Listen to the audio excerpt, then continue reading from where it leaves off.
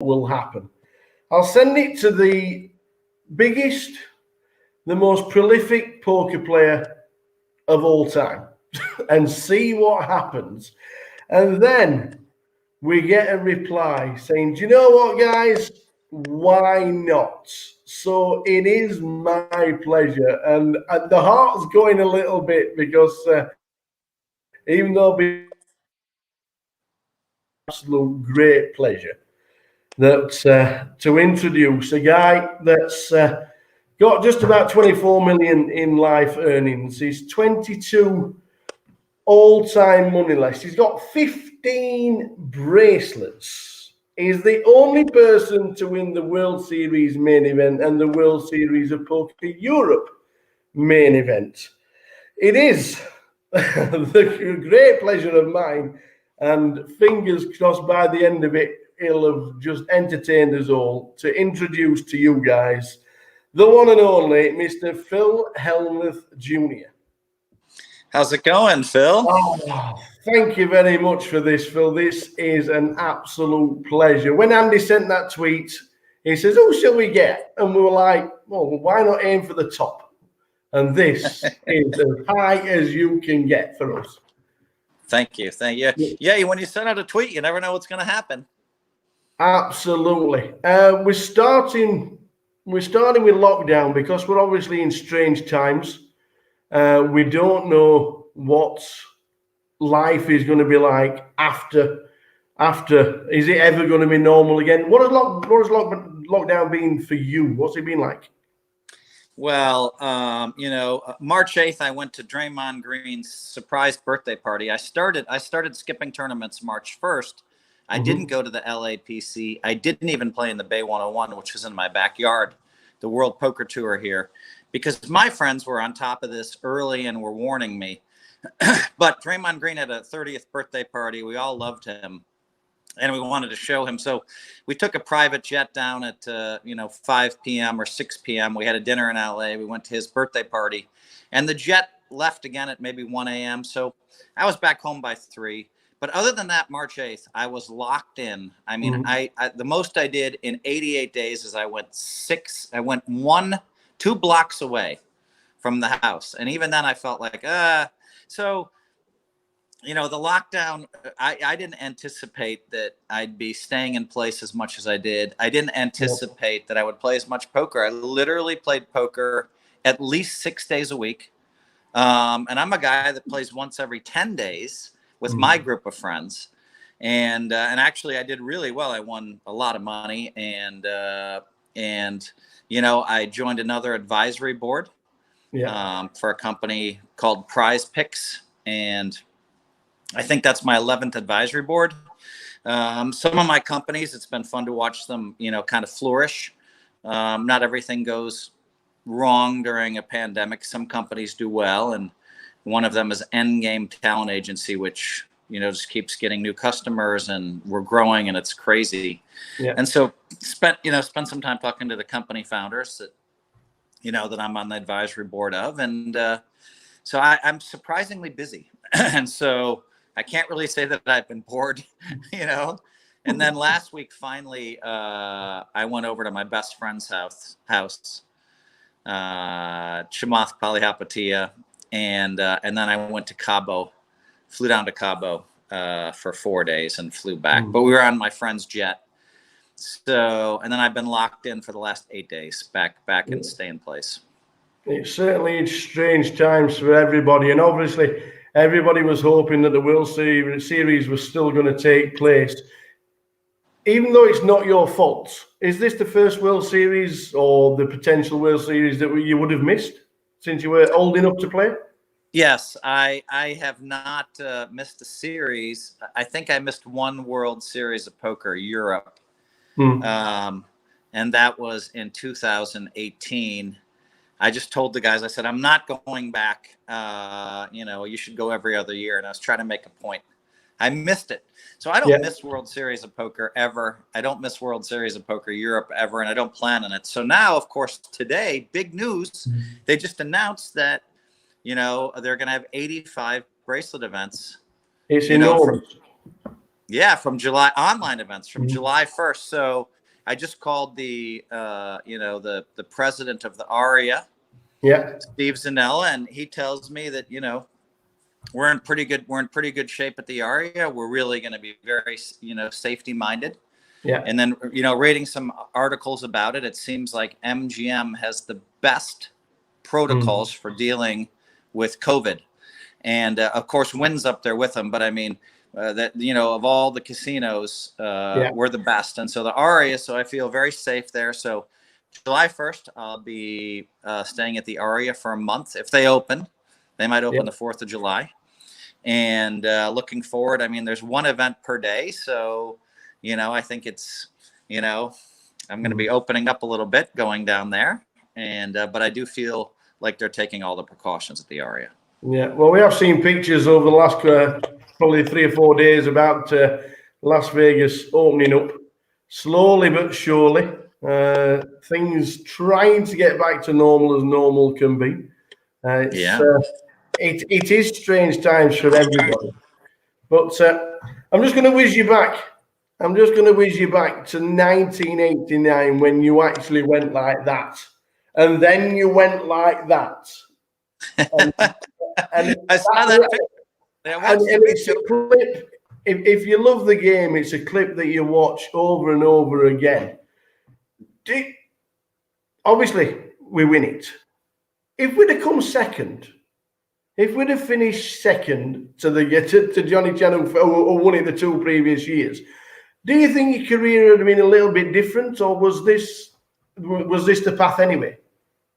Yeah, I mean, that's a fair question. I mean, that final hand, he had ace-7 of spades. I had 2 black nines, but there was a hand before that, where I had ace-10 against 2 10s, and I was lucky, and 2 deuces. I mean, it was a 2-way knockout to go from 4-handed to 2-handed. And if I lose that pot, then who knows? Maybe I don't win. I still think I'd probably have 15 bracelets, but you never know. I mean, it was a very and you have to remember, I mean, there's lots of times, as if you want to be, one of the greatest poker players, you always have your money in, generally speaking, with the best hand. Yeah. And you take a lot of beats over the years, a lot of big beats, and but I have to, you got to look back and realize, well, I had ace-10 of spades. Don Zewin had 2 10s. Steve Lott had 2 deuces, and I hit, and we were all in 3 ways. I wasn't all in, but it was a key pot for me to hit, and be thankful. And that's a good question though, because who knows? But I know this. I was already a professional poker player. I was already having tremendous success everywhere. And I feel like I would have continued along those lines. Yeah, and continuing. Obviously, in 1989, you win the lot. But your dad wasn't overly enthused about it all, was he? But did Dad know best? You have to understand, my dad has a PhD. He has a JD. He has an MBA. So, masters, I mean, that's a lot of letters. I mean, I don't know anyone. There's not that many people on the planet that have more letters than my dad. So, of course, now I'm the oldest of 5 and a guy. So, I mean, I was meant to be on this education path. I was meant to be, I was meant to graduate from college, and I never did.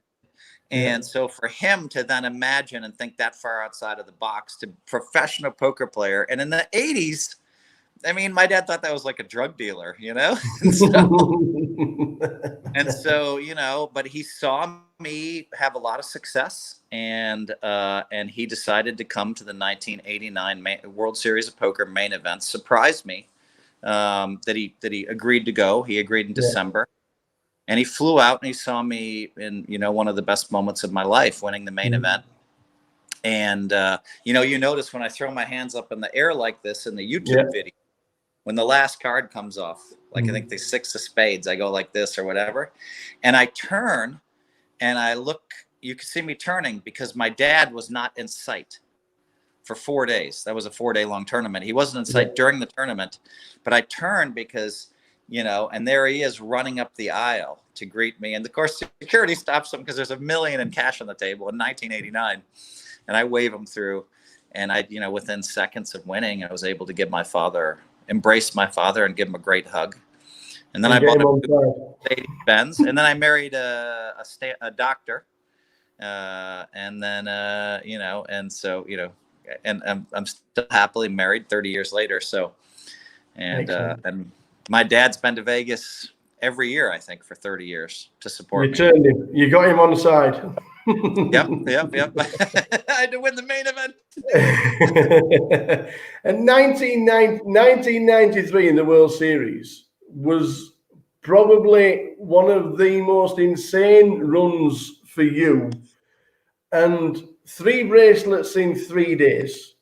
It could have been not three bracelets in 3. So the 1993 is interesting because John Benetti won 2 bracelets that year. And Ted Forrest won 3 bracelets that year. And I won 3 bracelets that year. So, probably they gave away 20 bracelets or something, or 18. And we won 8 of them. It was crazy year, 93. And I won 2 bracelets in one day. So that meant that I played the No Limit Hold'em tournament till about 5 in the morning. And I remember my wife was pregnant, and I don't know if she made it till 3 or 4 I think she made it till 3, 4, 5 in the morning. She's way too much of a trooper. And then the next tournament started at noon. And I was just exhausted because I just won a bracelet. I went for a run. There's no way I could sleep. And I entered the Limit Hold'em event.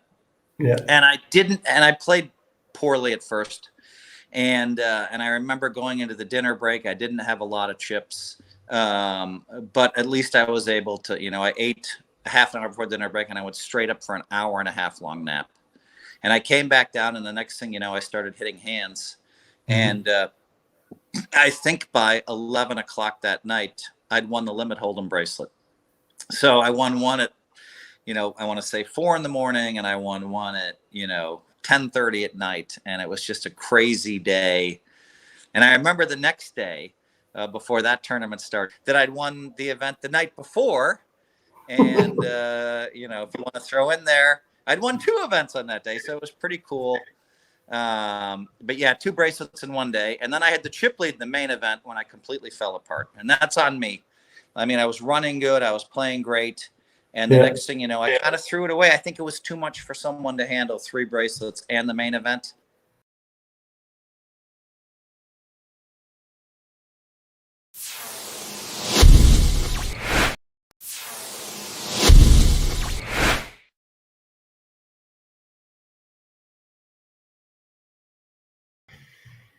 So the news has just come through from Binion's that they've just taken the poker tables out of the card room. It looks like it could be forever. Binion's, it must be somewhere in there, Phil. Yeah, I mean, Binion's is just such a classic poker, there's so much history there.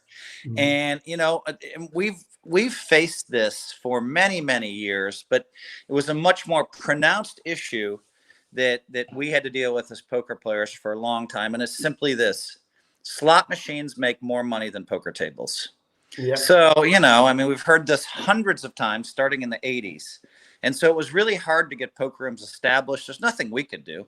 A casino would make a decision and they'd be like, all right, we'll have 4 or 5 poker tables. And they'd be like, I know the numbers in the late 90s. Each slot machine makes about $80,000 a day. And so they could put 5 slot machines, 4 or 5 slot machines in one area where you could have a poker table, and maybe 6. And so that's a lot to compete against. And so, when poker broke out and everybody demanded tables, and when it got really hot, I thought that we wouldn't be facing things like this in the future. But, listen, I can't blame Binion's because, it's really hard to have a 9-handed game that you can actually rake right now. And so you've seen some of those contraptions they have for poker tables now, where they have plastic up and it's hard to play 4 or 5-handed. And people are flocking in for those to play, but I'm not sure that's a realistic fix. So post-COVID, I wouldn't be surprised if, Binion's did have poker tables back in, but it's a very sad day for poker when Binion's gets rid of their poker room. Yeah. I think my first trip to Vegas was 2004, and it was the final time it was actually in Binion's. And obviously, unbeknown to me, that was a little bit of history. I was stood there on the rail watching my first ever World Series event. I can't remember what it was, but not knowing that it wasn't going to be in Binion's anymore. You know, that's a little bit of history. Can you remember what's the big poker table that's on the wall where everybody's signed it? Is that still there? I don't remember. I did go to Binion's about a year and a half ago. I was downtown for whatever reason, and I think I had my sister. Yeah, my sister Ann was with me, and Ann is a Special Olympian, has a bunch of gold medals from Special Olympics, and she and I walked through there, and we saw the pictures on the wall, and and it was kind of nice to see. It was kind of a step back into where I did a lot of business. There's a lot of history in that room, and like you said, we don't know what's going to happen, but it looks like it might have finished in Binion's. Going yourself, the critics. Now, you answer the critics with result after result after result. Does it affect you and the way you play and think, do you know what? This is for one of you. Yeah, I mean, you have to understand that, I think a lot of people, if you're going to be great, or if you want to be the greatest of all time in your sport, people are going to chop you down at the knees and try to stand on your shoulders, so to speak. Yeah. And that's, there's some negativity there. And so, I've been a huge figure looming large in poker for a long time. And I think some people are like, hey, he's getting too much press. He doesn't deserve it. And, some of the younger generation is like, what's so special about Phil? And so, it's a natural progression to try to, and so, but some of them don't handle themselves very well. And the difference is when I came up in poker, I gave a lot of respect to all the people before me. Yeah. Always respected Doyle. Johnny's only 3-4 years in front of me, but always respected Chip Reese and all the great players that came before me. And there was always respect. I never went around, saying bad stuff about them. And, I kind of earned my stripes. So, it's interesting to me that you have this, a bunch of high rollers, and you have like, say, 20 or 30 guys that consistently play in the high rollers, and they proclaim themselves the best players in the world. They aren't. And then the press is incentivized to claim them the best players in the world. And they play with, 10, 15 businessmen. And so they're not the best players in the world. You want to be the best in the world. You win bracelets. You win world poker tournaments, world WPTs, you win EPTs. Now, if you want to talk about, somebody like Adrian Mateos or Dominic Nietzsche, these guys are great. They proved it because by winning bracelets. Alex Foxen is a great player for sure, and he just won a WPT to back up, a big one in December. Nice job. And so, but I mean, if you want to be great, then you have to win bracelets. And it can't just be a bunch of high rollers. Because there's a lot of great players, a lot of the best players in the world don't play in those tournaments all the time. I think Negreanu is one of the best players in the world. You don't see him out there all the time in all the high rollers. You don't see Ivy out there in all the high rollers. You don't see me in all the high rollers. And, so you have to pick your poison, if you want to be great. And they all pick the poison of playing in World Series of Poker tournaments. And, and so I mean, there's always going to be critics, and that's just a natural. There's always going to be haters, and that's just that's a natural way of the world. I do get a little bit upset when they throw me under the bus, but you know what? It's also motivating. I called Negreanu and I said, "Man, you've been one of my biggest critics." I mean, he was telling me in 2008 and 2009 and 2010 that I'll never win again unless I start playing like they play. And I said, I think you're crazy. And he's like, I have the best coach in the world. His name is blah, blah, blah, blah, blah, blah. Well, that guy disappeared a long time ago. And then the next year he said, I have the best coach in the world. His name is blah, blah, blah, blah, blah, blah, different name. That guy disappeared a year later. And, 2011 and 12, I think I was second in player of the year, both of those years at the World Series of Poker. I think I won 2 or 3 bracelets. I had a bunch of, I don't know how many final tables, but, and so, and then, recently people are like, oh, well, Phil can't play in faster paced tournaments, the ones where the blinds go up every, Phil can't play in tournaments that go up every 20 minutes or half an hour. And then I won one of those, and then I final tabled one. And then I think I have 3 final tables in the $5,000 faster tournament. What do they call it? Turbo. The turbos. Said, that can't work because Phil doesn't understand the math. So it's always Phil doesn't understand this, Phil doesn't understand that. Now, the interesting thing is most of the people watching this interview say, oh, well, what is Phil talking about? We all know he's a great player. And that's true, because you're really talking about a select few people. Yeah, but it's a little aggravating, but they also motivate me. And so then they also fail to see what I'm doing every year. I mean, in 2019, World Series tournaments, what did I have? I had a 5th, a 6th, a 2nd, a 3rd, and I mean, like there's a handful of people that had those kind of results. 16 catches in 2019. Yeah. And so, I mean, so whatever. I mean, I think, yes. Does it rub me the wrong way sometimes? Yes. Yeah. Do I hear those voices every day? No. I mean, sometimes I don't hear somebody criticize me for 40 or 50 or 60 days because I'm not on all the forums, but I'm aware of it. And then when I see it, I'm always a little bit bummed out. Yeah. If we had a Champions League Triple Crown of Poker, you've won the World Series main event. You've won the World Series Europe main event. What would make up that Triple Crown? That would be like, those are the 3 that you need to win.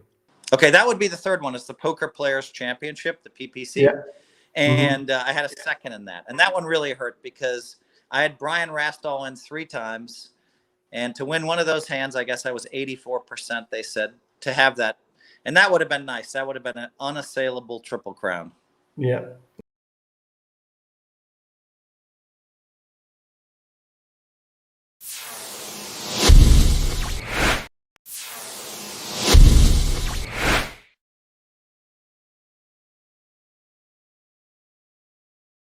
We have got 15 bracelets.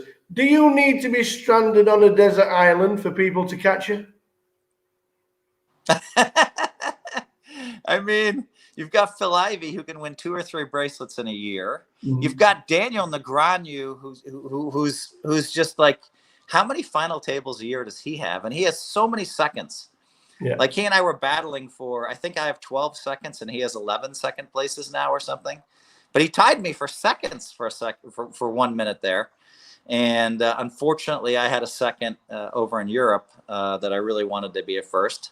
And he was at the final table with me. So there's some people that are just great. Who knows what the future holds for Dominic Nietzsche? Who knows what the future holds for Adrian Mateos? Who knows what the future holds for some of these guys that are there playing all these events? Now, a lot of the young guys don't play all the mixed games, but I think, what do I have? I have 2 bracelets in Raz, and all the rest are in Hold'em anyway. If you're great at Hold'em, you can get there more often because there's more skill.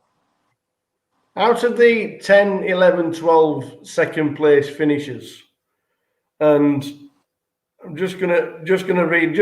This tweet from yourself was just amazing.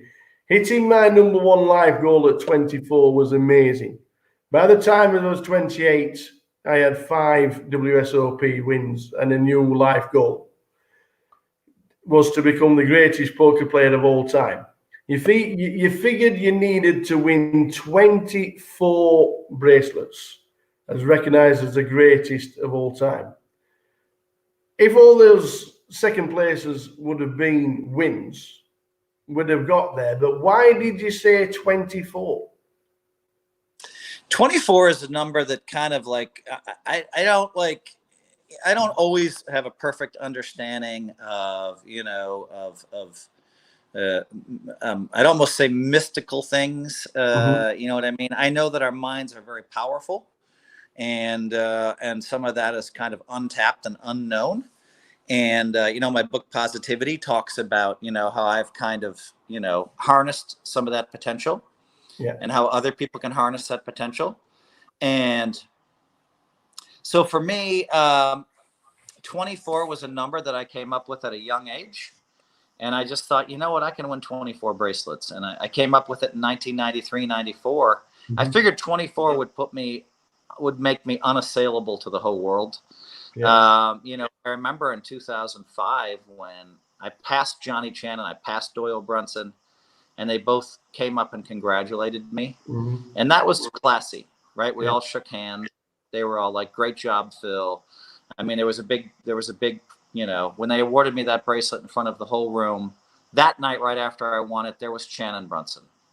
Brilliant. And at that point, we were crazy. Johnny, and I think it was 05, but Johnny Chan and Doyle Brunson and I maybe it was 07 I passed them, but I mean, there were years where they'd win, Doyle would win 2, Chan would win 2, and I'd win 1 bracelet. I think that was 03. And so we were just winning them in bunches, even in the modern era. And so that battle was great. And so, you're never safe. There are people that can catch me, but now I have the records, and I just have to keep racing it. Any of those second places you would have thought, you know what, I really wanted that one? Yeah, I remember there was a second place where a guy was very, very lucky against me repeatedly.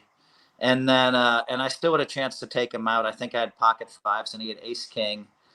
And I limped in with the 5s. We were playing 3-handed. The other guy had a peanut of a stack. And he raised, called, and it came 10 jack 7.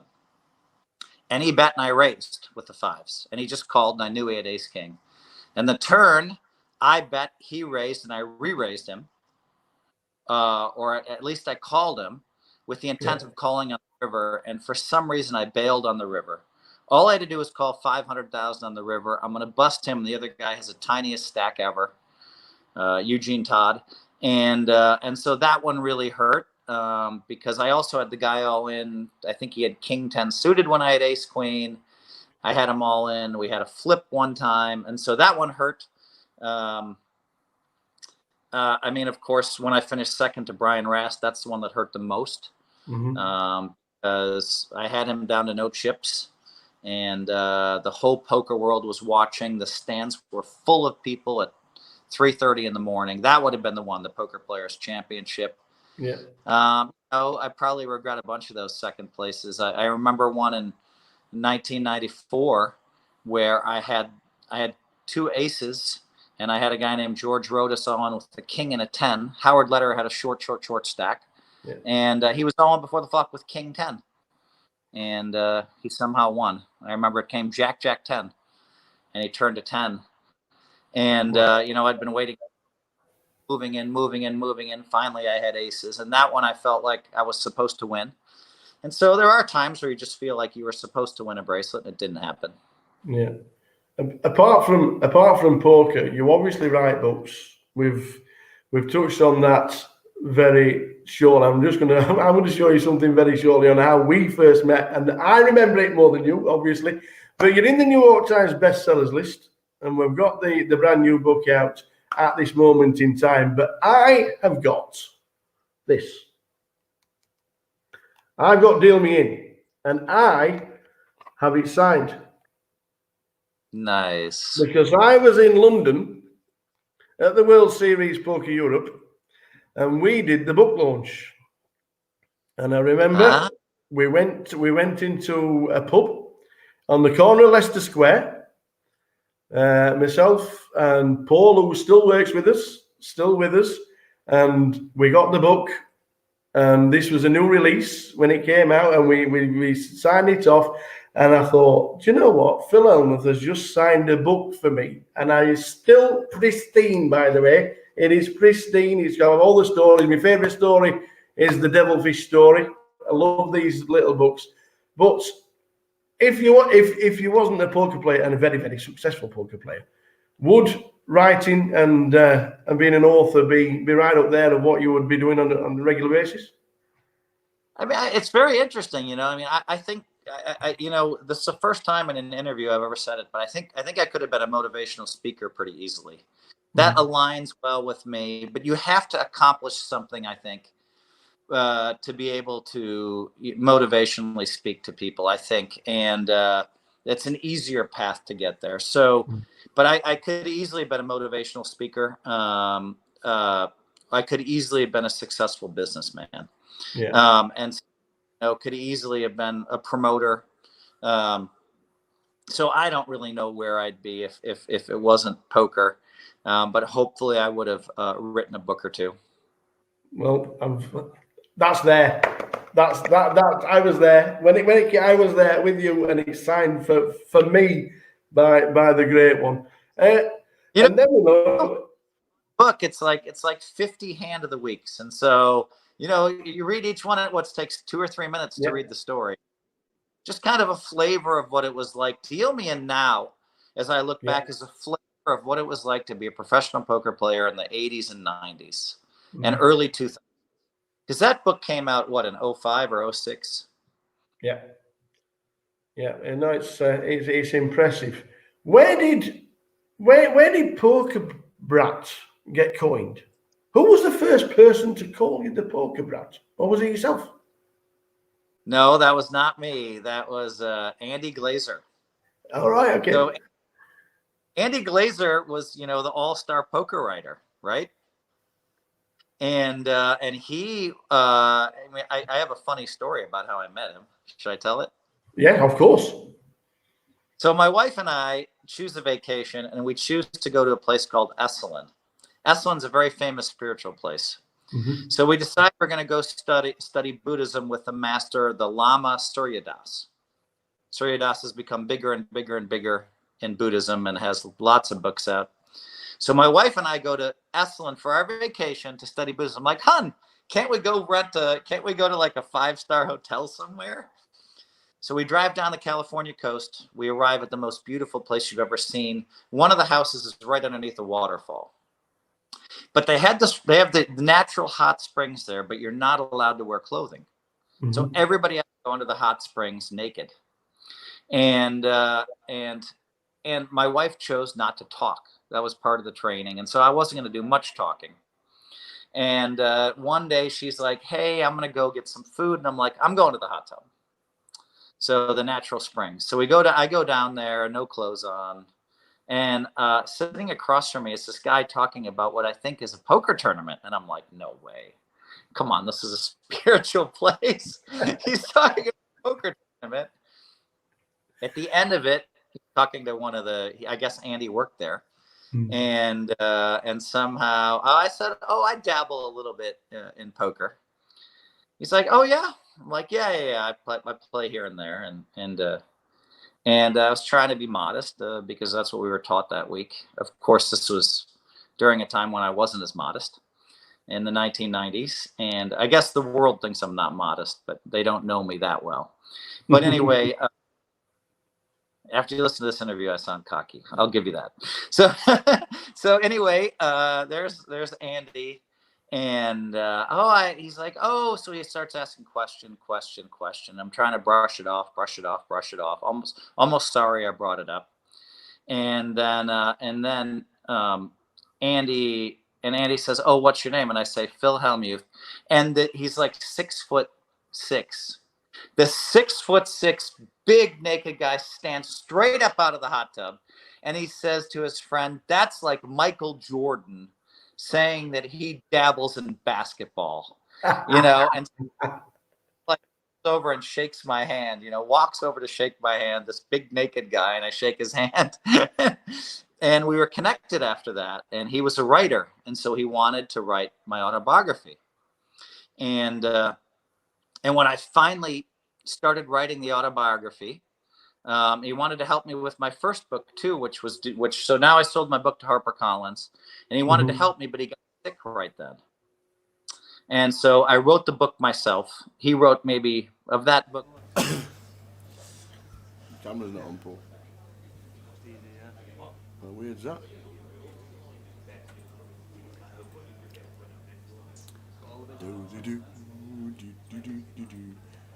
No, we're not on camera. I bet they can hear us. I bet they can hear us. Morning!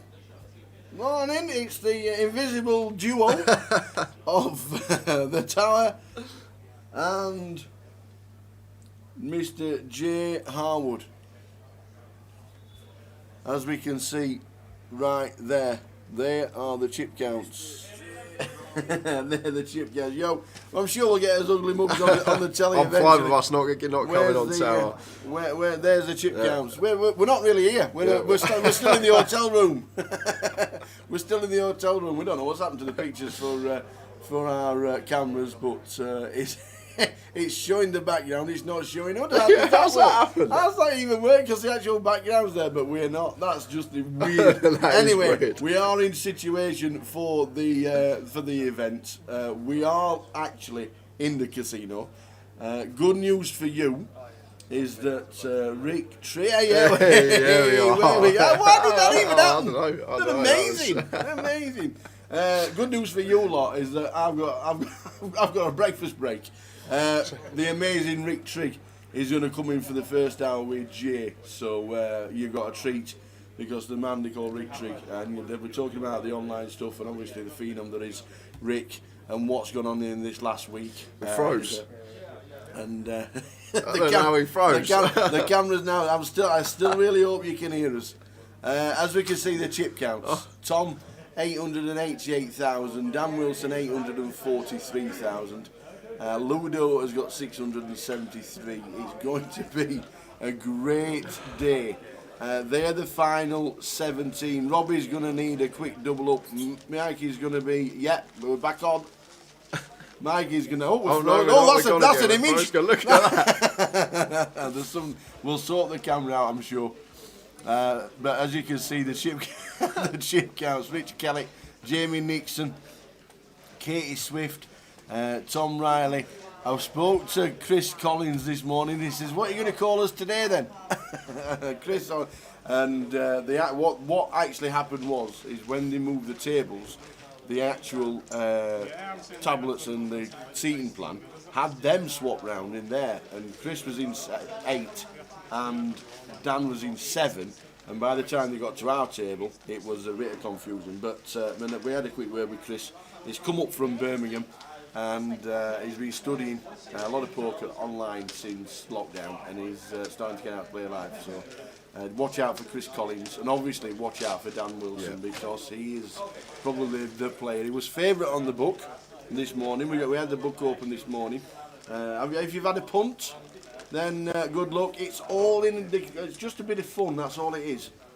People are saying, how can you put a book out before the seating plan? Does it matter? It's a little bit of fun, trying just for a bit of enjoyment while you're watching the live stream.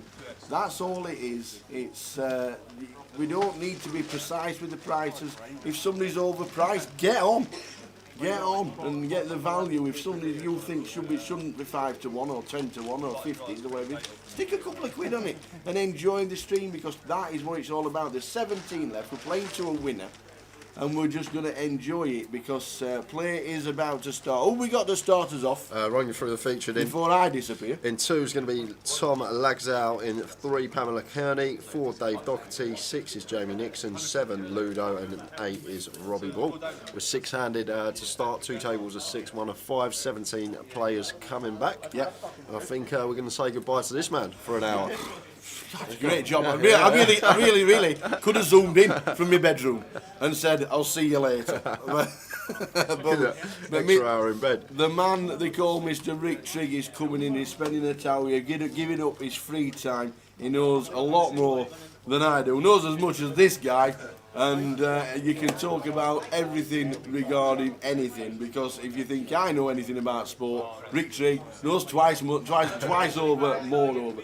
So enjoy Trigg, enjoy Jay. I'll get out, Pick your winner, watch the live stream, and I'll see you later. But these two guys are in for the first session. We'll catch you in a bit from myself, but Jay's just going to take over. Cheers, Sour. See you in an hour. Absolutely. Top man. Absolutely. Afternoon, Michael Rutty. Afternoon, Ben. Ben, the book is now closed, so you won't be able to get on. Tower's off. Cake's available. You get 2. Danny, good afternoon. Owe you a pint, mate. Got the line spot on yesterday. You said 17. Last hand of the day, we were flipping for a pint ourselves on stream. Afternoon, Matthew. Afternoon, Carpet Catcher. John, all tuning in on the chat. I'll chuck this on quick so you can see who I'm joined by. There he is, Rick Trigg. Hi guys. So Rick going to be joining me for the first hour of the day, day 3. Good little table. Jamie, Ludo, both on here. Chip leader, Tom Lagzau, and Dave Doherty in 4, Pam in 3. A lot of OGs left in there. Yeah, there are. Ludo's been playing as long as me, and then Robbie Bull used to play a lot. I think he's a bit of a DJ now or something. Is he? Used to be on the circuit a lot, and Nuke the Fish, Danny Wilson. Dan Wilson. He's an old adversary of mine on Stars for about the last 12 years, and there's a lot of OGs left. Afternoon, Looking Warren. forward to watching. I don't have to use put those in. If you want the sound, you can. Tower's usually the earphone man. He likes to listen to what's going on the table. It's good setup, isn't it? Yeah. David Doherty's just going to win one of these soon. Yeah, I 100%. was having a chat with Jack last night, and he was just Great telling me how like he's ran very bad over his, like he's just been running really bad, and due one of these. Oh, action straight away. Yeah, Robbie just shoves the 9-8 off in the cut-off over Ludo's Hijack Open. Not sure about this, you? No, I'm not a fan, but because Ludo's always calling after he opens, that's the thing, and 9 high just never going to be best hand, but Robbie happy to get it. He's wary that he can't put his big blind ante in, isn't he? He can't really put double post without getting it in, really. Yeah, he's still, the thing is getting the button drawn in one, though, is like perfect for us. We've got 3 hands. Yeah, we can like, have a few more hands, and even if worst comes to the worst, we just have to go with the big blind hand. And flop the Ludo's got a little gutter ball. Yeah, 10 for Robbie, 8 or 9.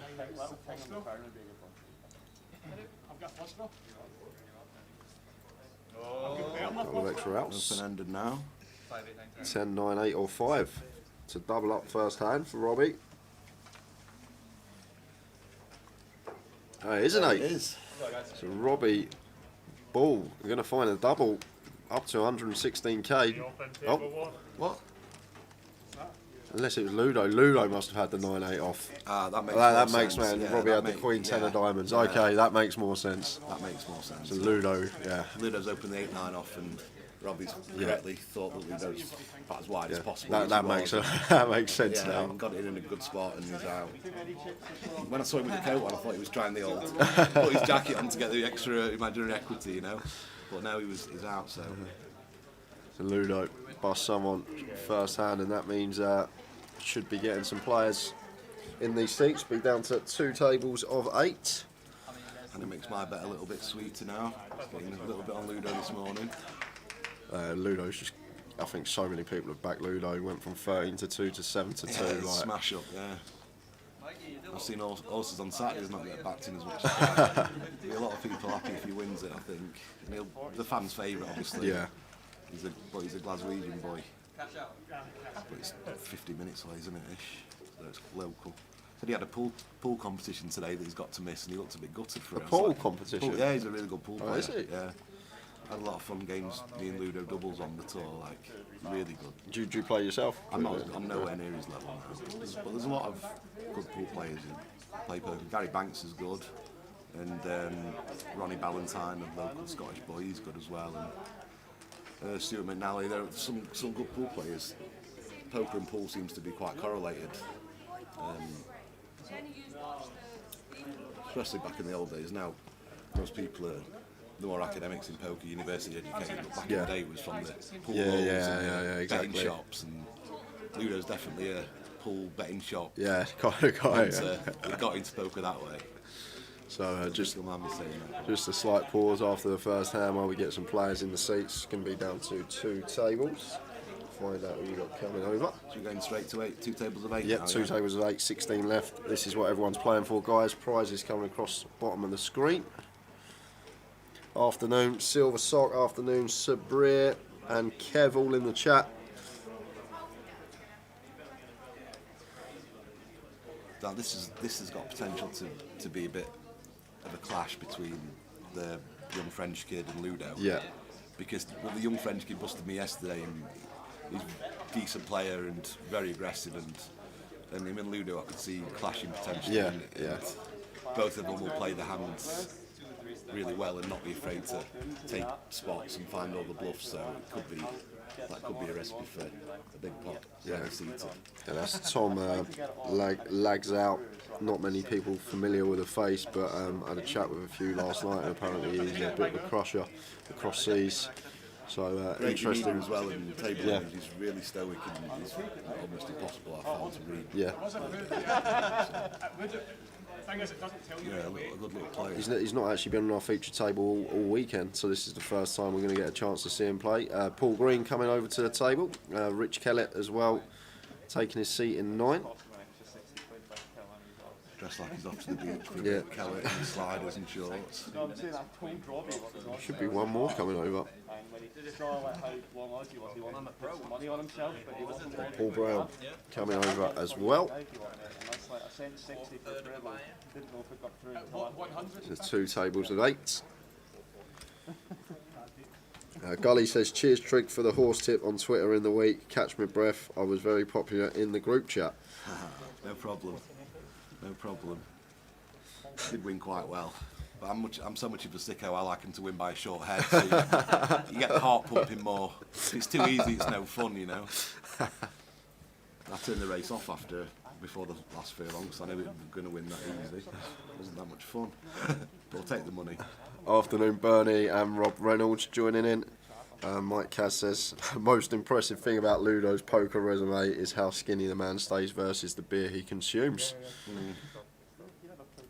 But I think I've not seen him have 1 pint this week, so he's been a good boy and it's paid off. It's not like all of us who were just at the bar every night till after clock drinking. That's why he's in and I'm not, I guess. Staying sober. Afternoon, Zacabello. Managed to get a wager on today. Afternoon, Alex on Twitch. People just joining in. Start of day 3 of you are just joining us. We just lost our first player, Robbie Ball. Now we're down to 2 tables of 8.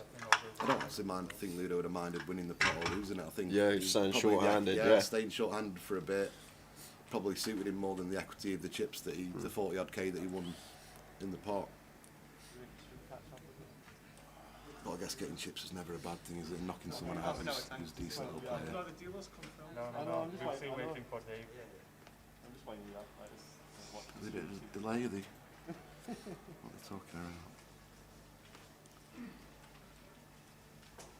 Let me know, Dave, when we go to go. Looks like David's opened and Jamie's called, is it? I think David's in the big blind. I think. And Jamie's opened. Yeah, I think Jamie's open. I'm not sure what the fuss What is. the hold up is. Let's have a listen. Okay, Okay, so yeah, So just getting the stats. Yeah. That's just our action track up. Yeah, Ludo's made a good fault there. Ace King for Jamie opens off, 18 bigs-ish? Yep.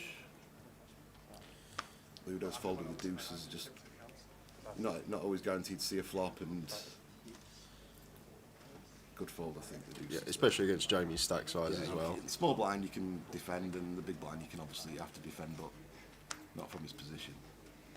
And it's not a very good understand, obviously, because you're not blocking anything. So you get it through, it's like Jamie got it through. Yeah, raise on take. I looked at it and then I was focused on lose. I went back and looked at it. It was another blank. Big stacks, isn't there? 73, 66, 62 bigs. Plenty of playing these.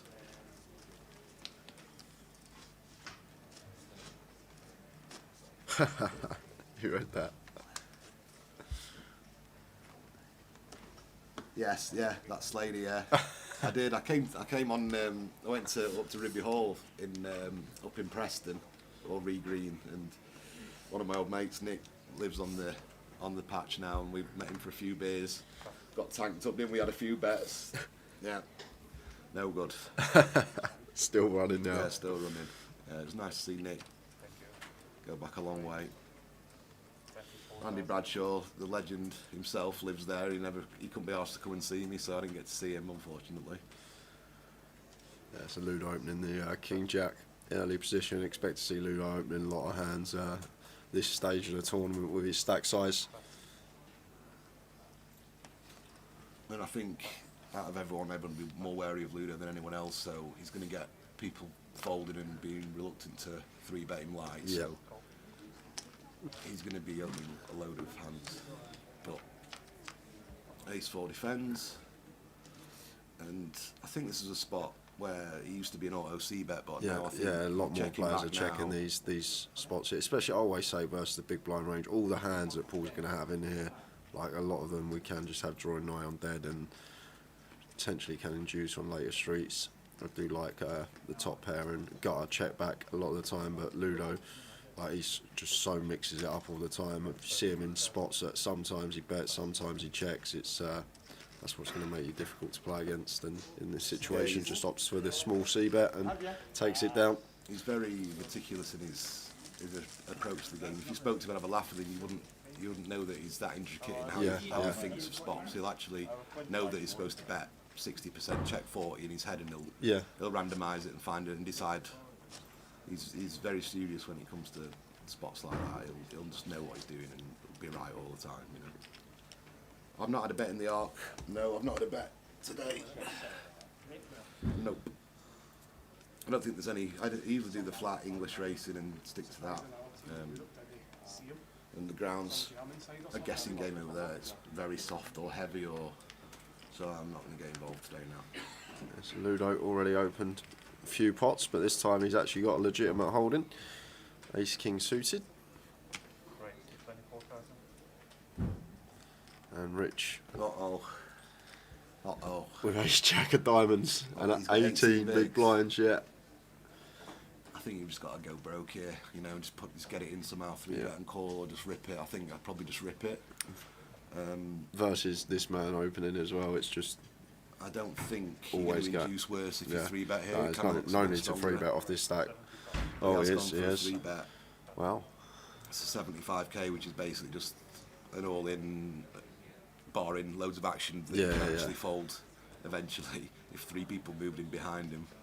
But it's an effective shove because Ludo knows he's never folding. Yeah, and David makes a easy fold there with a King Queen suited. I know we've got a lovely hand, but after this action in front of us, that's always going into the muck.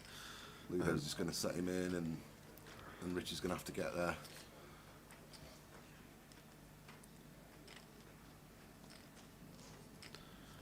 Daytime Twitch, I haven't, not today. I had a nice little touch yesterday, but going to have the day off today. Going to be some game that, isn't it? Yeah. Liverpool City. So they're all in now. Nothing they can really do. Nothing Rich can do there. It's just a very unlucky spot. Seeing as Ludo's going to be opening everything there. Yeah, a lot of hands. Whole host. So Rich going to need to get lucky, and that's not the flop to do it on. 10-8 deuce rainbow.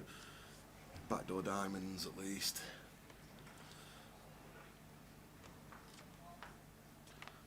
And 9 on the turn. That's a nice little card for us as Rich. Queen, Jack, or 7 now to double.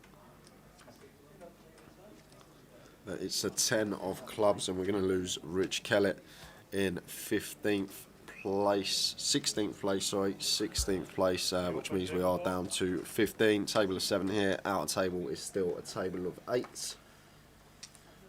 Yeah, Rich taking home £2,300. He'll be hot-footing it down to play somewhere else then today, probably back home online or Blackpool. Maybe, I was doing maybe even Blackpool, yeah. Mind you, I think the train's 3.5 hours from here at least. What, to Blackpool? I think so, because you've got to go Manchester maybe, then back up, I think, and I'm not too sure. I'm not sure if there's any that go direct, you've got to mess around. Mine was 3 hours 40 from Sheffield, but it was only 5 or 6 stops.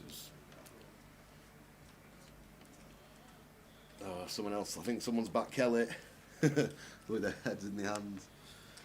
Donna, ask who's in the comms with me. I chuck the cam on. There he is, Rick Trigg. Hello.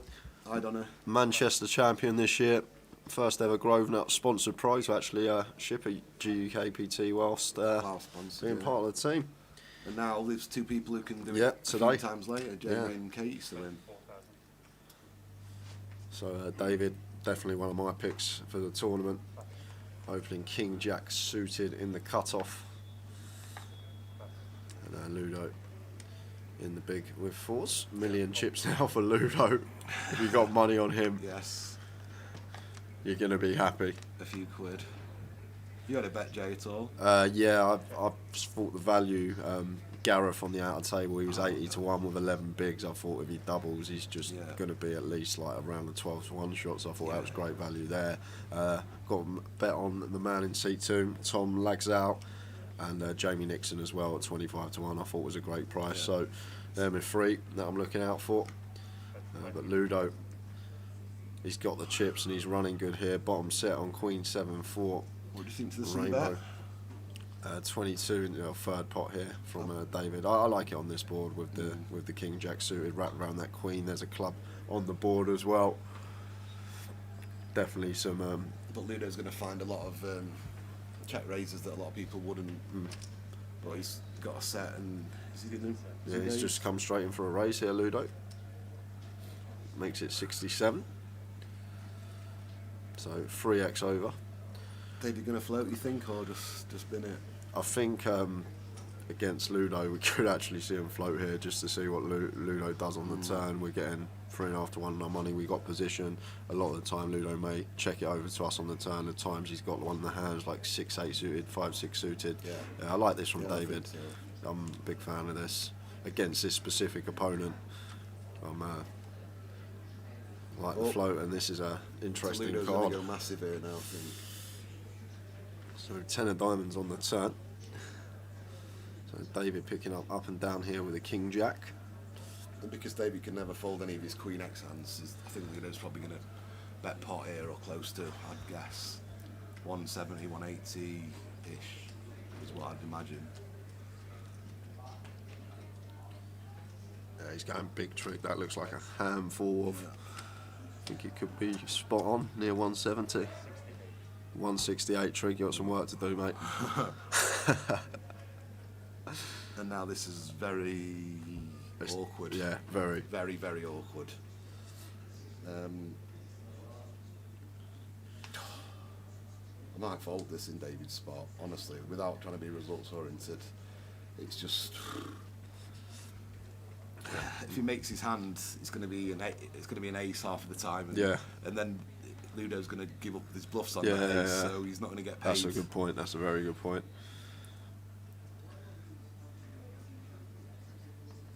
He can't rip it either because he's never jamming any value here.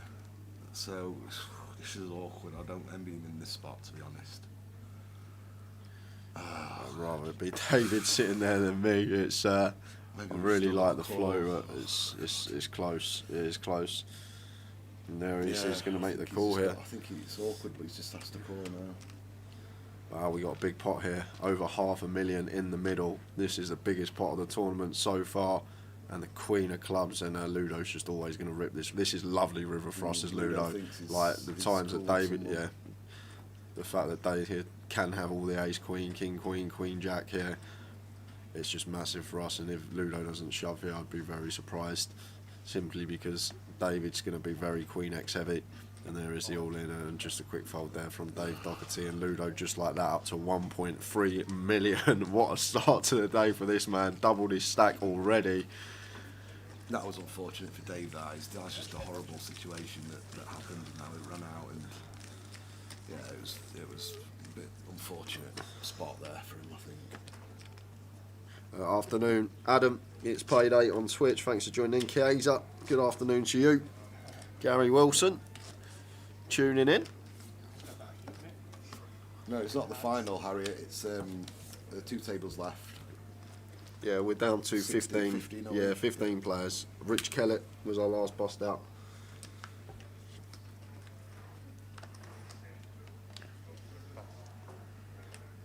No, I don't think David's ever folding a queen there. Even though if you sat there with Queen Jack, it's probably not. No, you're not loving it. Life, Yeah, you're not loving it. No, You can't ever fold against the man that is just more than capable. Yeah. I'm not going to be folding a queen there in that spot. And we got Pamela opening the Ace King suited here, raises to 28, and Paul with Ace King as well. This Ace King of diamonds. I appeal this most of the time. They see with combos, I think, and depending on power. Oh wow! Look at this trick. Jamie's got the easiest Jamie's shove got the ever. easiest shove ever. He's loving this. And he's going to be trying to fade 4 outs. Yeah. And the flush draws they've got. This is who most of my money's on. This is a sweat for me. Yeah. So what's going to happen? He's going to rip it and Pamela's going to Pam, get it in, and then Paul's going to do what? Just overcall? I think so, Tower Trig. I'm so used to saying that. I think so, Trig. It's just always going to be a freeway all in here. There's no situation where this. Pamela just ships it in fast now. I don't know. Can you ever fold in? No, probably. No, not. You got to think Pamela's playing 25 bigs here. Like, I just can't see a world. He'll not like this because the hand yesterday I saw with Kelly where he had the set of fours. He didn't snap. He didn't snap it off. He was still true. a bit wary that he was beaten when Rich moved in. So he's definitely going to have a little think about it, which is the right thing to do. Do you know what? If I'm sitting there as Jamie now though, and Pamela's just 4-bet shoved over our shove, you think I'm sitting there as Jamie like, oh no, we've run into it, yeah. But he's going to get the good news. I can't see how we're ever folding this one here as Paul. If he folds, I'll be shocked, to be fair, guys. But with Ace King surprise here, me, honestly.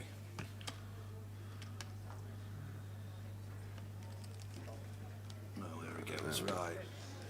I'll have to be biased and root for Jamie here. He's a good mate of mine, and he's a fellow pro, and he's a really nice kid. yeah, that's the thing. And we've got a few quid on him, haven't we? Yeah, that's the thing. That's the thing. So Jamie Nixon could be trebling up here with the queens. He's got a little Queen of Diamonds, good combo to have as well against these two Ace Kings. His legs crossed. His wee legs. If I get this thing done by about 3 o'clock, we can watch some Premier League games and get absolutely gassed. Oh wow! No sweat at all for Jamie. Oh my goodness. So Jamie's going to travel up, running deuces, running kings, running aces, and that's actually interesting here now, Trig, because he has a side pot. So if it comes a diamond, we're going to lose Pamela, because Paul will bust Pamela if it does come a diamond. But it's a jack of clubs on the river. So Jamie Nixon going to treble up. Wow. What a pot for him, and Pamela going to be left very short, I think, sub 10 bigs. What a situation. Yeah, what a flop as well, just no sweat at all. It's just like, there you are. Yeah, that's the variance between there, you know, in one fell swoop, how tournaments, how you have to get the spots and situations. Oh, amazing spot. So now Jamie's got 700, yeah, near 700 Trig. 25 to 1 shot, come on. Yeah, he's not 25 now. But already it's going to be hard to get Ludo out of the top 3. Of course, yeah. And the thing is, Jamie, although he's got that stack, look who's on his left with all the chips. Like, he's going to give him a hard time, Ludo. That's for sure. Ludo will be giving him a hard time. Jamie's going to adjust, you'd imagine. And some of the hands that are borderline opens, they're just going to turn into folds now. Because of the frequency, Ludo will 3-bet him or call with him, and he's in layman's terms, he's going to be a pain in the arse for him, isn't he? French on fire. Ollie, no, not the final table. We got 15 left. This is a table of 7. Outer table is a table of 8.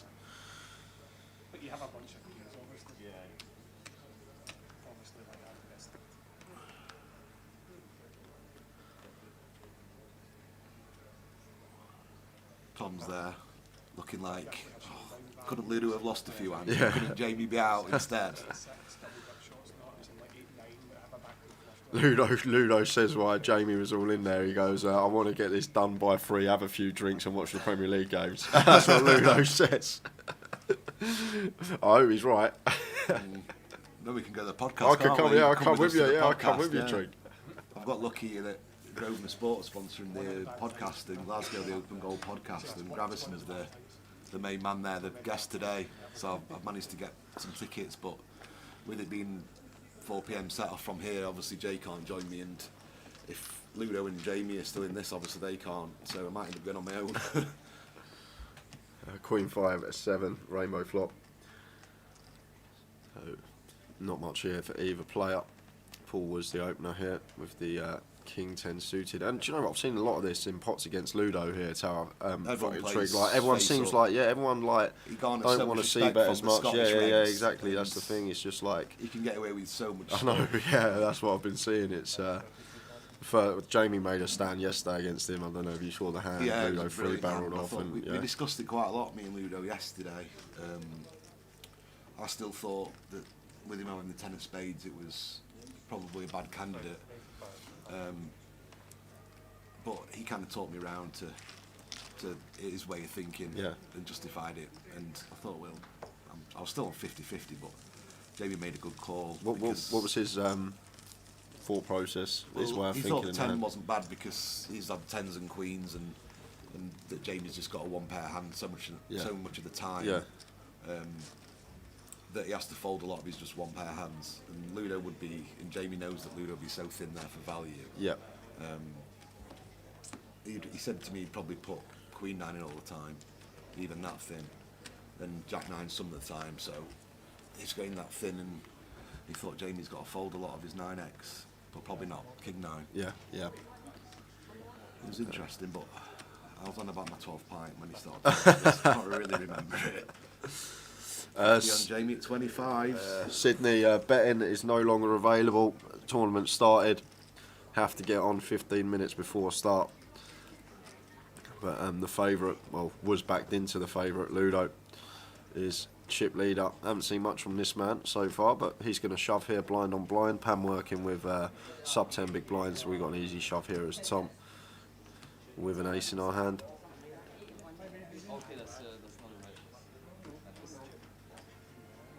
Can't see Pamela's cards yet, can we?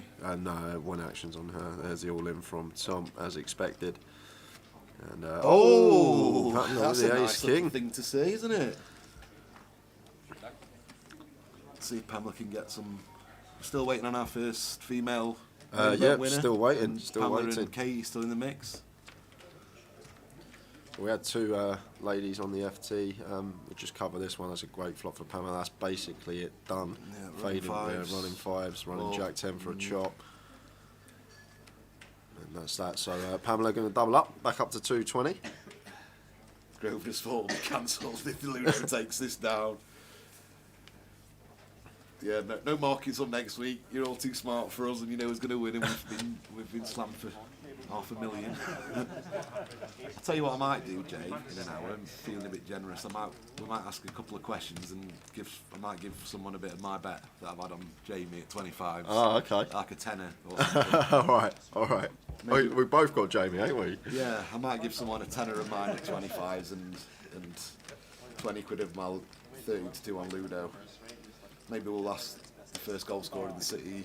Yeah, we could Liverpool, and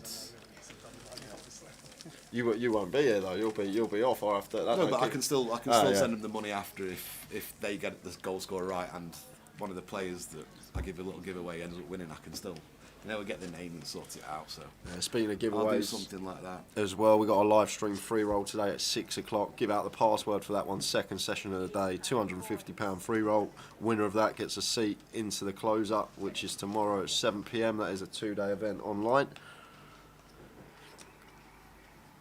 What do you think of this Haymaker promotion? I think it's brilliant. It's brilliant. It's a really good way of like playing for free, learning the game, and just massive prize. Like the Grosvenor, like the free rolls on Grosvenor are some amazing value about. I mean, got a chance to go to London and win chunks. For nothing. Yeah. And you got to meet Dave, and I've spent some time with him, and he's a really, really nice guy.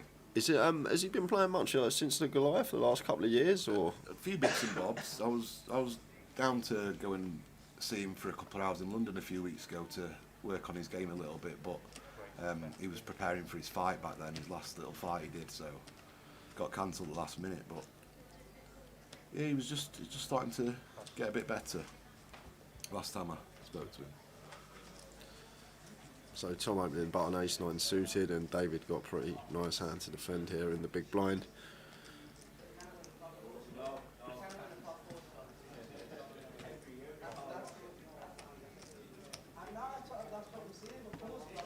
Was that from the starting line? Or? Yeah. I'll move the mic. I'll move the mic over there. So King 7-3, all hearts here. Tom just with ace high, no hearts. Small bet or give up, I guess. Or big one and give up, I'm not sure.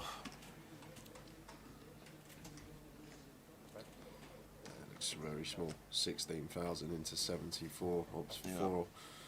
Less than quarter pot, closer to fifth. A lot of the time 16k will do the same as 30k Yeah, in that spot. exactly. You're going to get a lot of snap folds and you'll get check raised whatever size you go with some portion in his range there. But Cheers, Jerry. Always appreciated. And Danny says 17-2, backed into 7-2, I believe, about Ludo. I think he was 13-2 at the start of the day. yeah, I Danny. think 13 to 17-2, I think a lot more. I think that would have been a and great now he's price. probably about 2-1, a bit less, 7-4. I'd probably say about the price he is now to take it down. And he'll not be dealing, and I don't think, with all due respect, if he thinks anyone's good enough for him to chop with, without being arrogant. So I think we're likely to see this tournament play out without chops, which I think is better for the viewers for sure. Here he goes, King Jack of Clubs.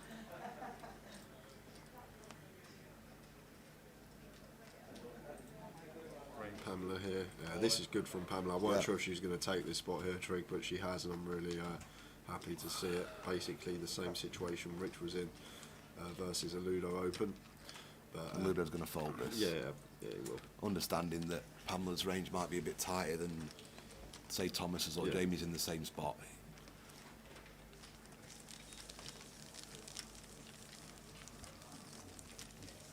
Yeah.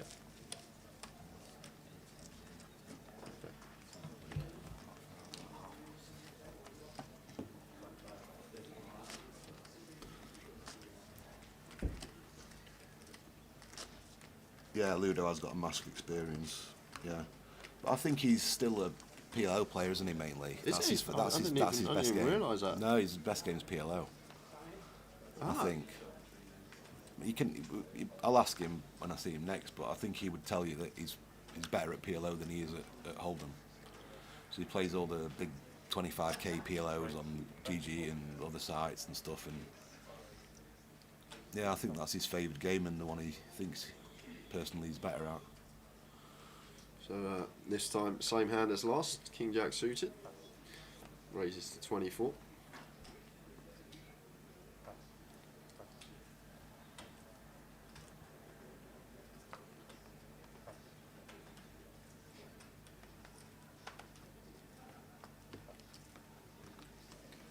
And just raising take, Jamie can't defend the 8-4 off. What do you fancy in the Liverpool City game, Jay? Just watching it without having an interest?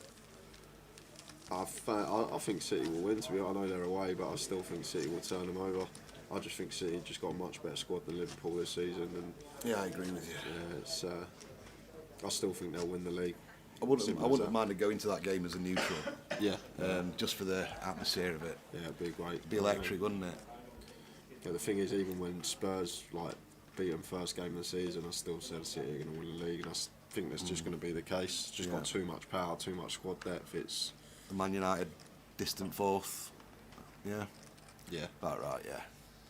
Chelsea second. Yeah, Chelsea second, Liverpool third, Man U fourth. It's almost like it's already set. Basically. I can't really see another way. I think I think it's Carragher said about there's not really a big six anymore. It's like a big four again now. It's a big four. Yeah. It's well, a big 3.5. Man United aren't quite there yet, are they? Another day, another dollar. Yeah. Pamela's opened to 24. Oh, This is awkward for David as well now. I think she's got to fold. I think It's it's so awkward, isn't it? It looks like he's going to 3-bet here. Which makes it 75. So yeah, David 3-betting off of what's around 27, 28 bigs. And Pamela's going to see a flop, you think?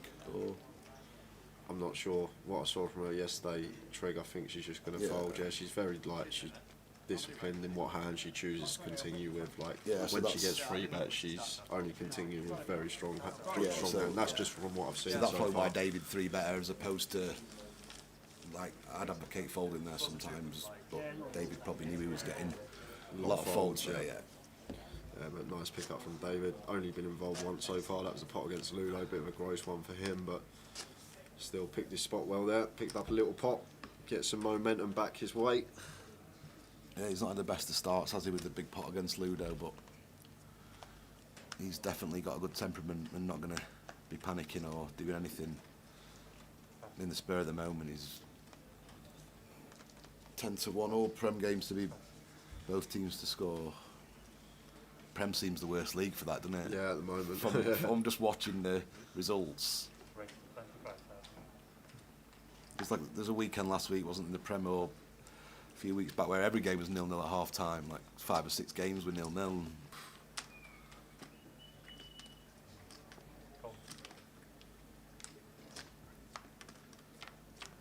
So Paul's raised Queen 4 suited and defend from Paul Green. Paul Brown versus Paul Green.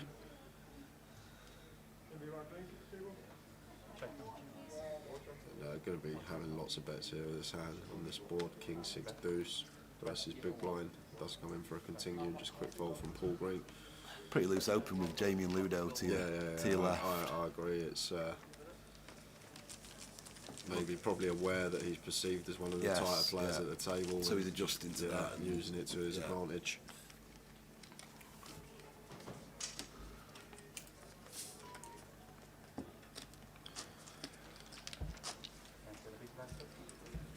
I actually don't think Leo will probably have anyone feeding in the hands or anything at the breaks or letting him know what's going on. I think he'd almost prefer not to know and just play his game and without having any knowledge that might change how he plays in the future, you know. I think he's just, when I see it, he just mixes it up so much. Like in any given spot, he could do any option. Like it's just always so mixed up with him. It's so hard to try and predict how he's going to play a hand. He's always mixing it up. There's David with the ace queen here, +1, and Jamie ace 10 off in the cut-off here. Hasn't got involved since trebling up. Might be thinking about 3-betting this particular hand against Dave Doherty. I think it makes a nice 3-bet the offsuit. Yeah, much prefer. There, but I think folding's not okay. It's okay. That'll be the Ludo effect that if he's going to peel all 3-bet, Ludo can just potentially get involved as well.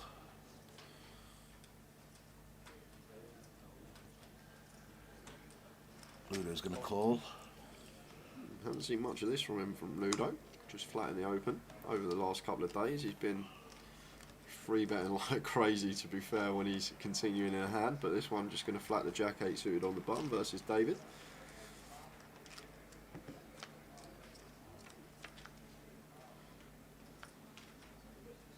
King 3-4, 2 diamonds here, and on David here with this particular hole-in, probably going to be continuing more often than not. Ace of diamonds in our hand. It's king high, but opts to check this one. Going to be check calling then against this particular opponent, I expect. Yeah, definitely.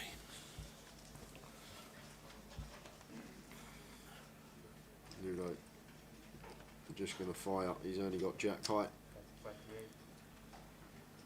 The thing is, we got to think now as David, like what's the plan? Obviously, we're calling here. Are we calling double? What turns are we calling double barrels on?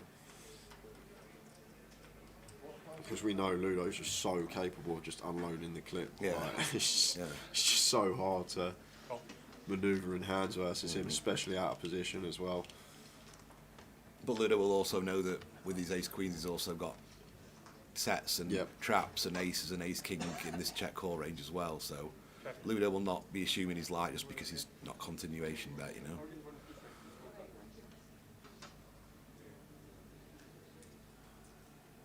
This is a hard spot to read. I've no idea what I think he'll do here. It's a good turn for us from David's perspective. This 3 on the turn doesn't really change much. Ludo's not going to have any 3x here. One good thing for Ludo is he doesn't block ace queen, which is the hands that he's got that he would actually snap check fold this turn to, I think. Well, I don't know actually, we'll see. He's just firing away. 68 is the bet. He's cold-blooded, isn't he? Yeah, his heart will be not going any beat faster when he's offloading like this, you know. 68. Then he gets the fold. David just knows he's going to have to call down two, so he just decided that he's going to take the high road and just fold, and I can't blame him, to be honest. Yeah, Ludo just running it over at the moment. He's definitely going to be favourite. He cracks me up, Ludo. I love him. He's just so funny. His whole image and he's just how he looks and stuff. He's just hilarious. Good morning, Jody. Yes, Katie is still in. The thing is, as well, like off the table, he's such a lovely bloke. You have a chat with him, you have a chat with him. He's he's such a lovely bloke off the table. It's what the Scots call it, good patter. Is that it? Is that the word? Good patter. Always happy to talk to you. I'm on the stream doing the commentary now, mate. Are you popping up here, yeah? Right, 24. Why is the ace 10 off better? It's a better hand to 3-bet in that spot because it doesn't play as well down the streets. So the ace 10 suited combinations you're better to go down the streets with. So obviously you've got your flush potential there, and it just plays a lot better post flop.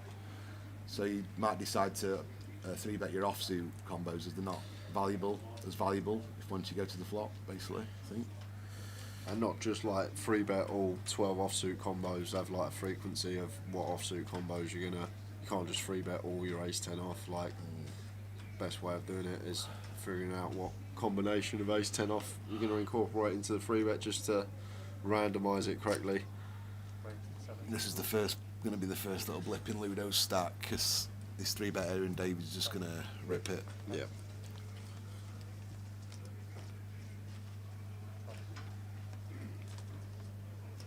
So he's going to give Dave 72,000 across.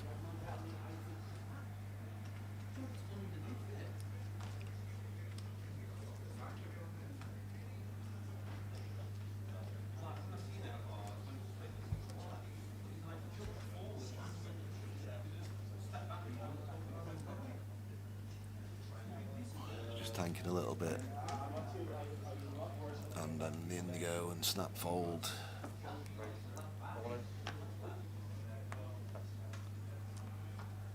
Yeah, the reason why the ace 10 is a bit like the ace 9 spot there. If Ludo had ace 9 of diamonds, he's just going to call and see a flop, but it's not strong enough holding to peel pre and go to the flop with, so he decided just to 3-bet that time. One of Jamie's students is on. Scots say banter and crack, yeah they do, but I think patter's you're about banter as well, innit? You got good patter.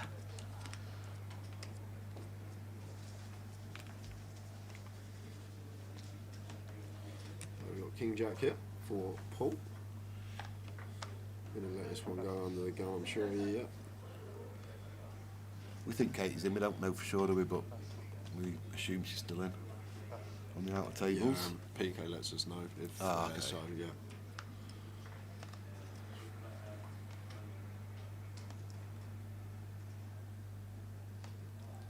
Paul having a think with his suit with Jack 4. He's going to come in for the open.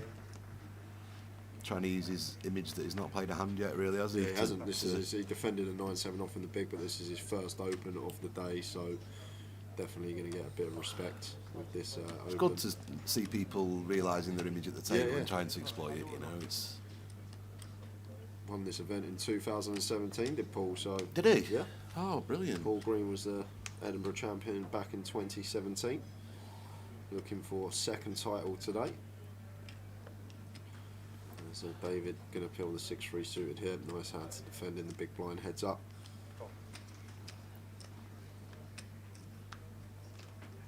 And Emrah, no side events today. Oh, wow, what a flop this is for Dave Doherty. Even Paul gets a little bit of it as well. Yeah, backdoor clubs. Middle pair for Paul Green. If I'm Paul, I'm still going to probably continue this particular hand once we open the Jack 4 here. Just fold out all like the 9-10, Jack 10, Jack 9, all these type of holdings, Queen 10. Does come in for a continue here, and if I'm David, I'm just always flat in this spot. Trig, you ever raise in here? No. So many weak holdings that we can call with, so. Or 3x we call with, so we don't have to have a hand if we just call here. We can have it just anything down to Jack 3 suited, can't we? Exactly. It's just a bare 3. And the other thing to take into account a lot of time, he has raised. The thing is, we've got a lot of Paul Green's hands drawing dead, like the King Queens, Ace Queens, all these hands that he's going to be opening there, they're drawing dead, versus us flopping the straight. And even with some of Paul's bluffs, he can let an ace or a king peel off. No, well, not an ace, but a king or a queen peel off, and then he can go bluffing those as well. So, I think I'd prefer a call there. But that's why we're saying about Paul being tight. Dave thinks he's got a real big hand, real strong range there. Yeah, Dave just thinks he's got overpairs. And he's going to just get it in. Yeah, so that's fair enough. I guess the argument for raising is in case a wheel card comes off, and then it stops him going broke with his overpairs now, so he doesn't get the full value. But no side events today. I think with it being their first tournament, big event in Scotland for a while after COVID, I think they just wanted to do all they could to guarantee a good field. I mean, they satellited in 60 odd players, 70 odd, the club, to this main event. So is that how many they got? 70. I didn't realise They satellited 7 people. I knew they got a lot in, but I didn't realise it was that many. Yeah, I think it was over 60, and I think it was towards 70 players altogether. It's brilliant, isn't it? Like.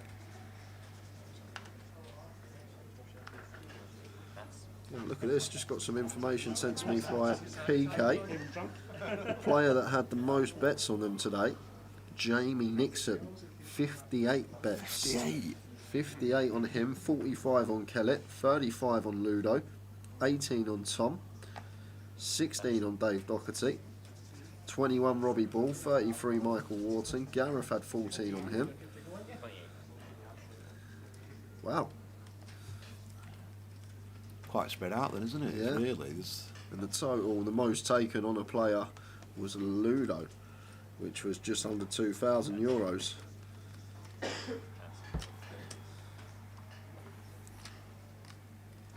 A bit of information there about the book for you guys. Jamie, 58 bets on him. I bet there's a lot of players that watch Jamie's stream, obviously want to have a little sweat. Yeah, and all his friends and his people he coaches and everyone, and another battle between the Pauls here. Ace Queen open and an Ace 3 defend. Brown versus green. Battle of the colours as well. Yeah, that's it. Talking about brown and green, did you see the guy who looks like John Virgo behind the bar? Spitting image. No, you've not seen him. There's a barman at working on last night. There's a spitting image of John Virgo. I was having a little bit of banter with him last night with a big break theme tune and stuff. So Paul Green continuing, and Paul Brown just gets out of the way. We've got 10 minutes left of the first level of the day, 21 of the tournament. This is what we are playing for. Run some prizes across the bottom of the screen. Towers Virgo. Play much snooker, Trig, or I guess used to do a little bit, yeah. I used to play quite a bit for the local team in my little town, like the B team, like the under-18 team back in the day. But it's such a frustrating game if you're not really good, because it can make an idiot out of you. It's such a tough game. I always used to like playing snooker before I played pool, because the pockets just felt like buckets after you've been playing on snooker table for a few hours. People don't realise when they watch on the telly how hard it actually is. They see honestly. It and they're like, but how hard it actually is. And if you go live, I go to the Crucible Locks. It's obviously in Sheffield. and they're unbelievably tight. Yeah. And the thing is, I've been to the Masters a couple of times. When you go and watch it live, like you expect the ball, like the cue ball to stop, but it just keeps rolling and rolling. The like, table is it's so fast. Yeah, They're like, not like it's the clubs, are they? No, the atmosphere at Crucible's unbelievable, isn't it? Yeah. Like, you can cut it with a knife. It's tangible almost. Like it's amazing. If you like snooker, just try and get there one day. It's amazing atmosphere. I actually got thrown out of there last time I went because we had a big bet on racing and we'd been out drinking all day and we got everyone in there. We got everyone on it. So there was 20, 25 lads there. We shouted so loud when it won that they had to stop playing. We got asked to leave. I've never been as embarrassed in my life. So Paul's opening up a bit now. Queen 9 suited opening +1. Gets a lovely flop. Jack 8 deuce. 2 hearts flopping gut shot and flush draw. So I'm just going to be betting this one, and obviously Jamie not going to be. Unfortunately for Paul, Jamie's quick fold. And don't forget, guys, social media down there. Find us on Facebook and Twitter at Grosvenor Poker, and for your live stream coverage /GUKPT on YouTube and Twitch. If you hit the follow or subscribe button as well, that'll help us out. And every time that we go live, you get a notification, so you don't have to miss a live stream. We'll be in Luton in a couple of weeks' time with the main event there. That one's a 12.50 buy-in. You can be in Luton, Trig, or yes, probably just for the main event, I think. Yeah. Never want to have been in that card room. It's an absolute graveyard for me, that place. Is it? Over the years, honestly.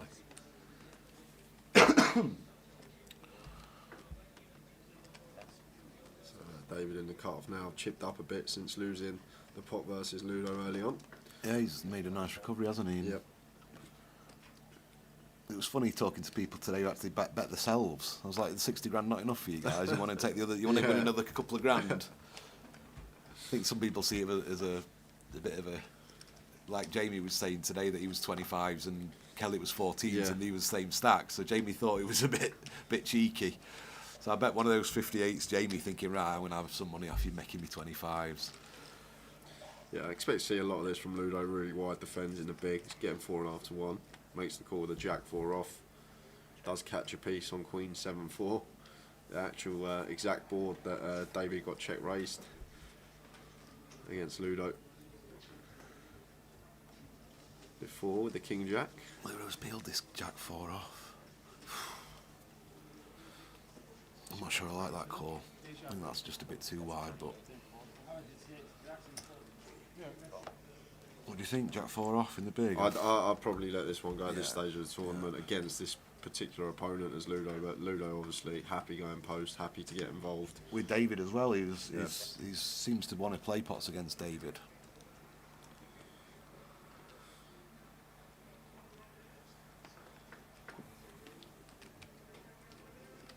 And Barry Neville. Morning, lads. Mate, yeah, Barry. Rich, we were so poor yesterday. It was like going back to the late 70s. Give me a shout out when you want a day out. Wednesday got beat yesterday last minute. Look, Oxford, it's ridiculous. Don't know what's going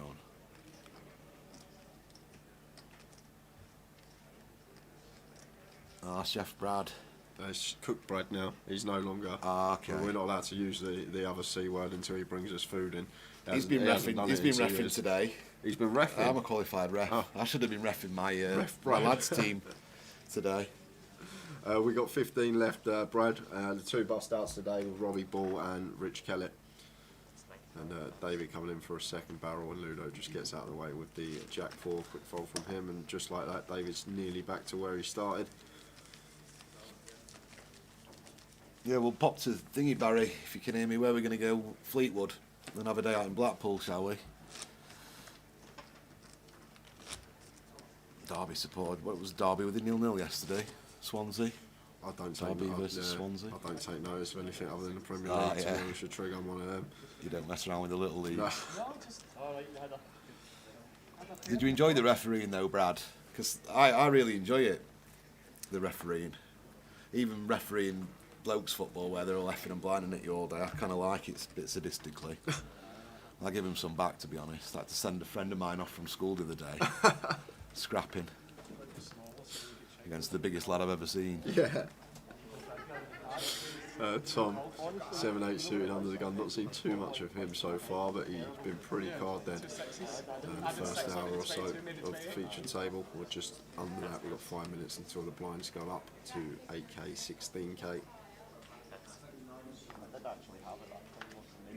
Actually, I think it's actually a 10k, 15k level coming up next.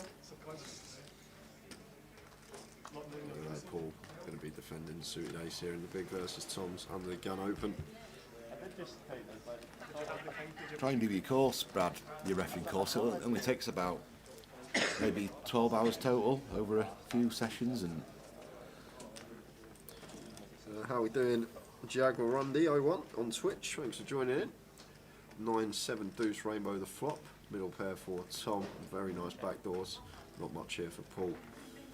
I'd like to check this spot as Tom. And then you can mix in obviously your ace queen, ace king checks as well.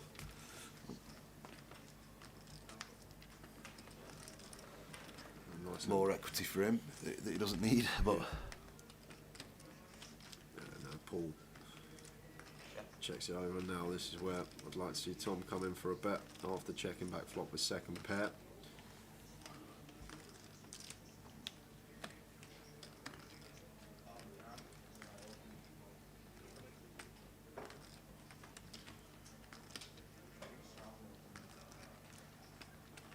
yeah, I'm the same, Brad. I said to my lads managers that I'd do the reffing and help them out. Yeah, saves them 30 quid a week. And they're struggling for rest because all the kids who do it get so much abuse from the idiot parents that they quit reffing, and then all of a sudden no one's there to ref.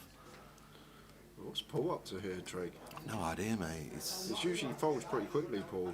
So he might actually be thinking of going nuts. Yeah. It might work if the river's doesn't improve him. If he check raises here, and obviously Tom's just going to call, and then if the river doesn't improve Tom's answer, two pair trips or a flush, he might end up getting this. This might end up working. Interesting one.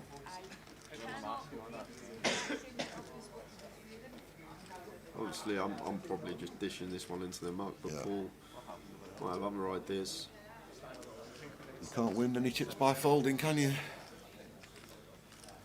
No, he's thought better. There we go. Oh, just got a text. Got to hit this one. Let's see what is happening on and out of table. Let's have a little look. Oh, we got Katie Swift there. Is that Katie all in? Yeah. No, not all in. It is. Sevens against Queen King. Thomas Riley's got the King Queen. So Thomas Riley at risk with the King Queen. And he's picked up. Any double pair as well, can't it's a deuce. Oh, four of diamonds. So we are going to lose Thomas Riley. Katie at the sevens there. Look at the sigh of relief on her face, and Katie knocks out Thomas Riley, and just like that, down to 14 players. And looks like Katie's got about 400k there now. So she's off to a flyer. 2 tables off 7 now. Was that one of your players that you had a bet on? No. Oh, okay. No. I've got this Tom here in seat 2. I've got Nixon. And I've got Gareth as well. So you're still live? live? Yeah, all 3 still live. All 3 still live. That's what we like.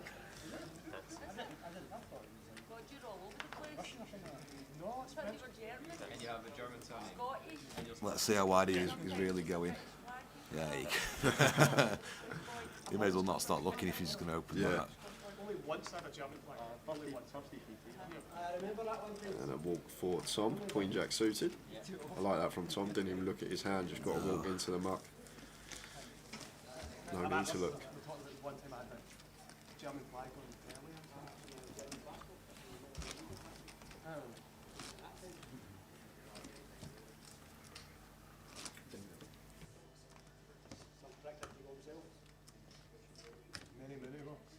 Many a moon ago. Was that 15 years ago? No, I was 18 at the time, wasn't I? 19? Blinds are up in a minute, aren't they? Yep, up in just over a minute. Clock top left corner. It's been very much the Ludo show, hasn't it, so far? Yeah. Getting from 600k's almost. Yeah, It's effectively doubled his effectively stack. Double. Yeah. You got to remember, Jamie started with 200k. He's up to 600 as well. He's trebled up, so he's a big mover at the start of the day. And Paul finds the ladies first. I think it's the biggest hand we've seen so far today. Aces and kings not been out. Paul going to open the queens, makes it 28. This is interesting here for Tom in the small blind with the sevens. Probably just going to flat versus this opponent. I'm not sure against Paul. Some opponents we might 3-bet call off sevens. Paul working with 30 bigs, just shy of. I don't think jamming it's that bad, depending on how much David's got in the big blind. It's pounds. Sorry, David's out of the hand. So I think shoving's okay, but I think calling's okay as well. yeah, so effective stacks basically 29 bigs here. So like Trig said, we could potentially shove this one, but maybe a bit wary of Paul. Obviously perceived to be one of the tighter players at the table, so Tom just happy to flat take a flop with the sevens.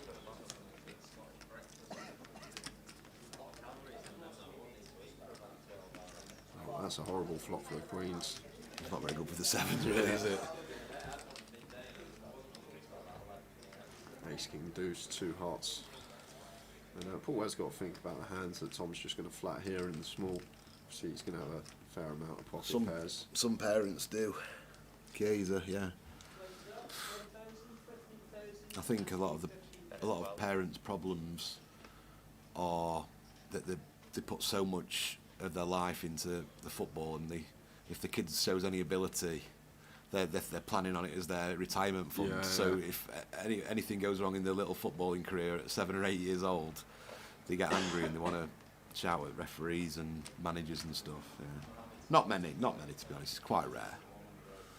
So did he see bet? Did he? Yeah, well, he min bet 12k, so one big blind yeah, bet with the queens, which I think is perfectly fine Yeah.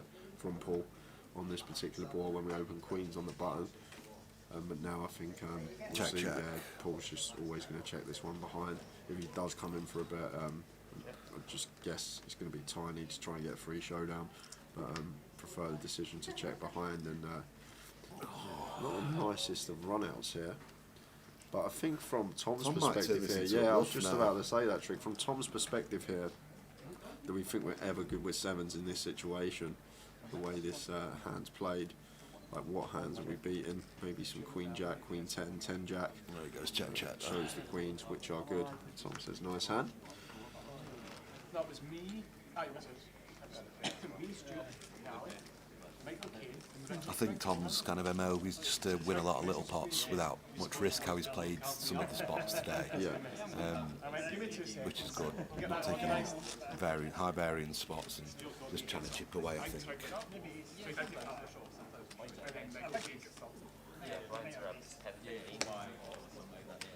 So blinds are now up. First time today. It's level 2 of the day. Level 22 of the tournament. You don't mind if I stay another hour, do you? You stay for as long as you want, Trick. I'm quite enjoying it. It's always better when you've got some money on someone who's doing well. Yeah, obviously both of us money on these. I love it as well, the sweat you get. And it's is. great for the people at home as well that put money on players and they tune into the stream. They got the sweat all day. Jamie going to be opening this one here.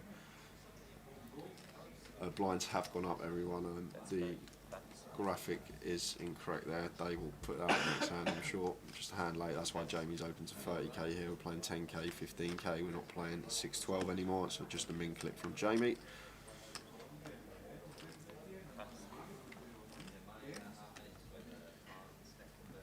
I'll tell you what, I'm actually, Pam, yesterday from the features, she's got no fear. I saw her run it. She ran it with pocket fours for a tournament live, just turn it into a bluff earlier on in the weekend. But I'd like to see her have a deep run, actually.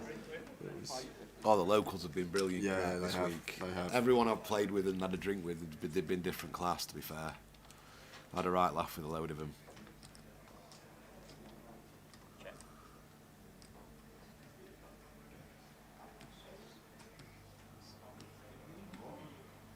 It's strange these boards because David's gone favourite to win the pot, I think, eventually now. Even though Jamie's got the betting lead. Jamie opted to check behind. 8 of spades on the turn. A couple of chop outs, but I think David. If David's hand was worse, he would definitely bet the spot, but he has got. Yeah, if he had like a random like. Yeah. Can't even Anything. Yeah. 4-3 off. 6-4 or 4-3 suited or suited. something Yeah. like 6-4 suited. Well, they're going to chop it up. Yeah, they're going to chop it now. No need for either player to bet here now. Because ace high is never going to fold Unless to a normal sizing, yeah. And we still got a bit of showdown here as David, so it's just always going to go check, check. No need to bet as Jamie, and they're going to chop this one up. Tower's gone for a well-deserved breakfast while I've hijacked the seat for a couple of hours. Brad says, can we get Tower back and get rid of Jay? Yeah, we'll do that. We'll do that, Brad, if he comes back in.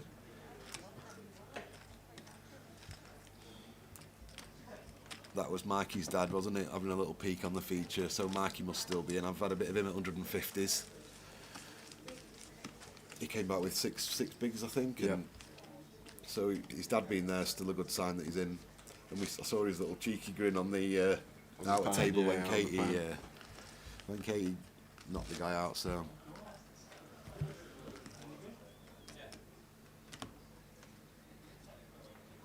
What time would you guess at the finish time, Jay, if you had to guess? Today I'm going to go with 11:15, 10:45. Oh yeah. Oh yeah. I'm going to say more like 8 p.m. There's 14 left now, is there? Yeah. 14 left. Ace king for Jay. It's still average stack, still 40 over 40 bigs. That's the thing. Is just plenty in play. Yeah, I'm probably two. I'm probably on the 9:15. Brad says. I've got some news as well. We lost one on the outer table. Chris Collins is out. So we're down to 13 players. So they're playing six-handed on the outer table. Chris Collins is our 14th place finisher, taking home £2,550. So we are down to 13. Just lost Chris from the tournament.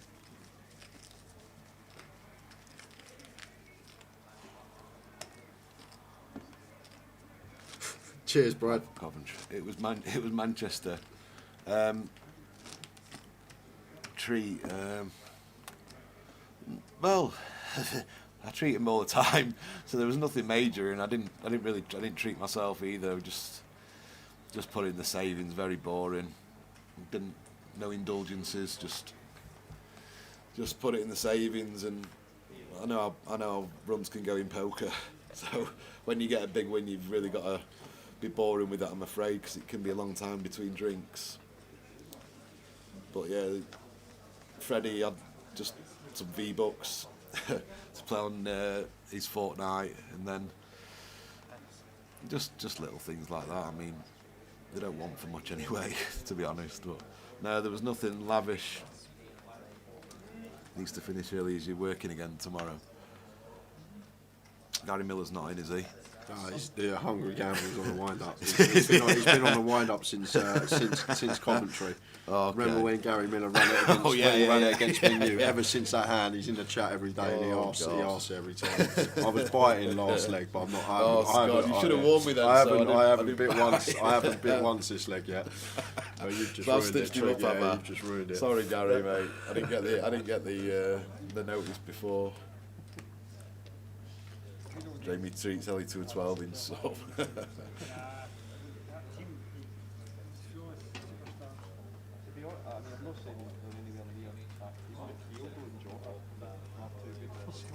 So Paul with the jacks. Now playing 28 bigs.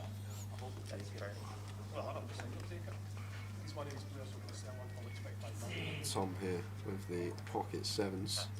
Just gets out of the way. It's really good fold that from Tom.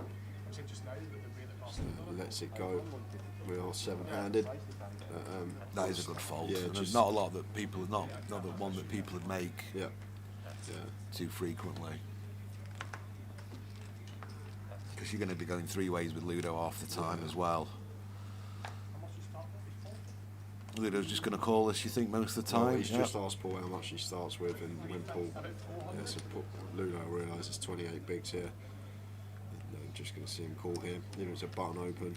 28 bigs affected. Might just see Ludo rip the 8s, but against his under the gun open, I think they're always going to be doing that, and that's calling.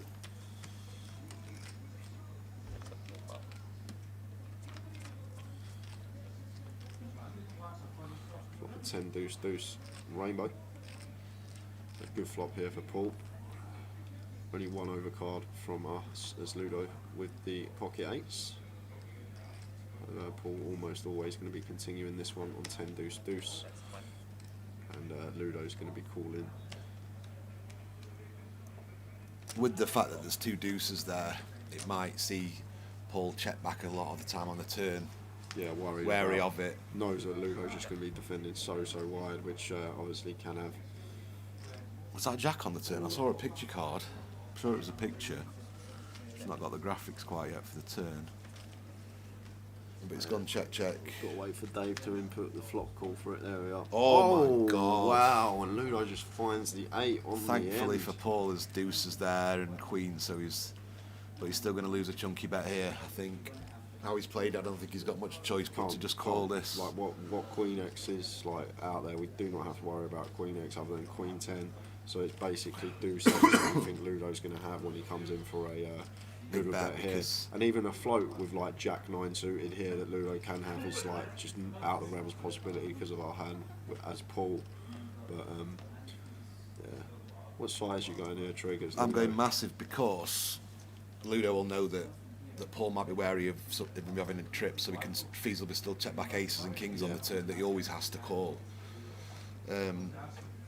So I think Ludo might do something silly like 210k, and hope that Paul has got one of those check back hands like aces or kings that he's wary of. What has he gone about? 90? 85. Brad was spot on, 80%. And now he's just got to call this. He'll not be enjoying it, but he's just going to have to pay him off, I think. He is. He's gonna. I can't see him ever folding this one. No. Just the way this hand's played, it's.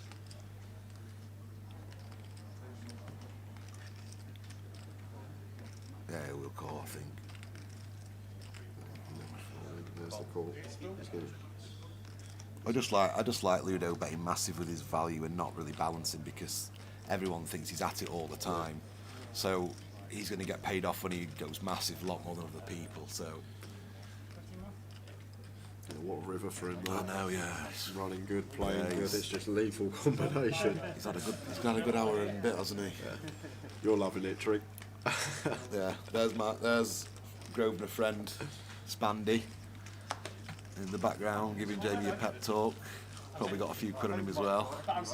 Get it one, mate.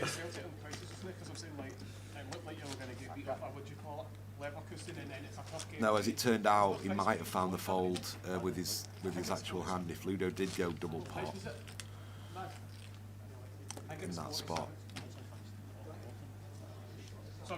Yeah, he's nice, man. Yeah, really nice. Means well, very nice bloke.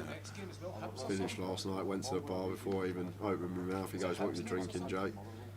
Gets me a pint. Yeah. No, Scott, it's not the final table. We are down to 13 players. We're 7-handed here, 6-handed on the outer table. I get the messages through when there is a bust out on the outer table, so we will let you know if we do lose anyone on the outer.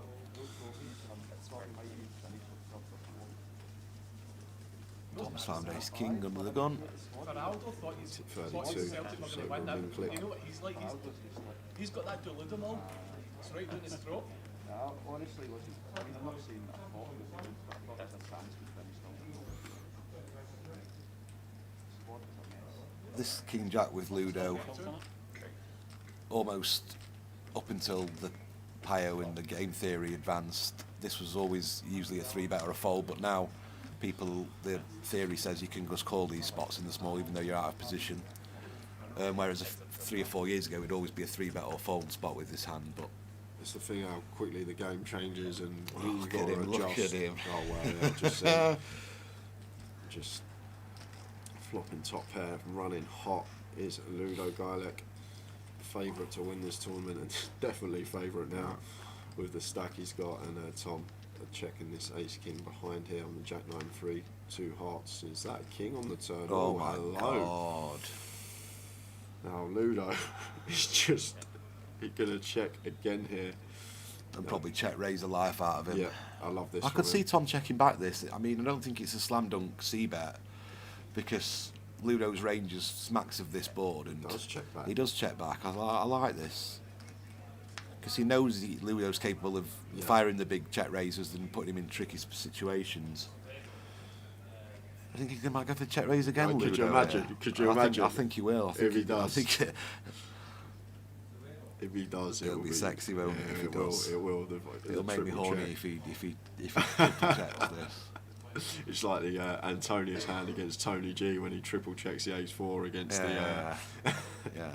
It's so hard to like find a check here though, Ludo, because the time our opponent checks back, it's just We're like, seeing it. We're seeing the hands, aren't we? So we're Yeah. saying it would be nice, but no. He looks like he's gone massive here. And Though, he's just Trig. gonna It's not snap like this one. off. He's gone massive. Wow, he's gone big this time. So I thought he'd overbet the river last time, and he's gone for double pot this time, trying to target the King X that he's decided to check back with, or 148 into or get 9, hero so call off tens maybe or something. 1.6 around here, Trig. That's what we gone on the river.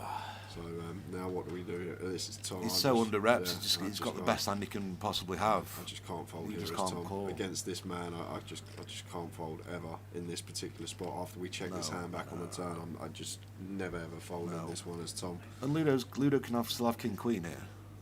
Sometimes, you know, we go this sizing. Barring sevens, we've got the best hand we can possibly have. How the Yeah. action's gone, haven't we? Because we always Yeah, we exactly. always have to bet 2 pairs plus on the turn as Tom. So now we're stuck with Ace King. It's the best hand we can ever have. And if he can find a fold here, he's just how he's not done a penny in the pot. If somehow he can fold. He can't fold, Trig. He can't fold, but if I can't see how he ever. I know we can see the hands, but it's just can't he can fold get this away one, with guys. this. The way this hand's played, once we check back turn, we're so under-repped. Ludo more than capable of just Just firing having here. deuces, fours, fives. Yeah, here. just like attacking our one pair holding. Like we're pretty capped at one pair as well. This will be going through Tom's head. Like we're never going to have a better, other than sevens, as Trig mentioned. We're never going to have better than one pair in this spot. And the fact that Ludo knows that and gone this size to attack them one pair holdings. Oh Wow, my God. Tom, Oh my what a God. fold, sir. Oh my That is God. some bold. How's he How's not he lost he's a not, he's penny? not lost a penny. He's He not didn't lost see a penny. bet. He He's didn't it. bet the turn, and he's just folded the river. Oh my And God! like the demeanour of him, just straight back to game face, like not that even. kid's good. It's probably not the right theoretical fold, but who's to know that he hasn't picked something up? You know. Wow, what a fold by Tom. That is some fold. How's he not? It could be exploitable, but if he's read Ludo and read his body language and think that he's got a good read on him, then there's no theory that can trump that. If you've got a stone cold read on someone, I mean, more than half of my games all read based when I play live, Like I and say, none of it's like, theory. Live's just exploit for me as well, Trig. Like as I say, it's good to have the fundamental basis, but If someone makes a fold like that, you've got to just take your hat off to him, say like I it's say. an amazing fold, even though theory-wise he should call, you know, because we don't know who's to say he hasn't picked something up. Has he not put a penny in the flop post there? When Ludo sees that hand, he'll be livid now he's not got a penny off him.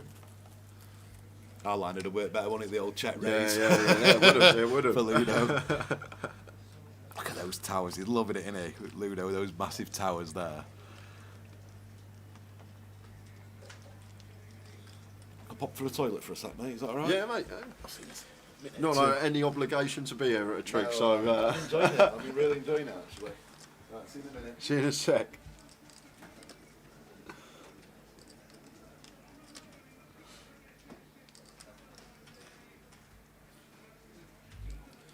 So if you are just joining us, Tower is having the morning off. I'm joined by Rick Trigg for the first session.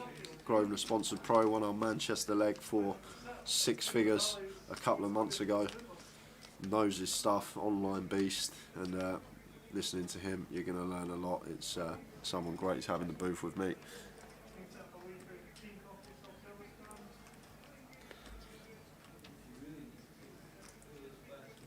So we got Tom defending the ace-3 suited in the big, and Jamie, after opening the ace-10, not electing to continue this 7-7-4 rainbow. But we expect Jamie to be firing on this particular turn card.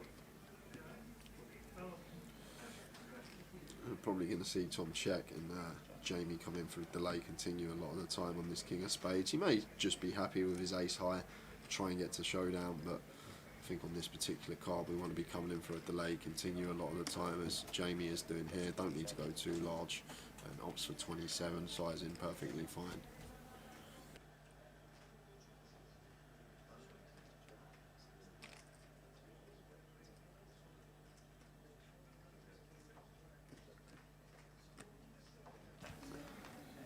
And Tom just gets out of the way with ace 3.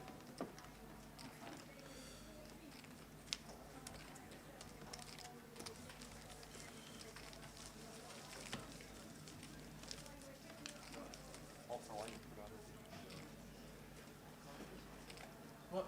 I'm saying that I don't think could have been 2-1 up. Thought it was over there. Yeah, Brad, Tom's a bit unknown to everyone. I think he's a French lad, young French lad, but I think it was, I can't remember, there was so many of us sat there last night. I think it was Jack I was speaking to, Jack Hardcastle, about Tom, and apparently he's a bit of a beast. He's pretty unknown over here, but apparently he's a very, very good player, one to look out for. I thought he was great value for money at the start of the day. That's why I've had a little flutter on him myself. Chip leader and not favourite, like straight away. Thought I'd get some money on him. Apparently plays very well, and we can see he plays very well. This is his first time being on the featured all weekend actually, this session. It's been good to see him. As we see Paul Green with the king 6 on the button.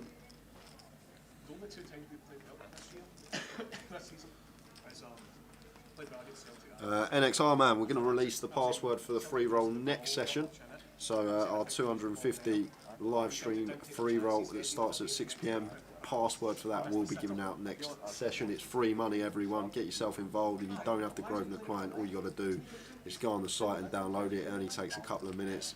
Sign up, enter the free roll, and you have a chance to win yourself a seat into our GUKPT closer, which starts tomorrow at 7 PM.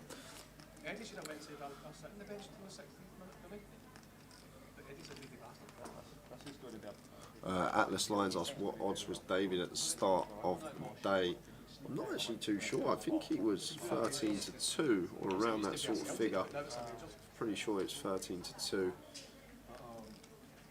But we got Tom here completing with the 8-6 and Pamela with 7 deuce here. Pamela working with 10 big blinds. Just going to check her option a lot of the time in this scenario. And here's the payouts coming across the bottom of your screen. If you have just tuned in, this is what we are playing for. It's chunks of money. It's the turnout in Edinburgh. It's been unbelievable. 351 entries. It's just it's just exceeded all expectations. I still can't believe it when I see that number here. We were expecting around the 200 mark to come up to Scotland for leg 5 of the GUKPT, but it's created a 235k prize pool, and a nice play there from Pamela, just ripping it in, blind on blind. Girl's got moves. It was blind on blind. Tom completed the 8-6. Pamela checked her option. It comes ace 9-8. Tom checked, then Pamela just shoved. Oh, yeah. Shoved? Yeah. Oh, yeah. Did she show? No, she didn't show either. That's cold. That's cold. You got to admire a bottle like that, haven't you? Yeah, that's what I said. She's not afraid of busting. I think she's willing If anyone thinks they're going to run her over, they've got other things coming, haven't they?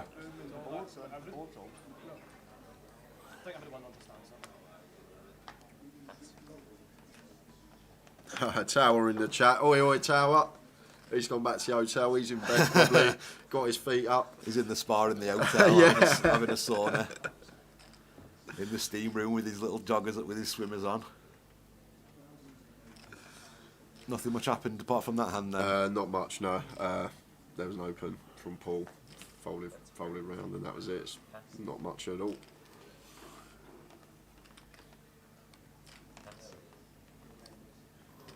David's going to come in for a defend, I think.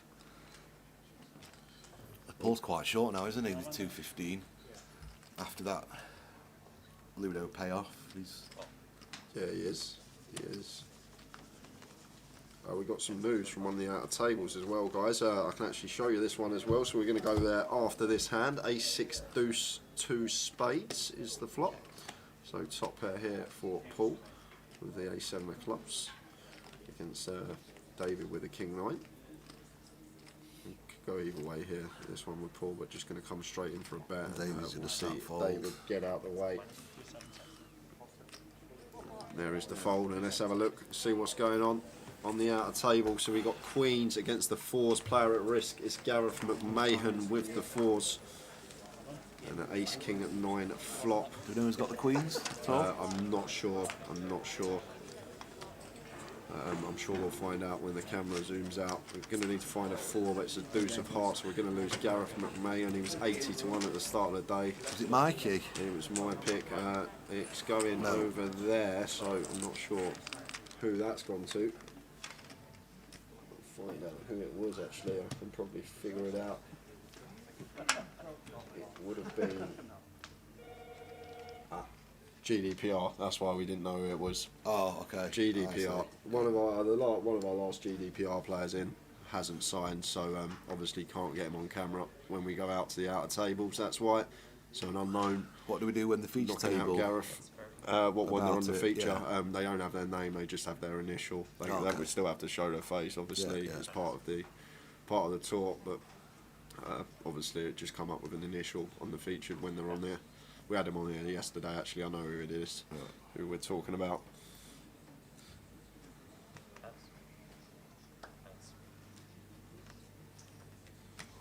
So Ludo, 6-4 under the gun. We are 6-handed now though.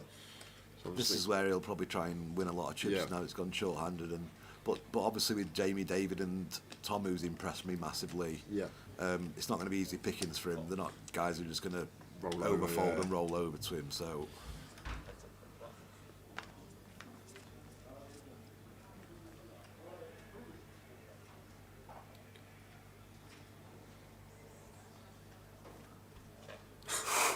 He's running hot, isn't he? A6-4 rainbow. Not going to get any action at all though. The only surprise is Jamie's not got an ace in this spot. It's where Jamie's like just playing by ace-10 or something usually in a big blind, like imagine. But Ludo just going to come in for Tiny continue. bet with everything he's got. Looks like he's sizing up here, Trig. Looks like Is it's he? going to be more than half. 48 into 85.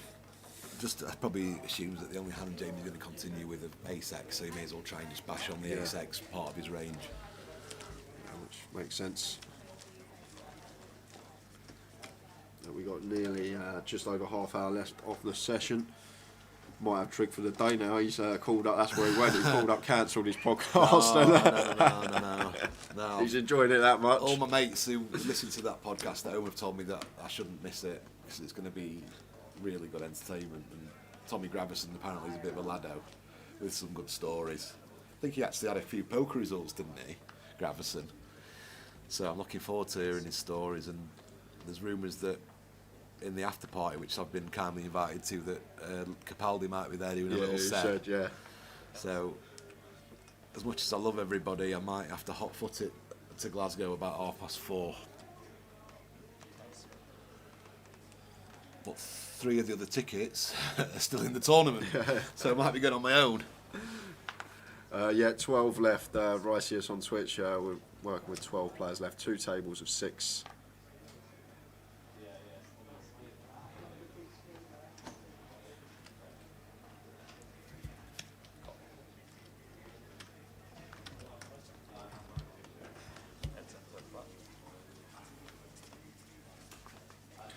Jack King, rainbow. So David here, probably going to have a lot of C bets on this particular board. Working with ace high here, going to be the best hand a lot of the time anyway versus big blind range. So against Ludo, opts to check this one behind. Ludo turns the best of it with the 6 on the turn. Obviously still wary that David's going to have some like king 10s, king queens that are going to check back this flop fair amount of the time. So I'd be surprised if we saw him lead here, but he is going to lead. Only going to be small sizing. Just protecting against 2 overcards, isn't he? Yeah, just if you can get 9-10 out, it's a big result, isn't it? And Queen 9, it's a massive win if you can get Queen 9, etc. to fold. Even in this situation, Ace 7 or something. Ace 8, yeah, Ace 8 is just stopping their equity by just betting small. Well, like the 2 overcards got 9 outs against him because of counterfeit outs there as well. So yeah, I think the default there is to check, but thinking about it, it probably is the best thing just to have a small bet at that board and just get your hands like he had with 6 outs and your counterfeit outs to just fold. It's a big win. there's the, Look how comfortable he is with his demeanours, just with his legs crossed after doing the Times crossword. Like, you know what I mean? Yeah. Afternoon, Razor Kev. Good luck with your bets today. Yeah, good luck, buddy. We don't know the stacks, do we? Don't, yeah. What happens is at the end of every session, PK drafts up the chip counts for us. So when we come back after the break, we have all the stacks of the players left in the field. There's only 12 left anyway. We're getting closer and closer to the final table. There's Tom opening the pocket 5s under the gun. Probably a hand that you'd see him fold if it was full ring or 7-8-handed, but with it being 6-handed now, it's a fine raise. Back round to Paul Brown or Paul Green. Paul Green. And going to defend the 6-4. Bink. Just have a look at the table. You'll see him there. He is still in, sitting on our featured. Ace, Queen, Deuce, 2 spades. I'm still laughing about that Gary Miller wind up the D-man. Every day, Trigger had it.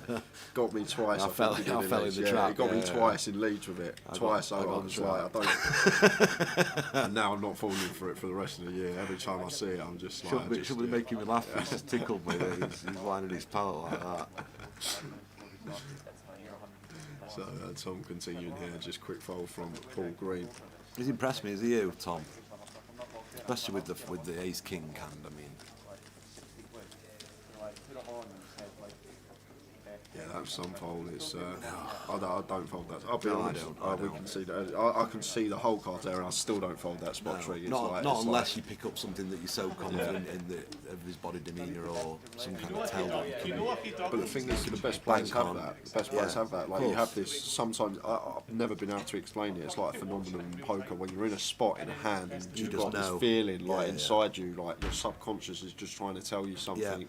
And sometimes you just go with that feeling and it's just spot on there, and that's what it could have been. Just I've never been able to explain it how that happens, but with me it's more like instead of singular hands, I get those kind of days where I'm tuned in, finally tuned in, and I can pick up little subconscious things people are doing. Other days I'm not. So it's like any sport though. You have your good days, you have your bad days. It's like that.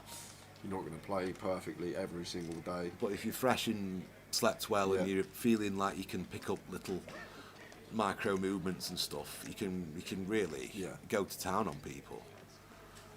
And Ludo with queens on the button there, and Tom not defending, getting 4.5 to 1 with the 5-3. Not feeling too comfortable about going post versus Ludo.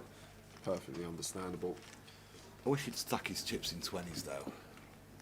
The thing is, I say this a lot in when I'm playing a cash game or even a tournament. Like, there's no need to when you've got everyone covered at the table. You don't need to know your stacks. No, I know. Like, I suppose you're right. Yeah. I think when you know you got the chip lead, you only need to be aware of obviously your opponent's stacks. And of course. Yeah, you're right. Actually. I think at the FT we might see him stack them in 20s unless he's just going to have the chip lead throughout the whole tournament. And it does look good like that, doesn't it? Like just a wall of chips in front of him. Look at that. Hadrian's Wall. Yeah. So King 7 off. Going to open in the cut. Makes it 30 to go.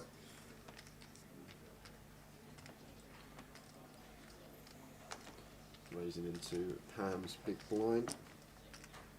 And Pam with the Queen 10 suited here versus Ludo's open. She's working with 10 big blinds. Might just shove this as Pam. The way Pam plays, I think she's probably just going to call here, Trig.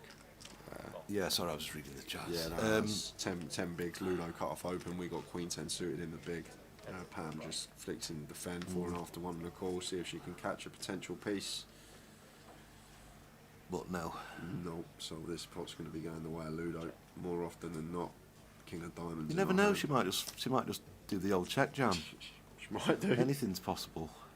What we saw with the 7 deuce, you know, she's got it in the locker. She's looking at the dealer as if she's going to say, "I'm all in a second." I'd love this. I would love this. There's so much heart. I just love things like this. Go on. Even though I bet Ludo, I want her to. She's absolutely staring him down. I want her to jam this so much. Oh. But obviously, she should fold. But I wanted to see that jam.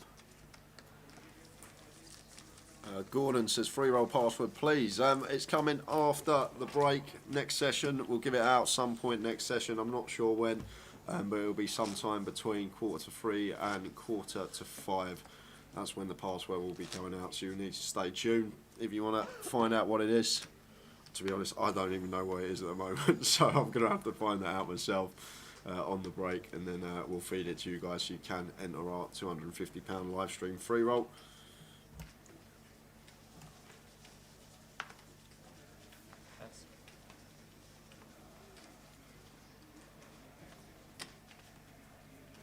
Ace 10 now. Ludo from the hijack. Yeah, someone's made a good point. If you weren't being relayed information, you'd imagine that Ludo's been at it a lot. Yeah. But he hasn't, has he? He's just had good hands and flopped really well throughout the day. So I imagine Tom's on his phone now, being relayed information. Oh, we got an all in from Pam. I actually love this from her over Ludo's open A7 suited. We got 10 bigs. Unlucky. And, unlucky to find him with a hand. Yeah, and Ludo's just got it again.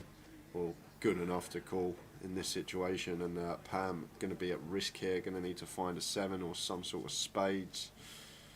Come on, Pam.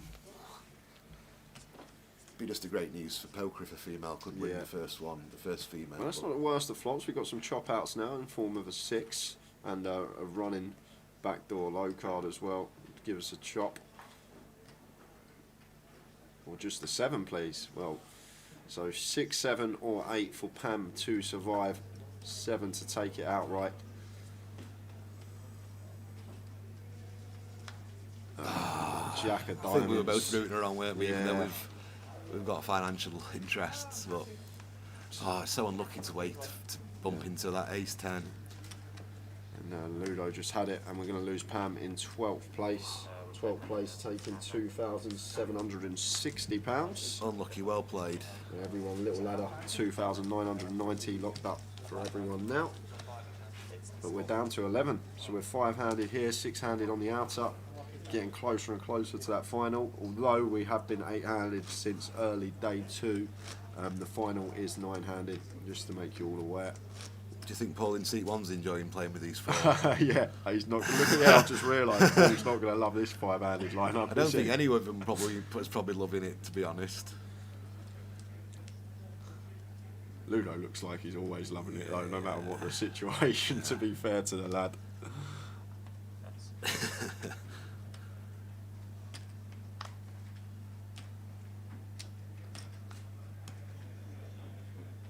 So Paul here, working with 16 bigs.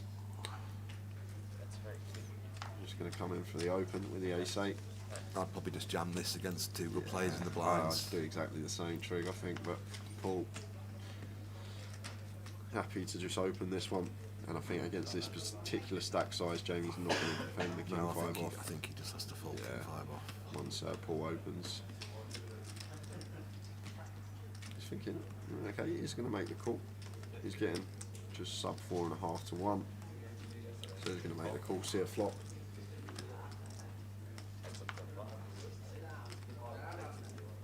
No, there's 11 left.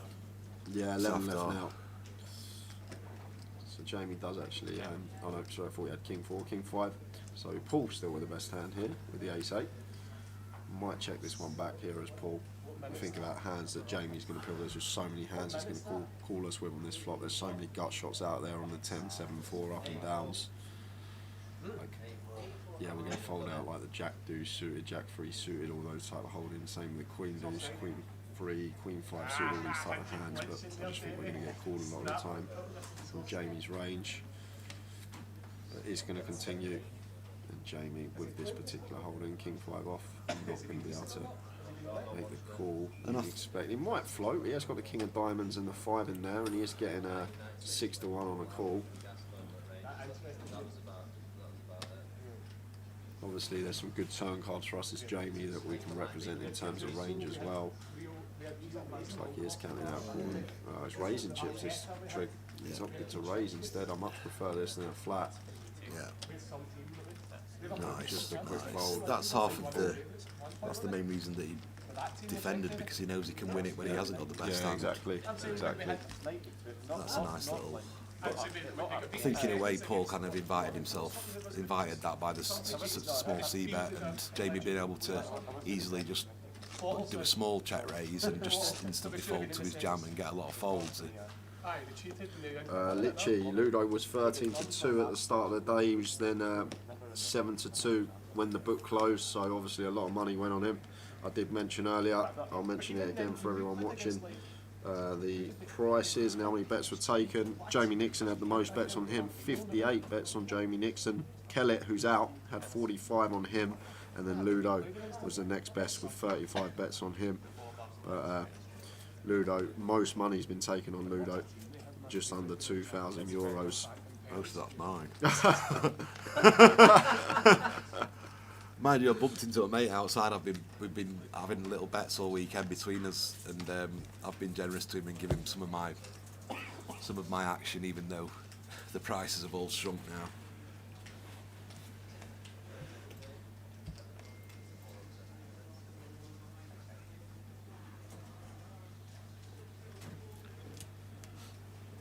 So Dave Doherty opening the pocket 8s here. This might be a full double for David, because I think Ludo can just jam this.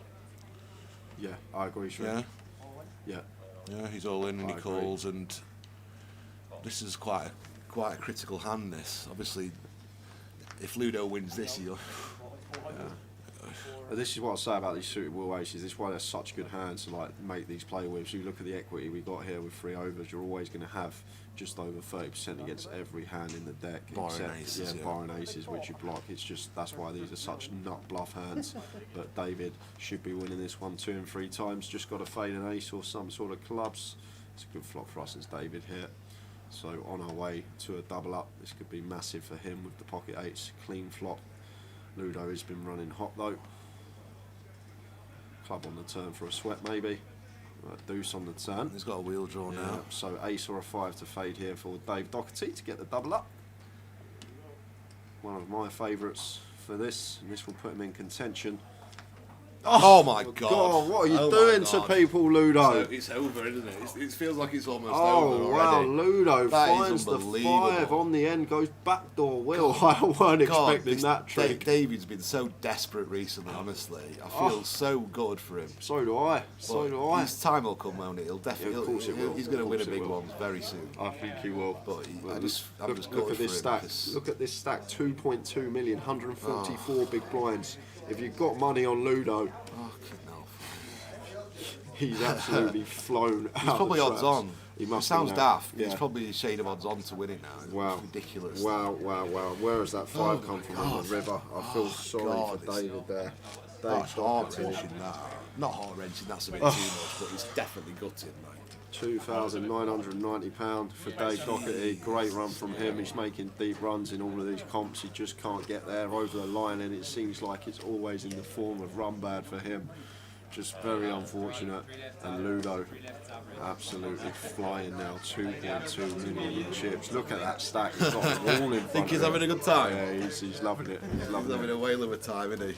So that means we're on the FT bubble. We're going to wait for a player to come over. We'll have 2 tables of 5, and then when we lose one more, we're going to be on the final table. But we have actually only got 15 minutes left of this session.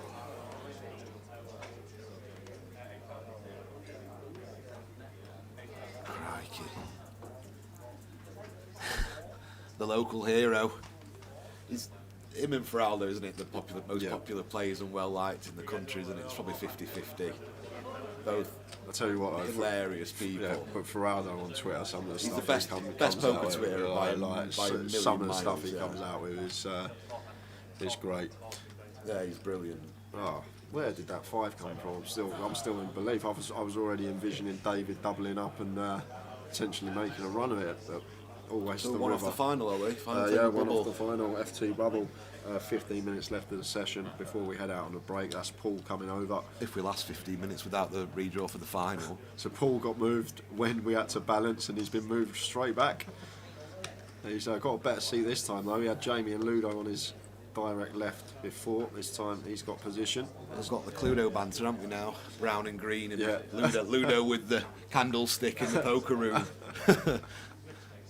Yeah, Cluedo banter.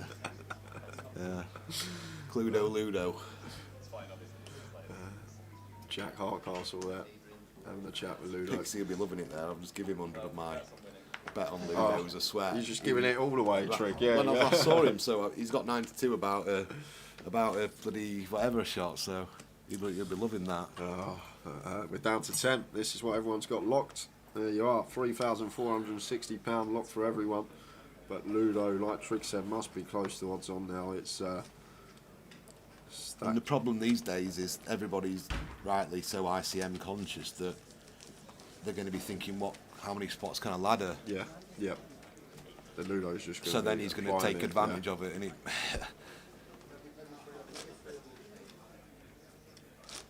yeah, everyone's envious of that stack. It looks brilliant. I think I'm even envious watching it from here. We'd love to be both sat in front of that stack, wouldn't we? At this stage of a comp, yeah, it's just like...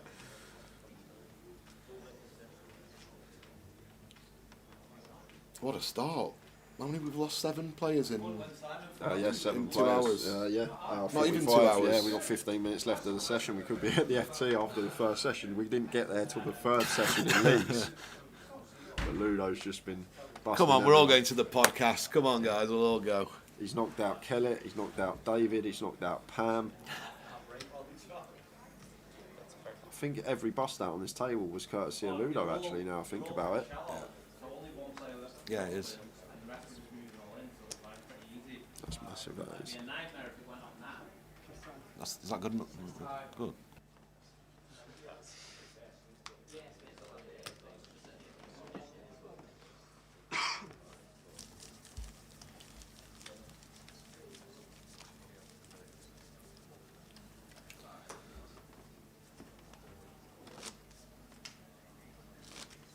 Josh said Ludo only came down to play for a bit of fun as well. Yeah.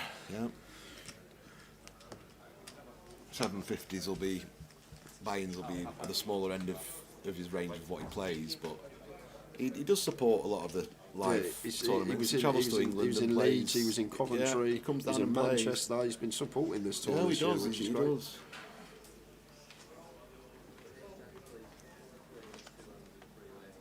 Richard Kelly, who busted earlier, he wasn't supposed to be playing this, but he left his laptop in a coach that was taking him home, so he had to follow the coach up to Glasgow and thought, well, this is on as it happens, so I'll go and play this. So I thought he was destined to, after that story, you know. Yeah. But he still had a good run. Makes sense, but then it would be confined then. Yeah. If it's not. Yeah. It's at the, Michael, it's at the, is it Hydro? I've never been before, but it's the Hydro. 10 players remain. 2 tables of 5, and Ludo opening the 9-7 off Liverpool here. There's only one thing I'm doing versus this man's open with just over 10 bigs. And this is a hand Ludo's got to just fold. Yeah. So it's gonna be a great addition to his stack, picking up this.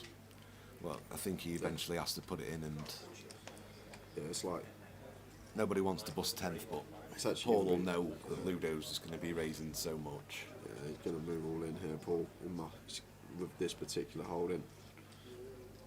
Going to be like a 40% stack increase for him, which is massive at this stage. Assuming, well, we're saying that now, and then Tom's just sat there with aces in the big. We don't know Tom's hand yet, do we? Yeah. There we are, 10-3 off. He didn't look really interested in it, did he, when he was looking through his phone, but sometimes people can do that. I've noticed with Tommy, actually, I don't think he looks at his whole card still, it's on him anyway. I think he's one of them. He likes to He's see one of them, what everyone's doing first. I usually only do that in the big blind, usually before I just look when I'm dealt with him and just... Yeah, his run-outs have been sick. I mean, The one against David's brutal. The Some amount of- days- what that's worth to David in equity, that pot, if he just holds there on the river, it's like the equity. 20 grand, oh, yeah, not like, 20, not quite 20, but- probably close to 5 figures though, Trig, Yeah, definitely. yeah. It's equity within the prize pool, 880k you would have had Dave Doherty, but Ludo just finding the 5 on the river. I mean, I think the biggest variance in poker is where you run good. Yeah. Someone can win all their flips in a $20 online tournament, or they can win them all in the deep stages of one of these, and it just depends where you run good, because over your lifetime, if you play a multiple variety of buy-ins from $20 to say $1,000, it'll all be decided on where you get your 2 outers for coming for you and your flips. And obviously Ludo plays massive buy-in sessions, so it's not even beyond the realms of possibility you could win this tournament, go back and play some tournaments and end up down on the day. That's as crazy as it sounds. So everybody who's saying he's running amazing, he might be on a big downswing online that's worth 5 times first place. So That's true. Paul just flattened the cut off here with ace and jack. PK was going to sit down and take a table and play in seat 3. Looks like there's maybe an all-in and a call on the side table. I think a few people have got up to have a look at the action. So someone might be all in, maybe. Yeah, we'll let you know. I'll get There's nothing you like better when messages you're through. playing a hand and you chip leader and you can see everyone raking the necks. They're desperate to get 9-handed. Yeah. Ludo's going to get the best hand to fold again. Eventually, I think.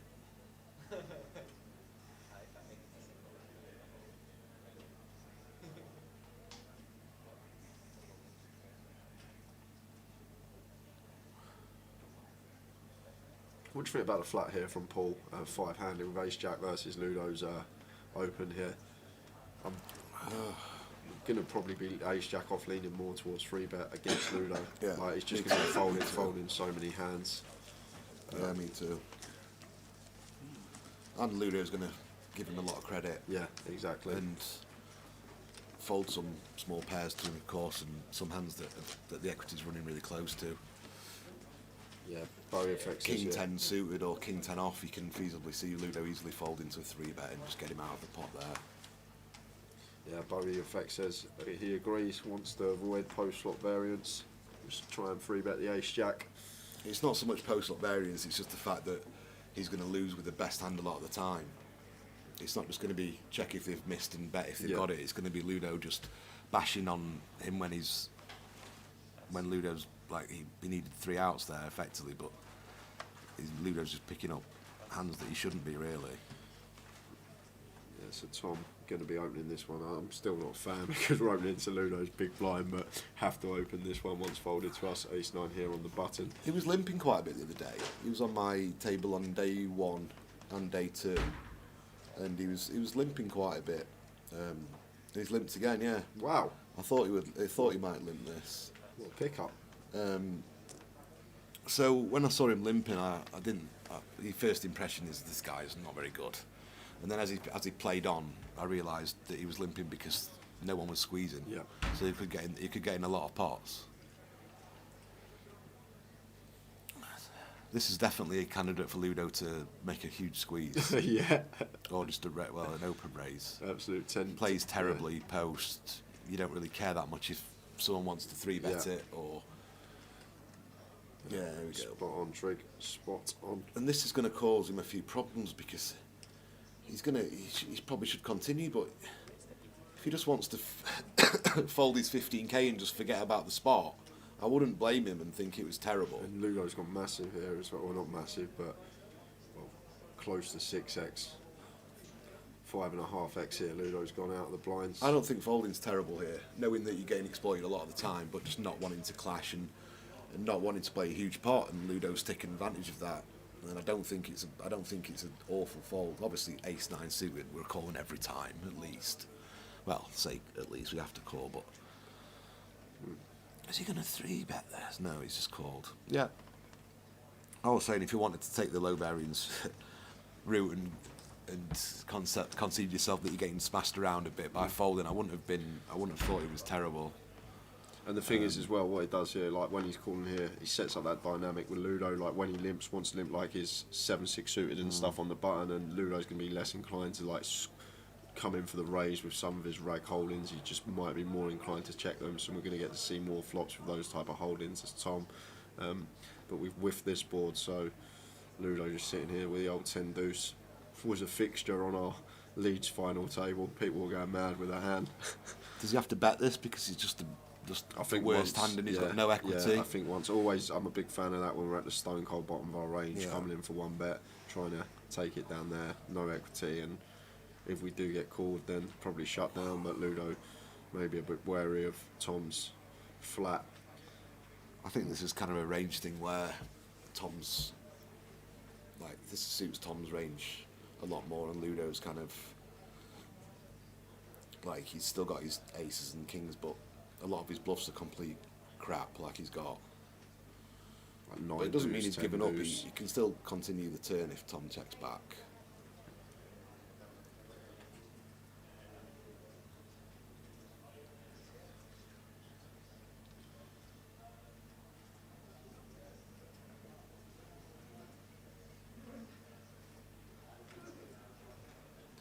Does seem very calculated in his decisions, Tom, doesn't he? Definitely a deep thinker in spots. Very studious, Yeah, isn't he? a lot going through his head, obviously, in this particular scenario. Some players saying would have preferred the free bet in the chat from Tom.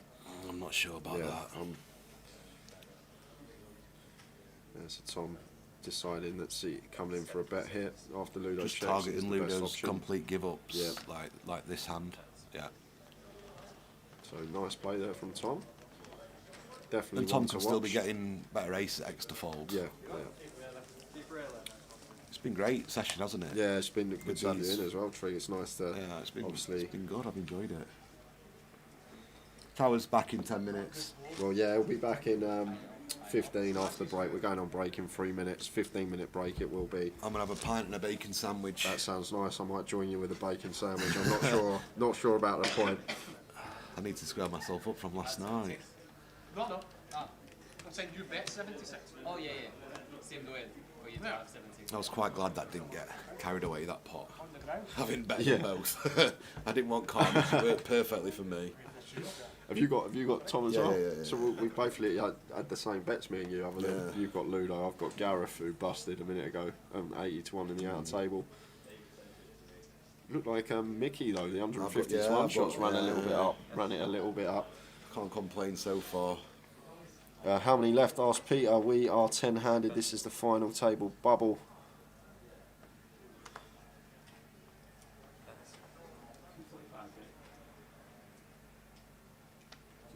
Yeah. Cheers. Thank you. PSG got beaten today. After the Lord Mayor's show. Yeah, Lane X, that's only assuming though, says you can open jam 30 big blinds, pretty much anything, ace X off there on the button, but that's assuming that your opponent's aware of ranges they're supposed to call in that spot, which in live poker we spoke about a lot yesterday isn't the case. Maybe against Ludo will be the case, but a lot of the time in these live poker scenarios people aren't going to be aware of the exact calling range, so it differs.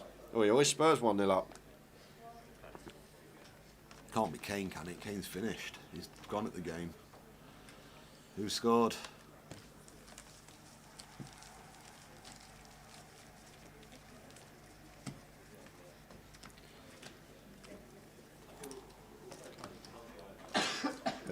Jake Marston, good afternoon, mate. I don't think Ludo's got enough chips, he says. Holberg.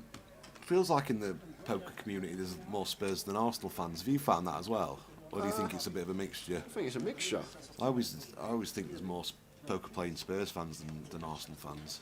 Do you know what, growing up at school though, there was always more Arsenal than Spurs. Was there at yeah, your even, school? even though like I'm only 10-15 minutes from North London, there's definitely more Arsenal than Spurs. When were you born? What year? 94. Oh, okay, so it was just when after you beat Wednesday Arsenal beat Wednesday a few times in the cup finals that year, like 93. So yeah, like my earliest memories like Robbie Keane and Ledley, Gary Doherty. Yeah. Anthony Gardner, who's now a figure who comes and joins and he's a plays great the lad, top. Lovely bloke as well. Up near me. Great lad, yeah. Plays Great player as well. Plays really well as well. Well, I mean, football, but poker as well, yeah. So Tom limps again here, under the gun, for 15k. So he's obviously deciding that he don't want to get him playing 3 and 4 bet pots, and Jamie makes it 55. This is just a bit awkward, isn't it? You can tell he's supremely confident in his ability, Tom, to be limping and trying to play a lot of flops. But this is awkward for him. Yeah, this is going to be the last hand before the break, guys. I'll chuck the comms cam on for the last hand. And I'm going to leave you with the tower. Yeah, it's been great to have you in. Thanks, actually. mate. I've really enjoyed it, actually. actually. Comms with you, so it's been nice. Some good insights, good couple of conversations. It's always nice to get another poker player, if you like, in. I know Tower's not too clued up on theory and whatnot, but he's great. Great to have in the booth, but it's nice sometimes. And on the break, I'll discuss what I can do about a little giveaway. Yeah, and my bets, and then later on, Jay can tell you how we're going to do it. So then someone's going to have a sweat on a few of the players at big prices. Yeah, and live stream free roll starting at 6 p.m. as well, guys. £250 live stream free roll, that one. I'll be giving out the password for that sometime next session, just to make you aware. If you haven't got the Grosvenor client, it's easy to download. Go to Grosvenor Poker, download it. It only takes a couple of minutes. All you got to do is register, and then you can get yourself in the free roll. It's free money. Look at Ludo now. He's stacking all his chips. Going to be chipped up on the break. Look at that stack. That's a proper stack, that, isn't it? Jamie continuing the ace queen here, and Tom is going to call. Yeah, of course, with this particular holding, 2 overcards, third nut flush draw, equity to a straight as well in terms of a jack. There was a hand on the final I played with Yanis where I floated the all club board, if you remember. I had 10-7 Manchester. clubs, Manchester, yes, sorry. I think I do. And the main reason I did that is because there's not many suited 3 bets that he had. Yeah. Do you know what I mean? He's going to complete a lot of his suited hands, so there's the same here. Jamie's not going to be squeezing the limp with a lot of suited hands. You know, he's just going to limp behind a lot of suited. Yeah, which is true. So Jamie's very rarely got a flush on this board. That was the same reason I decided to just float Yanis with nothing, because he has to just check fold every one of his bluffs. And what are we doing on this turn? A lot of the time, once the 4 to a flush is there on the board, and we come in for a small bet here as Jamie just to fold out a whole host of Tom's hold. Like if Tom hasn't got Jack, Queen, King, or Ace of Clubs in his hand, he's more than likely gonna. I don't mind another bet here, because Tom shouldn't have Ace of Clubs in his hand often at all by limp calling pre, and Jamie has got. But whether Jamie would bet the Ace of Clubs unless it was with another one on the flop, do you know what I mean? Yeah, is debatable. So I think betting's fine from Jamie. He's just going to get called here, I think, and then gone for 2/3 here as well. Jamie's just sized up a bit here, and Tom obviously going to have to call once against this opponent with the third nuts. Yeah, we are changing tables at the break, everyone. A few of you asking. We'll be changing tables. Jamie might triple it off. Yeah, he might do. Yeah, Jamie's got loads more ace X of clubs than Tom in this spot. Yeah, that's a big factor. Once Tom limps here under the gun, like limp calls, like ace queen, ace jack, ace king with ace club, he's going to be opening them hands. So Jamie's just going to have all the hands with the ace of clubs in here. And if he is aware of that, we could potentially see the triple. But like I was saying, that there's not many combos of ace X of clubs that Jamie would c-bet the flop with. Yeah. That weren't a flop flush. If Jamie had ace king with the ace of clubs, he's probably going to check back and see a turn, I think, a lot of the time. Yeah, Tom just only ever going to call here, I think. Be surprised if we saw anything else. His reads have been spot on so far from what we've seen this session.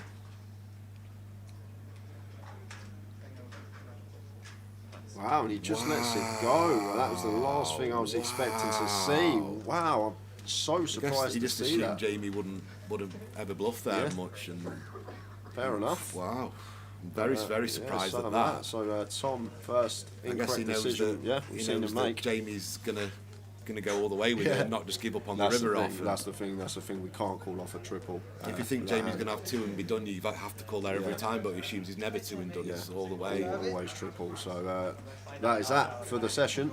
And we Thanks, guys. are heading off on a 15-minute break. We're going to be back at 1:45 and be back with the main man as well. Tower will be back in the building. So we'll see you all in 15 minutes. Big thanks to this man, Rick Trigg. Really Cheers, good to guys. have him in. And Thanks for having me. we'll let you know about a giveaway as well. Yes, Trigg wants sort to throw something something on out for for us. So see you in 15. Cheers, guys. 94,000 words. Andy wrote about 8,000 words. And, but I was, depending on him, but he was sick. So I started doing it myself, 1,500 words a day, every day. Bam, bam, bam, bam, bam, bam, bam. And it got easy because I'm writing about poker strategy. And so, but we had a long-term plan of him writing the autobiography, but unfortunately, he died.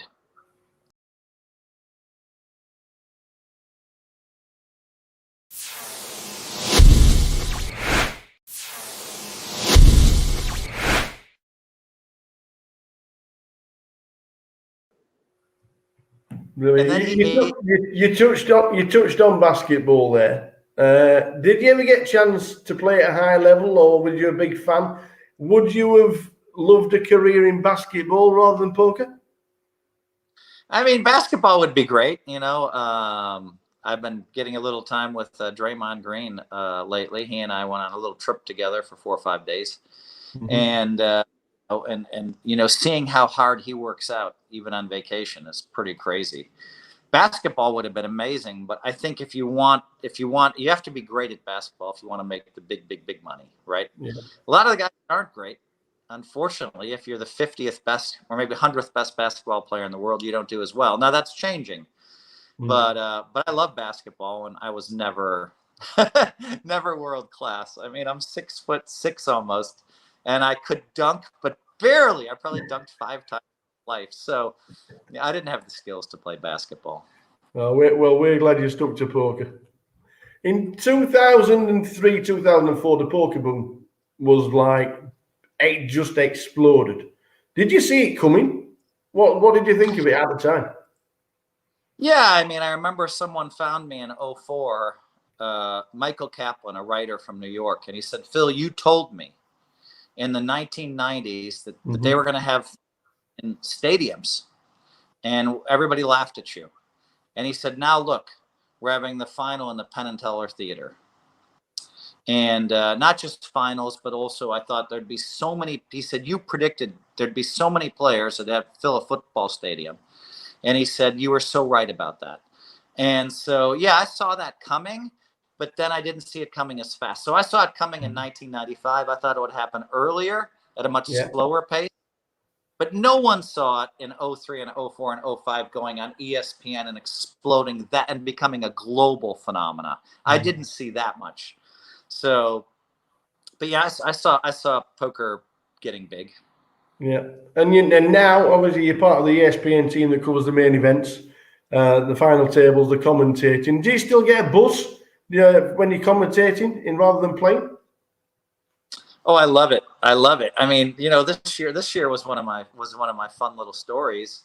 I'm on stage, and whenever it's about once every 2 hours, they cut to me.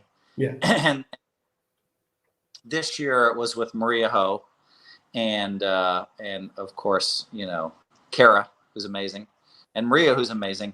And so it's the two of them and me. And but I wouldn't commit to doing any of the comment. I wouldn't commit to any of that while there were tournaments still going on. And finally, I'm like, all right. So I played the $5,000 buy-in turbo event, and I think they were rebuys in it this year. So I busted. I went right into the commentary booth, and then I told Maury and I told ESPN. I said, I will be there for the rest of the time, even if I'm in the tournament. So I enter the $5,000 turbo, like literally at the deadline. I go over there and I play for 8 minutes, and then I come back and do the commentary. So I'm already dressed up as a commentator. And then boom, they cut to me live on ESPN and on the global coverage. And that's so much fun for me. It gives me a huge buzz. When you know you're live in front of millions of people, like I've been live on Anderson Cooper, there's a huge buzz there. Yes. So I've got this huge going on. And the minute I'm done, I'm like, am I clear? They're like, yes. And so I disconnect one thing to make sure that they take the headphones off, and I go, but I'm still connected. I can still what's hearing at the final table. And I go right back to play the tournament. And now I got my money in bad, which is very rare for me. Jacks against aces. I mean, I had to as a turbo. I hit a jack. I got it in bad one more time. Maybe it was like ace 4, and the other guy called me with 6s. I hit that. And so I'm getting lucky, which is, you know, not my usual modus operandi as far as getting my money in bad. But I'm hitting some hands, and yes, I admit I was very lucky. And, you know, 2 hours later, now I have to leave the turbo where the blinds are going up this quick. I have to leave the turbo for half an hour to go do my commentary. I have to show up 8 minutes early or 7 minutes early. And so now I'm doing very live from the World Series, but I've been tracking it the whole time. I've been reading the updates as I'm playing. They're sending me the hands that are coming up. I'm listening to what's happening at the table. So I'm informed on what's happening over there. And I do that. So now I go live on ESPN again. And meanwhile, I'm in the tournament over there with chips. And we're getting close to the money. And I believe that I believe that I think we may have hit the money while I was doing the, you know, while I was doing the commentary. So then boom, I finish that. I go right back, and I'm still dressed in my suit, and you know what I mean? But it gives me an excuse to wear the Aria hat live on television, because I told ESPN, I said, listen, if you want me and I'm still a player, I'm going to dress like a player.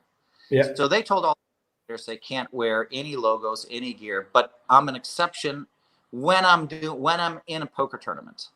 And so at least I got an excuse to get the Aria live on global television a couple times. And so then I make day 2. So then I think that was it for the night, but I'm hanging out for the coverage. But meanwhile, I make it to the end of the day. And I think there's about 25 of us left. So now next day, I have to do the commentary and play the tournament. And we get to the final table pretty quickly. And I'm thinking, oh my God, I'm going to be final 4 tournament or 3 in this tournament. I'm going to have to leave for 20 minutes. Will the players at the table stop the tournament for 20 minutes for me? I don't even want to ask, but I'm going to ask when it comes to that. And so meanwhile, I've had to go into makeup, and, you know, and so I'm all ready to go. I'm all in my suit and ready to go. But I'm at this final table, and I'm watching the countdown on when I'm going to get needed.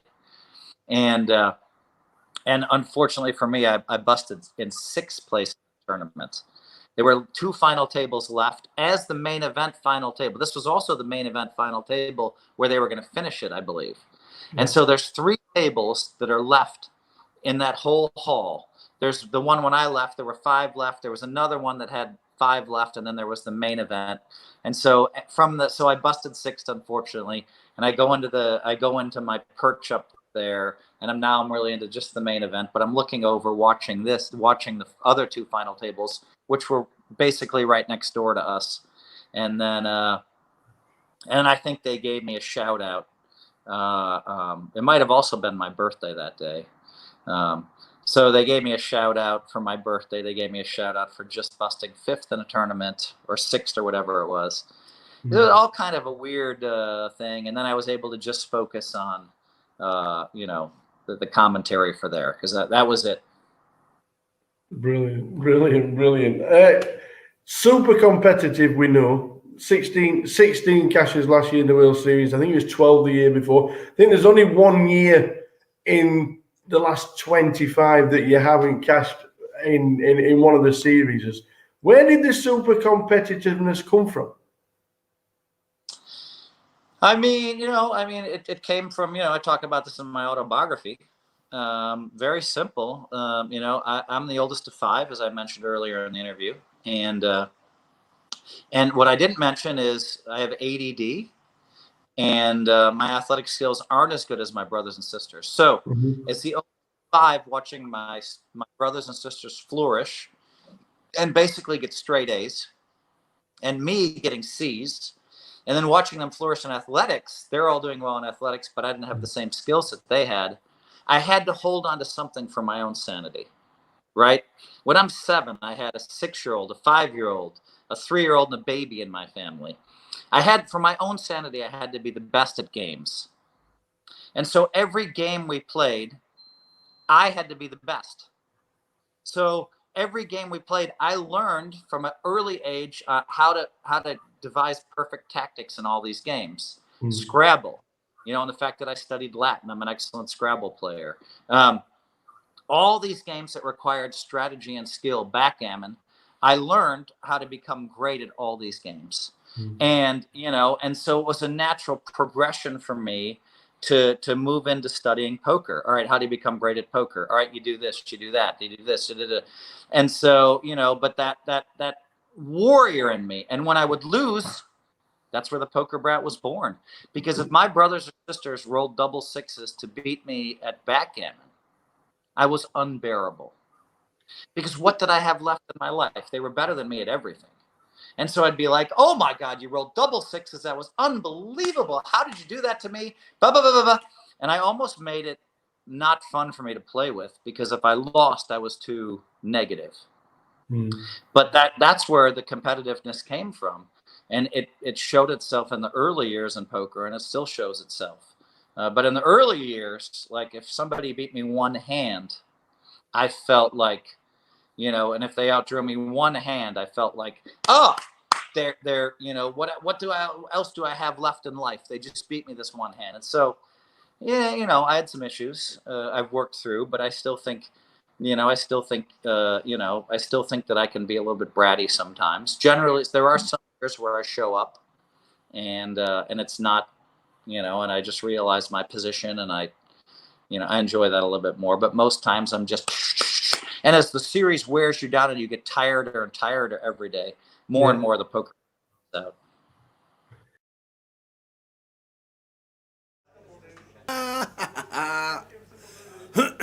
Back. Hey, what a session. How good was that? Sat back. Sat in the bar area, not drinking, well, coffee, listening to Trig, talking about Cluedo. We are just about back. I don't know the state of play. I don't know what's happening. Let's have a butchers. Yes, I do. Nice one, Trig. Absolutely brilliant insight from the man, Rick Trigg. Brilliant for jumping in for a couple of hours, and then right at the end he said, I don't want to leave. Yeah, he's not really enjoying himself. He was only meant to be here for an hour, but he was loving it so much he decided to stay. He's going to throw a little giveaway on for the guys as well. I was just speaking to him outside. Yeah, I've run everyone through what's happening there. Some money for grabs for everyone, and it's cash as well. So what's happened? Well, the Ludo show continues, yeah? Yep, basically, Tower. That's what the first session's been, but it's was a really, really good first session. Really enjoyed it. It was a good watch. It was great to have Trig as well. In and out. It was excellent. It really was. Thanks to Trig. It's great when you're not missed, because there's somebody so good in the box. It really is. It's great. So we are back. We're on 10. Kate is doing well. Jamie's doing well. Ludo's doing well. So the last stand Queen of Clubs fold. Yeah. Which I was a little bit taken aback by the fold, even just peeling the turn. I guess would have been the right thing for me to do. The thought process on that had to be that he's expecting Jamie to triple off a lot of the time, which we're just going to be in a horrible spot on rivers. So yeah. I guess Tom's thought process was I'm not willing to call a triple here, so I might as well just pass turn, preserve some of my chips. Fair enough. But no, great game. Duang Bang is watching in the Philippines. I've only been once. I want more than most people to. I've only been once. I've only been once. We went to the APT in 2008, the first ever Asian poker tour in Manila. Beautiful. Stayed in the Resorts World in Manila. It was great. Met a lot of men. In fact, Chino Ream was big at the time, and sat drinking at the bar with him. Just randomly sat drinking at the bar with Chino Ream, who was a great player at the time. So hello to the Philippines, and hello to everybody else watching from Luxembourg. That's the place I've never been to. That is a place I've never been to. So we're just about to start. All players are back. Thanks to Rick Trigg for an amazing first session with Jay. Did he introduce himself to the cakes and the buns and the shortbreads or anything? I don't think he No? had any, to be honest with you. Man. More for us, Tower, more for us. How we doing, Nick? Lard eaters are people from Yorkshire. Because Nick thinks everybody eats dripping sandwiches. Which, to be fair, we did. We did. But it had to be beef dripping. Because it's the fat from the joint of beef. Put in the fridge, hardened, stuck on a slice of bread, eat it. It is literally like eating lard.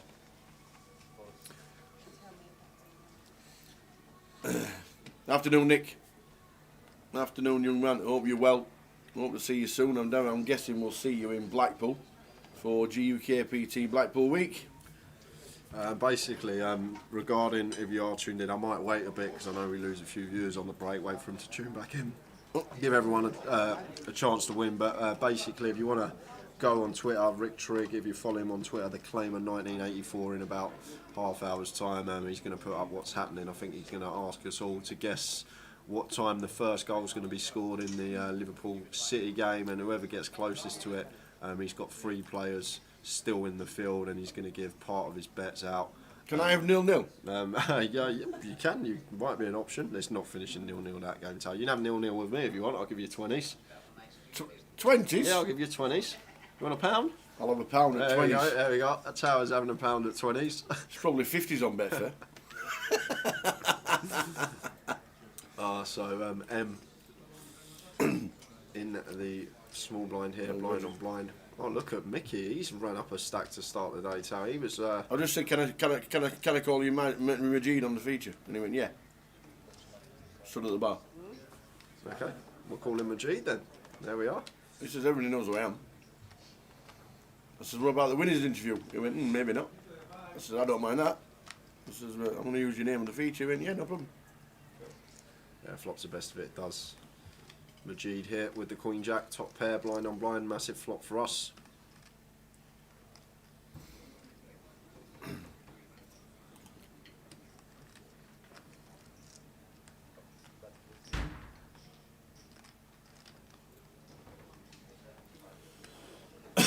Yeah, you were poorly in 2019, weren't you? Get yourself back into Blackpool, get on your feet. 16 months of pandemic.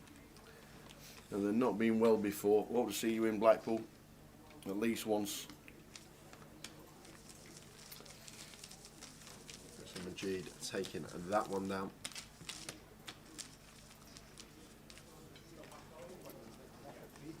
So eliminations during the day, if you are just tuning in. The first elimination was Robbie, couldn't get going. Didn't get his double up that he wanted. Robbie Bull out in 17th at 2070. Then Rich Kellett in 16th at 2300. Yeah, reshoved 18 bigs over Ludo's open with Ace Jack. Ludo had Ace King, didn't get there. I think he was the biggest backed person on the bets today, Kellett. He wasn't. He wasn't? No, he was second. Jamie Nixon was first. He had 58 on him, Tal. 58 bets. 58 bets, 57 were all his family. 25 to 1 though, great price for Jamie. Thomas Riley then finished in 15th at 2.3. Chris Collins, Queens against Ace 10, I think he was, and 4 to the flush with the 10 of hearts was the way Chris went out, because I saw him while I was sat in the bar watching the live stream. Yeah, then we had Gareth out in 13th. Gareth got it in with pocket 4s versus the pocket queens of Majid. Didn't get lucky and we lost him in 13th. Then we saw Pamela shove the A7 suited over Ludo's open. Ludo called with Ace 10 and we lost Pamela in 12th. And then we had probably the sickest hand of the day where Dave Doherty opened 8s on the button. Ludo ripped around 25 bigs with ace-4 suited in the big blind. It was a clean flop for Dave Doherty. Ludo picked up a wheel draw on the turn and backdoored the wheel on the river to send him back in. Very unfortunate for David there. Was definitely one of my picks, but he was our 11th place finisher.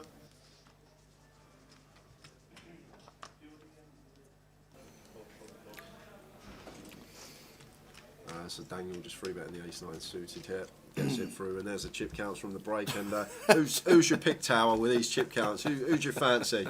Who's your favourite? Katie. Katie. Come on, the Katie. They are the chip counts. Well, just thought as well, Katie and Nixon still in. Have we ever had 2 Grosvenor Pros FTA main event before? Does that ever happen? I don't think so. Obviously, Jeff Kimber was a prolific final tableist. I don't think we've had 2 on the same final. Joe didn't final any, I don't think, while he was sponsored. Katie, this is her best run for a long time. Yeah, Manchester 2018 was Katie's best run. Since there, she was on the table, final table in Manchester. Yeah, I think it was Adam Lalat was the winner in 2018 in Manchester. I think Katie was 6th or 5th, if memory serves correctly on that one. But Katie looking to go 1, 2, 3, or perhaps 4 better and take the title and be our first female champion. And we could have a dual winner, because Paul Green's still in. Yep. So lots going on, lots for the history books that could potentially happen.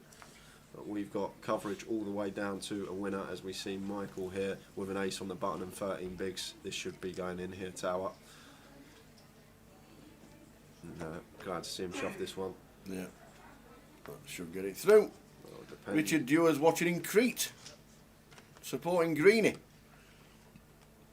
Oh, I'm not sure he will get it through, Tower. Darryl, 13 big blind shove, 5-handed here. Just thinks better of the ace-5. It is for a decent percentage of our stack, nearly 50%. So just opts to let that one go. We're getting near the final table, and obviously ladders are going to start to get bigger and bigger. Only 10 players remaining. This is what we're playing for, coming across the bottom of your screen there. Should mention as well, I'm going to give the live stream free roll password out in about an hour's time. So if you are tuned in for around 4 o'clock, that's when the live stream free roll password will be given out. It's free money, guys. Get yourself in that one. Afternoon, Lenny. David Weeks, is Jeff Kimble still sponsored by Grosvenor Online? No, he's not. He's not part of the team. Joe and Jeff, years and years with the Grosvenor team, but got a little bit spiced up last. They had a revamp last year. One of the reasons, obviously, being the NPL and the packages for the NPL, where the winner of the leaderboard will become a sponsored pro for 2022. So Majid, ace king under the gun. Raises 240. David Weeks, no, he's not. He's not sponsored by Grosvenor anymore. Just said that. Nope. Answered that. Did that. It happens sometimes. It happens Of sometimes. course, things change. It's like when Eric Cantona leaves Man United. Well, you know what I mean? It's just one of those things. It's sponsorships come, sponsorships go. If you get into the position of being a sponsored pro, then you're in a fortunate position, because there aren't many about these days like there used to be when money was no object back in the early noughties. All the betting sites throwing money at poker in the early days. Doesn't happen anymore. Which is why the NPL with a 20,000 package up top is something that a lot of people are now chasing. Will there be a league next year? Yeah, 100%. I think it's the best. I think it's the best promotion for poker players ever, and I don't think they need to change anything about it, because when you don't get anybody complaining about it, it just shows you how good it is. And we never hear anybody talking about it apart from where they are in the league. There's never any issues. There's never issues about all right, the league's not been updated, and then they update it during the event, so the guys are always on it. But it's just, I just think personally, and I don't play poker I play a £30 game. That's about it. Nick Slade. Well, yeah, it's true though, isn't it? It's true. But yeah, I just think the NPL is the greatest promotion for any poker player. They take 2% out of the NPL events, and they put 2% back in. They don't take any admin. They don't take any credit for anything. They put the lot straight back into packages for players to travel around the country next year. I think it's brilliant. That is some comparison. That. Well, I couldn't think of anybody off the top of my head. I couldn't think of anybody off the top of my head apart from Eric Cantona. They still sing about Eric Cantona at Old Trafford. Darryl opening the button here. I could have said Joel Garner, but he's gone by the way now.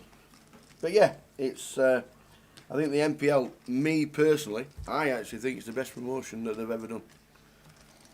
And for poker players who are travelling round, getting rewarded by having buy-ins for next year and packages, and I think it's just fantastic. And me personally, I wouldn't change anything because it is just amazing.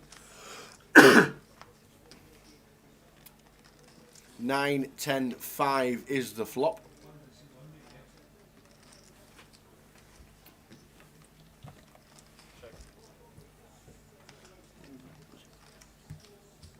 So we've got action here, Tower. Going to see Darryl lose some chips in this pot for sure after flopping top pair here with the Queen 10. He's just going to think he's got the best hand almost always here versus big blind calling range, but the G'd with top pair, top kicker. Definitely versus button open. I know we talk about it a lot, raising top pair, but could potentially even raise this one here. Wouldn't mind seeing a raise from him with 5-handed. It's against the button open. Can definitely get value from a lot worse here with our ace 10, and looks like he is opting to raise. Majid comes in for a raise to what looks like 105. Now Darryl in a bit of a spot here.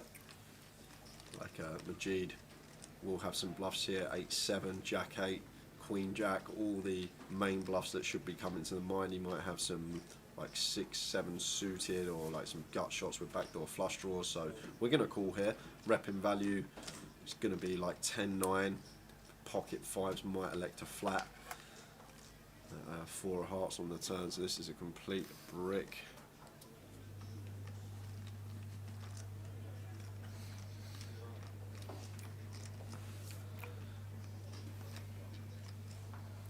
Could be the end of Darryl, Tower. I'm not even joking. The way this hand could go, because Majid's going to be coming in for another bet here, trying to get value from his top pair, top kicker. We can get called by worse 10x, and 9x might get sticky in this situation. And Majid is coming in for another barrel here, and Darryl in a bit of a spot here with a Queen 10. This is a really tricky situation for him. Do you think Katie's sat there just trying to look for tells from her player while she's not in a hand? Yeah. Is that what players should do? Would you not necessarily a tell, but just watch Tower, because me and Trig had a conversation about this. Like, your subconscious picks up on so many things that won't come straight into you consciously, but when you're in a spot later in the day, like your brain, like the way it works, it might just pick up on something without even you realising it, and you're just going to get that feel of where you're at in the hand. And if you're watching opponents in hands that you're not in, it's free information that could potentially help you down the line, and that's what Katie's probably doing here. She's not just staring at Darryl and Majid for no reason. She's trying to see if there's any potential pickup she can get for later on in the day. And this is an interesting river, because from Darryl's perspective here, Majid, one of his bluffs does get there. Queen Jack has made the nuts on the river, and the thing is as well, his other hands here, like the Jack 8, which is up and down, another plausible bluff's picked up a pair, which he may not elect to go for it on the river. 8-7 exactly the same, he's picked up a pair. But now Darryl in a really difficult spot here, and this is actually lovely for Majid. He's probably got the thinnest hand we can go for value with, and he's still gone for value with it. So this is really, really nice from him. And if Darryl calls it off, I wouldn't actually be surprised here, Tower. It's button versus big blind with 5-handed with flop top pair, and this is actually really, really good from Majid here. Knows he's got the best hand and trying to get called by specifically Jack 10, Queen 10, King 10. Perhaps some ace 9 in there as well. The thing is, it comes down to, does Darryl think Majid's ever raising a 10x hand on the flop like King 10 or Ace 10? Darryl's got to make that assumption here, because he can have more value in this spot if Darryl thinks he's going to be raising the king 10 and ace 10 and taking this line with it. It just increases the value hands he can have in this particular situation.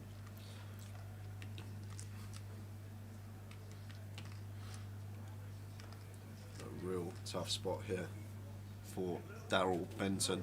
And he eventually makes the makes fold. a good lay down. He lays it down with the second best hand, and Majid up to 1.3 million. Pokemel, you don't normally pay much attention to the league and you can't travel much with your young family, but somehow you're in the top 75. Well done. If I stay, what does that mean? Is there an online and live game for the qualifiers, and what are the prizes? Well, there are the prizes, and what is the top 70? Is it top 100 this year? Top 75. Top 75. In the live playoff, top 100 in the online playoff. Online playoff is the one added 5-game package. No, there you go. So the top 75. So you're just in the mix at the minute. The live playoff is the date we can get set for the live playoff. I'm not too sure. It's the live playoff for the platinum packages. It will be in London for the part of the grand final. Saturday the 27th of November. If you're in the top 75, you'll be playing off for 5 or for I'm not too sure on how many packages there will be regarding how much money's in the pot, but you will be playing off for platinum packages. If Tom's listening, if there's a guarantee for the platinum packages regarding the playoff, that's what you're in. You're in the top 75. As you can see, Ewan McNicholas is now top and got a chance of winning the 20,000 sponsorship package for next year, and the next 4 will get a diamond package. So, and then the playoff is for platinum packages. So if you come down to London or Blackpool or Luton, play the 30-30s, which there's one in Glasgow and one in Edinburgh, then we could see you. I need some help from the viewers tower because Trig obviously wanting to put his promotion on for the live stream viewers, but he doesn't want to post it on Twitter because he wants it to be exclusively to people that watch the live stream. So I need some ideas how we can do a giveaway for only people watching the live stream, because if he posts it on Twitter, he's obviously going to get people commenting on it that aren't tuned in to the live stream, and there's no way to tell who's watching and who isn't. So if anyone's got any ideas of how we could get around that, surely that could. Yeah, that's the thing. That could only be checking out the chat box and make sure you don't miss anybody. But the thing is, Tal, there's so like nowadays, like we've got 3 chat boxes. It's just going to come in. I think it'll be too hard to write them all down. Like we're going to miss some. We might miss a few. But hold on, we're going to come back. 8 or 9. Imagine if every single one of them was 1,000 before the break. So, well, 900 and something, just under 1,000. So we're just going to drop back into the action here because we could be on the FT anyway because Darryl's all in and Majid's not. What? What? Has he got his hand over his cards? Yes. Yeah, okay. I thought we'd folded, Tower. I thought we folded. He's asked for the count. Okay, that's okay. So he's asked for the count. Majid's just going to probably ISO with the 10s here. Tower. Announce it all in. So we could actually be on the FT, guys. So if we are, if Darryl doesn't find an ace, or Katie or Michael don't wake up with a monster, Michael's not going to call the 6s in this particular spot, and Katie not calling with the 10-3. So Darryl at risk to finish 10th, and we could potentially be on the FT just like that if Majid can hold, but Darryl, the player at risk, needs to find an ace to stay alive.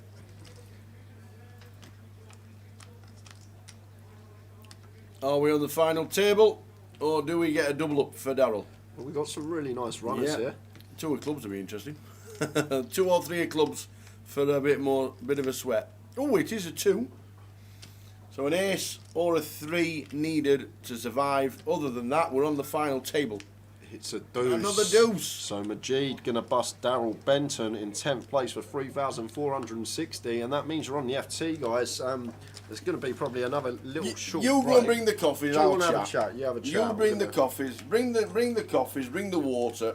And we've got the cakes. I'll tell you what. While I'll go for a quick one though. While I'm doing that, try and figure out a way that we can get around this for Triggs giveaway on Twitter, because he wants to give you a chance to people watching a chance to win some cash, and it will be cash as well. He's going to send it to you directly if you are lucky enough to pick the time and the right goal, and then one of Triggs' players he's got a bet on does eventually win this. But have a little think. Maybe you can as well, Tao. We can get around it, because I'm not sitting here when we got nearly 1,000 people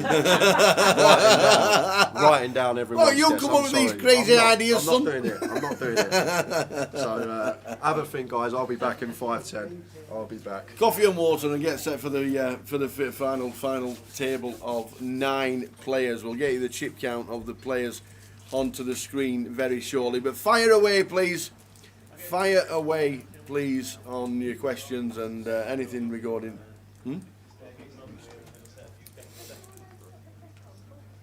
All right. So we are now on the feature. 1 minute.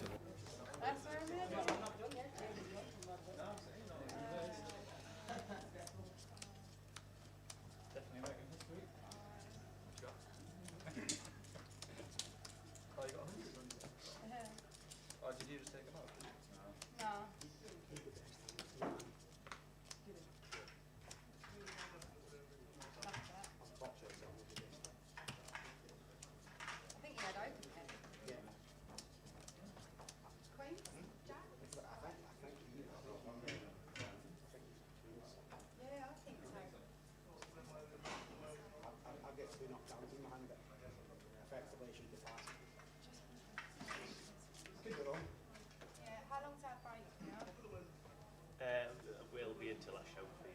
10 minutes, 15 minutes maybe.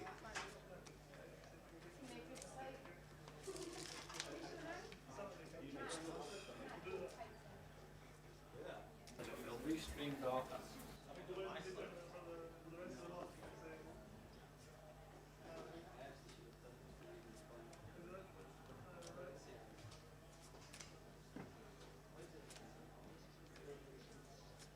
Just trying to sort something out with the chap. So anyway, well done.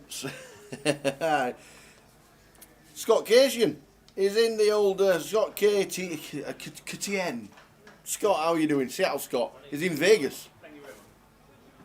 Very nice indeed. What's the experience like in Vegas at this moment in time? Are there plenty of foreigners there? How many Brits are there? Have you seen anybody? Have you played an event in the World Series as of yet? How are you doing? All them questions. Get them answered. The Bronx Bombers in the building. All right, young man. Enjoy Vegas. Enjoy Vegas.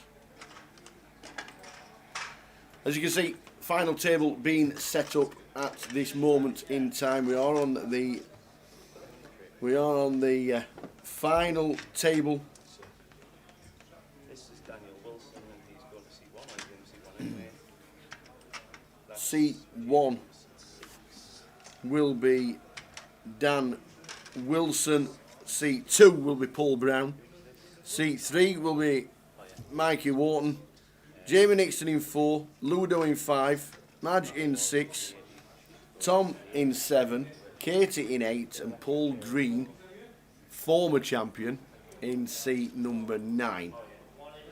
So that will be the list when we come back.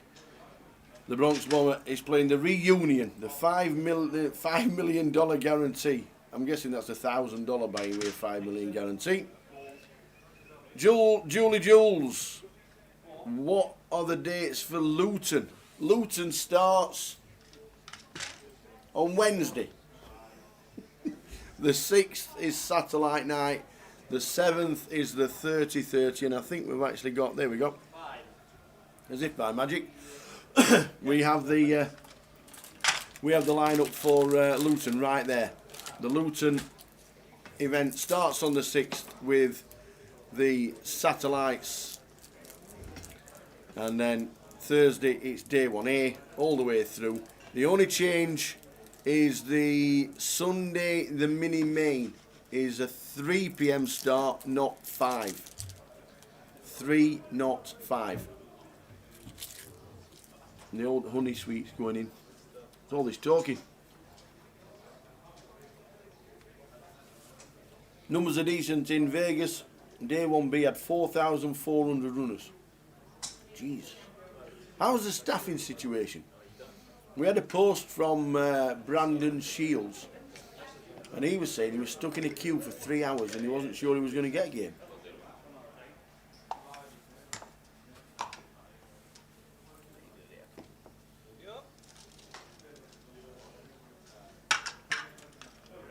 A $500 buying, a $5 million guarantee.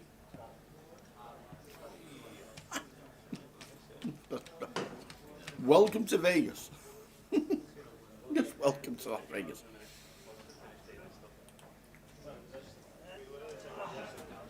Oh yeah.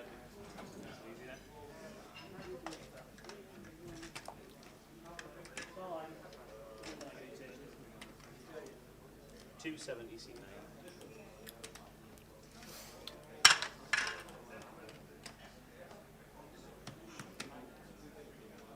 I know, can't believe it.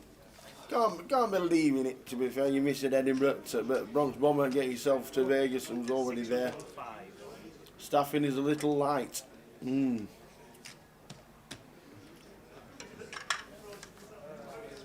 will only get better, I'm sure. I'll have to turn on the notifications from Kevin Mathers, who is the WSOP social media guru, who got himself an accolade as well 2 years ago for doing the exact job that he does. We will get you the full chip count from the break. This is the break for the final table. We will get you the chip counts for the start of this final table. They're working them out, and then obviously when the seating draw comes, they'll be under each player's name.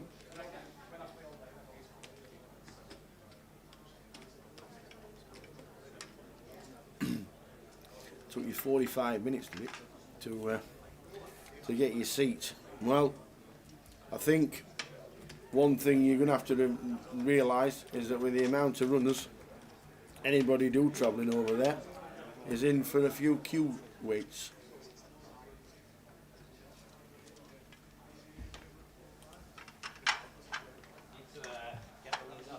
Yeah.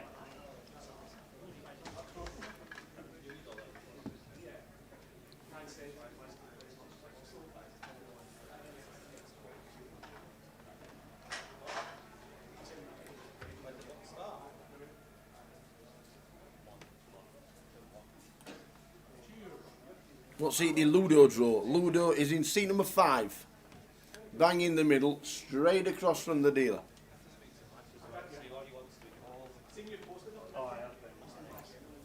He was backed in from 11 to 2 to 7 to 2 this morning, Ludo. And also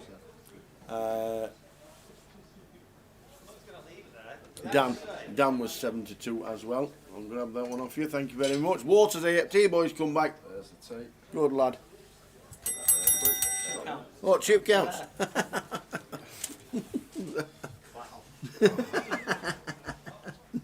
Pressing T-bell. Right, I've got an idea. Oh heck. Slight idea. It might not work, but it could work. It's the only thing I can think of. Probably still get Trig to put the tweet out. But when you put your guess when the first goal is going to be scored, just put like an exclamation point at the end, and we'll do that. It's the only way I can think of getting around it. A little bit of code in there for people watching the live stream. When you reply to the tweet for a Trig, put whatever you guess, put an exclamation point mark at the end of it, and then everyone that's guessed on there with the exclamation mark behind it, they're in the draw. So if there's random people on Twitter that haven't tuned into the live stream, Like it. if they start guessing, Like they it. won't even know, but their guess won't count. But I think that's what we're going to do. I'm just waiting for some clarification from Trig. Like it a lot. We need a review on the 0-0 scenario. It's 20s on Betfair. 20s on Betfair? Yeah. I should be a bookie. Well, I'm not taking you on. Might as well have a bet on Betfair. Well, all right, I'll give you 21 to 1. 21 to 1? 22.00, is that all right? Can we go with that? Right, I'm just trying to get this giveaway sorted for everyone, so bear with me. So yeah, so that is Luton regarding the situation, and that is the NPL as it stands right now. I know Mel was watching, wanted to know the prizes for the playoffs. And if you're in the top 75 live, then you can get yourself in there for playoffs in London on 27th of November.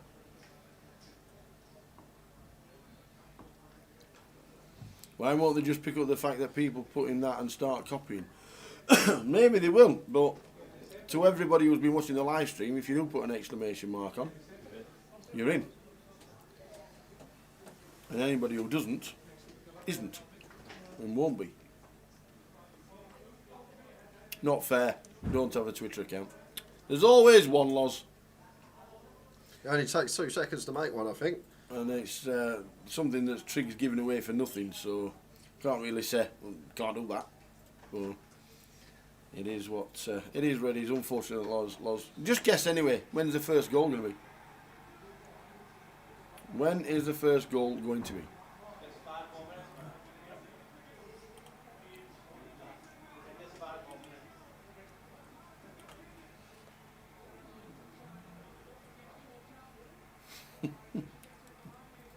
Can we not put the guess in here?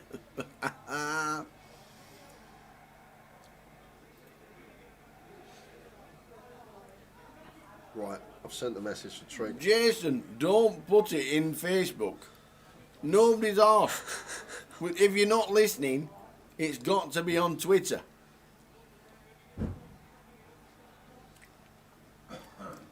There you go, Loz.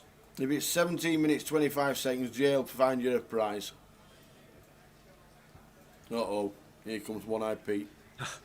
Can you give me an update of what you've done since 8 o'clock this morning, please? Minute by minute. I didn't wake up till about 10:30, Pete, so there's 3.5 hours unaccounted for. The last event for the leaderboard, I do believe, is an event. Is it the last event? I think is. I can't remember. I'll get confirmation. Blackpool, isn't it? Yeah, sometime during Blackpool. I'll get confirmation regarding that.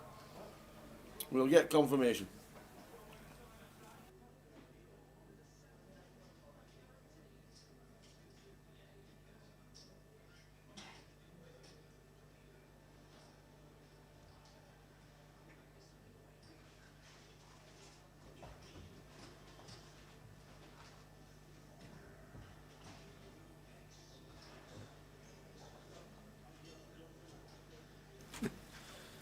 Yeah, we'll get confirmation because we don't know. It could be Blackpool. It might not be Blackpool. We will get some confirmation. Yeah. I thought it was Blackpool.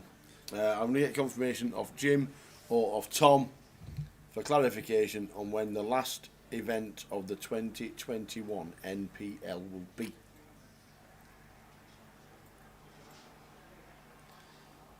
Right, we've just got confirmation.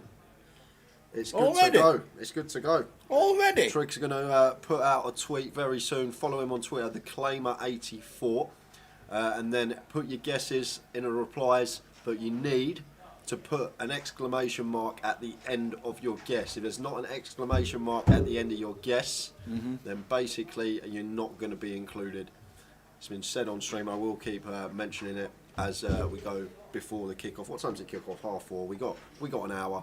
But I will keep mentioning it up until then. But look out for the tweet from Trig on Twitter. Basically, how it's going to work, Trig's got 3 players that he's had a bet on, and they're still all on the FT. And if that player does win and your guess is right, you're going to get a share of Trig's bet. I'm not too sure what the share is going to be per player, but I'm sure he's going to put that in the tweet to give you all clarification. Like it a lot. There's the chip counts for the final table. Ludo 2.1, Madge 1.5, Tom 715, Jamie Nixon 695. These are in chip order, obviously. Give you the rundown of the seats very shortly. Dan Wilson had a bad day. It's 295. Dan, the Irish Open champion. Do you know a funny fact about Dan I found out as well? Do you know his name's Chris. No. Do Do you know he's an astrophysicist? He's got a doctorate in astrophysics. Has he? Yeah. That is some intelligence, because that is one of the hardest course you're ever going to do. Physics is just, when you go to that level, you need some brain to even. The only thing I comprehend remembered it. about physics is Mr. Randall made me bleed.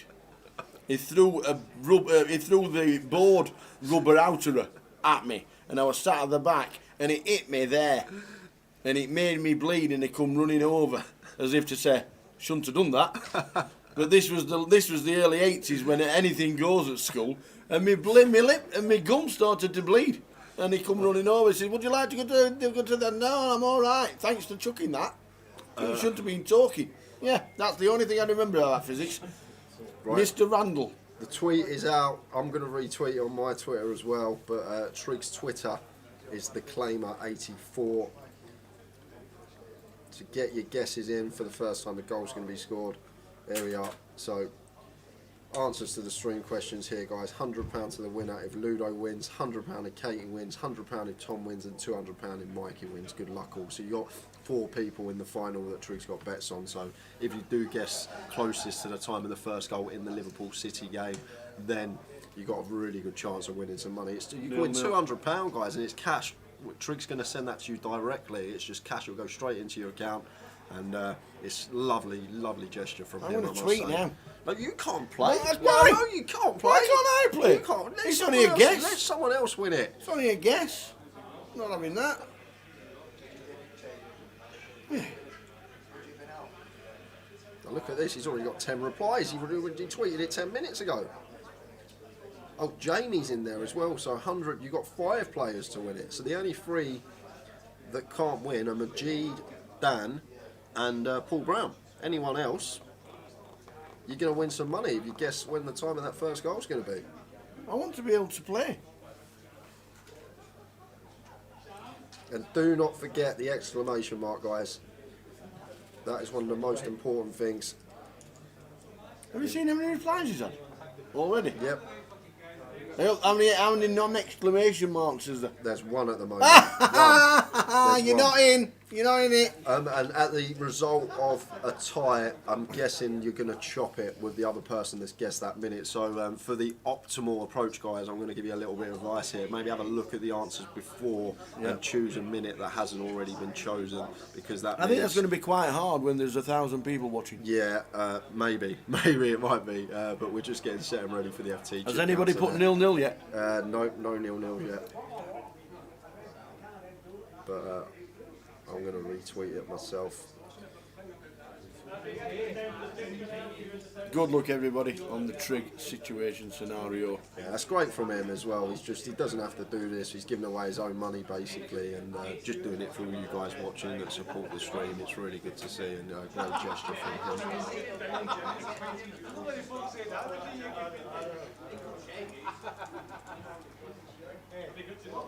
Everyone's going early minutes. No one's gone a goal after half time yet. We're all wrong. He's had 40 replies in 2 minutes. His Twitter must be going mad. He's a popular guy. He's a popular guy. I'm just sitting here because... But we are concentrating on the final table. It's great, a little giveaway as well, guys. I'm giving out the free roll password. More free money. We're giving it all away today. Freebies. 30 minutes time. Keep your ears peeled for that one.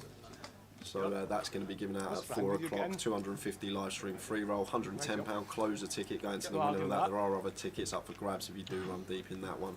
But FT picture just taking place here. I tell you what, must remember to set me alarm for crying much.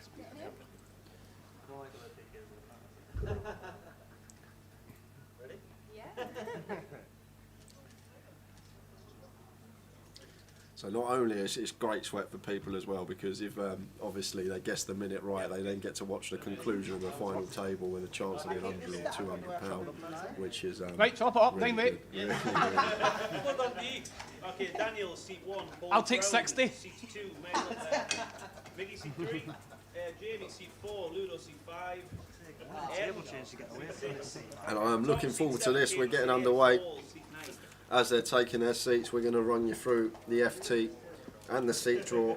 So in 1, Dan Wilson, 295,000 in 2. Paul Brown, 430,000 in 3. Michael Wharton, 315,000 in 4. Jamie Nixon, 695,000.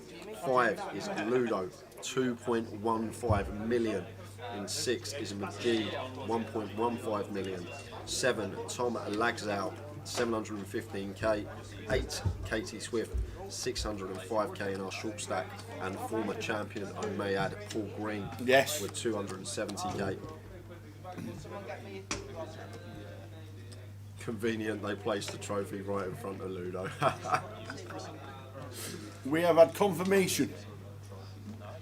November the 14th is the last day of the qualifying period for the NPL. Round 6 of the 30-30s the week after Blackpool is the final chance to claim points. That's in Leeds, Luton, Bolton and Edinburgh. Thanks for clarification. Confirmation that the last points of 2021 are the 30-30 week after Leeds, Luton, Bolton and Edinburgh. Thank you very much indeed. And I've got to mention something else about the trig giveaway as well. No double guesses, guys, otherwise neither of your guesses would count. Good shout. I've just been told that, so no double guesses, otherwise neither of your guesses will count. Yes. So make sure None of you that cheating. only reply once. Don't try and up your odds. It's got to be fair for everyone. So basically, the Twitter account is the Claimer 1984. Yeah. And what you got to do, you got to guess what minute the first goal is going to be scored in the Liverpool-Man City game. But the most important factor in this, when you reply to the tweet, so it's just for the live stream viewers, make sure you put an exclamation mark at the end of your guess. If there's no exclamation mark, you will not be able to win any money. But £200 up for grabs potentially. And we are going to be concentrating on the FT, but great giveaway there from Trig. So First under the final. it's free money. Let's go. Who's going to win it? Who's got the bets on?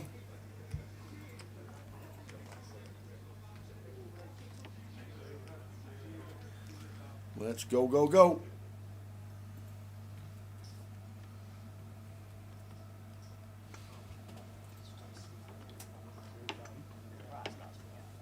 That's 40. I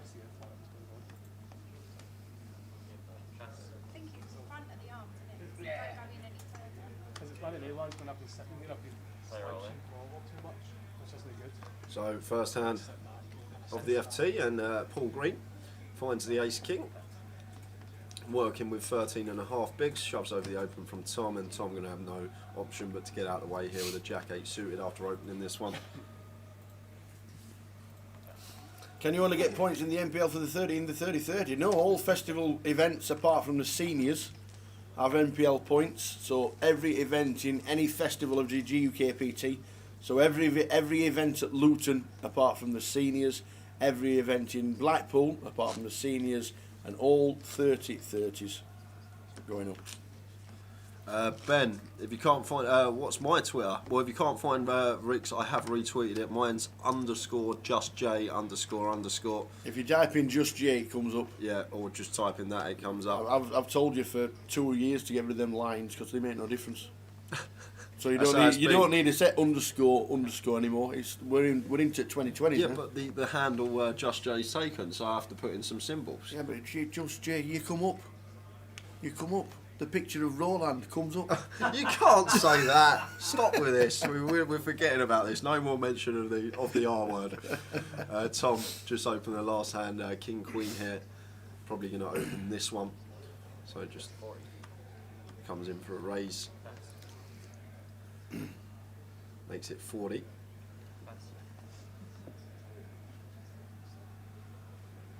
Katie's from Kent.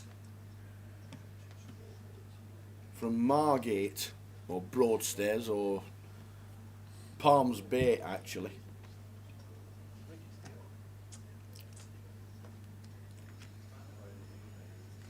Yeah, Katie came second in the Goliath as well. And then had a very deep run at Dustle Dawn the following, or the month before, or the month after, even the year after, for 120k, something like that. Match for the title, says Paul Gillies. He'll be a popular winner, would Madge. Yeah, Paul's going to probably shove this here tower. We got 21 big blinds, easy all in once there's an open. And we're just going to rip this one in. And Jamie here with the pocket tens. And this is a very intriguing spot for him. There's obviously 3 shorter stacks at the table. And Jamie and Paul, from what I've seen, Mr. Paul Brown has been probably one of the tightest players left. He's been very, very solid throughout the days that I've seen him on the featured table. Not been getting out of line much, so that's got to play a factor in this decision from Jamie here. And with the pocket tens tower, I'm not even going to be surprised if we actually saw Jamie potentially fold this one against this particular opponent. It's a real borderline decision here for Jamie Nixon. Paul with the ace king. Does Jamie think Paul's going to have 8s, 9s, 7s in this particular spot? If he doesn't, then we'll probably see him fold. I think if it was a jam from like Dan Wilson, we'll see Jamie ISO. But yeah, I agree. I agree, sir. I can definitely get behind that fold from Mr. Nixon. I know it looks really tight folding 10s there, but open early position, and then one of the tightest players at the table rips in 21 bigs. We're not loving our life with the 10s there, and Jamie just gets out of the way. He did have the best hand. Daytime Twitch asked what was the question for the giveaway from Trig. Have a look on Twitter. Yeah, it's on Twitter. All you well, he hasn't actually put the question on Twitter. He's just put what you win, obviously, to try and deter some people that aren't watching the live stream. Right, got you. So the question is, when will the first goal be scored in the Liverpool City game? It's the minute, not minute and seconds. So you've got to guess the minute that it's going to be scored. And it'll be regulated by Sky Sports, I'm guessing. And you'll see what you can win on Twitter. Basically, I think it's anyone's name who isn't Paul. If they win, you're going to win some money. Paul Green, Paul Brown, and Dan Wilson are the 3 that if they win, you won't win anything. But there's another 5 runners at this table that you can potentially win some dough with. As ace king for Katie here, off of 30 bigs. Have we given out the free roll password yet? And Daniel going to be moving in here. We're going to chop this up. Much ado about nothing. Yeah, so we're going to chop this one up. Catch up with some of the chat. People post in the minute you're guessing the goal on YouTube and Twitch and Facebook. It's got to be on Twitter. The claimer 84 is who you need to reply to on Twitter.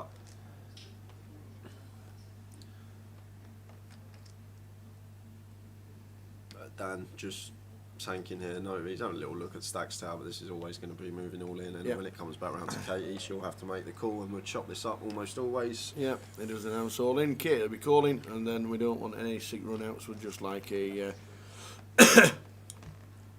start again hand.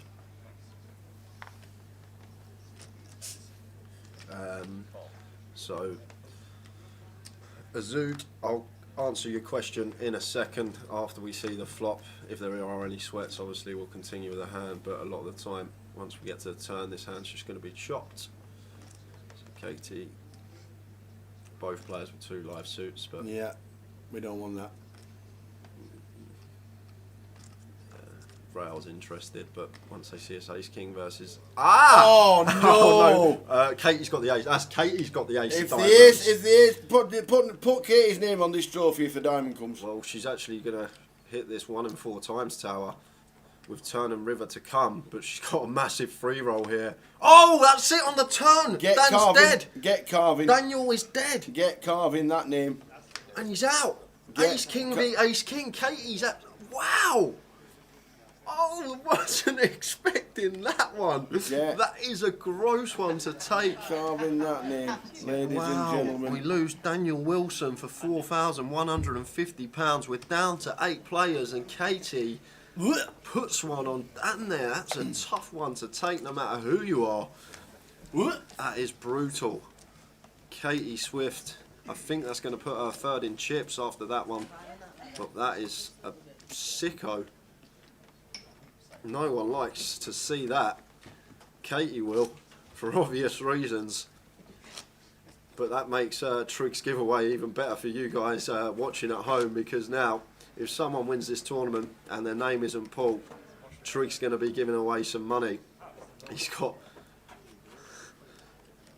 other than Majid as well, actually, Majid I should mention, I know he's GDPR, but Majid as well, actually, another one that if he wins there'll be no payout, but that's just a sicko. I don't like to see it, especially on a big final table, but then being a bit biased, obviously good friends with Katie, one of our Grosvenor sponsored pros, she's right in the mix of things now. Christy says diamonds are a girl's best friend. You're not wrong in that situation. God. Oh, big final table. Ace King v Ace King. Both off suit. And God. Still in a bit of shock myself. Ludo completing the small hit for 10k. Majid's actually got a lovely seat draw here. Just thinking about the seat draw of this final table. He's second in chips and he's got Ludo on his right. This really nice seat draw for Majid. And we are down to 8 players. And 20 minutes time, we're giving out password for our live stream free roll on the Grosvenor client. So keep listening out for that as we see Ludo come in for a lead here. And Majid not going to be going anywhere with middle pair top kicker. The way Ludo's been running, I was just about to say, the way Ludo's been running, I would not expect to see a 4 on the turn, and it's just not any 4, it's the 4 of spades. So he's picked up a flush draw to go with his will, and better 35k here now, and Majid in a bit of a difficult situation against this particular opponent who's more than capable of firing and running barrels, but makes the correct lay down there on the turn. Why do the dealers always wear massive headsets? He's listening to AC/DC. No. The action tracker behind the scenes is giving the information from the dealer on the bet sizing, who's folding in turn, and all the graphics that you see on TV are inputted by Dave, the action tracker, who you never see, who does a very important job, so we can track the action as it happens. I've got people replying to my retweet, not my retweet, guys. Don't put your guesses into me. You've got to be on Trig's Twitter. The Claimer 1984. Yes, I've retweeted it to my Twitter, but just click on his tweet and reply to his tweet, not mine. I'm not going to be accepting any answers, so you're going to need to reply to Trig's tweet. And if you are just tuning in, we've got an unbelievable giveaway from one of our Grosvenor sponsored pros. He's basically giving you cold hard cash, either £100 or £200 if one of a certain 5 players end up winning this one. All you got to do, go onto his Twitter, the Claimer 1984, reply at the bottom with a minute you think the first goal is going to be scored in the Liverpool-Man City game. But the most important factor, make sure you put an exclamation mark at the end of your guess, otherwise your guess won't be counted.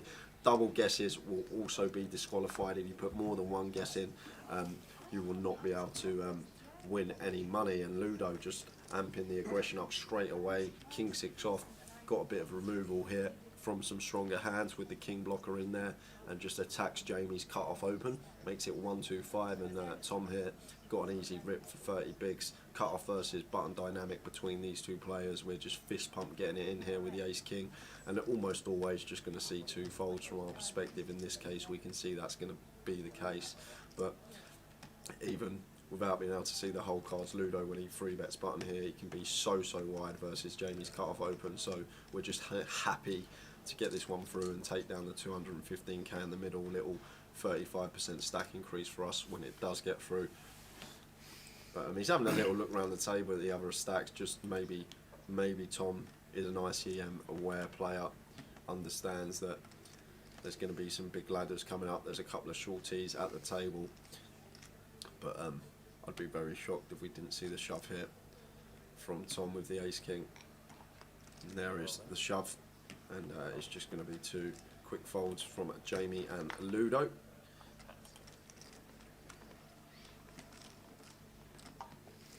Yeah, Katie had about 30,000 last night, didn't she? At one point.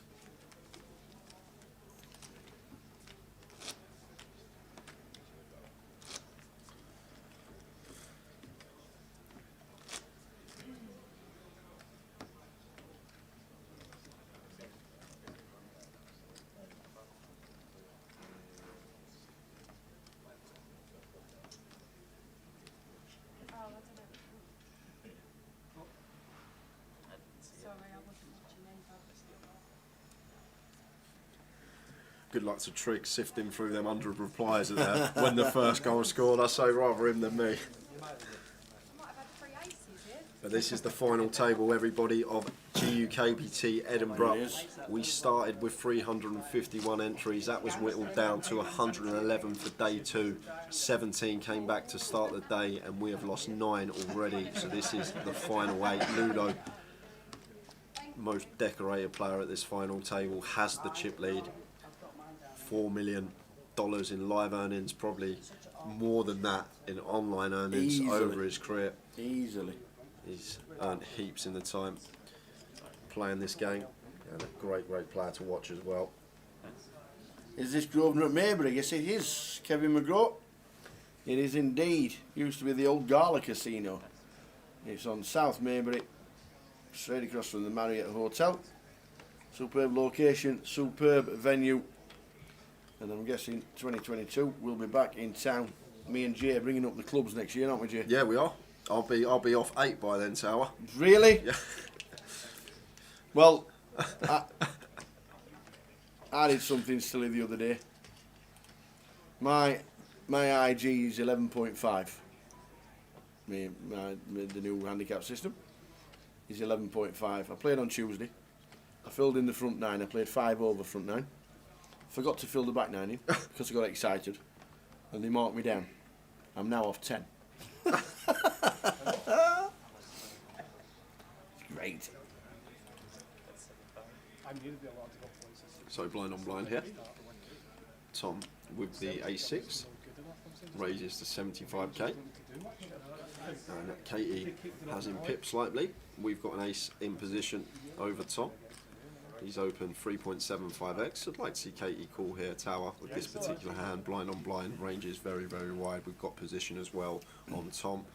So I'm hoping just to see call. She might let it go if she's opting to play a bit tighter because of the shorter stacks at the table, maybe wanting to ladder a few spots. So just letting this one go, not getting involved with Tom.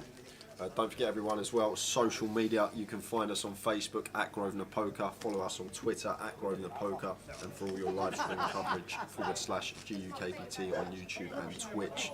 And if you are watching on YouTube or Twitch, it helps out. You did hit the subscribe and follow button. Every time we go live, you'll get a notification. We're back in Luton in around 12 days' time for another main event, 12.50 buy-in for that one. And we will be looking forward to that. Keith, nice to meet you yesterday. Yeah, I told him the 9-hole story yesterday. He was telling me about the good golf courses and the nice golf courses around Edinburgh and around here. And I told him I got the book off Rob Franks as well. But yeah, the 9-hole story was a bit of a schoolboy error. You're not wrong. One of those things that I won't ever do again. Played well though, I must admit. I did play well for the first 9. Yeah, good to meet you yesterday as well, Keith. Nice to have a little chat. Good to see you play on our featured as well.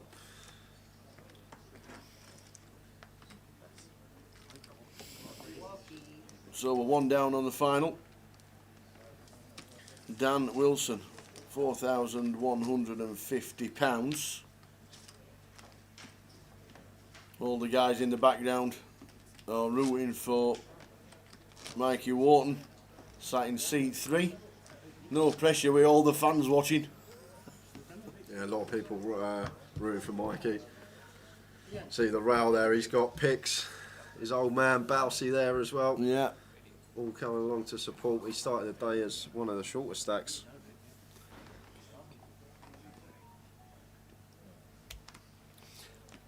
How did they get Paul Green's chips off him? You don't. Nobody did in 2017. How on earth? You get lucky against him, that's our Tower.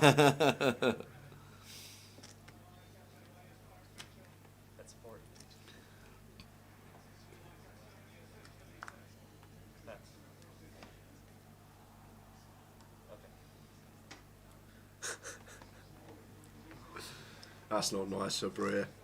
I could have a good year on the golf course, you never know. He's going to have lessons as well. He's realised he can't do it on his own. Best thing you could ever do if you're going to take it I'll serious. tell you after this, I'll tell you a funny story, Tal. You'll like this. King deuce, king 6, see a flop, Ludo's involved. Obviously, it's a 6.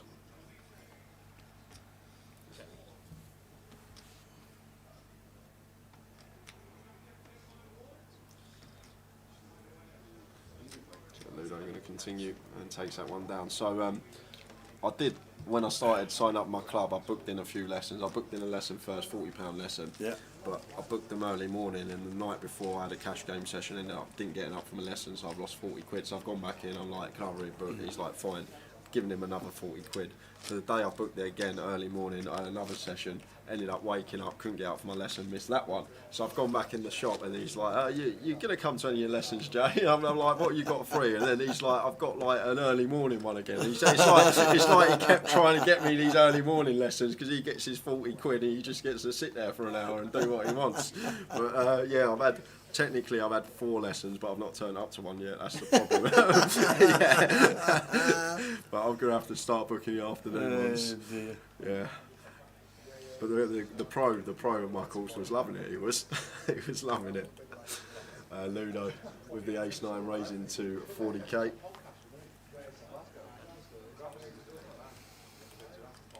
And this is what we're going to see a lot from Ludo. This is what I wanted to see at the Leeds and Coventry final table. Like, I know it's different because Jack was pretty card dead and couldn't really open many hands, but like these marginal holdings, which maybe folds early position a lot of the time, Ludo just opted to open them. And we got Mikey here with the ace-9 and 11 big blinds in the, might opt to shove this one versus Ludo, but just going to call.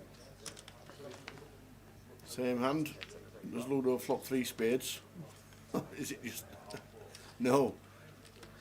Going to be going Ludo's way a lot of the time though. Got the betting lead, got position. 10-5 for the flop.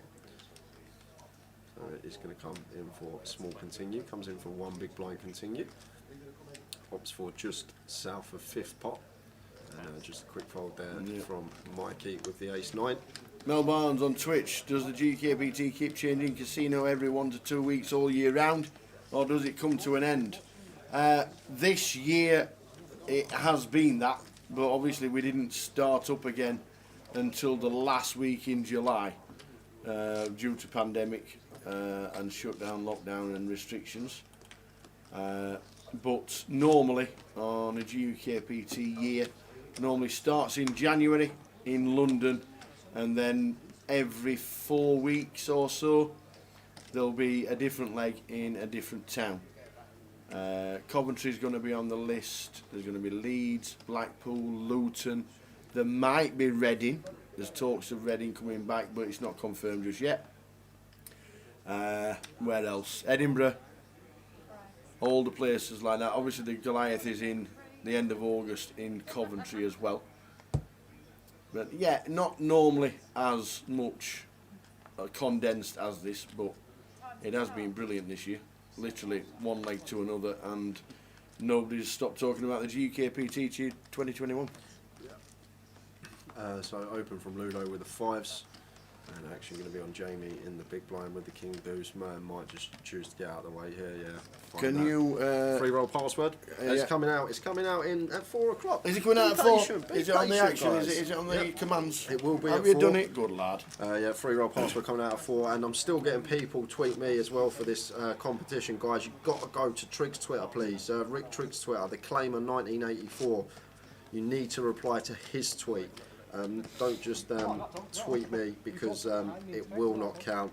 So basically, last time, I'm going to mention this because the football is kicking off very soon. So if you do like money, get involved. If you've got a Twitter account, the claimer 1984, reply to his tweet. And basically, if you guess the minute right when the first goal is going to be scored in the Liverpool-Man City game, and one of the players that Triggs mentioned in the tweet wins this tournament, you're going to win yourself either £100 or £200, and that is cash. Triggs going to send that to you, and a great gesture from him. But the one thing I need to mention, exclamation mark at the end of your guess. So it's just for the live stream viewers only. We don't want random people on Twitter getting involved. It's only for the live stream viewers. Make sure you put an exclamation mark at the end of your guess. No double guesses, otherwise you will be disqualified. DQ, DQ. but it's free money. Just get involved.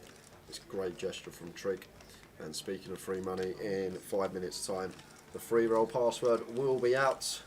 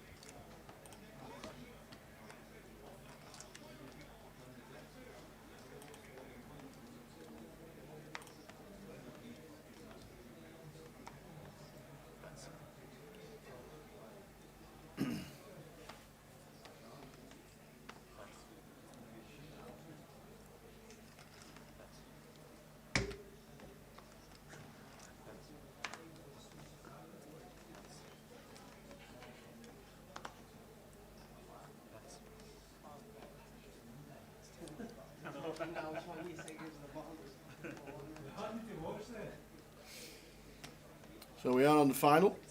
GUKPT Edinburgh, 351 runners. We're down to 8. Dan Wilson, eliminated by Katie Swift in pretty ill fashion.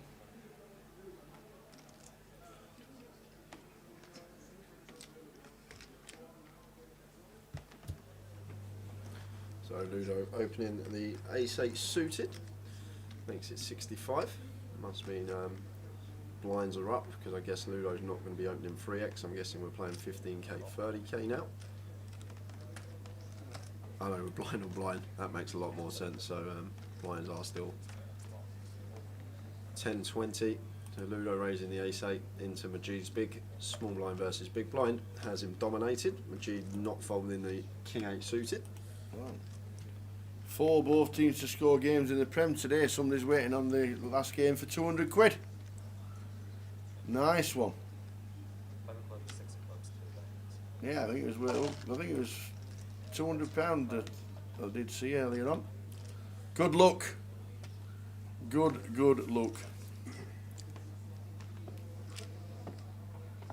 It was 10-1. I like it. So 2.3 mil for Ludo. Madge 1.4.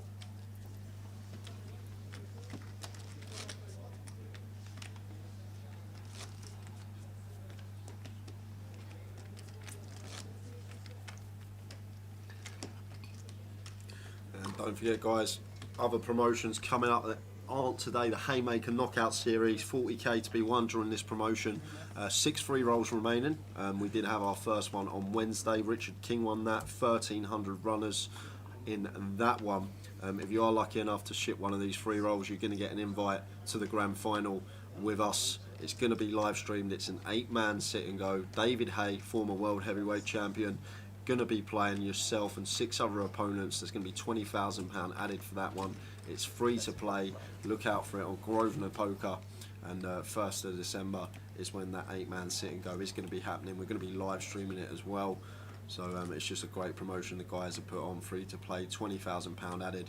The next free roll isn't this Wednesday, it's the following Wednesday, so the 12th, 13th I should say, the 13th of October, and it kicks off at 8 PM. And it's not just first place that's going to win something, there's other tokens, tickets in there as well, so just to make you aware. Just realised as well it's set up there, won't be playing it.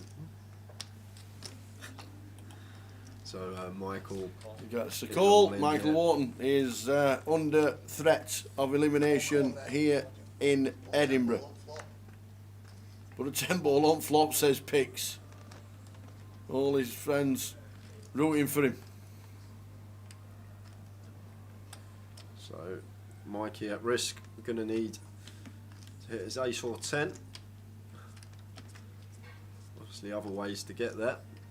That's not a good flop because no real runners here other than running Broadway, so need ace or 10 on turn or river.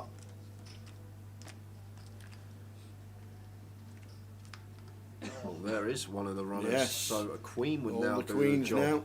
now. Ace, queen or 10 needed to survive. Does he get there? Does he get there? No, it's A little bit of overkill on the river. Meaningless set there for. Well played, Michael. But we are going to lose Michael Wharton in 8th place. He takes home £4,840. So everyone's now locked up.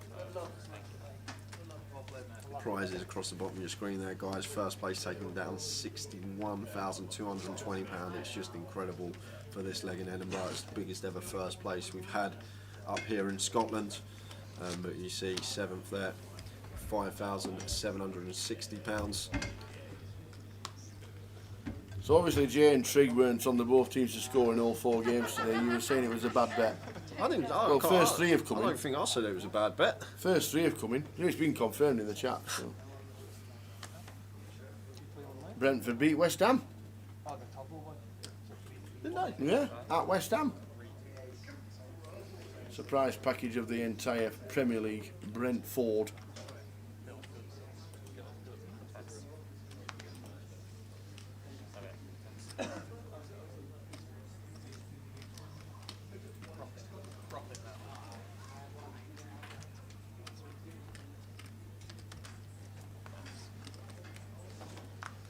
So we're on 7 in the final. We have a chance of a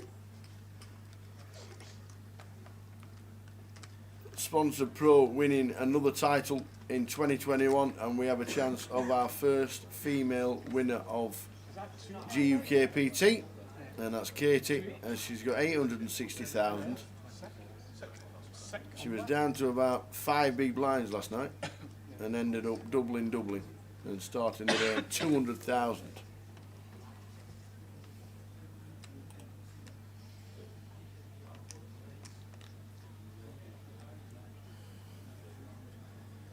Dun dun dun. Password's out. Is it? It's in the commands on Twitch. What is the password? Free roll password, £250 live stream free roll is EDIGUKPT, all capitals. Is it?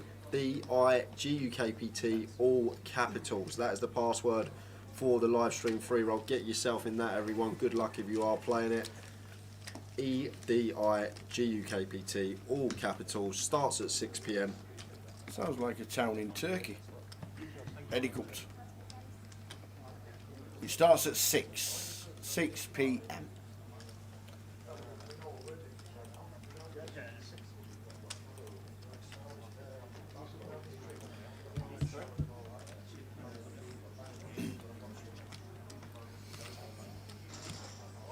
You're just tuning in. Good afternoon. 4 PM BST. GMT.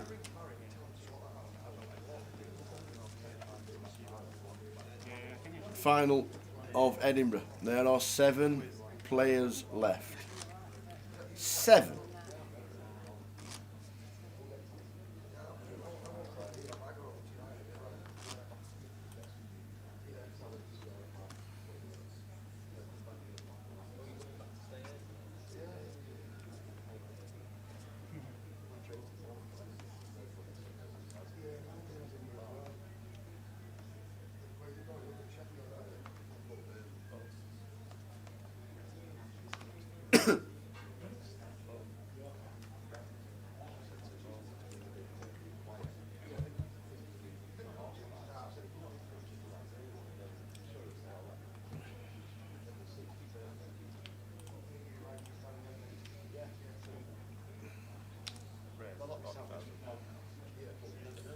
So Majid, second in chips, makes it 40k.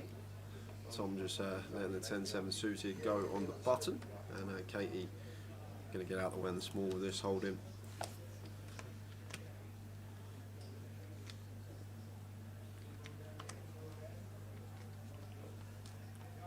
And Paul going to do the same, raising take for Majid.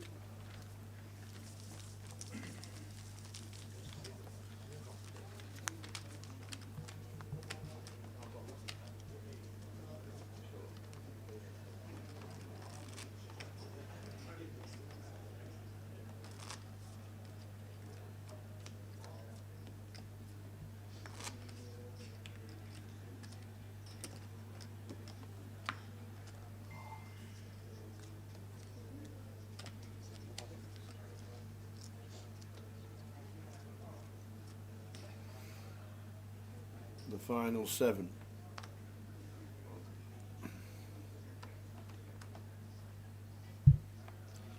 So Blackpool eventually taking £60,000 in the 30-30. It was a struggle for a lot of the days, but we got there. We got there.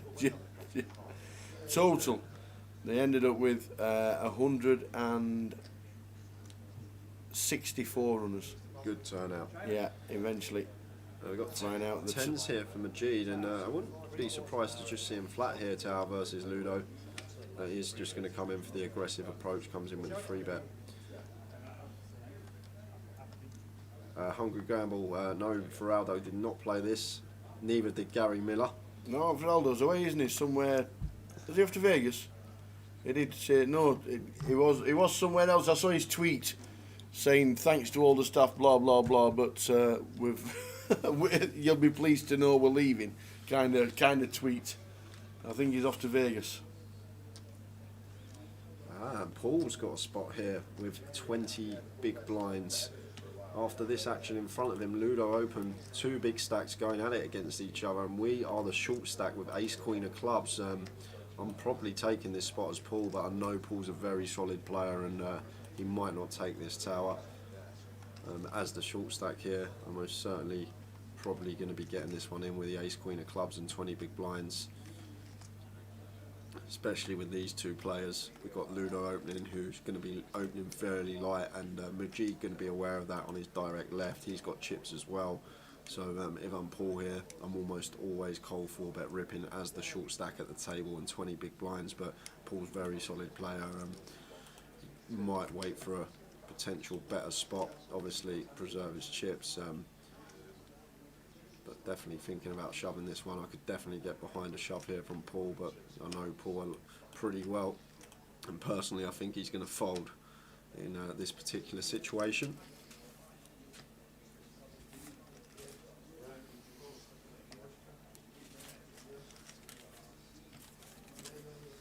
Having a hard think about it, rightly so. There's lots of money to play for, 60k up top, down to 8. I'd love to see the rip here from Paul, but I just got a feeling he's not going to take this spot tower. Look, he's really thinking whether to go with it or not. And Majid could be calling it off with the 10s if Paul did rip, and we'd be flipping. But rightly in the tank, and rightly so. Emma Louise, what's the password? It's EDIGUKPT. EDIGUKPT, all capitals, no space. So that's what you need to get into the free roll. And we are on a 30-minute delay. So the pictures you're seeing now were from 30 minutes ago. Me and Tara get them fed through her. We're in a little cupboard somewhere, and we get the pictures fed through, and we commentate on them live so we can interact with everyone in the chat boxes. But this is a 30-minute delay. 30-minute delay for exactly that reason. So Paul did opt to fold the ace queen, and Ludo going to do the exact same with the 10-8 of clubs, and Majid going to pick that one up. Maybe a little dynamic setter as well. I'm not going to let Ludo know. I know you're good, but I'm not just going to let you open light all the time. I will 3-bet some hands. I've got the chips to do it. I'm working with 75 bigs, well, just over. But Paul was our short stack there. Could have potentially taken it there with the ace queen suited. How does he do that? Ludo just said, what did you have, ace queen of clubs? Is that what he said? Just said it. What, to Paul? Yeah. How do you get the combo right? I get you can say ace queen. What do you have, ace queen? But how to get the 1 out of 16 combos right?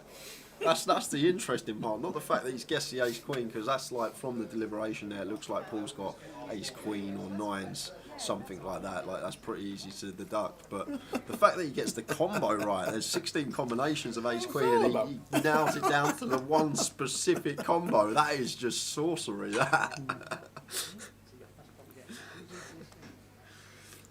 People asking for the payouts. I'll keep running them across the bottom of your screen. Much chopping that to top 9. So next out, as we have 7 players left, is £5,760. Michael Wharton in 8th, as you can see, scrolling along bottom.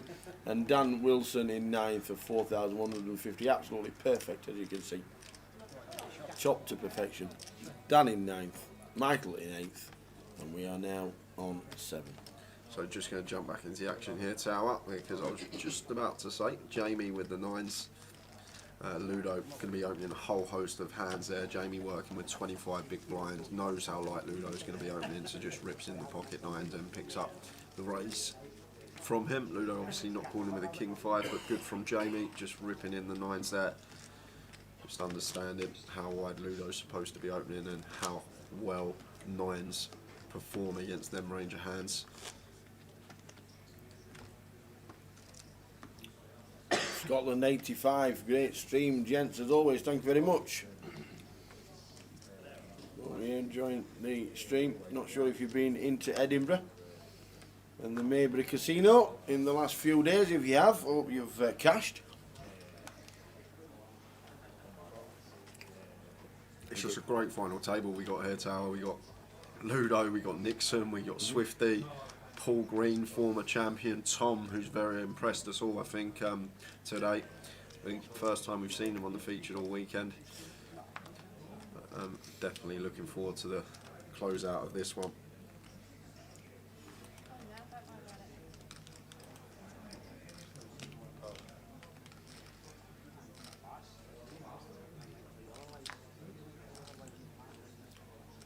I'm guessing Chiesa is going to be off to watch Fiorentina very soon.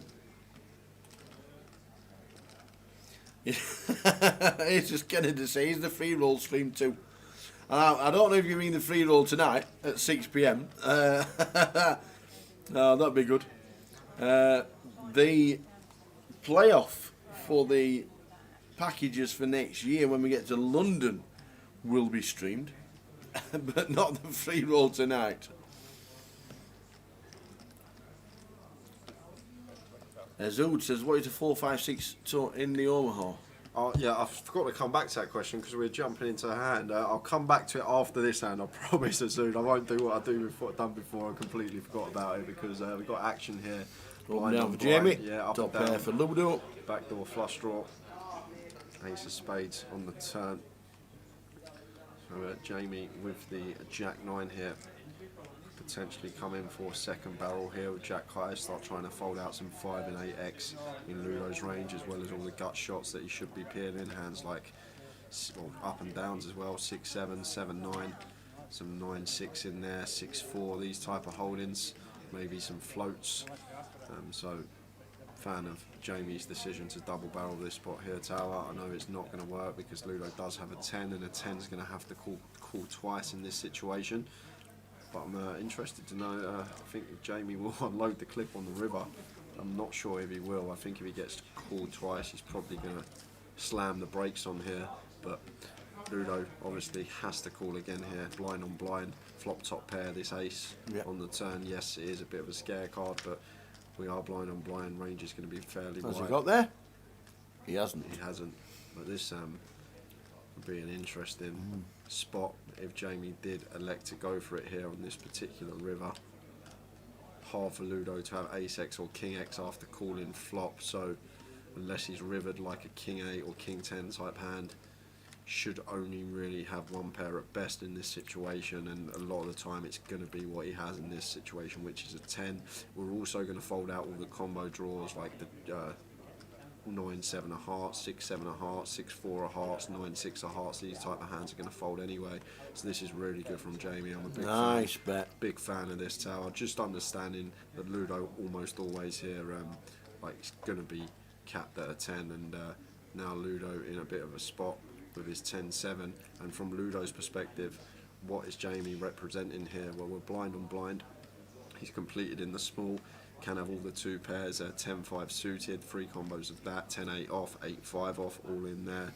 Maybe some ace-10 that completed in the small, didn't elect to raise and turn top 2. King-10 could play this way, take this line as well. So got plenty of value. Bluffs here for Jamie. Obviously the hand he has, the Jack-9. Wow, it looks like Ludo's going to make the call. Good call by Ludo with the 10-7. And that man...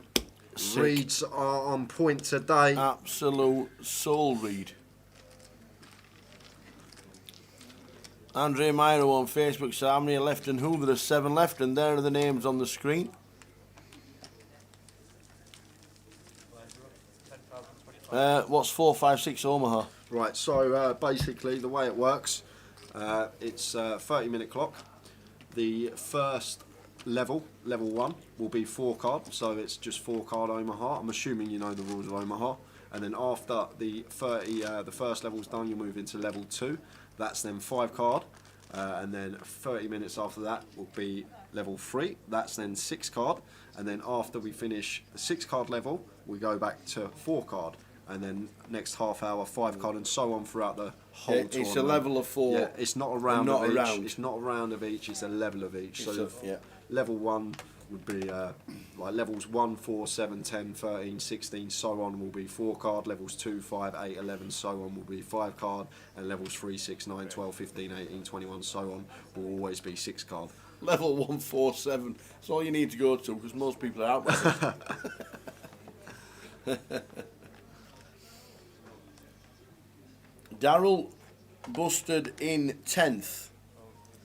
Daryl was bubble for the final table. And Marius was yesterday. Daryl Benton went out in 10th for £3,460.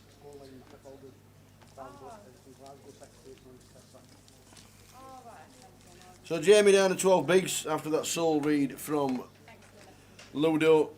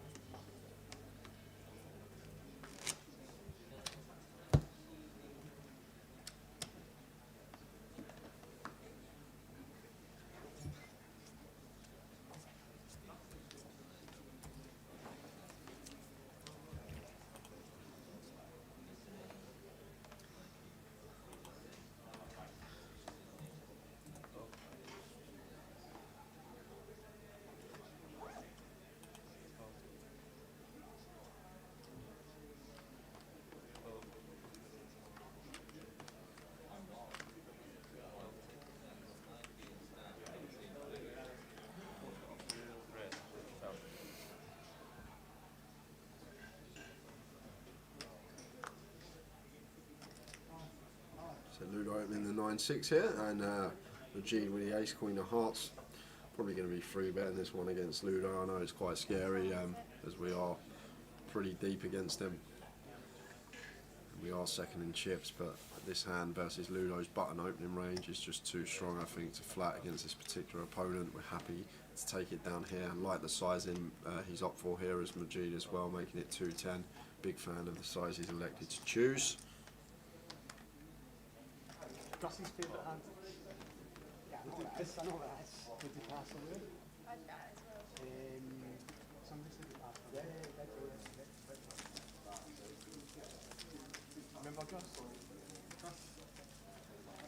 He was an ex-policeman. He used to play in the riverboat, come through here as well. I think he passed away. He was in his late 60s when I was, what, 18, 19? So he would have been close to his 80s.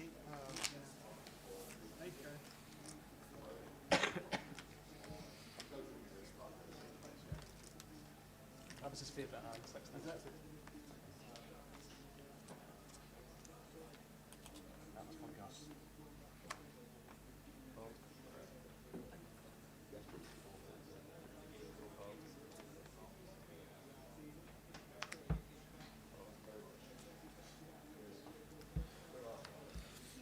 So password for the live stream free roll is out. It is EDI GUKPT, all capitals, no space. Yeah, that's short for Edinburgh. Yeah, I think it is short for Edinburgh Tower. Okay.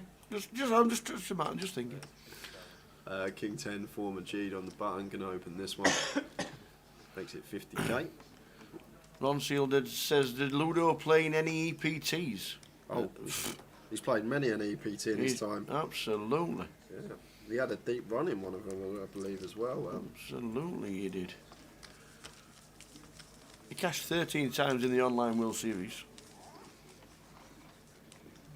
He won the Party Poker Millions in Barcelona 3 years ago. EPT side event came second. UKIPT came second. Yeah, he come fourth in EPT London back in 2013 for just under £200,000. I think that was a bit of a sick one as well, I do believe. The way he got eliminated in that. And I'm not going to drink day 2 and I'm not going to drink day 3 if I make it. That's what I said to myself. What? Oh, plenty of pints when everything's done. That was his biggest live score in terms of dollars. The EPT back in 2013. You know when the dollar was worth something? Instead of 1 for 1, like it nearly is now. His resume is unbelievable. Over 3 million in live earnings, over 4 million in online earnings. This year alone is has been phenomenal online. 13 cashes in the World Series that they had online. Katie in the small here. Going to shove here tower, blind on blind into Paul Stack. It's Katie is the second. Someone asked who's got the biggest live earnings after Ludo. It's Katie Swift. She's got just under $400,000 in live earnings. Lady in seat 8, looking to become the first female GUKPT champion. But we do have a former champion still at the table. Nobody's getting seat 9's chips too easily. Paul Green. Jordan Brown. What do we see? Jordan Brown. How do you play against Ludo? In this spot, all the chips and play well. Also a lunatic at times. How do you play against Ludo in this spot? Well, it depends what stack size I got, to be honest. I know like it's pretty easy to play against Ludo as like Paul Green and Paul Brown when I think they're both sub 20 bigs. Because we can just take good shove spots. Like when Ludo opens, we can just take really good shove spots against him with like some ace-x hands, king queens, king jack suited, these type of hands, because we're just going to fold out a whole host of Ludo's range. However, if I'm in Majid's spot, I'm just thankful for the seat draw that we've got position on in his left. I'm probably not free betting him too often. If I want to continue, I'm probably just going to flatten position and play accordingly on flops, simply waiting for some of the shorter stacks to bust out. But definitely if I'm second in chips, I'm not going to want to be getting in too many big pots with him unless obviously I've got a nutted hand in the situation. But the 20 big blind stacks, they should be fine with it. Ludo opening all the time, as long as they're going to be taking good shove spots. It's just one of them things. And if we've got Majid's stack, like I said, I'm probably not going to be free betting him too often. I'm just going to be calling, playing post flop with position.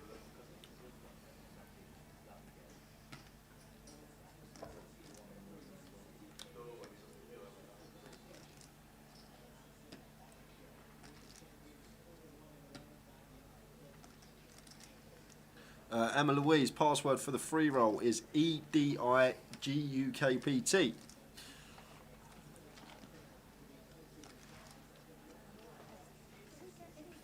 And we're down to 7 in the final. Yeah, we've got an interesting hand here, Tower, because Ludo continuing his aggression, opening king 4 +1, and Paul Brown, with an easy defend with the king queen suited, and this is always going to go bet call. No need to raise here as Paul with middle pair gut shot and 9 of clubs on the turn here.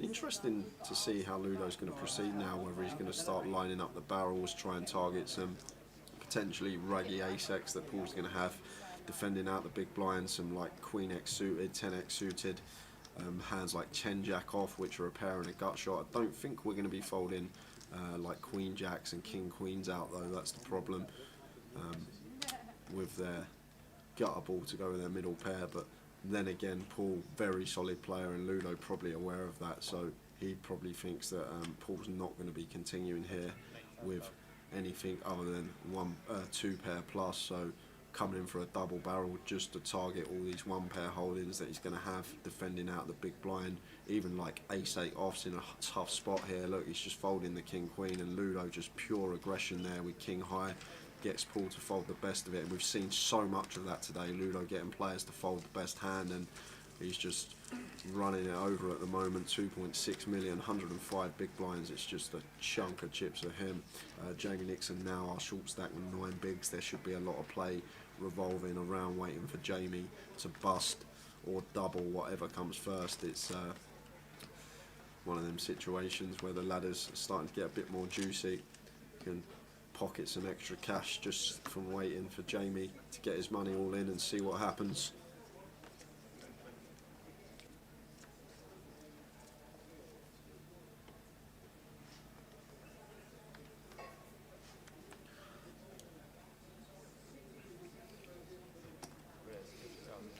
Just had a tweet from Jonathan Scott, who finished 41st this week. Well on, John.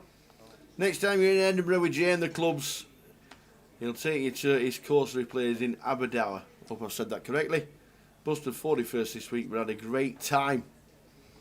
Well, we sent the reply out, young man, and that's how me and Jay play golf. That would be us. That would be us. That's me. That's me when I make a 7 on a par 4 tower. When I hole like a 20-foot part to make 7 for 1 on a par 4. That's how I usually feel. Thanks for that, Jonathan.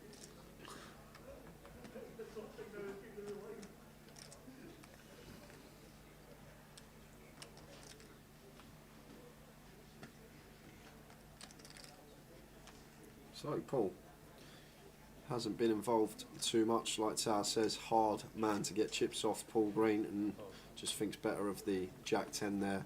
Like I said, Paul probably going to be waiting around to see when Jamie gets his stack in. He's got 9 big blinds, Jamie Nixon, so a lot of play should be revolving around the short stack here because the ladder's starting to get a little bit more juicy. Let's have a little look. Prizes coming across the bottom of your screen. £670 to buy into this one, and someone's going to be taking home nearly 100x their money. £61,220 up top. Obviously Ludo big favourite to take this one down, and just applying the pressure on Jamie here. Jamie, I'm surprised Jamie could have potentially shoved this because of how many hands Ludo has been opening, but opted to just call and try and catch a piece of the flop before we go with it. But Ludo's just going to be amping up the aggression, and there we go again, just fires. Did have the best of it this time, but Jamie just can't do anything with his particular holding. Gets out of the way.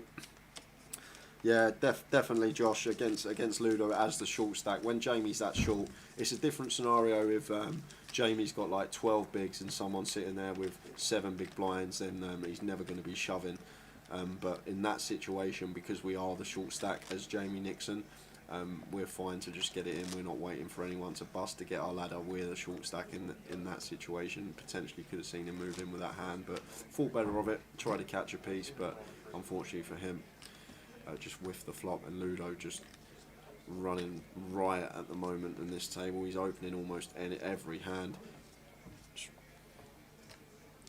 And Hurricane Higgins, the website is Grosvenor Poker. You can go on Grosvenor Sport if you do want to have a little flutter, but the book for today is no longer open.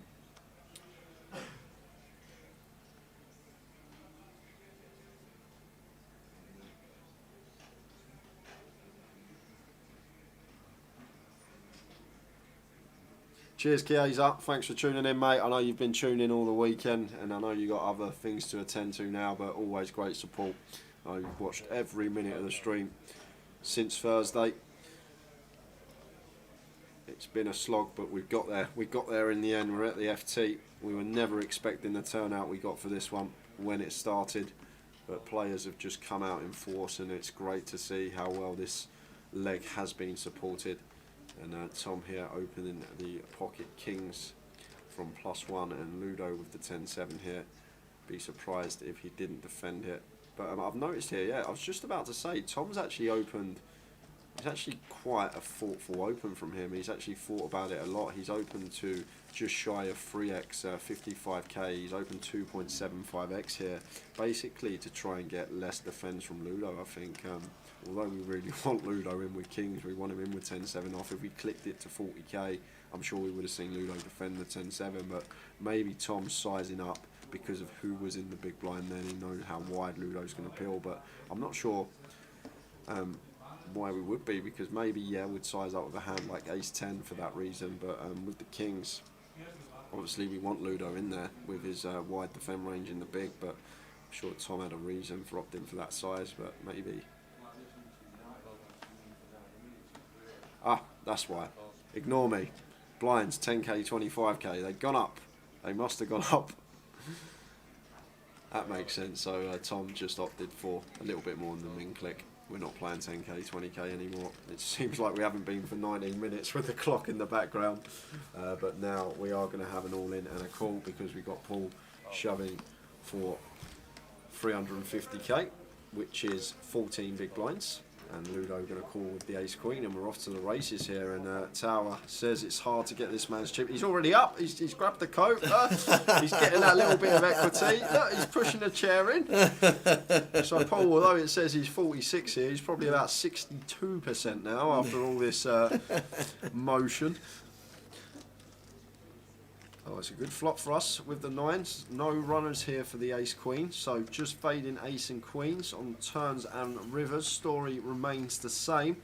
Paul Green could be on his way to a double, and he is. Paul Green up to 750k. And Ludo takes the first real hit of the FT. He's still got more than enough, but he's first real hit for him, and Paul Green is going to double up. Somebody write it down. 4:30 Sunday afternoon, 3rd of October. Ludo lost a flip.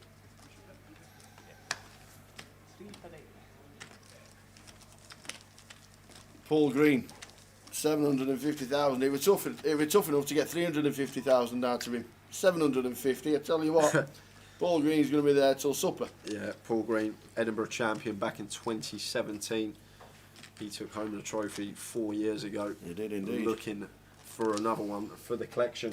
Who did he chop it with? He chopped it with Colin Wu and Ian Swanee. Lovely fella off the table as well. Met him actually in Coventry. We're playing a side event. He was sat next to me, and he was drinking beer. He just looked at me. He goes, "You want one?" I was like, "Yeah, why not?" And then from there started talking. Really nice guy. Always very welcoming.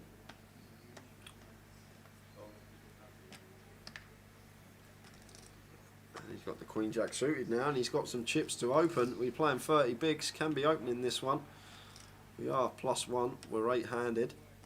We've got an image that we are one of the tighter players at the table. So good to see him open, makes it 50k.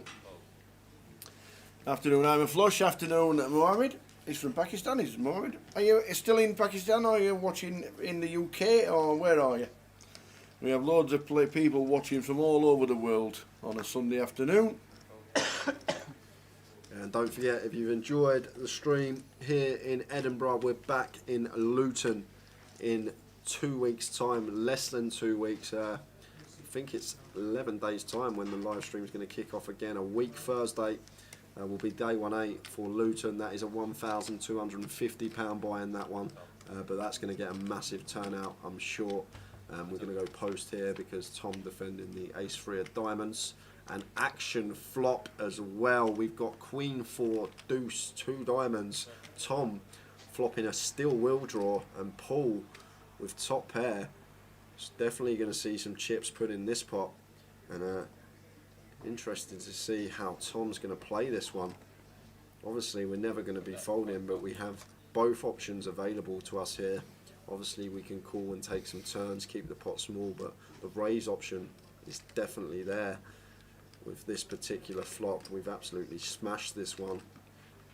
Overcard to the board, will draw, flush draw, straight flush draw, the whole works going on here for Tom. Obviously wary about Paul's early position open. He's still going to have a lot of strong hands in there. His value aces, kings, ace, queen, king, queen jack suited, queen 10 suited. They're the value hands of Paul in this situation. The thing we've got to take into account as well though, Paul's going to be c-betting a lot of hands on this board. He's going to have ace, king, ace, jack, ace 10 as his c-bets. It looks like Tom's going to come straight in for a raise and take the aggressive line here. We can fold out some better ace highs, the ace jacks, the ace 10s, the ace kings, and we can start putting Paul in a bit of a spot with hands like sevens through jacks. Obviously Queen X not going to be folding to the raise, going to be calling once and taking some turns. Turn is the 7 of hearts here, and now there's 365k in the middle. So we are working with about 1.6 SPR in this situation as Tom, and got to be thinking here, if we are going to barrel this turn, are we going to triple it off in this situation? We've got Jamie sat over there with 6 big blinds. I know we have Paul slightly covered, but it's only by a big blind or 2. So because of that, I might say Tom might check this one rather than potentially tripling it off, but it looks like he's just going to fire. Got to be thinking about the hands that Paul calls us with on the flop as well. We're probably going to fold out like the 8s through jack, so once Paul calls flop, I think Tom's going to be aware the worst hand he's going to have in this situation is a hand like queen 10 suited. So maybe just attacking the 1 pair holdings of Paul, or the queen X, the queen 10, the queen jack, the king queen, the ace queen, coming in for a double barrel, attacking these types of hands. And then from Paul's perspective here, we've got to think about the hands that Tom has for value in this spot, and Tom's value range is set of deuces, set of 4s, 4 deuce suited, all 3 combos of that in there, queen 4 suited and queen deuce suited, 2 combos of each of those. That's the value range here for Tom. But the thing is, he does have a whole host of bluffs. Diamond draw is obviously the first one that comes to mind, but he's also going to have some 5-3 suited in there as well, and Paul now in a tough spot because of that, because Tom can plausibly have plenty of bluffs in this situation and value as well. So interested to see how Paul is going to proceed.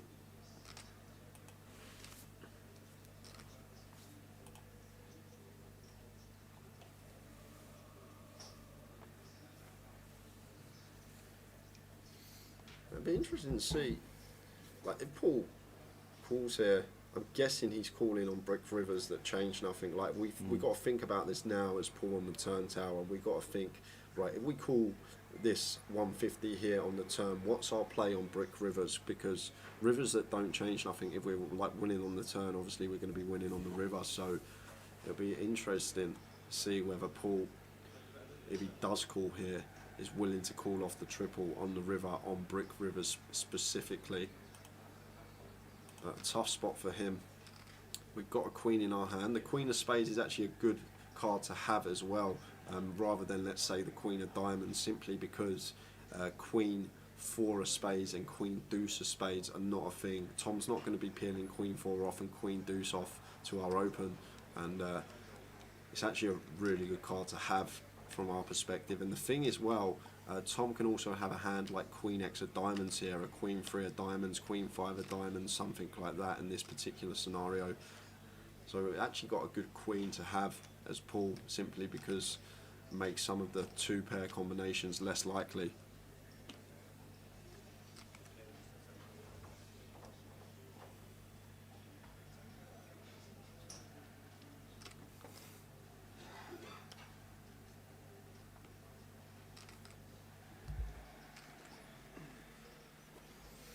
So in a tricky spot, Paul Green with the queen jack.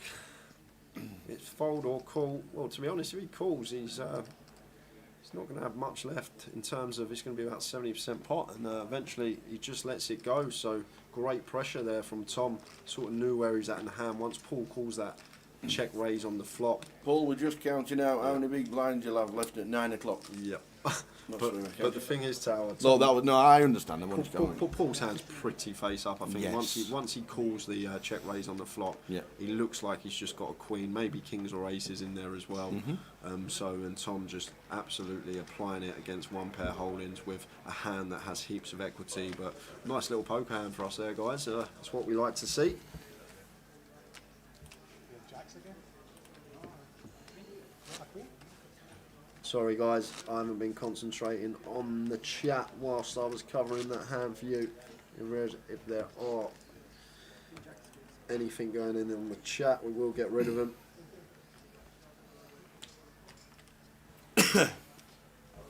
Password is Eddie GUKPT. EDI GUKPT. Get in the free roll.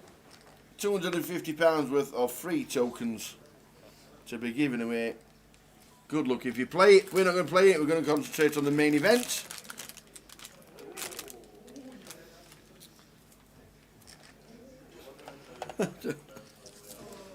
Oh, nothing booked yet. Ace queen here. I'm booked on to play Birkdale. If that's my only plan at the minute. That's it.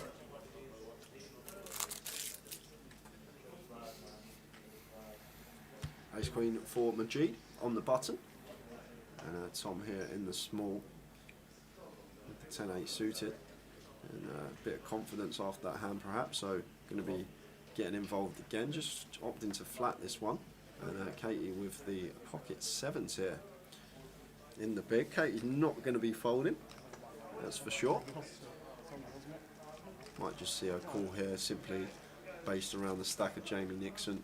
Jamie working with 6 big blinds, but looks like she's going to take the aggressive approach here, which is fine as well. It's a button open. Majid going to be opening a whole host on the button with this second chip lead.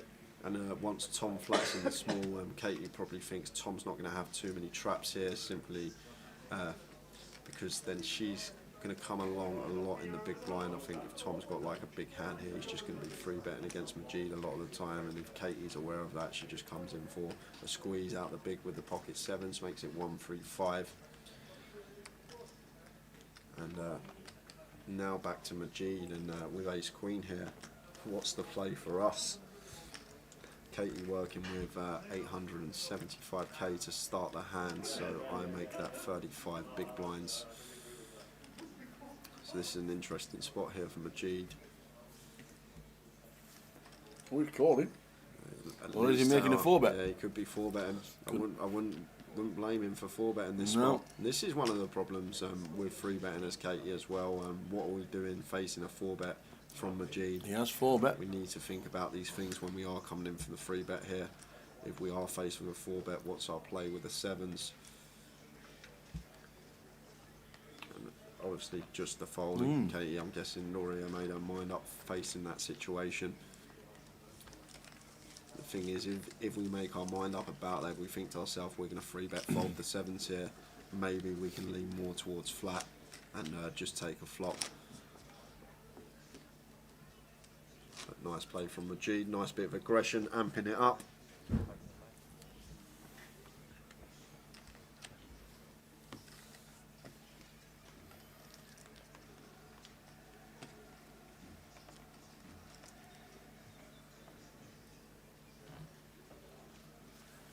Finally in Edinburgh. Welcome aboard, ladies and gentlemen.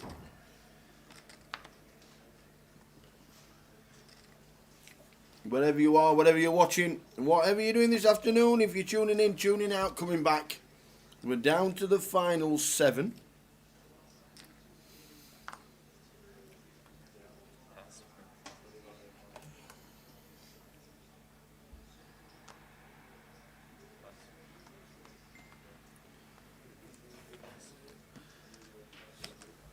Jamie finds a spot to get his last 6 big blinds in here with the pocket sixes, and Paul with the Queen 9 of clubs closing the action here.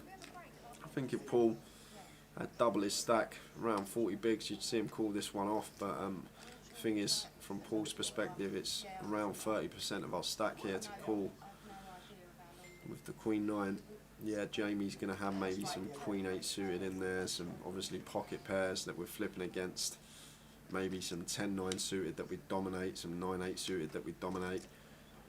Only a shove for 6 big blinds. And we have a big blind invested, but I think the way Paul Green plays, he don't like Tower, says he doesn't give these chips away easily, and I'd be surprised if he made the call. It's a completely different scenario if it's like Ludo here sitting with his chips. I'm sure we'd see the call with a Queen 9 of clubs, but Paul here, doubt he's going to put 30% of his stack in, facing the jam from Jamie. And the problem is as well, what we got to think about is, Paul, if we make the call here and we lose, we then drop to around 360, 370k, and Jamie's going to have that stack as well, and we become the short stack with him. But obviously taking his time with each decision. He is going to make the call, and that's fair enough. It's only for 6 big blinds. Indeedy, indeedy. And we're off to the races. Do the 6s stay in front of the Mickey Blacks? Well, I hope they do. I got some money on Jamie. You took 25s, did you? Yeah, 25s. 25 to 1 on that man. So off to the flop. Jamie with the 6s, Paul Queen 9 of clubs. King 5 deuce. Yeah, pretty clean here for the 6s. There are some runners for the Queen 9, but at the moment just fading Queen on 9 on turns and river. Well, that's a great turn for us. So story remains the same for Jamie to double. Needs to fade a Queen or a 9. Does he survive? Is the bet still alive? Yes, it is. Diamonds. So Jamie is going to double up with the pocket 6s, and now him and Paul very similar in stack sizes. Afternoon to Simon Baker, watching in the airport. Been in Mexico and the United States for 5 weeks. He's now sat watching the GUKPT live stream in the airport, waiting to fly home. Safe travels, Simon. Yeah, glad you're enjoying it, Simon.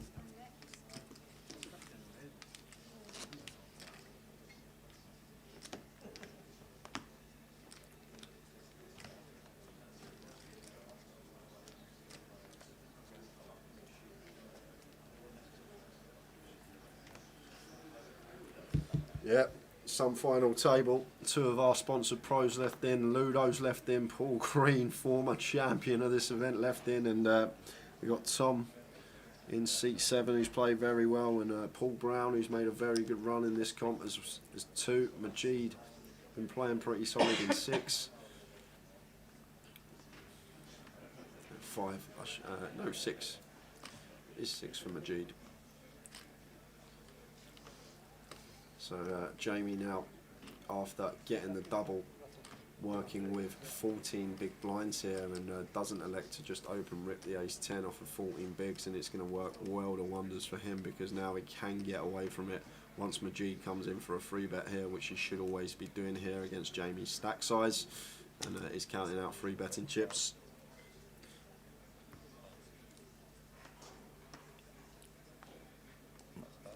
The raise is to 135. Yeah, now Jamie can just get out of the way here now, Tower. Yep. And that open off of 14 bigs perhaps saved him his tournament.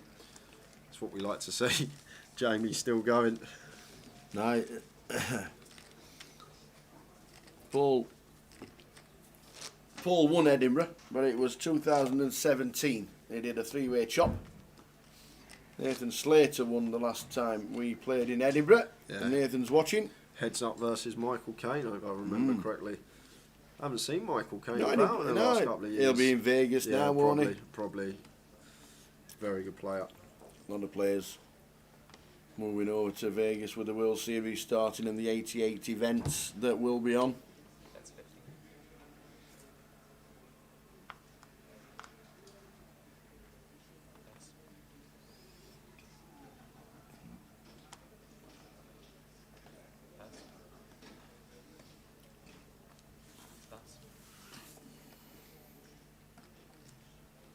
So Ludo toned it down for the last 15 minutes or so, but hasn't been opening trash hands. Can't just be opening the 10-4 off, 9-3 off. Can open wider, but them hands still need to be going into the muck. That's why I haven't seen him involved for the last 10-15, but ace-9, good enough for him to open here. 7-handed.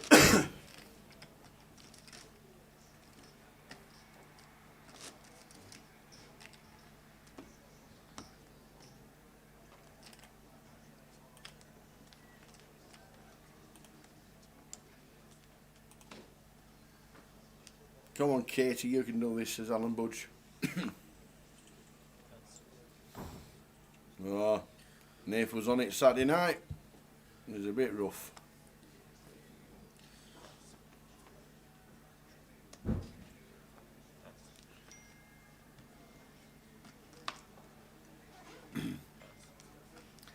It does only take a double. You do have to win your flips. Paul moves all in. Jamie's got the same hand. There's a Paul Brown shoving for what is 18 bigs. Just gets it through. Back up to just sub 20 big blinds now. 19. Oh, yeah, Alan Budge plays in Thanet. There was a GUKPT there in Thanet. I think the last one was Albert, wasn't it? In Thanet. I remember Paul Annis winning one. And Albert.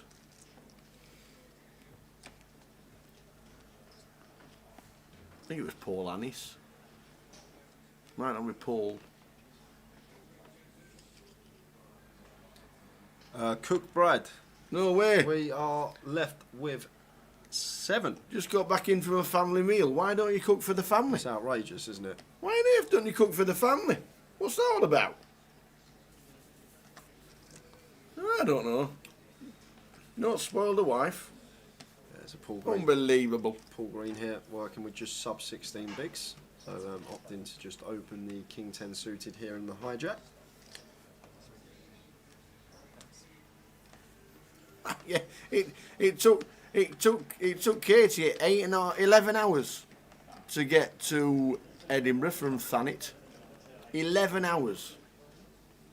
You can fly first class to Vegas and be there quicker.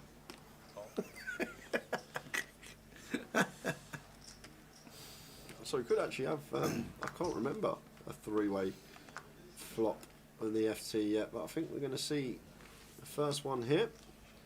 3-way action, because Majid shouldn't be letting this one go. Queen 4 suited, getting this price on a call. Just over 5 to 1 on his money. So 3-way action to the flop. 3-way to the flop. Queen I, Queen 9-3, 2 clubs. So we've actually got Majid flopping the best of it here, in form of top pair. And then Paul not electing to continue, just going to take a free one, see if we can get lucky and hit a jack on the turn. Jack there on the it turn, is. can we hit the jack on the turn? Instant, thank you very much, Serviso. So Paul, going to be loving that card. Binion on chip leaders soon. And Majid with top pair here. Should still be checking a lot of the time. Well, action on Ludo first here with the ace-jack.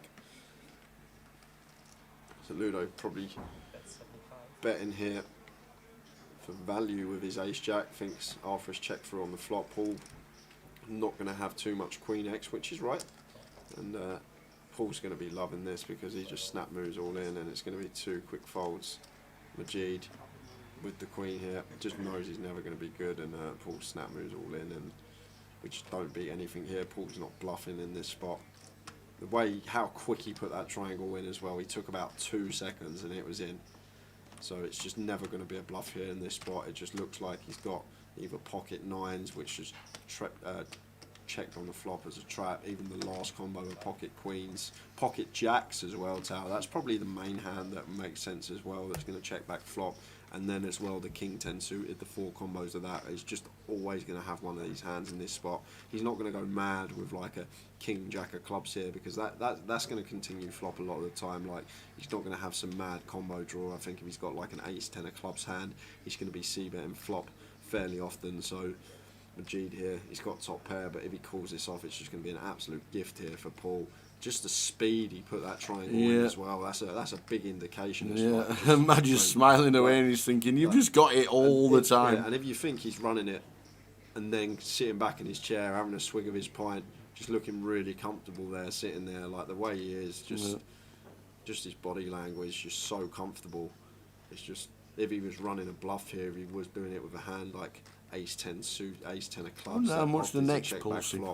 But he's just can never call him Majid against this opponent.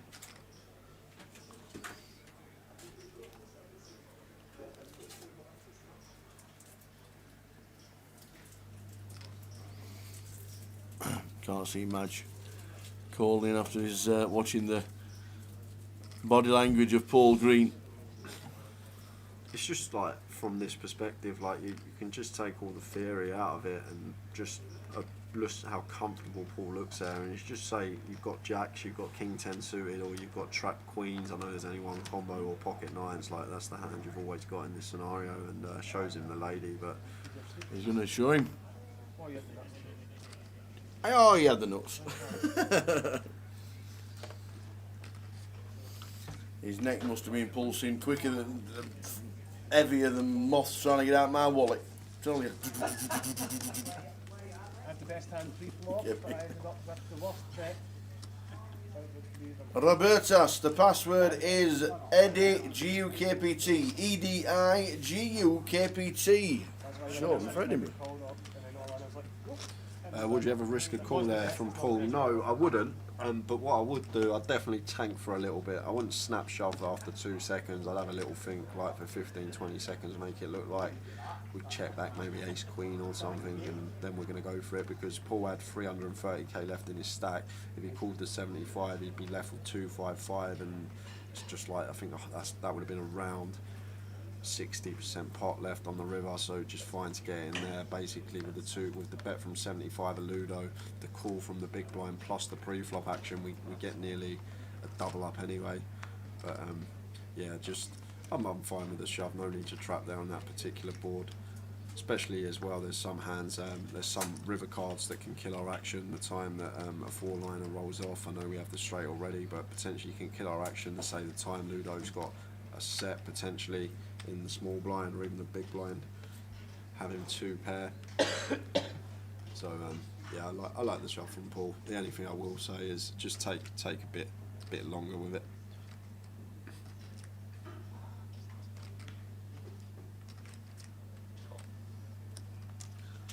Big shout out to Steve Cleary, who works in the Vic in London, 26 years in the Vic. Every time you walk into a card room, he's there. He's just completed the London Marathon, racing for the Carers Trust.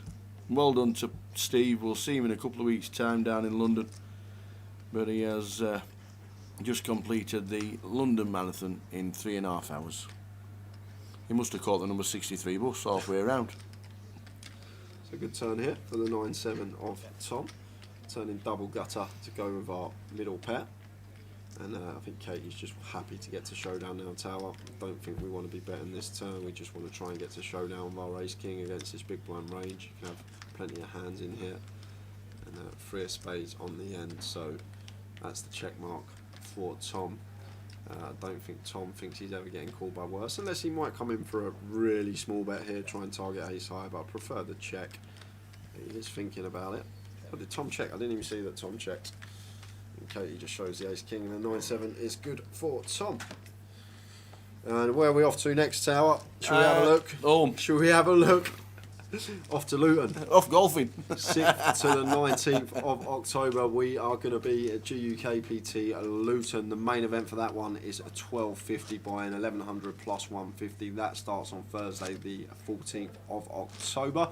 The only thing I have got to say about that schedule, you'll see the mini main day 1A start at 5 PM. That is a 3 PM start, so if you are coming down to Luton to play that one, 3 PM start for mini main day 1A. Everything else on the schedule is correct. We've also got our new satellite shootout to try out, and we're looking forward to see how that one unfolds. But if you are coming down to Luton, I'll be there from the start, so make sure you come and say hello. You're playing for second. Towers coming a bit later for the main event coverage, because Yes. we're obviously going to be commentating on that one. We'll be there setting up for the next main event on the same day as the Haymaker free roll malarkey doodah thingy. That's it.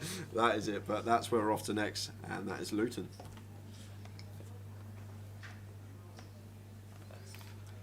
Andy McGee says, when Blackpool's schedule released, it'll be on social media next week, but it's been confirmed to be exactly the same as the Luton schedule we've just shown you.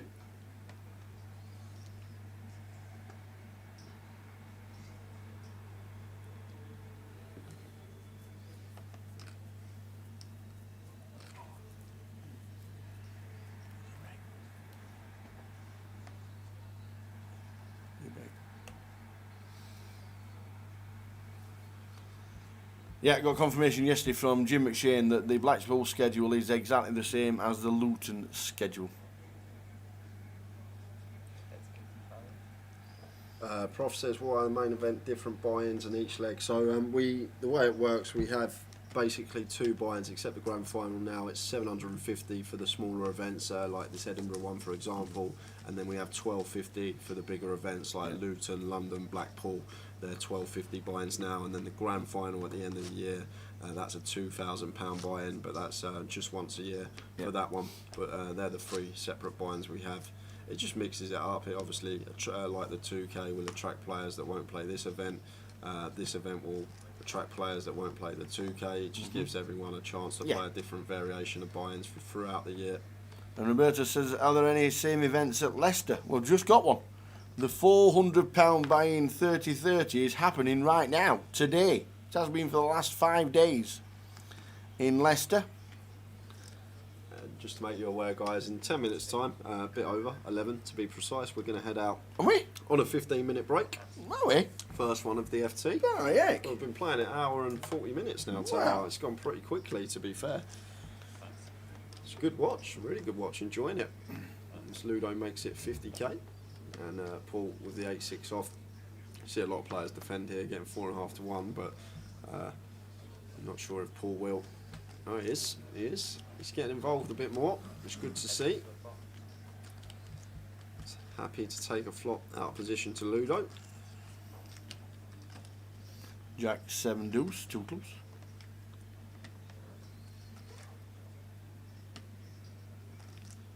A complete whiff for Paul on this one. Just going to be check folding, assuming that Ludo's going to be continuing this board with the King Queen. 90% of the time we see a check fold.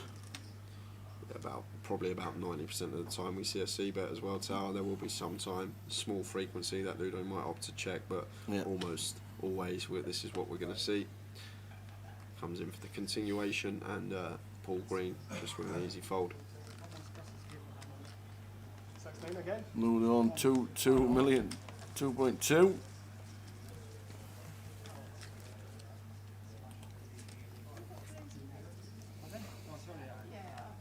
Brad might be playing Blackpool. Awesome.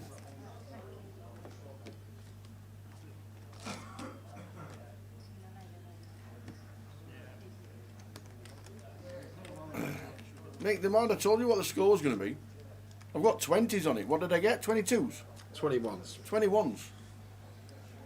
There you go. Prof's got it correct. Tower takes all the money. No need to put a dampener on the weekend, Brad. We were unlucky. We got 3 out of 5, 4 out of 5. We were unlucky. I don't know what's going to happen with Triggs giveaway if it ends 0-0. Tower wins it, I'm telling you. You won't let me enter. Do you know what? I was looking at the replies, and I think the latest reply was like 76th minute. So if I was like being optimal about it, I would have just put 77th minute, and then I hope there's a goal just scored in the last 10. Cowboys for Ludo. Oh wow, he does sometimes wake up. Yeah, he wakes up with a hand every now and again, but nobody at this moment in time has a hand. But we should get a defend from the big. You can't see the holdings of Paul Brown. More than a defence. How about a shove? Kings for Ludo. Man. And it looks like a small pair for Paul. It's 8s. So Paul shoving sub 20 bigs here. This is fine versus Ludo's open if it is a small pair. 6s. Yeah, 6 is perfectly fine, and then Mickey Black's going to need to find a set. Had them a couple of times today. No set seen. They are due. Not on that flop. No, ace 7 7. Always an ace though. So Paul Brown gonna need to find a 6, and only a 6 is gonna do the job here. And the same applies, needing to find a 6 on the river. Otherwise, we're gonna be down to 6 players. And we are. Queen of Hearts. So Ludo takes another one. Well played, Paul. And, this table is becoming lopsided. Yeah, Paul Brown. Seats 1, 2, and 3 have all gone. £5,760 for him. Be aware, Jamie Nixon. We've gone in order. Seat 1 eliminated. Mikey was in seat 3, wasn't he? Paul Brown. They're going round in turn. Jamie's looking, thinking, it's me next. Well done, Paul. £5,760. Good effort. I think that Mickey Black needs his PhD taken off of him, Tower, personally. Yes. Payouts coming across the bottom of your sixes. screen. These sixes, man. You try it, kid.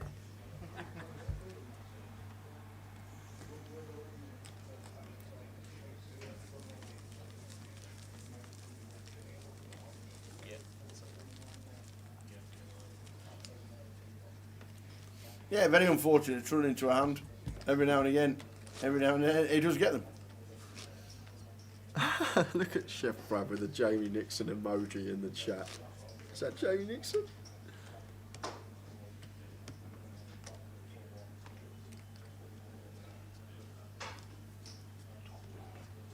And don't forget, everyone, our free roll is kicking off in 55 minutes time. You've got 55 minutes to get yourself in. If you want to play from the start, there is an hour late reg on it, but you will come in pretty short stack, just to let you know.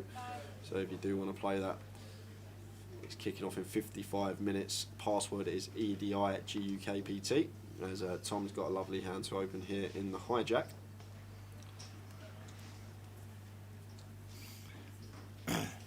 NXR, man. Absolutely perfect. Can you have the password? The password is EDI/GUKPT,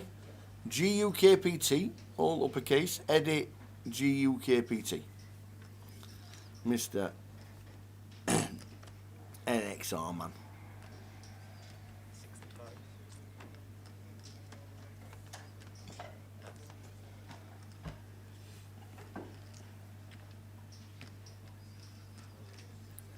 Stick the command on. Stickers the command on the old Twitch for us. Thanks for the password. Oh, it's on. It's on. Have we done it? Have we got the old hour password? Yes. Loads joining in the free roll. Loads. Get yourself on.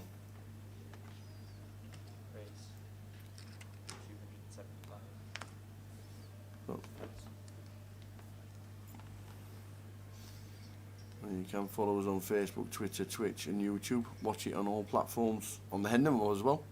GUKPT.com. There's a Paul coming in for a monster free bet there in position over 4x over the opener. But gets the job done. Gets Tom out of the way.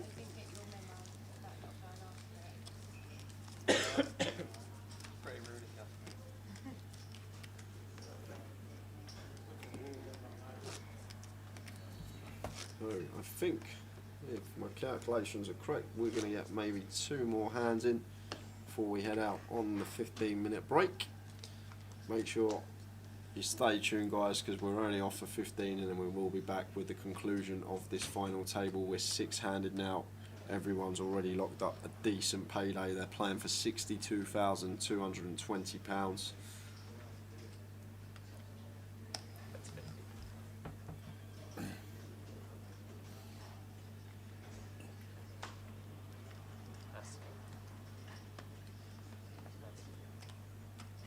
So Majid A6 suited under the gun makes it 50.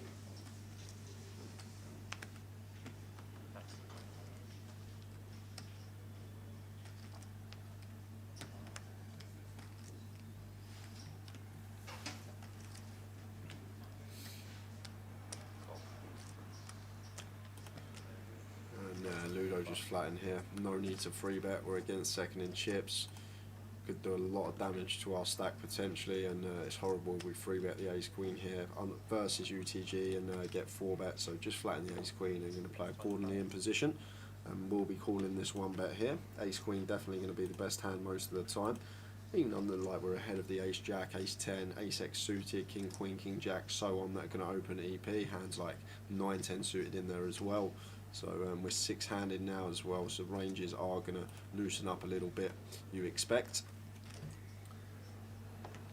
Ludo makes the call.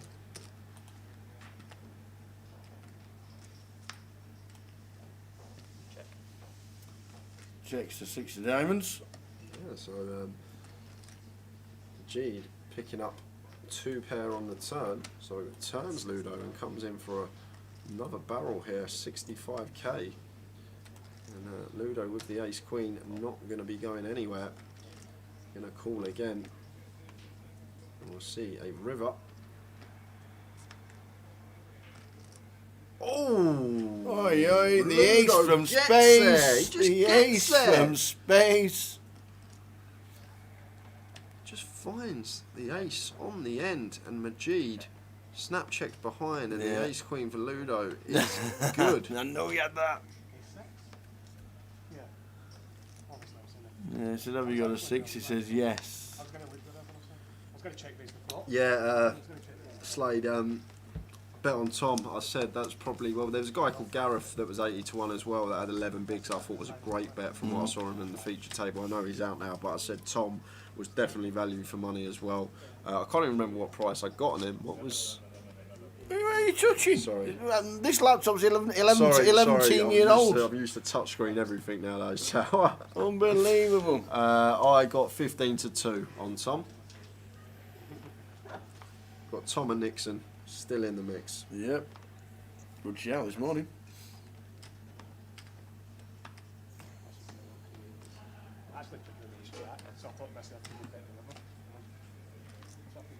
Touching my laptop as if it's touch screen. This is that old.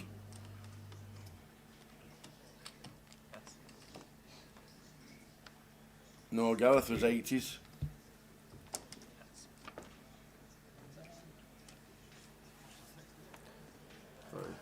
It's going to be the last hand of the session, everybody, and then we're going to head out on a 15-minute break. We're going to be back at around 25 past, somewhere around that remit, give or take a couple of minutes, but we will keep some pictures on while we head out on that break.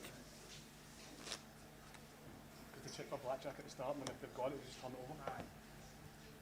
So last hand of the session.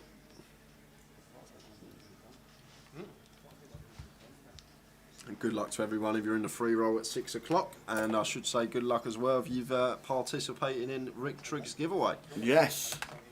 Yes. What's the cash out in the minute on 0-0? I'll tell you what, I'll give you £2 if you want to. I'll give you £2, double your money. How'd you like that? A little 2 bob for you.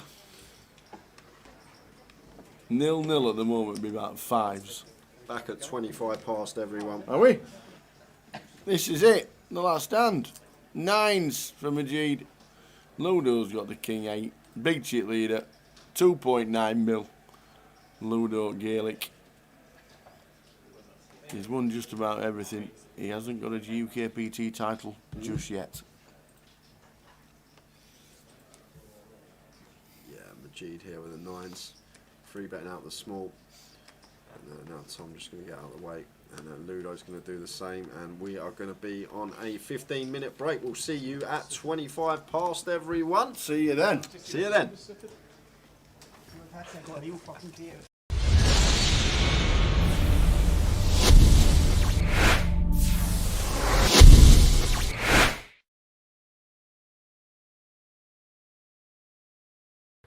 Well, poker brat or not, you've raised over $50 million for charities, which is an absolutely incredible amount, and every credit to you.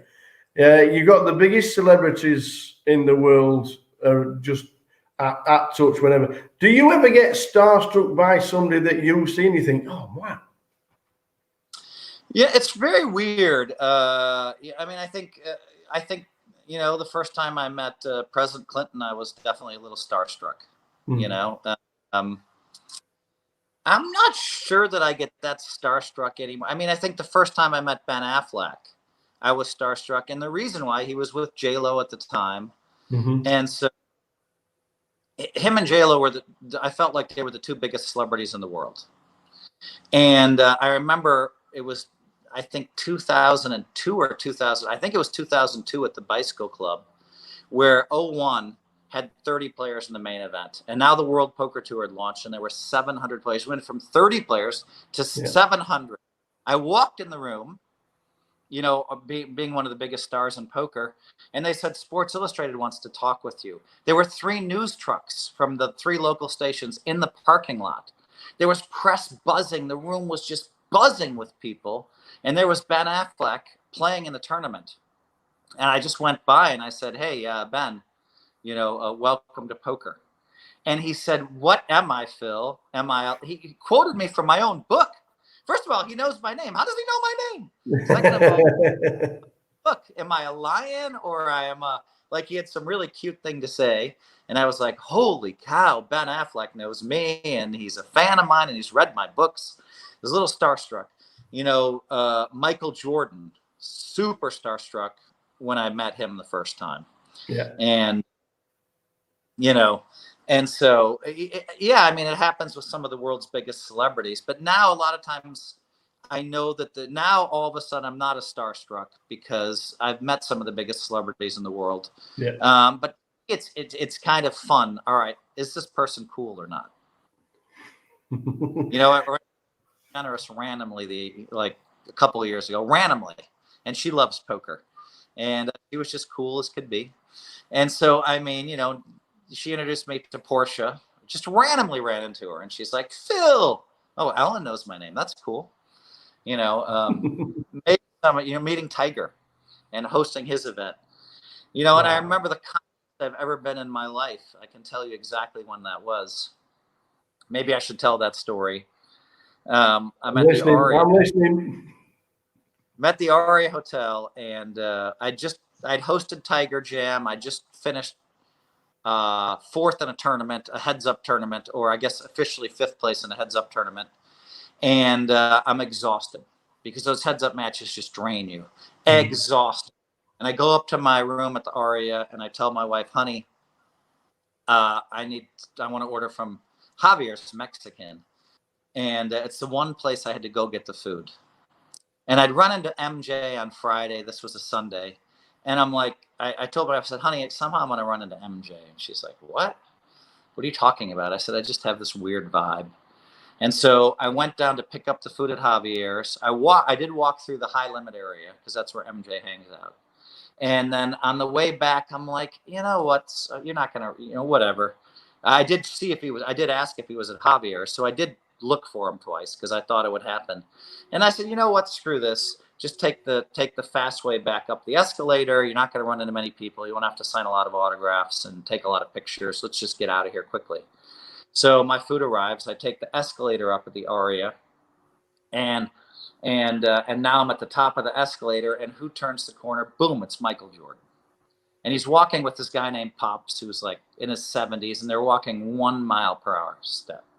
And I fly in the casinos, and I come flying up behind MJ with a bag of food in my hand, and 5 feet away from him, like, don't bother him. So I slam my glasses on, and I just decide to blow by him and ignore him because, you know, I mean, Michael Jordan, everybody in the world stops him, you know, give him some space because I know what it's like.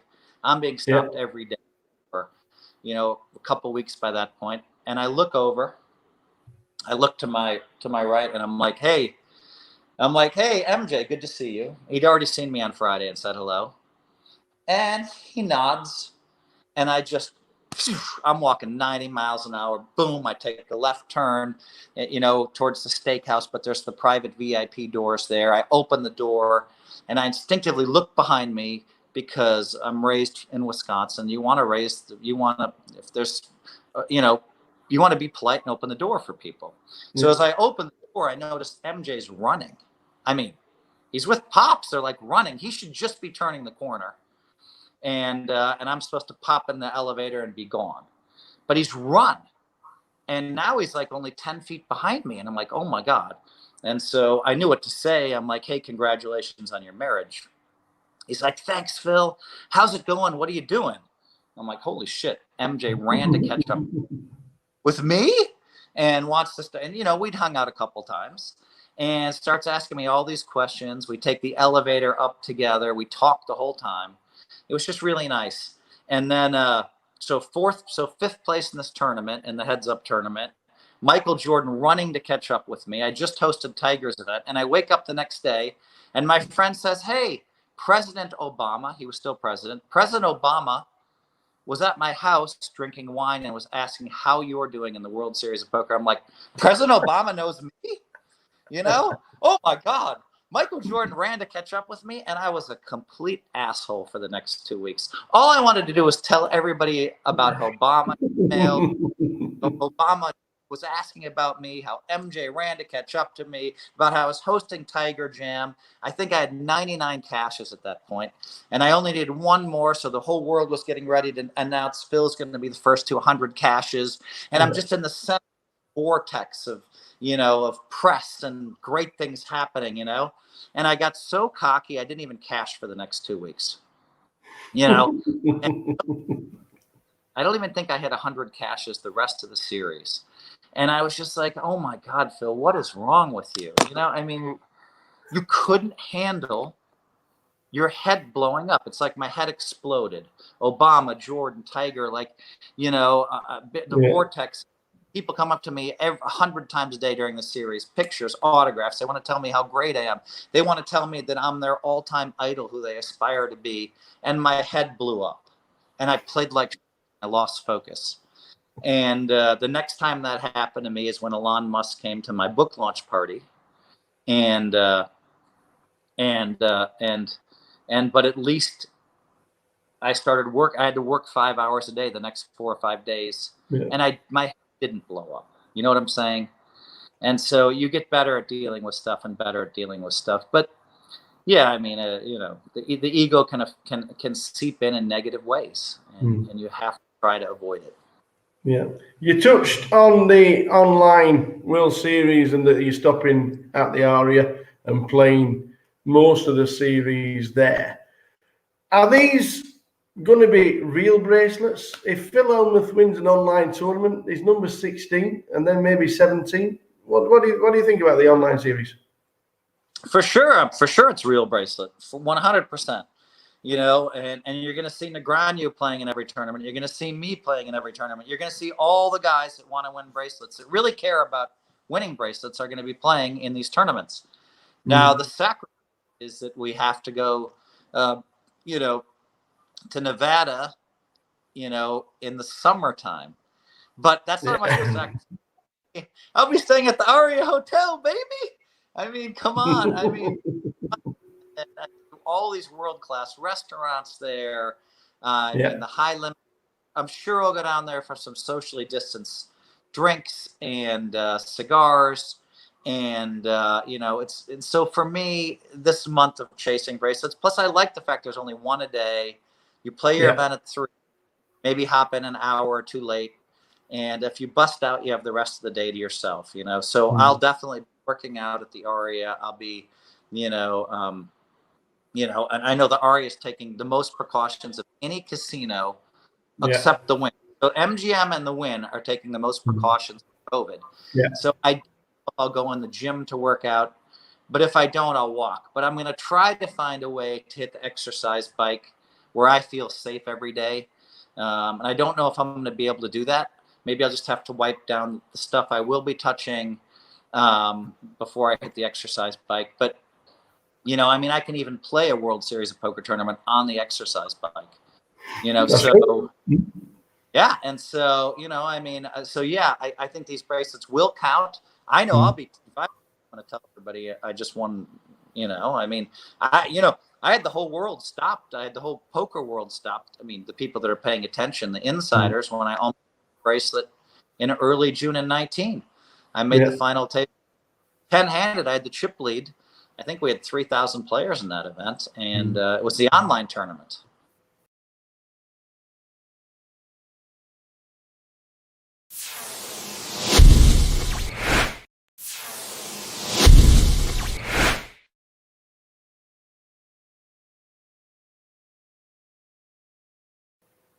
One thing we will miss, because it's a World Series online festival, is we'll miss a Phil Hellmuth entrance.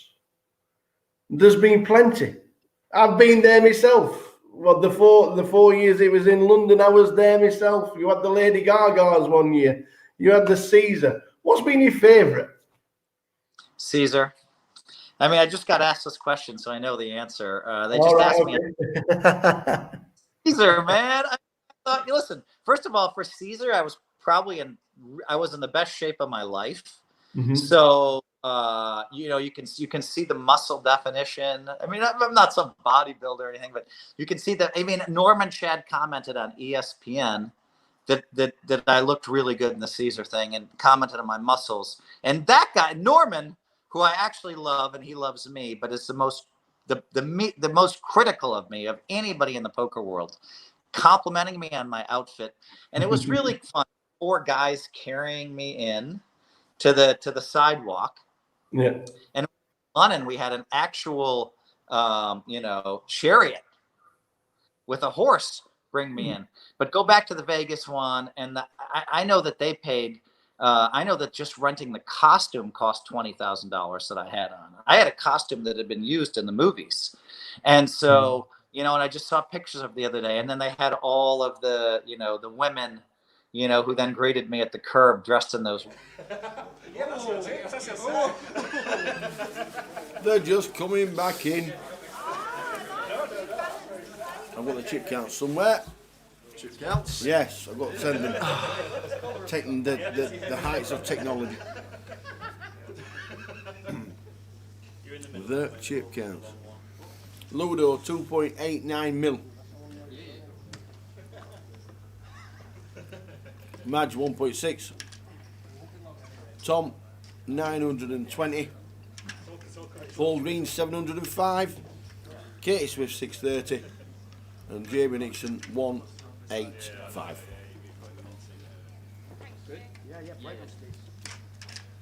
So we're 6-handed. 9th was Dan Wilson. 8th was Michael Wharton, young Mikey. And Paul Brown was 7th. We started the day with 17. And we're down to the final 6. Who's going to win it? Who's going to take down the championship? Most importantly, who's going to win the free roll? Yeah, more importantly, speaking of which, Mr. Jake, what's the password? The password is EDIGUKPT, all capitals, no space. That's the password you need for the free roll. Aces candidate listening to me on the trig quiz. Ah. Got 0-0 for trig. Ah. Could have it. You can't win, Tower. I can't win, but Aces Kennedy's in it. Not me.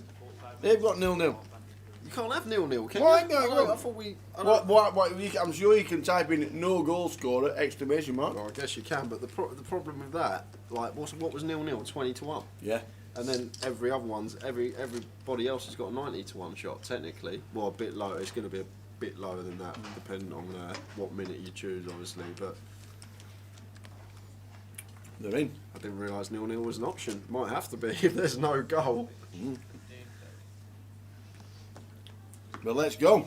Let's do it again. Get our ugly mugs off that television, they're saying. Natalie. Afternoon, Natalie. I loved your status on your way back from Edinburgh. Ended up, I'm guessing the bruised lip and the bloodied mouth was from falling over drinking a lot of whiskey. It was brilliant. If I could just read it and find it. It was so funny. I was I was giggling away. You both made it. One bus lip, one education on the 5 steps to drinking whiskey, one bottle of Sublime single malt, one whiskey-induced headache, an introduction to the Scottish tablet and subsequent itchy teeth, good friends, good bad poker and iron brew. Scotland, I leave with you a little part of my soul. Take care of it.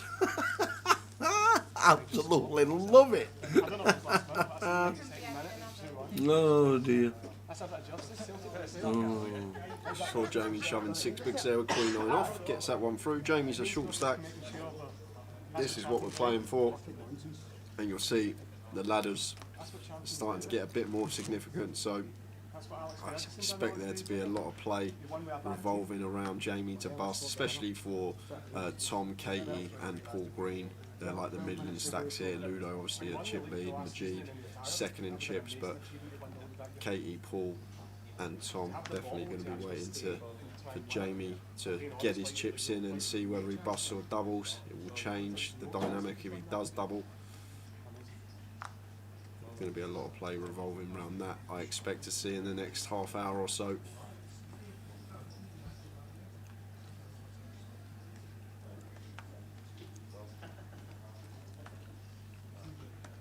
Kelly Saxby's made it home as well. Good to see you over this week, Kelly. Unlucky in the main. I'm sure we'll see you in Luton or London, or even both.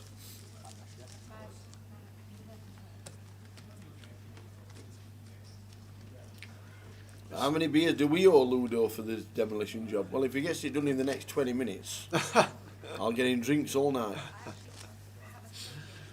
If he gets it done in the next 2 hours, I'll get him drinks all night. It's still, yeah, he's got the chips. He's been opening a lot of hands, but you've still got to realise there's still chunks of big blinds in play. Average chips at the moment is 1.3 million, so that's still 40 big blinds. Over 40 big blinds is the average stack, so it just shows you how much play is still left here. Structure, always say about the structure of this tournament, it's one of the best you're ever likely to play.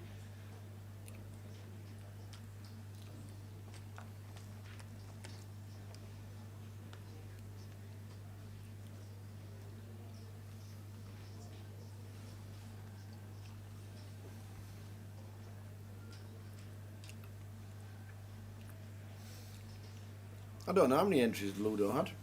I know he had at least one in re-entry. So I'm actually not sure of the exact total. Tom, who's nearly a million, was one of Jay's picks this morning. That's 15 to 2. Yeah, and Katie finds the aces here, Tower. Oi, oi. So Katie working with sub 20 bigs, 18 bigs to be precise. Raised to 180. Might just rip this tower for 18 bigs, but looks like she's going to count out 3 betting chips, try and potentially induce something from Tom, but we're never going to be able to induce like a bluff from Tom here because of Jamie's stack size. Tom's not going to like run it with ace queen or something like that. What's that, 230? So Katie just opted to come in for, it looks like 205, 2 blues and a yellow. I think it's 230. Yeah, 230. 2 blues, a red and a yellow. 230,000 is the 3-bet that snap fold from Tom.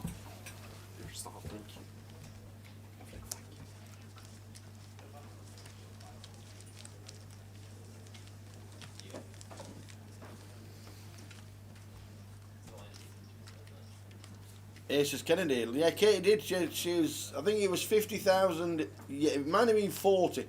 We'll have to ask her. But she doubled 4 big blinds in the last level last night. She was on 4 bigs. She had 40,000 chips at 5,000, 10,000. And she doubled to 210,000. And that's where she started this morning, and she was 25 to 1. If you had a little punt, well, ice creams? Whoa, hang on a minute. What about the team? God, man.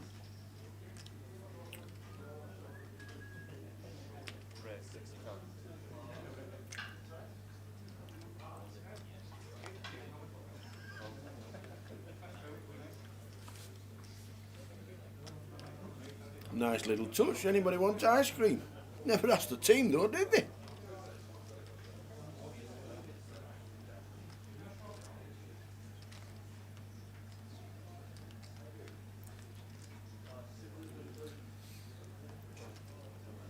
This time Madge raises with 9s.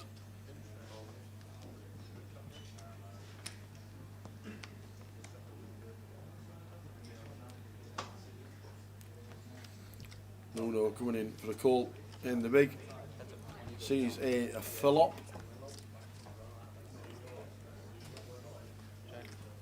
Realize how strangled he is.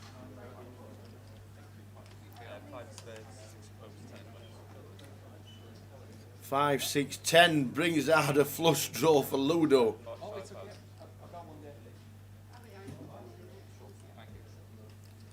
So we'll be check calling.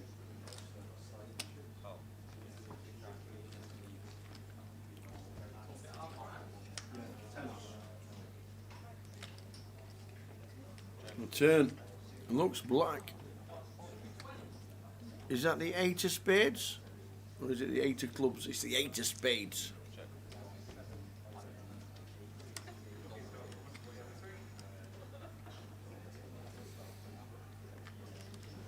And the 9s will take it as a slowed down.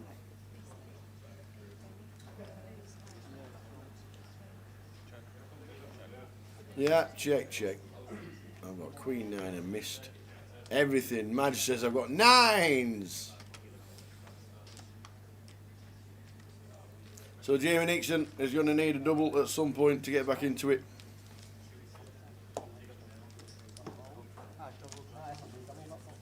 We're on 6 in Edinburgh.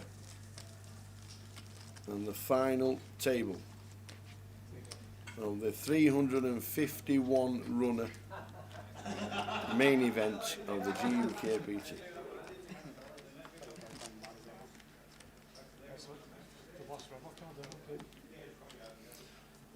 The password is Eddie GUKPT. EDI GUKPT.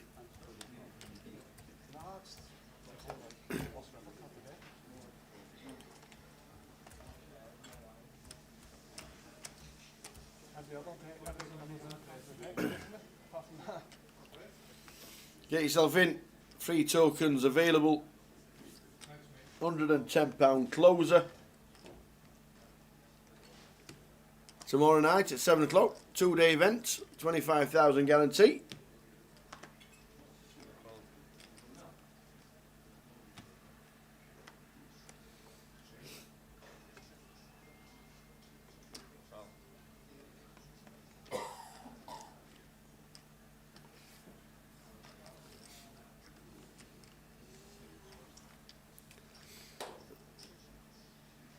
And the Haymaker as well.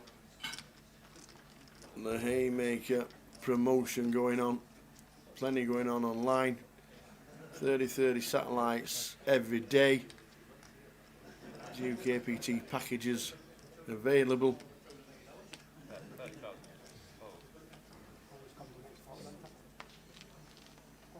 Oi, oi, Karen's back from the mother-in-law's. The free roll is at 6 PM. Password is Eddie GUKPT. EDI GUKPT.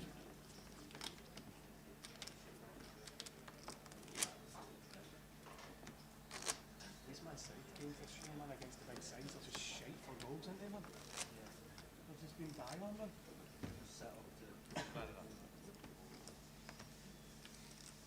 It's because they've got no firepower, so they're just packed in midfield. Man City are struggling right now, I'm saying like they are. I'm saying they need a top class striker, don't they? Yeah.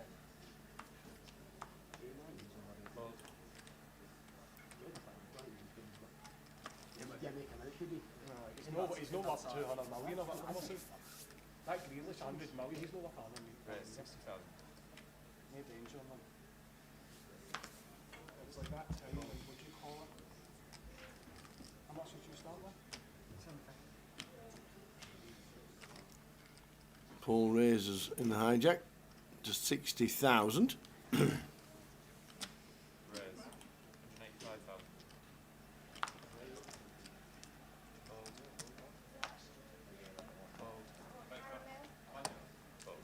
was like that time when Andy Carroll signed for Liverpool for how much? Raising it up. And Paul gets out of the way. Can Suarez go cheaper? What was it you got Suarez for? Ludo stacking in chips. Andy Carroll, played 1 season in the Championship. Then started off fairly well. That's final tabled. GUKPTs in the past. Everywhere for big signing, for big money. He's not ever. The thing with Andy Carroll was something like it was Cashed in Leeds something like it was during the January as well. transfer window and they were struggling, so they had to just gamble, didn't they? Just a min cash in Leeds. It was Kenny Dalglish, I think, that signed him with a lot of moves though. But I'm saying they've all been big money moves. But On the GUKPT. The main event. Grand final in 2018. 6th for 23. He's as close as he's been to the title. He's got plenty of titles to his name. Over 3 million in earnings. And over 4 million online. Jamie Nixon is a short stack. Alex watching on YouTube.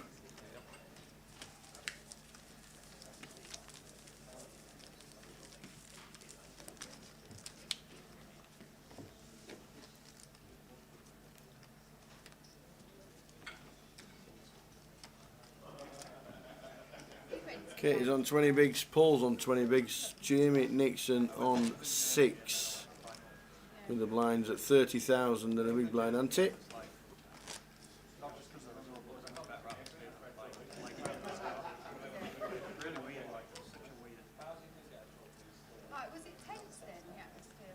because there was loads of trouble outside.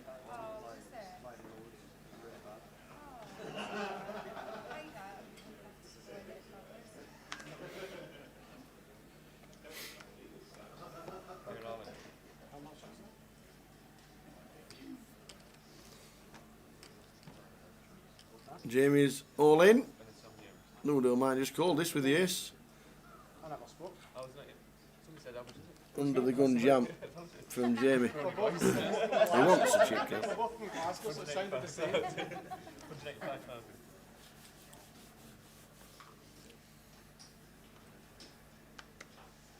Yeah. A little bit later in position, maybe calling, but ace 6 gets out of the way.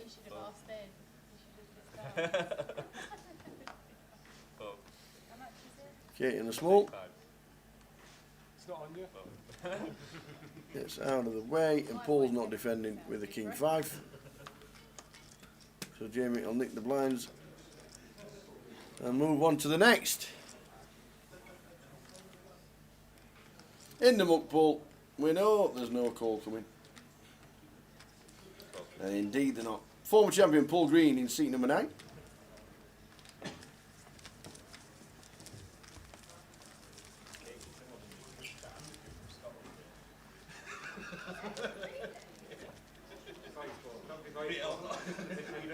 $230,000 in the prize pool, 470.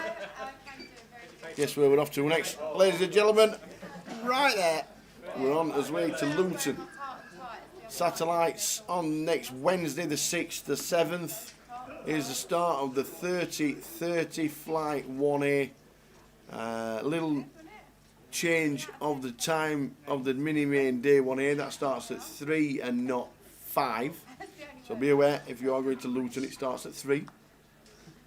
And then full schedule all the way through. And that right there is the same schedule for Blackpool. So if you are watching, it's the same schedule for Blackpool.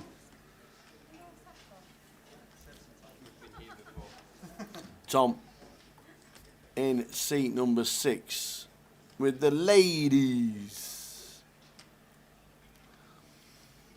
What does he make it? 75? Or a flat 60?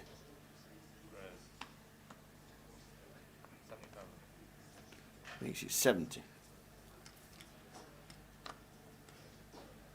It doesn't raise to 77. There are no 1,000 chips in play.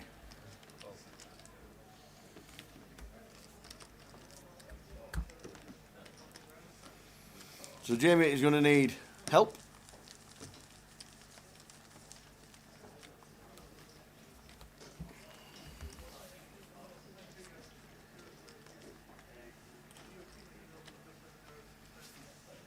Get himself a double up, back up to 10 bigs. Get a double up again, that's 20 bigs. And you never know what can happen.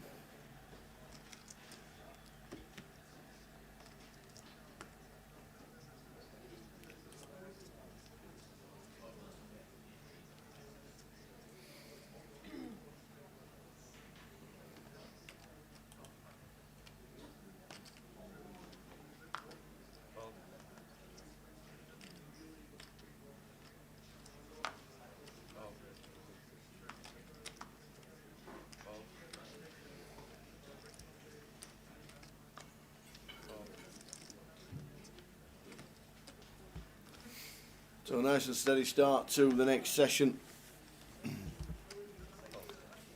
Jamie is going to need to move at some point. He tried it once, didn't get any action, but he's still on 6 bigs. 100 bigs for Ludo and 3 million and 1.8 for Madge. I'm saying I don't want to do that. I'm saying like, and then you're going to say to yourself, I wish I jammed and that. I just don't. It's like earlier on. Sorry about that, Tower. Thank you. That's all right. That was a steak. No dinner break today. Was it? Had to get some food down. It was really Absolutely. good. Really good. The food was really excellent too. Did I miss much? No. Jam from Jamie. No action. Ludo raising up when he can. I'm saying I probably have to call you. I'm saying the nice that I'm getting. But I don't want to say yeah and yes, I've got a big hand. I mean that kind of way, like it's a snap call. I mean.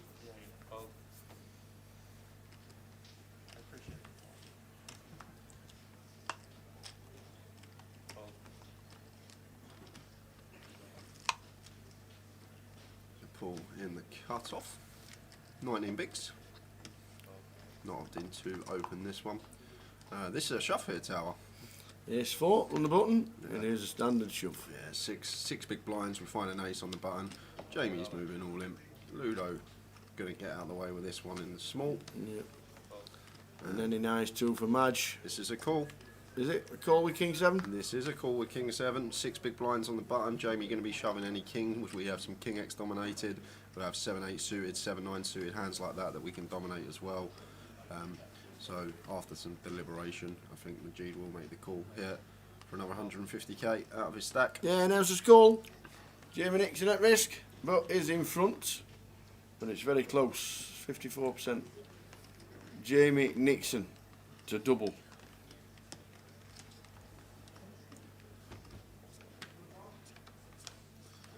Basically, I flip this one. Oh no! So Jamie, yeah, looks like we could be losing. It looks Jamie like we're going to be. Oh, Hey! ace from space on the turn. It's not over yet though. And a queen on the river, so Jamie will double up. Hold the front door. You see that flop and you're like, see you later. Thanks for coming. And just finds that the ace on the turn, and Jamie Nixon will double up.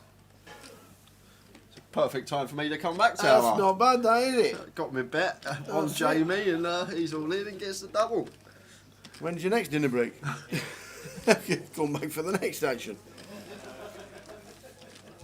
Double for Jamie Nixon.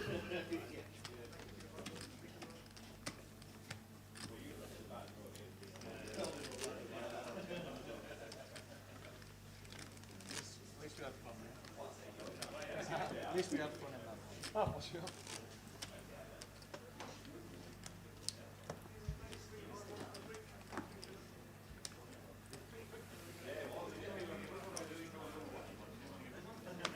Yes, wowzers, wowzers, you're not wrong. The king on the flop and you think that was it. Out the door, ta-ra. But no. 59th minute winner in who wins the free roll. Oh, what, we got a goal? We got a goal apparently. Liverpool Marnie. 59th minute. So if you were on the 59th minute, you still got to get through to the next sweat. Which is? Either need win Jamie, Ludo, Tom or Katie to win. If Majid or Paul win, you're not going to be getting anything, unfortunately.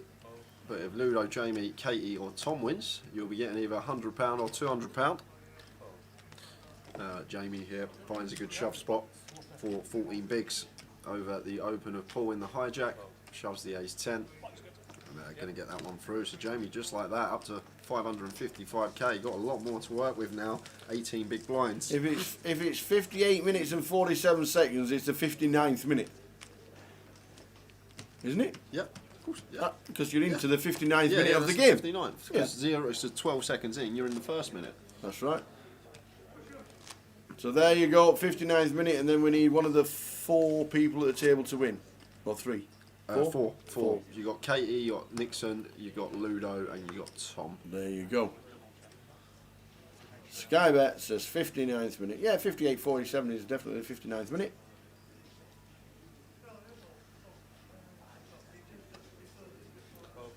So somebody's got sweats on.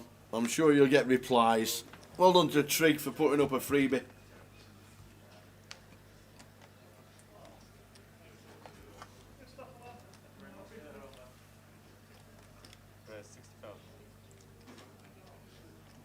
So King 9 suited for Ludo here. Going to be opening this one in the cut-off.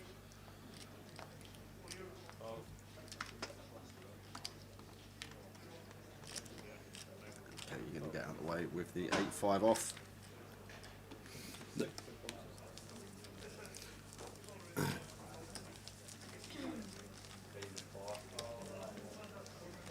David Clark. David Clark.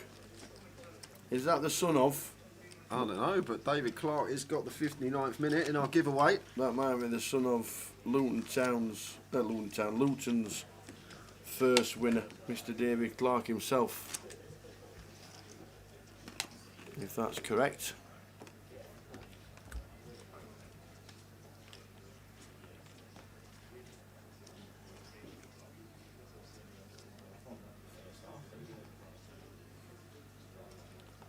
I couldn't believe how many replies it got. Well, nice touch. A really nice touch from Trig while he was in the comms.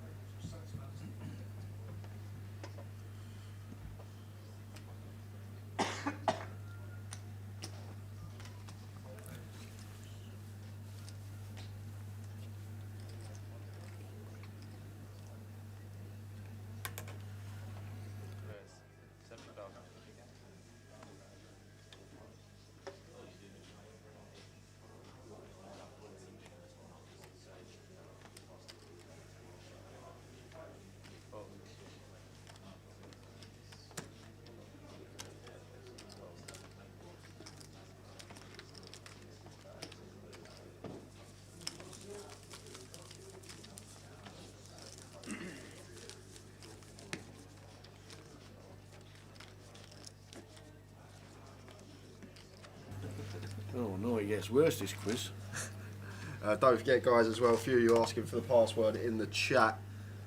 Password for the free roll is EDIGUKPT, all capitals. That's EDIGUKPT. David Clark on Facebook. It is indeed, and it's Dave Clark Jr. You've still got to sweat though, Dave. You can't have Majid or Paul winning it. Nice one, Dave. And Mikey was for £200, so it's only going to it'll be £100 if Jamie, Ludo, Tom or Katie do end up shipping this one. Nice one, Dave. Your dad was an absolute gentleman, and it was a pleasure to speak to him, talk to him, interview him, and know him. And I'm sure we'll see you in Luton.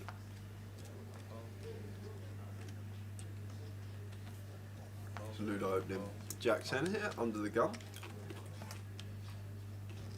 And Jamie working with 17 bigs here.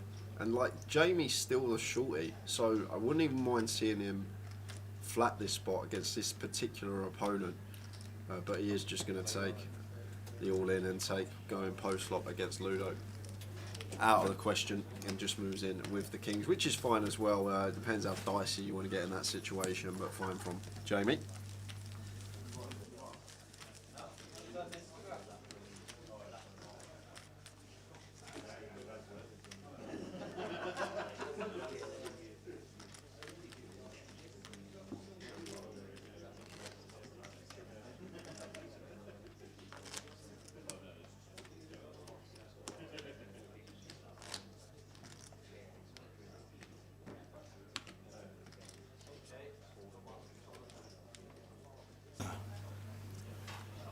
Awesome. Dave Clark will be in Luton.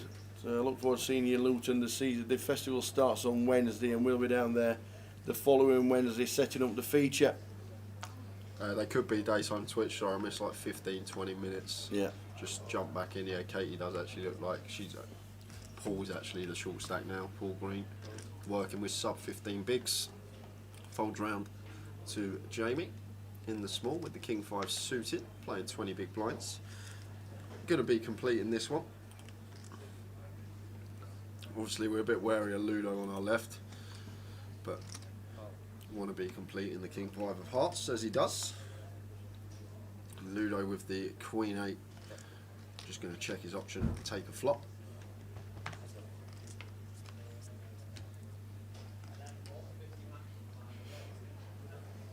Ten, 9 deuce, 2 spades, so it's gut shot for Ludo, just one overcard to the board for Jamie, no draw. Against a competent opponent, he might just check this one. Jamie, I do say a lot of the time blind on blind, fine to come in for a one big blind bet. Just try and take it down. A lot of the time it's harder to hit the board Nigel Booth then miss it. Nigel Booth says something's wrong in his house. He's watching the match on Sky Go, on his phone and watching the live stream on a 65-inch TV. There you go. He's doing it right. He's doing something right. That's it. And a big shout to the Atlas Lions on Twitter. Really enjoyed Grosvenor Poker's GUKPT Edinburgh this weekend. We've got some great news coming up regarding our future. Stay tuned for that. And a shout out to the partners. Run Good Gear. We don't mind shouting them out. Great commentary from Just J and the Tower 68. Thanks for that. The Atlas Lions.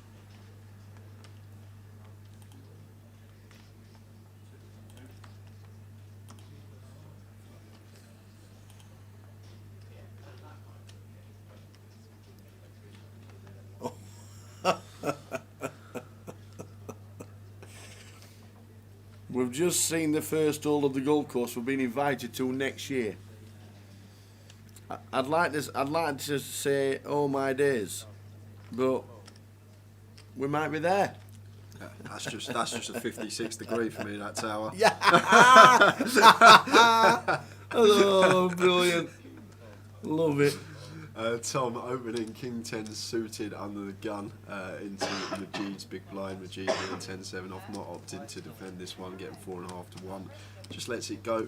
Raise and take for Tom. There you go, Talamir's watching on Twitch. Thanks for the guys for the shout out. Nice tweet, young man. Nice tweet. Hope you enjoyed the experience in Edinburgh. And we will be back next year for sure. I think the password is all lowercase or uppercase. I'm not sure, Robbie. I've not tried it. I haven't tried it, but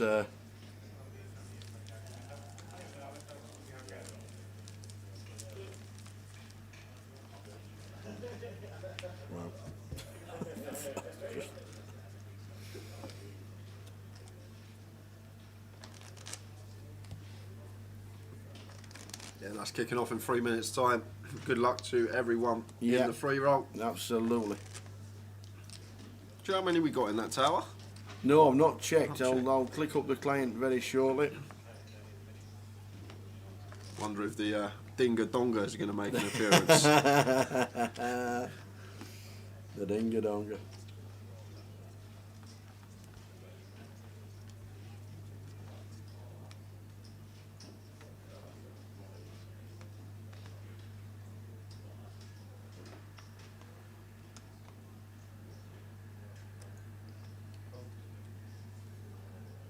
There we are, 206 registered so far. It's a good turnout for the free roll, everyone. Still time to get in as well. There is an hour late reg on that one. There's Paul here finding a pocket pair as the short stack, working with 14 big blinds. Might just choose to move in here. Tower with 6-handed. I'd like to see a shove from him with the 3s. We've got the blinds coming round shortly as well. I may think better of it. I wouldn't mind the fold from Paul. He can wait for a better spot. If I'm in his shoes though, that triangle is going to be over the line with our pair and 14 big blinds 6-handed. Yes, CG Poker, big blind ante is in play. And there's a triangle, good to see from Paul. I'm glad he's taken this spot. All in for 430,000. Uppercase for password, says Jeff. Everybody's getting in it. And this one's going to get through because Tom not going to be calling the Jack 10 in the big blind. So nice little pick up there for Paul. Little 75k added to his stack.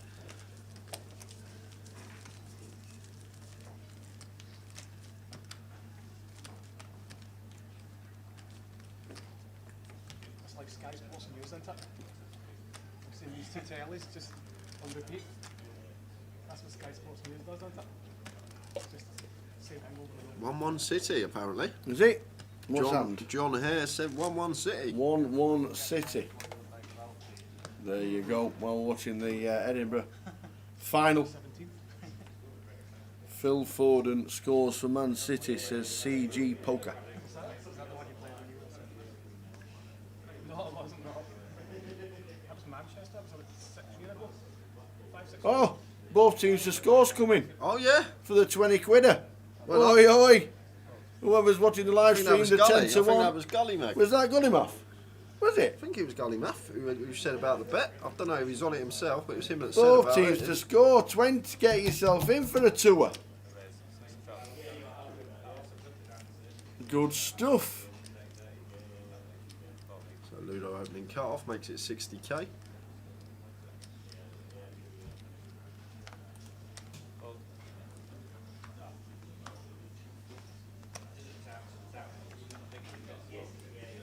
And 7 deuce for Katie, no good. A raise and take for Ludo.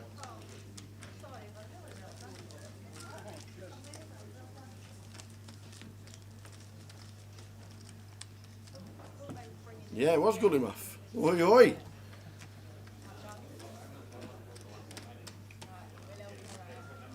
Katie getting fairly short tower. She's working with 16 big blinds now. Her, Paul and Jamie all around the same stack sizes. Yeah, it's been a bit tough, hasn't it? It has been a bit tough for her. But we all know what a double up can do.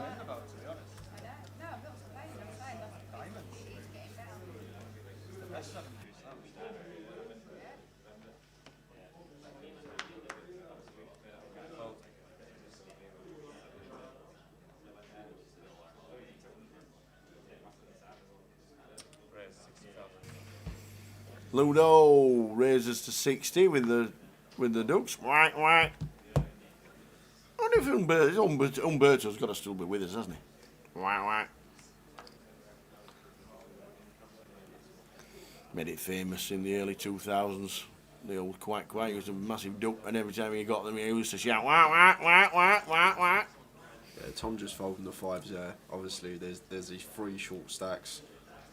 Jamie, Paul, and Katie.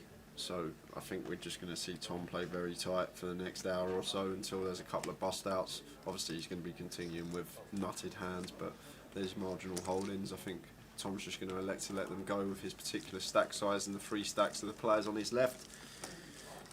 This is what we're playing for. It's a lot of money. What we're playing for? £62,000. Are we? Flipping heck. Biggest ever prize here in Edinburgh for a GUKPT. Post-pandemic, we wasn't expecting to get anywhere near this turnout, and no, a lot of people have been talking about it and the festival feel that's come back. Like the first 4 or 5 years of the GUKPT, when money was no object before the crash of 2009 and 10, and then it it became harder to justify going out and spending £1,000 and £700 on a comp and stuff like that, and numbers dropped down, and then we got a little bit better, and then obviously the pandemic hit. This start back from London that we had, and then Manchester and Coventry and Leeds and now Edinburgh, it's just got that mojo back of a festival where you'll go and play a full festival rather than just one event and then go back home. And that's what it's turned back around into. It's fantastic. The numbers have just been great. Yes, everybody knows that few places have closed down or not been able to reopen with poker just yet, but it's one of those things. The GUKPT puts on a show and people are turning up. Now then, Tom, what do we do with the Ace Queen suited here? As Ludo raises to 60. Should be a 3-bet coming in.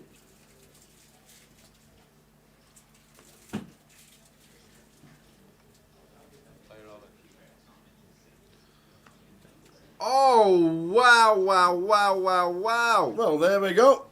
We're in. And Tom is going to hate this. He's going to absolutely hate this. He knows that Katie's like... Katie didn't even think about that. She put it in so quickly. Tom knows... He basically wants to hope Katie's got kings or queens here. We'll stop smiling, we'll stop talking, we're staring straight ahead. We know it's a monster. Yeah, and she flips over the boots. Wow, it's a bit of a setup. 6-handed, 8 ace queen suited and aces. It's a bit of a cold deck, this one, but Katie on the right end of it, and she's big favourite here to get a much needed double and put her back to third in chips. So, to the flop, we are going to go. And that's not the best flop for us as aces. There's chop outs now. But Tom says any tens about. Queen would win it outright. No diamonds as a redraw. An ace to chop it. The 10 to chop it. And a queen to scoop. Katie fades on the river. It's a 7. So Katie up over over 1.1 million, I assume. And that's going to put her right back amongst it now, and that's going to leave Tom the short stack. Now Tom's down to 360k, and Tom there just ripping in 28 bigs over Ludo's open there, 6-handed, and just has Katie wake up with the boots behind him.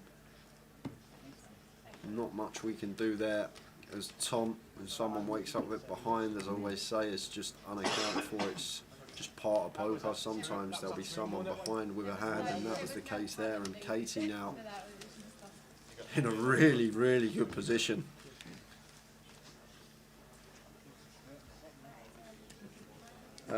Mickey Spillane, evening guys, great coverage. The 7:05 PM £30 to 250 mini main Saturday tonight says in the lobby 2 seats guaranteed at the top of the comp in description and 5 seats guaranteed in the payout section.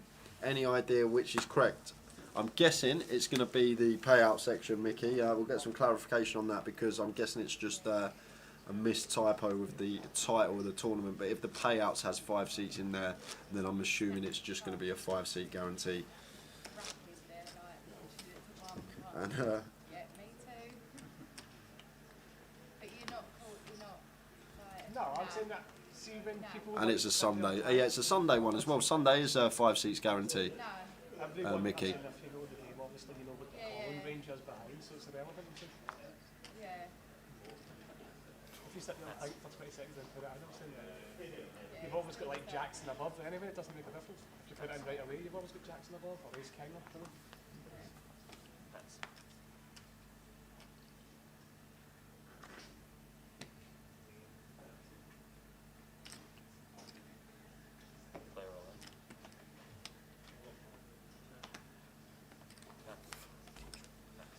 So Paul's all in with the King 9 suited. He's going to get that one through. 3 million for Ludo. Tom is now the shorty on 360, which is 12 bigs. Got chat box gone mad. Lots of support for Swifty, which is good to see.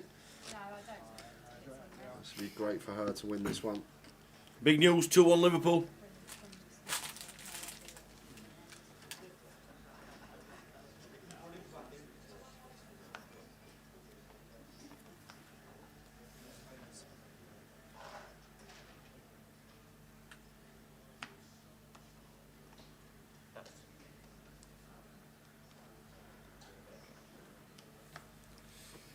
So Paul here working with just sub 17 big blinds, 6-handed, ace-7 suited.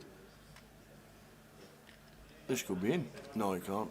Too many. Probably 15, going to 16 open. bigs. He's going home. 17 bigs tower. Prefer Yeah, to open here from Yeah. Paul. Just fine to come in for a steal, potentially try and take this one down pre, start getting some value from big blind defend range. And the times we are free bet, we can just get out of the way. But I think Majid here probably going to set Paul in here a lot of the time with the freeze. We're 6-handed. We've got a pair. We're working with 17 big blind effective. There's been an open in the cut-off. Pocket pair could potentially just move all in, but the thing is that he may be wary about is it's Paul opening, and Paul perceived to be the most solid player at the table, really tight. Maybe he just thinks he's going to have a tighter range, so not opting to rip the freeze here. 10, 10, 9 flop, 2 diamonds. As well as that, it's for quite a chunk of our stack, around 30% of our stack, just over for Majid if we rip him over wrong. Now Paul on the 10, 10, 9. 2 diamonds, we're just sitting here with just ace high, no backdoors, other than the 8-6, running 8-6 would get there as a straight. Other than that, not much going on here for Paul. And the Queen of Hearts on the turn. So the freeze still with the best hand.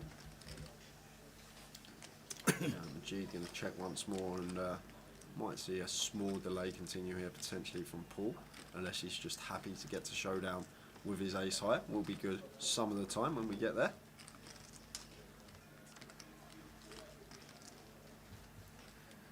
The Jack of Diamonds on the river.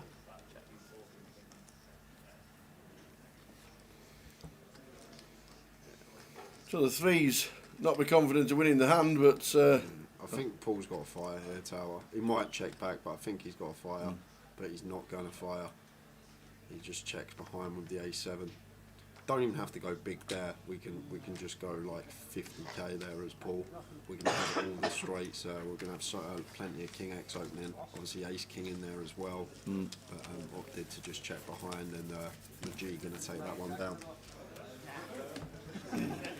6 players left, including former champion Paul Green in 9.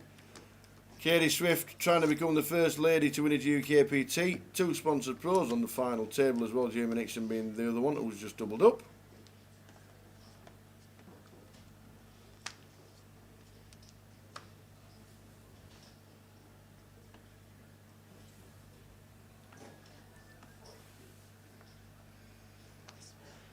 So Jack 10 suited here for Paul in the hijack. He's going to move all in here for sub 15 bigs, perfectly fine from him.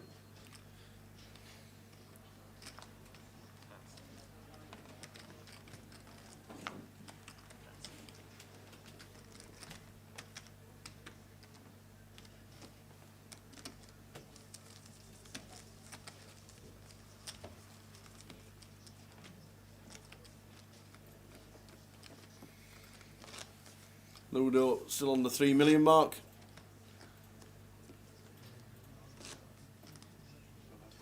That seems like a good game of football. What the chat box is What's saying. happening now? 2-2. 2-2. Oi, oi. Kevin De Bruyne. 2-2. How do you know that? KDB. How did you know KDB was Kevin De Bruyne? Oh, just Tell you what. Just know these things, Sal. Just know these things. 6 left here in Edinburgh.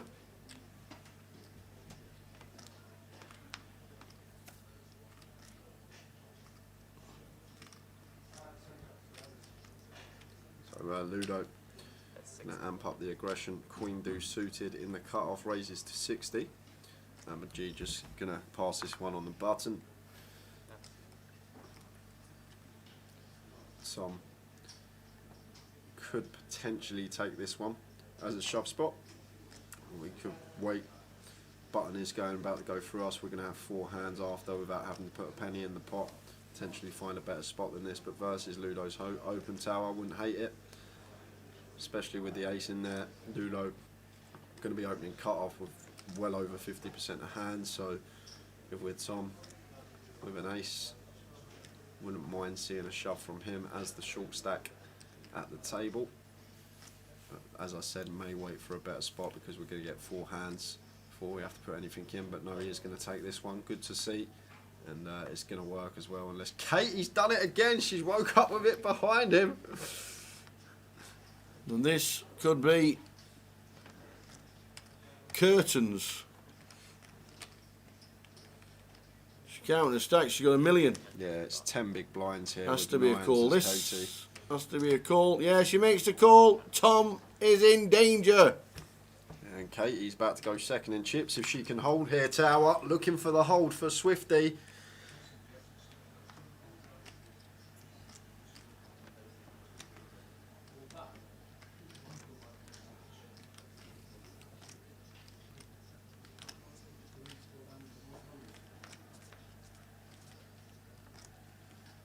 That's good for Katie. Really nice flop for us for Katie. So just fading an ace, some running Broadway, running wheel possibilities, but it's not good for Tom. Oh, but that is. Where's that come from, space Tower? That's somewhere. the third time Somewhere today. Where from space. 8 aces on the turn today. It's just been nine ball. Queen of diamonds on the Somewhere river. from space was the ace. That's a tough one to take for Katie, and Tom now back up over 20 bigs, and Jamie and Paul are going to hate that. They wanted Tom to bust as the short stack for a little ladder. Well, I say a little ladder. It's more than a little ladder. It's 2.3k ladder, and unfortunate for Katie there. Yeah, it just shows you. Still on 6. Paul Green definitely has chips, you just can't see them because of the rail.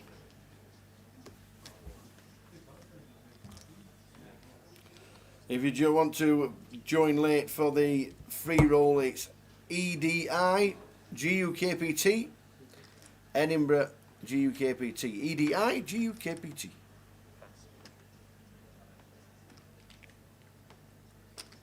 That's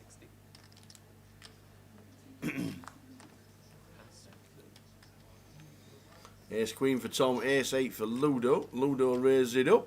This should be a 3-bet from Tom.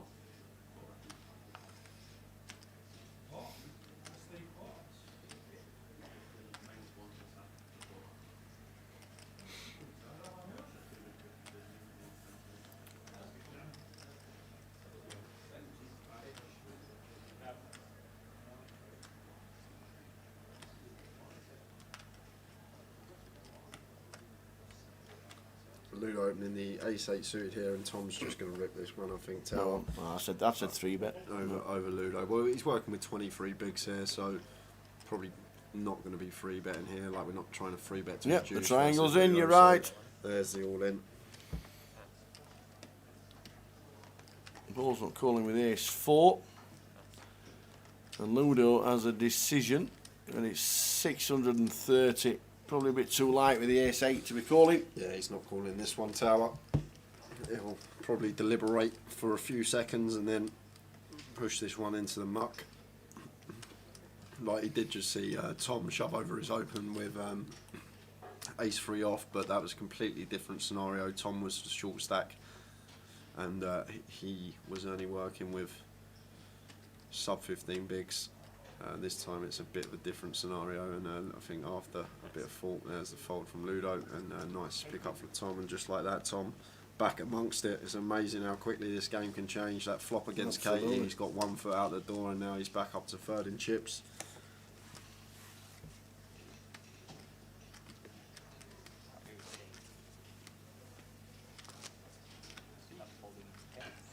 What's that? They're not folding any bets, right? Pocket twos, threes, No, fours, good fives. ones. Nah, yeah, good ones. Good ones, I mean. I'm wondering why you're saying king queen. I don't know. I just have a feeling of king queens. Oh, okay, okay. Not that you have king jack suited. Should I call king jack suited? Yeah, free roll password, you can still get in. It's late reg for another 40 minutes or so. EDI at GUKPT, all capitals, no space. EDI GUKPT. I can call my hand in if I want as well. That's 60. Comes out. So Tom here with the pocket 9s, and this time facing the open of Majid. Tom working with 28 bigs here, just sub. So might even continue to do what he's been doing. When he had ace queen, he had this exact stack. He had 27 bigs that time. He's got 27 bigs this time. It's closer to 28, but same sort of scenario. So might just see him move all in here with the nines again, Tower. But as I say, you got Paul Green sitting over there with his really short stack. So this is why I'm guessing he's flattened the nines, because of Paul's stack. And Paul moves all in for 15 bigs with king queen, and Tom's going to have to call this now. He is. Once it comes back round to him, Majid's going to get out of the way, and Tom has to call now with the nines. Paul will be at risk when the nines call. Majid gets out of the way, and the nines will have to call. He's going to ask for a count, but once he realises it's sub 15 bigs here, absolutely, he's going to make the call. It's actually slightly more than 15 bigs, 455. Slight graphic error, just been corrected. And he's going to make the call for sure. I think if he folds this one, Tower, I'd be pretty surprised. The only thing is that might be going through his mind, obviously, if we lose, we swap stacks with Paul and we become the shorty. But I'm not sure how we're going to fold nines here, six-handed, especially after flatting. After we flat the open as well, Paul should be perceived to be shoving a little bit wider. We're going to be off to the races. But he is one that likes to take his time. Tom, what do you reckon, chat? Call or fold? Call or fold? What's he doing here? I reckon he's going to take his time with it. He is one that does like to take his time. Ah, there's a call. There's the call. Lawrence Billane will come back straight to you after the run out of Paul Green's all in. Everyone's saying call. Yeah. Well, he's in not bad shape here, Tower. It's like a good hand to see for us as Paul once we get called. Just hope we're not up against like ace queen. And that's not the best of flop for us. Good flop for the nines, not a single club in sight. So just fading kings and queens here. Jack for more sweats. It's usually an ace on the turn anyway for more sweats. Not today. So just fading king or a queen, and we are down to 5. Paul needs to hit to double. Former champ needs to hit.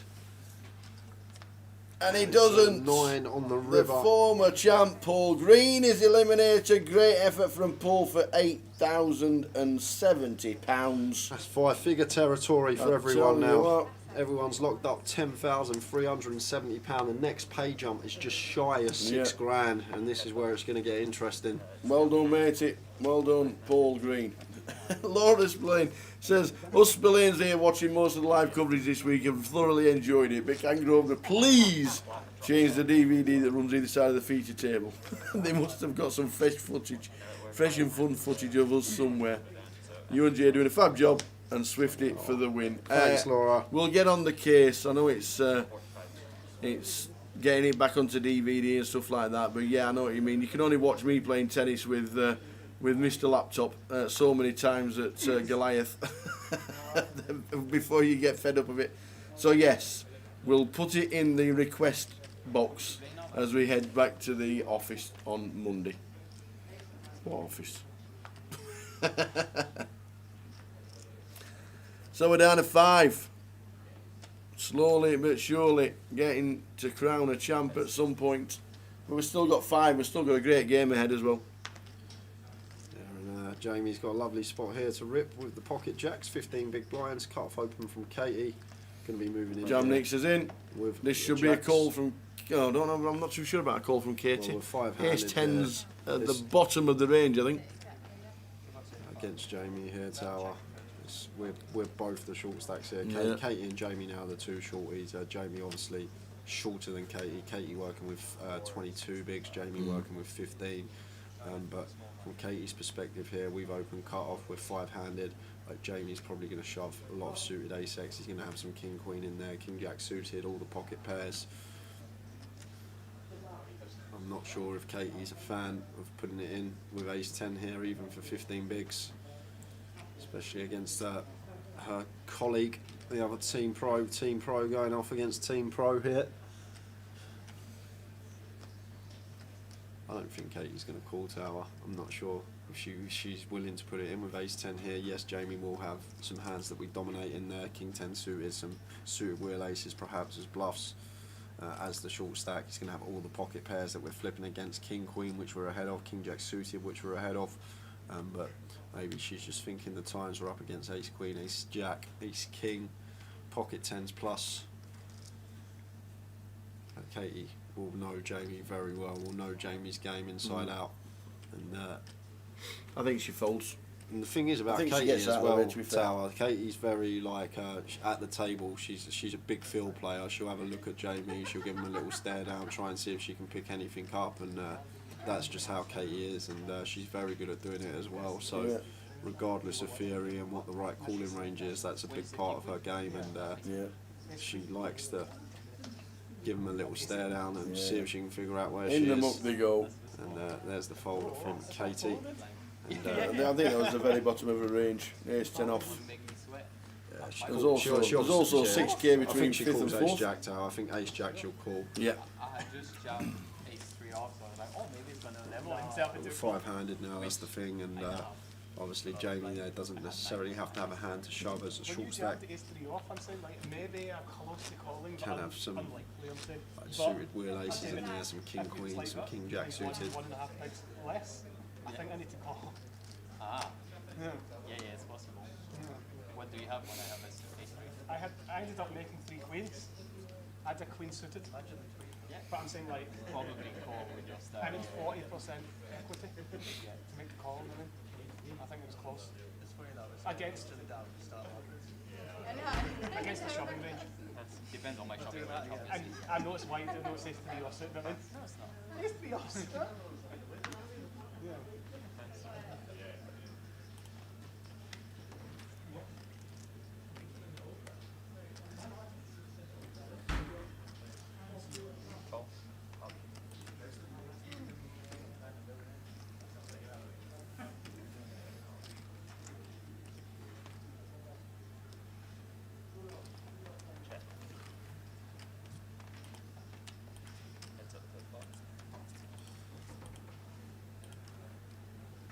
So blind on blind, Ludo completing.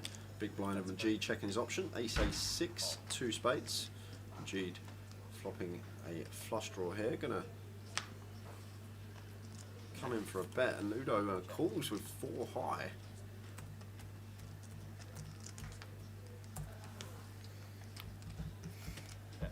Oh no, it went check check. I thought there was a call on the flop. And the 9 high is actually going to play here.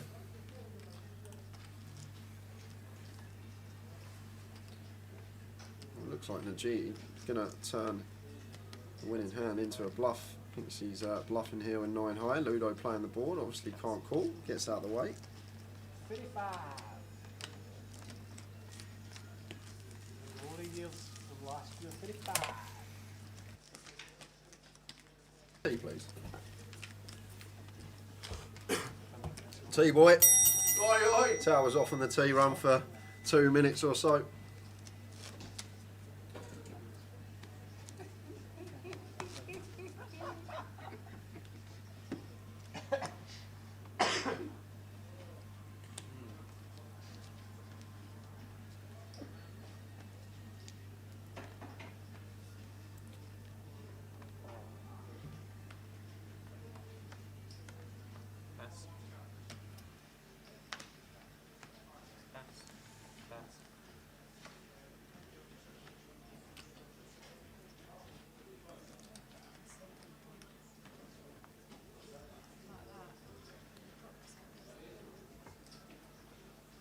Blind on blind, Majid and Tom. Blinds have just gone up. You see the clock in the background there. We're now on the 45-minute clock because we are 5-handed. Clock has been reduced, so no longer an hour clock.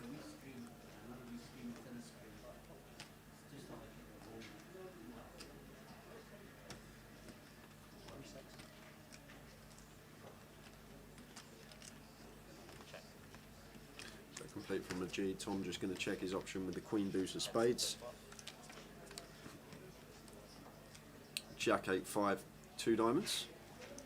So both players within this one. Probably going to end up in a chop more often than not if we do get to showdown. going to be a case of first sign aggression here. Blind on blind, take this one down. I don't mind a lead, a bet here from Tom, or a lead from Majid either, actually. But Tom here with some very nice backdoors, just sitting here with a bad queen high.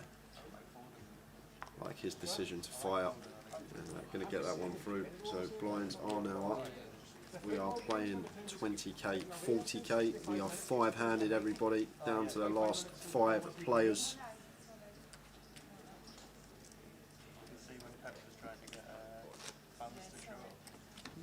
It's been a great tournament, great turnout here in Edinburgh.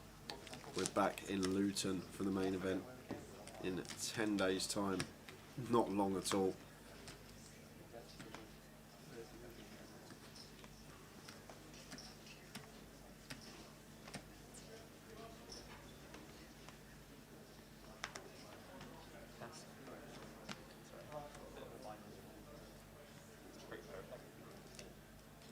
Don't forget, guys, as well, social media. You can give us a follow on Facebook and Twitter at Grosvenor Poker, and for all your live stream coverage /GUKPT on YouTube and Twitch. If you are watching on either of those, it'd be great if you could hit subscribe or follow.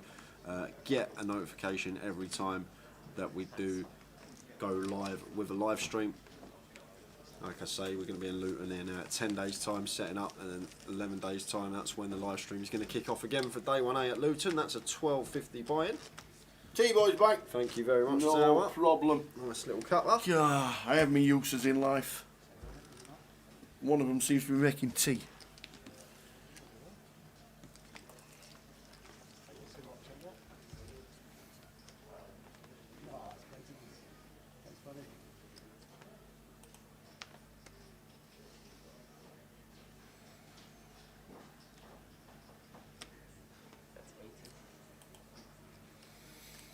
Ace Queen for Ludo under the gun, 2.8 mil.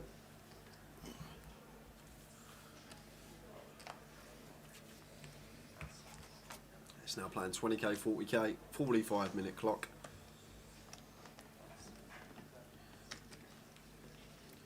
And Jamie here, 4-1 on a call. Still just going to dish this one into the muck. Jamie and Katie, because of that blind increase, both working with this short stack, both sub 15 bigs. Katie with 15k more, but still around that remit. These two, or Tom especially, third in chips, going to be waiting for at least one of them to bust. As I said, next ladder is £6,000 worth 6k to him just for waiting someone to bust. Yeah, poke him out. I love it. I might take it home with me. He rings it, Hellmuth. Yeah, something wrong somewhere. Hey, Rakesh. Are we going to be auditioning for the new James Bond? Well, do you know they need some old fat Yorkshire guy. I think it's a great role. And Paul Bowser says only one winner, and that's Ludo. Well, only time will tell.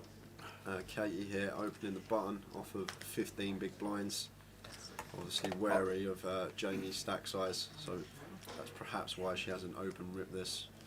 I think if Jamie was sat there with 30 bigs and she was just the only one on 15 big blinds, we'd see her move in, but aware of Jamie's stack size, £6,000 if she can last longer than him going into her pocket.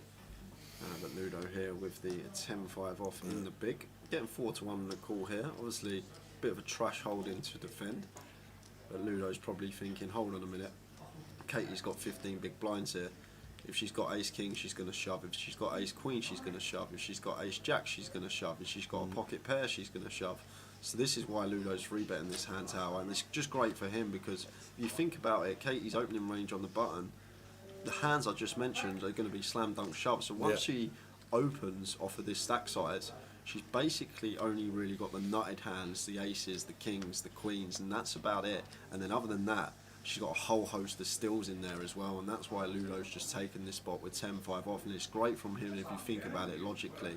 Like if you're sitting there on the button, you look down, you got ace king, what are you going to do? You're going to shove. You got ace queen, what are you going to do? You're going to shove. You got a pocket pair, you're going to shove. So once Katie opens off of this stack size, we're basically repping the top of our range for value, and then we're going to have a whole host of stills in there, exactly what she's got in this particular scenario, and that's why Ludo's a free bet to 195, and Kate, you just can't do anything here but get out of the way, and that's great play there from Ludo. Just Nice one, understanding the situation to a T, and that's going to put her very close to Nixon's stack.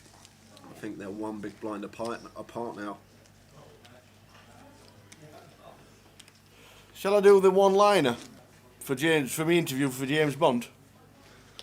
Now then, my name's Bond, James Bond. How does that sound? Yeah? Sounds right. Yeah. Good evening, Lewis, watching on Facebook. Lewis Fowler, not spoke to Lewis for a while. Hope you're well, Lewis.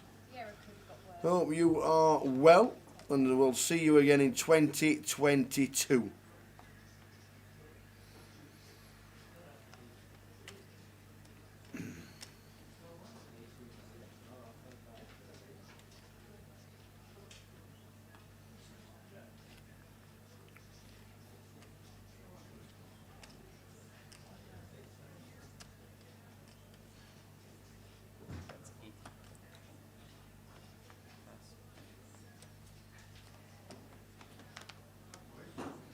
Hope you're well, Lewis, and I'm sure we'll see you in 2022. Good to have you on board and watching.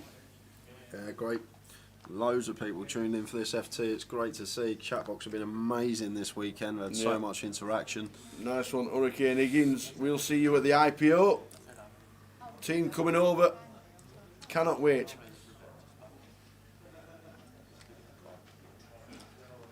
Tom opening Queen Jack under the gun. Majid dropped some chips over the last half hour or so, so him and Tom fairly close together. Queen 10-7 rainbow is the flop, so Tom flopping top pair here on this board, and Majid should be playing in flow, checking over to the aggressor, and more often than not we're just going to see Tom come in for a continuation bet here. Doesn't need to go too large, somewhere around the 60-70k remit is what I'd like to see, but opts to check this one back. Good to have some top pairs in our check back range.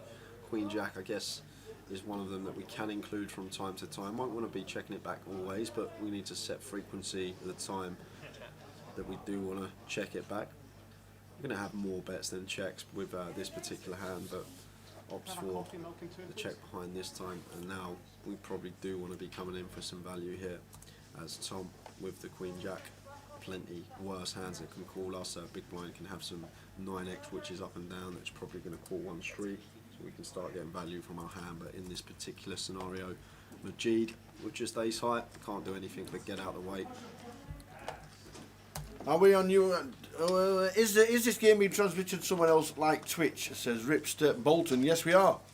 We're on Twitch, we're on Facebook, we're on GUKPT.com. Oh, I forgot about the GUKPT website. If you've been in the chat box there today and we haven't answered any of your questions, apologies. We don't get that chat box fed through to us anymore. So if you have been in there and you've been talking and we've been ignoring you, that is why. If you do want to chat, it's on Facebook, Twitch and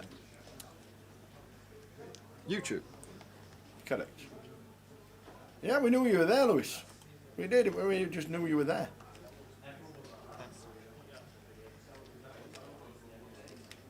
Hope everybody is good, wherever we may be.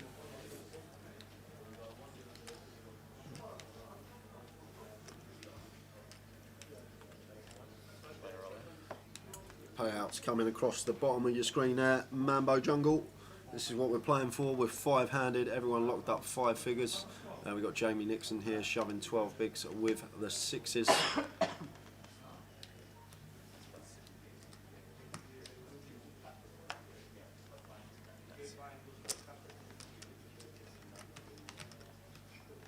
And thanks Trozani saying, hi guys, great stream, thanks for tuning in.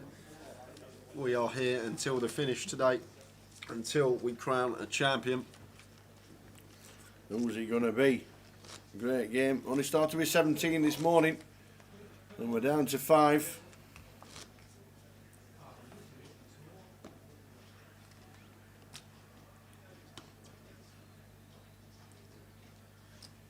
The free roll password is EDI at GUKPT. All capitals, no space, EDI at GUKPT. You have got about 20 minutes to get into that one before late registration closes.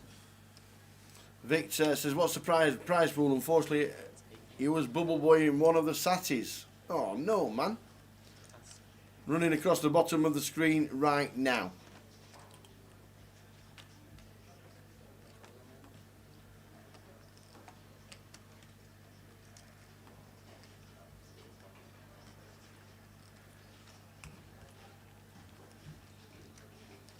So Ludo opening cut off here, and Tom's now got some chips towels, so he can play back. He's not thinking about flattening this hand, he's thinking about potentially coming in for a free bet. He's aware of how loose Ludo's opening, so I wouldn't mind seeing him make it somewhere around 310, 320, the 4x mark against this particular player if we are going to continue. But it looks like he's just opting to flat here.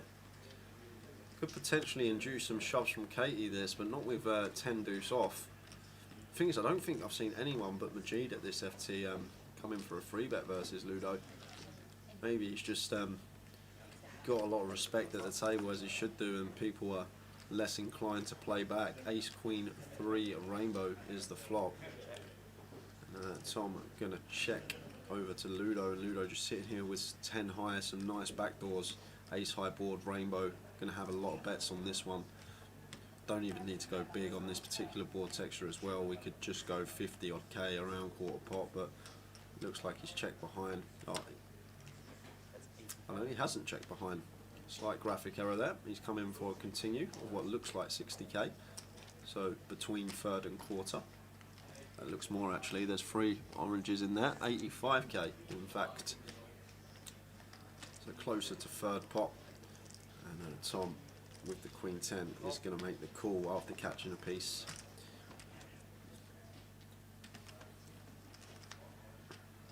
Four diamonds on the turn. And sitting here as Ludo, we have a no equity hand here.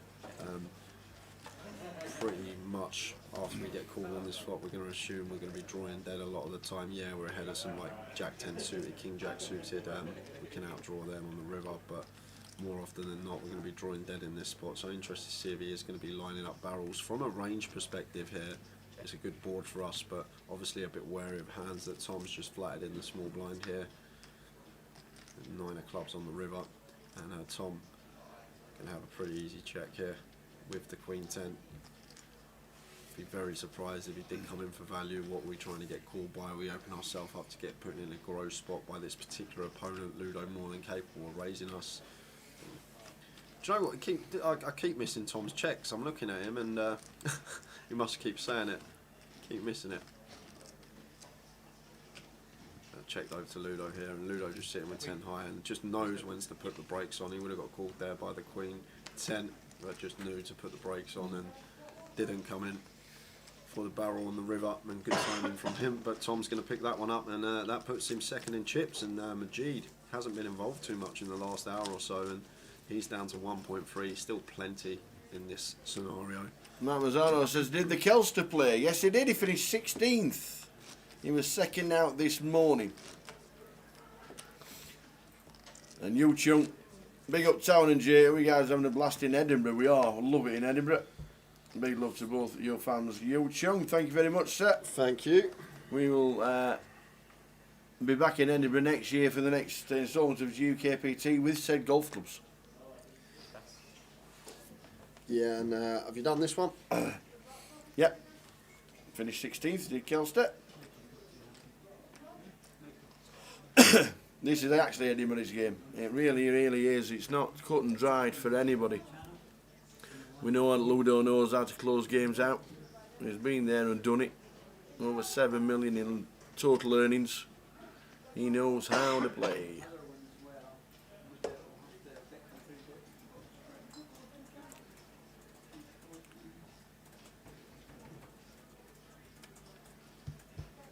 Oi, Sifo, joining us late Sunday evening. Good to see you, Sifo. Hope your trip's going well in Marrakesh, or wherever it may be. You might be somewhere different now, knowing you. As we see Majid open the ace-10 suited, making it 80k, and Tom, once again, just flattening on the button. Obviously got a strategy in his head that he's willing to go with. I'm not too sure what it is, but just choosing to call King 8 here on the button in position. We are 5-handed. Obviously you do need to widen up. Blinds are going to be coming around a lot quicker, so you need to get involved more, be playing more hands.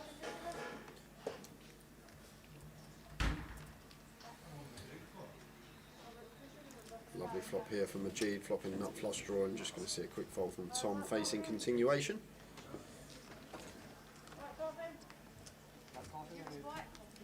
I've got mine.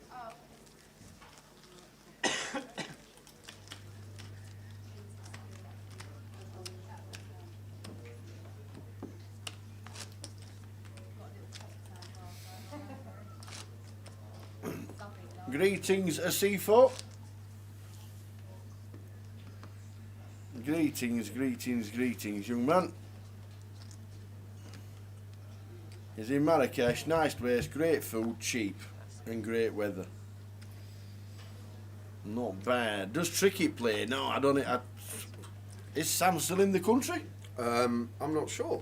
I'm not sure what Sam's up to nowadays. I think he's he had a kid, didn't he, a year or so ago? Yeah. So I'm not sure if he's concentrating on family, but I haven't seen too much of Trickett in a while. So, just let you know, guys, in half hour's time we're heading out on a 15-minute break. Oh, let's have another break.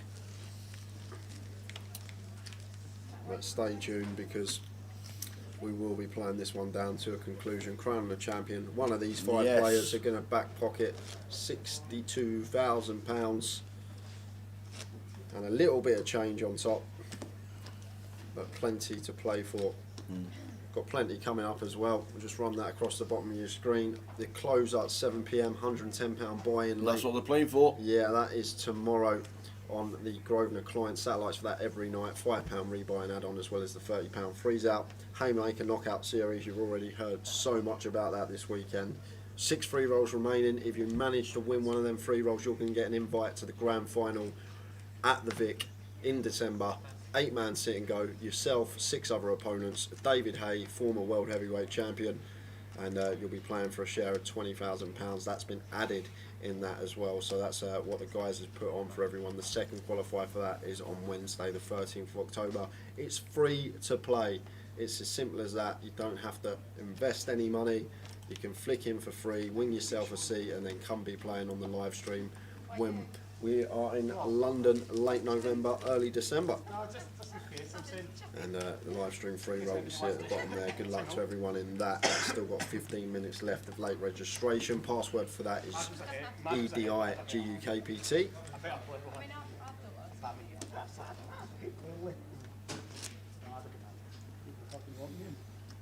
We're on 5. Paul Green, last man out. 2 sponsor pros sat across from each other. Katie and Jamie. Been a great recovery from Jamie Nixon. Yeah, he had multiple bullets, but he's turned it into a profit. He won the Mini in Leeds, and now trying to win a main in Edinburgh. Well, I came the first day, I came with Colin Gilly, you know Colin? So Ludo, been opening wide. Not this wide though. 8-5 off into the mark. That's probably. I thought it was Katie in the big, nothing to do with this. Will be an open. Well, it's blind on blind here. I wouldn't mind seeing either option tower. Either's fine. We can complete this one. We can raise it up. That can go either way here. With the king queen opting for the raise here, Majid. So then I stopped doing the GPS's, man. He was in his bed crying for 3 days. Like, 'cause obviously, like, makes it 1-2-5. So Oxford just over 3x. Don't want to be going 2x blind on blind, guys. Just a little bit of advice for you when you are blind on blind in the small. You want to size up. You don't want to go 2x, 2.5x, because your opponent can then just peel very, very wide, have position on your post flop. When you are small blind versus big blind, start sizing up a little. 3x, 3.5x. Usually what you're going to see in those situations. And just raise and take from the G. Tom not getting involved in the big.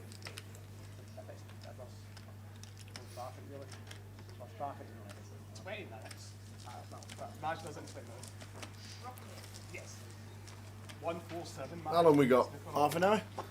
Less. Less. I think it's about 20 minutes Okay. tower. Our taxi was like that the other day. Is it like They don't mess about. I'm saying that the meter goes up quicker. The I faster you go, the think, meter. don't quote me on that. We'll have a look at the clock in a sec when we go to Jamie Nix or Ludo. Top left of your screen it should be when the action's on there.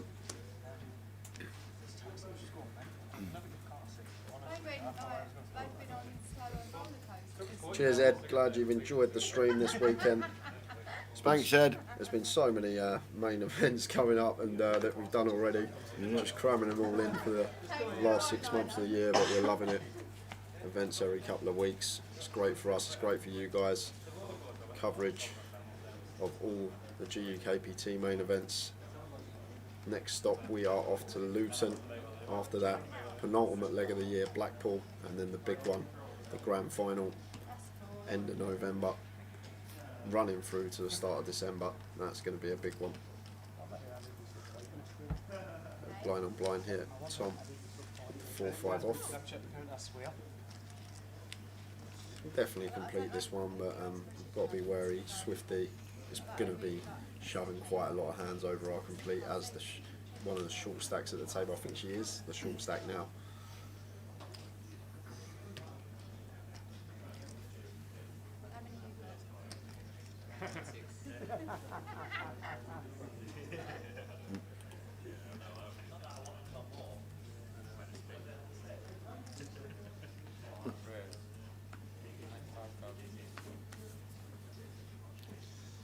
So obviously just raise it to 95k, and Katie working with 14 big blinds here. I'm not too sure what Nixon's stack is at this moment, Tower. I could just see her move all in, potentially with a Queen Jack suited, but she's going to take the lower variance approach here. She's got position, she's just going to call off of her 14 big blinds and play accordingly in position. Ace, deuce. This is just, like, I think if we're going to go with it, just put it all in. Sometimes we get folds from Tom, and this is the thing now. Tom's always continuing this board here, Tower, and we have the possibility of getting bluffed post flop here, the times that we do with our hand, and a tiny bet here from Tom. Doesn't need to go that big. It looks like quarter pot, opts for 50k, and Katie here with the Queen Jack of clubs. Obviously if Tom does have an ace here, we're basically drawing dead to runners, but with position she might come in for a float for 10% of her stack, see what Tom does on the turn. We've got some really nice backdoors with this particular holding, so looks like she is counting out chips to float, so is going to make the call. The thing is here as well though, what Tom's got to think about, like if Katie's got an ace here, blind on blind, and we open, she's going to be ripping a whole host of that ace X. She's just going to be moving in, so this ace board is kind of irrelevant. Like there's two aces out there, yes, but it's pretty hard for either opponent to have an ace in this spot, simply because Katie stacked 14 big blinds. Tom, if Tom's got an ace, he's just going to open rip, but basically ace king all the way through to ace deuce. He's going to rip those hands for 14 big blinds. And Katie, once Tom raises, may not elect to do it with the raggiest of aces, but is going to be barreling. Is going to be shoving with a lot of her ace X as well. So this ace board is kind of interesting once it rolls off, but Katie just folded into the double barrel there. But an interesting one, because what was Tom trying to represent there, because all his ace X has to shove pre, so what we meant to have there is Tom.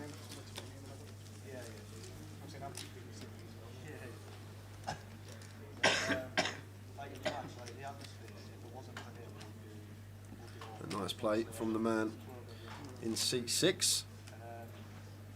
So Jamie and Katie, very similar stack sizes. Blind on blind going to be between them here. It is folded round. Yeah, I agree, Span. It's a very interesting one. With the ace do board, like it's like neither player should really ever have an ace there, especially Tom. Tom's just raised, like it's like we spoke about the hand with when Ludo 3-bet Katie earlier. That's why I much prefer the shove from Katie with the Queen Jack of clubs, because all of Tom's ace X for 14 big blinds, blind on blind, should be ripping. And if Katie's aware of that, then when he raises, once same situation that she had with Ludo, he's basically only got the nutted hands, and then the rest of it should just be stills, and the stills massively outweigh the value. So would have preferred to see the shove, but like I say, Jamie's short, it's a 6k ladder. Obviously Katie wants to take the low variance approach, and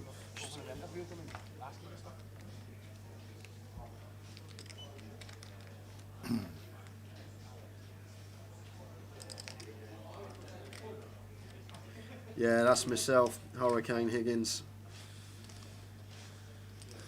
Thank you though, I'm glad you're enjoying the analysis. Absolutely. Tom's coming in for a raise.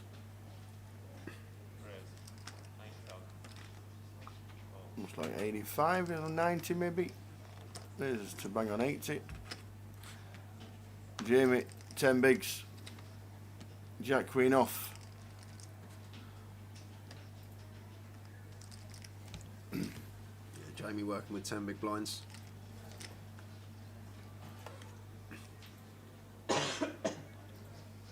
Yeah, Trezani most certainly would have.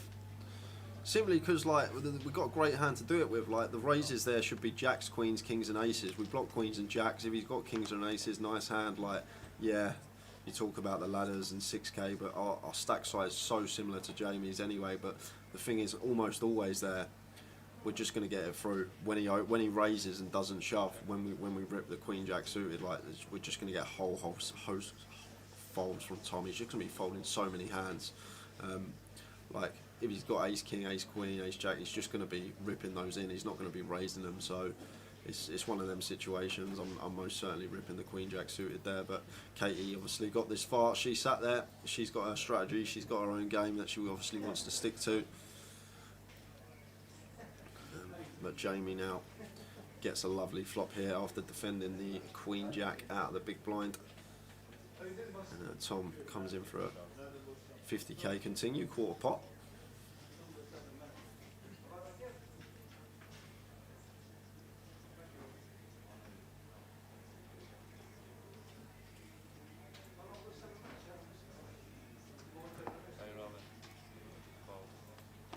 And Jamie just shoves, picks up.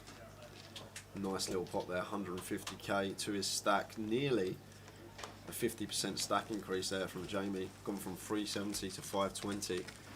It's a massive pickup for him. And now Katie, here's our short stack at the table. She has got 3 hands though, to see if she can find something to get it in with before she's back in the blinds.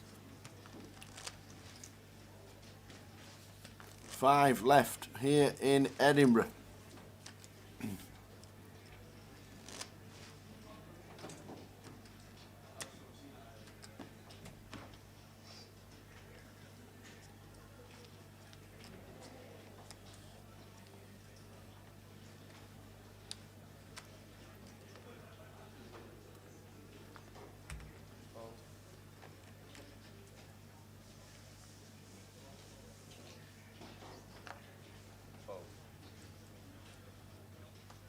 Katie working with 10 bigs now, 10.75 to be precise, but blinds are going to be flying round 5-handed.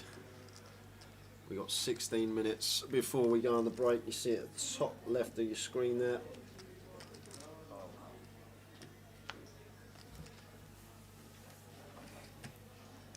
So Jamie completing here in the small. Jamie working with 15 bigs exactly. Ludo with the jack 3 off. Going to amp up the aggression. Has the chip lead. Knows that Jamie now is wary of Katie's stack size 10 big blinds, so knows that Jamie isn't going to be calling too wide. We're going to get a lot of folds out of him from this raise, so Ludo just applying the pressure straight away. 6k pay jump in Jamie's head. He's had a look. He's looking over at Katie now, looking at her stack size. And I think for this reason, he might just choose to give this one up. No, we can see he's got the best hand. We can see, oh, he's no fear. Love it, no fear. Absolutely. Just no fear at all. He thought, you know what, I know you're going to be picking on me, Ludo. I guess it was basically down to that. He knows that Ludo knows that Jamie is aware of Katie's stack size, so he thinks Ludo's going to be raising a whole host of hands there and just went for it there with the Queen 9 of clubs. And love to see it, just no fear, not worried about laddering, just going for it, Jamie, and I love to see it. Now he's going to be, I think, back over 20 bigs here. There you go. Matt Mazzara, how did Rotherham do? I think they won, didn't he? Won 2-0. Might have been 3. I think it was 2. And then he decided to come up. Won't see you this year in Blackpool, Matt, but I'm sure we'll see you next year. Hope you're all right. Getting a good smile at you, aren't you? Let's be honest. When everyone packs up, I'm saying it's going to be a 5 left here in Edinburgh. 60 grand plus up top.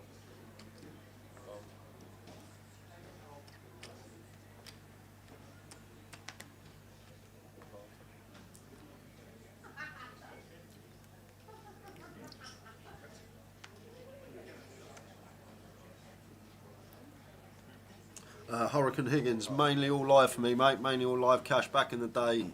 Yeah, a lot of online poker. During the pandemic, a lot of online cash.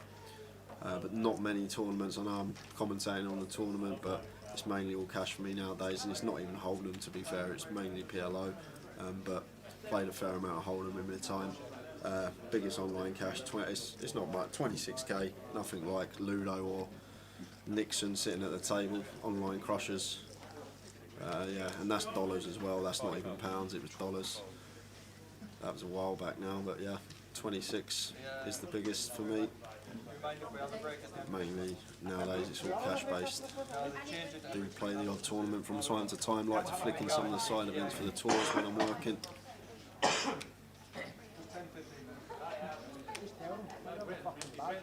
If you can still get into the free roll. Yeah, you got a minute, you got to be quick. EDI GUKPT. You have got to be quick to get into that free roll. You have 1 minute in counting.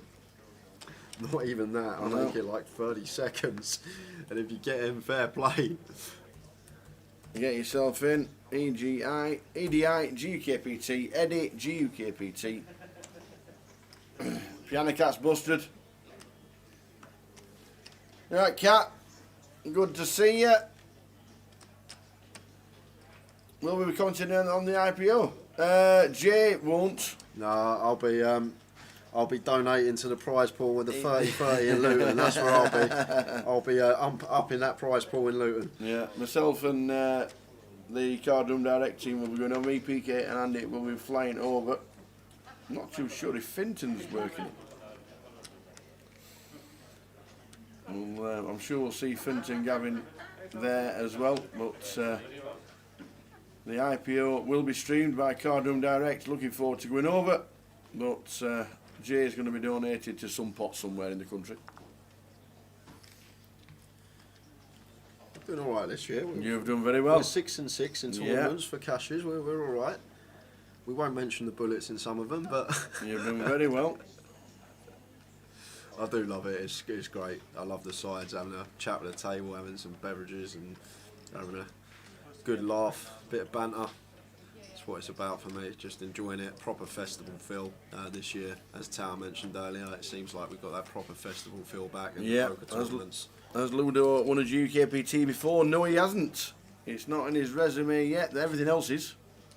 He's 6th in the grand final in 2018. I remember that. I interviewed him. I had a funny story about that actually. If you go and watch that interview back, I looked like I got really bad breathing problems because I remember I've just popped to the shop downstairs at the Vic. All right. And Boovy texts me, he goes, Jay, Ludo interview, and I'm running up the stairs at the Vic. And I've just finished. I've got to the top of the stairs. He's handed me the microphone. I'm like struggling to get words out. I remember that. I remember that well. Back in 2018, 3 years ago.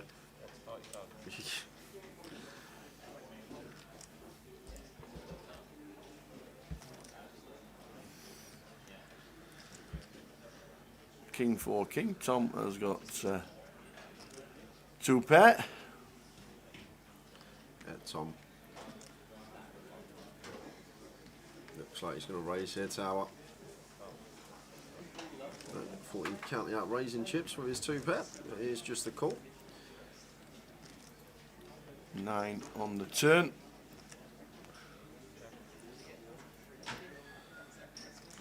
So want to be checking here as Tom, after Ludo, continue flop, want to be continue checking to the aggressor. And let's check it over to Ludo, and Ludo lining up barrels here. Unfazed. Comes in for 115 on the turn here. So the thing is, from Tom's perspective, like hands that Ludo's going to go bet here with for value, Like obviously King X is the main candidate. It'll have some 9X in there too. Like if he opened like a 9-10 off or a 9-8 off, 9-7 suited on the button, he'd probably continue barreling these for value on the turn, try and get called by some 4X, some potential flush draws out there that our opponent can have. And the thing is as well, we know a lot of the time he can have a king in his range, but a lot of the time we're just going to target the 4X, we're going to target the flush draws. The Queen on the river is a very interesting card here now, because from Ludo's perspective here, Tom can only have one of 3 holdings. He can have either a King X type hand, he can have a 4X type hand, or he can have a flush draw the way this hand's played. So Ludo will know that there's a lot more 4X and flush draws out there than there is King X. So he might come in for the 3 barrel here, and I love this. And it's just figuring it out about the situation, knowing that 4X and the flush draws, there's so many more combinations of that than there is King X type holdings for our opponent, and he's going to have a whole host of 4X. There's 2 kings out there, so less likely he's going to have a king, more likely to have a 4, and obviously we're just going to fold out the flush draws anyway. Sometimes he will have like a Queen X of spades, might have rivered a queen with like a Queen 3 suited, Queen 5 suited, one hand like that, and then it's just unfortunate for us, but we still might even fold out some of those holdings, because Ludo here, from our perspective, we are now repping when we come in for this 3 barrel, we're repping that we flop trips, that we got a king, or we got a hand like pocket 4s or pocket 9s, pocket queens. All these type of holdings are the holdings we're repping here as Ludo. Potentially a double barrel Jack 10 that's got there on the river as well, but Tom's just in a gross spot here now of a 4, because Ludo can quite easily have a king. He's opening the button, he's going to be opening the button with all his King X,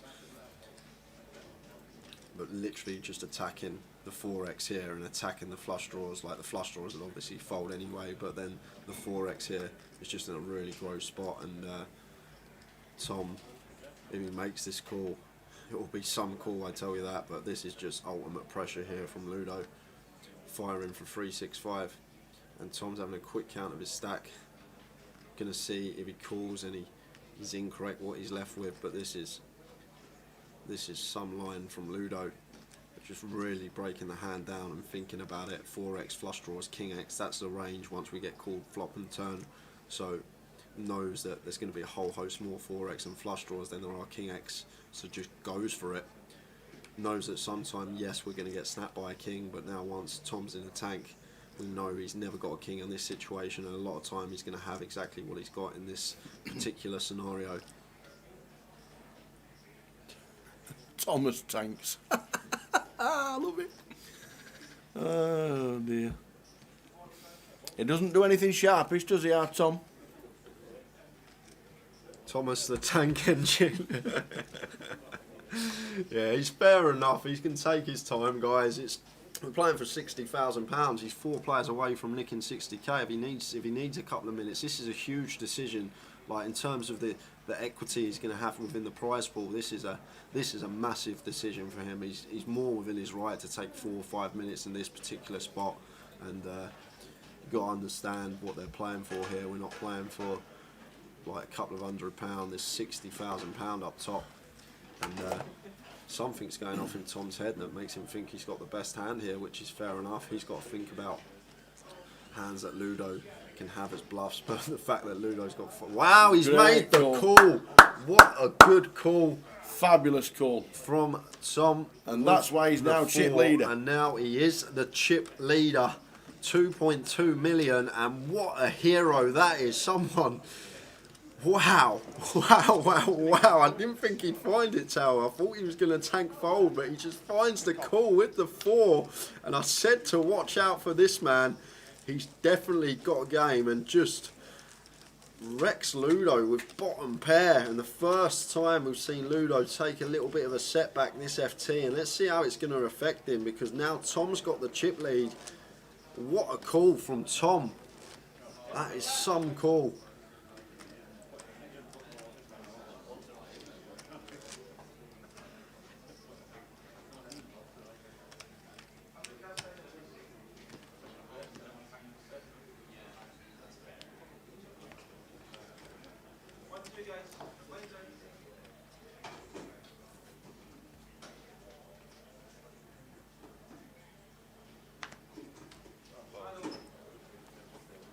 We have we've got 4 minutes left on the clock, and what a hand to close out the session that was.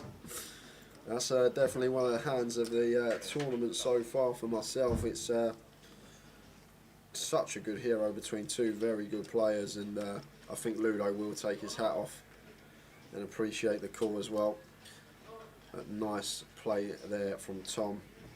Just read the situation perfectly. Guess he just thought maybe Ludo's just going to be over bluffing this spot. Another factor to take into account as well, these two played a huge pot before we were at the final table when we were 2 tables out, and Ludo overbet river and got Tom to fold top pair, top kicker, and Tom was correct on that occasion, and maybe Ludo thought I can just apply pressure because of that, and Tom just found it with the 4. But the thing is, Ludo's range was pretty condensed there. As I said, he's basically repping a king once he comes in for the 3rd barrel, or like 9s 4 or queens 4 on the end, or maybe a jack 10 that's backdoored into a straight. But still, that's some call from Tom there.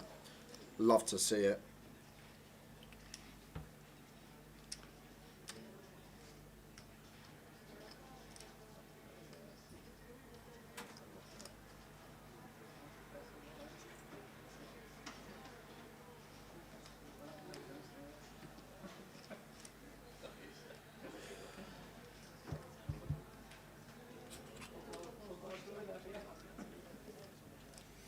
Three minutes and counting till the end of this sesh.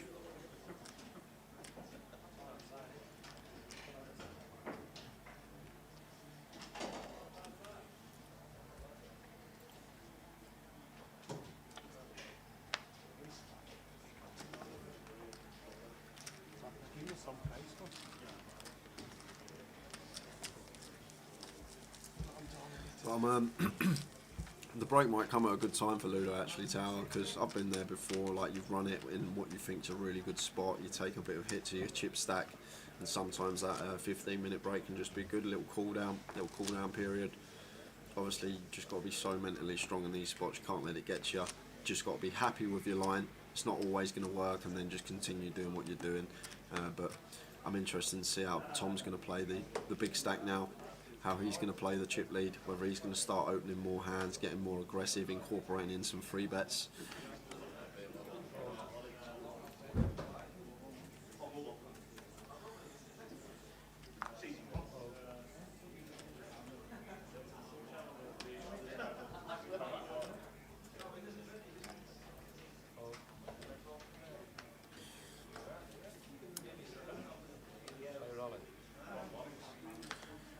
Daytime Twitch, any recommendations for poker books?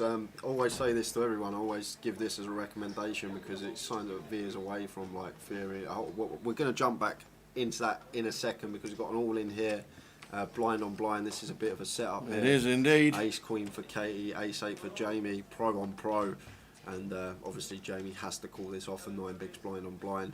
Oh, he's flopped the 8 though! He's flopped it. How's he done that? Oh, we're going to lose Swifty unless she can find a lady. The lady needs a lady. The turn's been doing strange things. The turn is ridiculous. It's been doing strange things.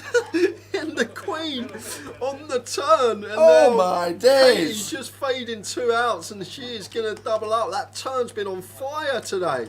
The turn is ridiculous. Wow, I wasn't expecting that. I was expecting Katie to be up and out the door. Wow. And that is crazy.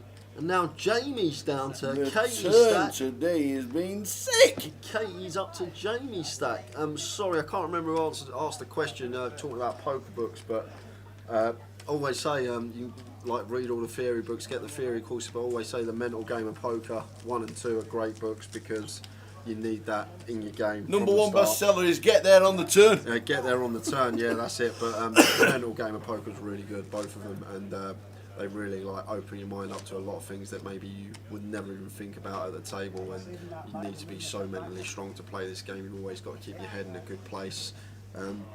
Dara O'Kearney's books, the satellite books, are great books as well. Probably should give them a shout out. They're really good reads. So a couple of recommendations for you. And Audible, yeah, is obviously great as well. If you're not a reader, if you prefer to just sit there and listen and take it all in that way, then Audible's a great app.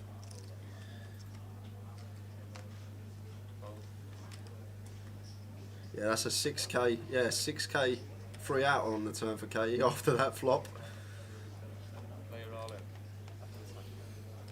Just wow. Just wow indeed. Wow. And we're going to be on break after this hand, I believe, everyone. We're going to be back around 25 past, half past. So we will see you then. We'll chuck the comms can on. Here we are. Oh. Here we are. But turn me over, baby. It's been a good session. Turn. This FT's been a very, very good watch. And we're back in 15 minutes' time. Do not go anywhere. We're going to be returning at about 25 past. Full chip count. Back with the last 5. 25 past. Oh, 10-minute break. 10-minute break. That's it. They want to go home. They want to get out of the town. They want to go to Grassmarket. Get on the lash, man. Come on. That's all you got to wait, guys. 10 minutes, and we will be back, and we're all ready to go for another session. We will see you in 10. See you in 10. Dressed as a walking. I mean, that was cool. And, you know, the first 2 or 3 entrances, I was really embarrassed. And then I just embraced it because I think it's great for poker. I think it brings eyeballs to poker. It's undeniably great for poker because we bring eyeballs. We're doing fun stuff. Now, of course, the Thor entrance was cool because they showed it for 11 minutes straight on ESPN2. I mean, 11 minutes straight. What are those commentators talking about after a while, you know? Brilliant. If we had a poker Mount Rushmore, with Phil Hellmuth being the first person to face there, you've got 3 more to join you. Would you be able to put 3 there? Yeah, it has to be Phil Ivey, Doyle Brunson, and Johnny Chan. The big bracelet winners. Absolutely. You know, well, who did I say? Yeah. Yeah. Ivey. Those guys are all tied at 10 bracelets, I think. Mm-hmm. And all have been, you know, Johnny Chan, people don't know how great he is. Like, he's been playing in the biggest games in the world almost every day since the 1980s. Mm-hmm. I mean, it's only when the young generation gets a chance to play with him, you know, in the biggest poker games in the world that they say, wow, because they don't know how great he is. And Doyle, up until the age of 83, 84, was playing in the biggest games in the world and winning every single month. And Phil Ivey, you know, great at everything. And so right now that's the Mount Rushmore of poker. You know, it could look differently in the future. Negreanu is, you know, going to clamor for one of those spots and may well get there.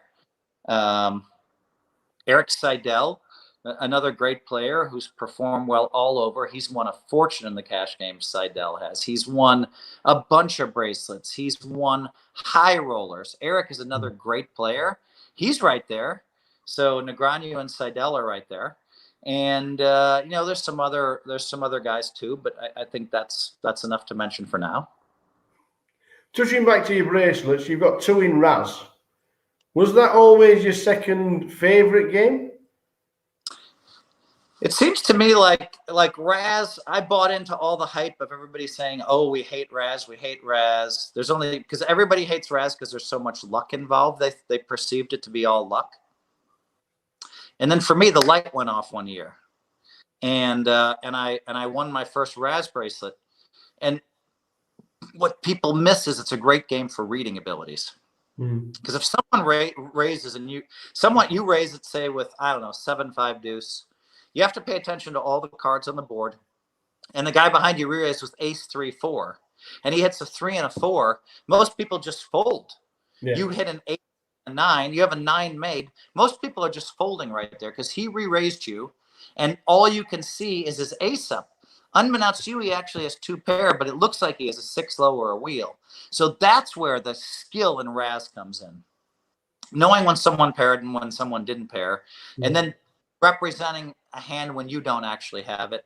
And so there's all this skill in Raz. And so what happened? My eyes opened up and I have a first. I want, and then another bracelet and then a second. I have 2 firsts and a second and a 5th in the last like 6 years in Raz. It's crazy. I just keep getting there. And so, you know, I think I have the best record in the history of Raz now with Ted Forrest you know, who's we've always recognized as the best Raz player in the world, is second. He's right behind me, but I passed him for best record.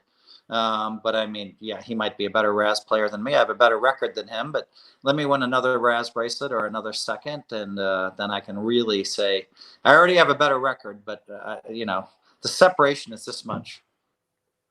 We've had players turn up, we've had them hyped up, they've disappeared, they've had new players come, they've been the best, then they've disappeared. 31 years ago, you won the main event and you've stayed at the top since then. How have you managed it? Yeah, you know, I still remember someone telling me in 2008 that this is the greatest player in history. And you know, I asked somebody, I said, who is the greatest player? And he told me this is the greatest player in history. And then I basically by 2009 the guy disappeared. So, you know, I mean, really, this is the greatest player in history. Why? Because he had a hot year or two in online poker, and so they've come and go. This guy is great and he's gone. This guy's great and he's gone. This guy's great and he's gone. I've watched everybody, and then they not only that, they come in and they say they're greater than me. So they have this thing where people want to bet results against me every year at the World Series of Poker. And I don't make those side bets because I want to stay single-minded. I don't want to think about anybody but me.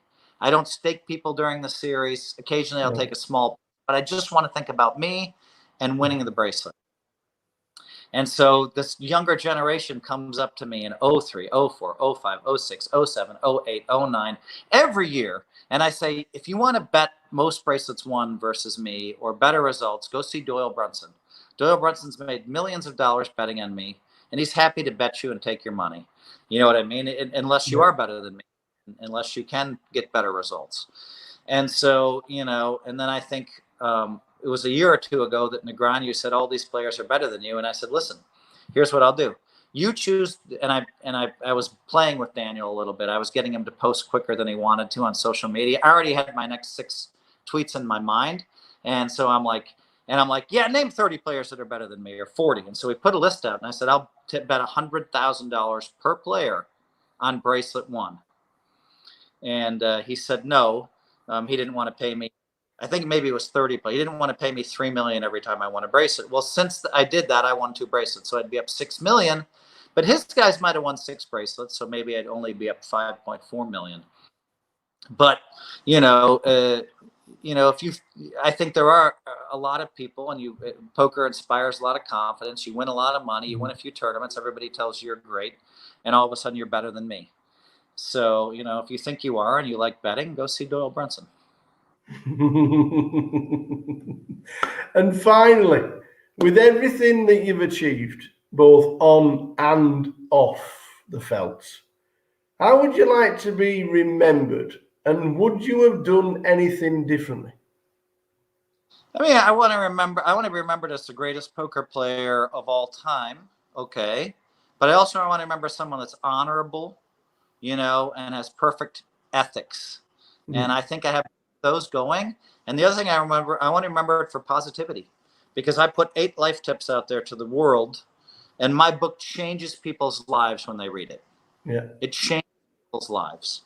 It's just very simple, 8 life tips.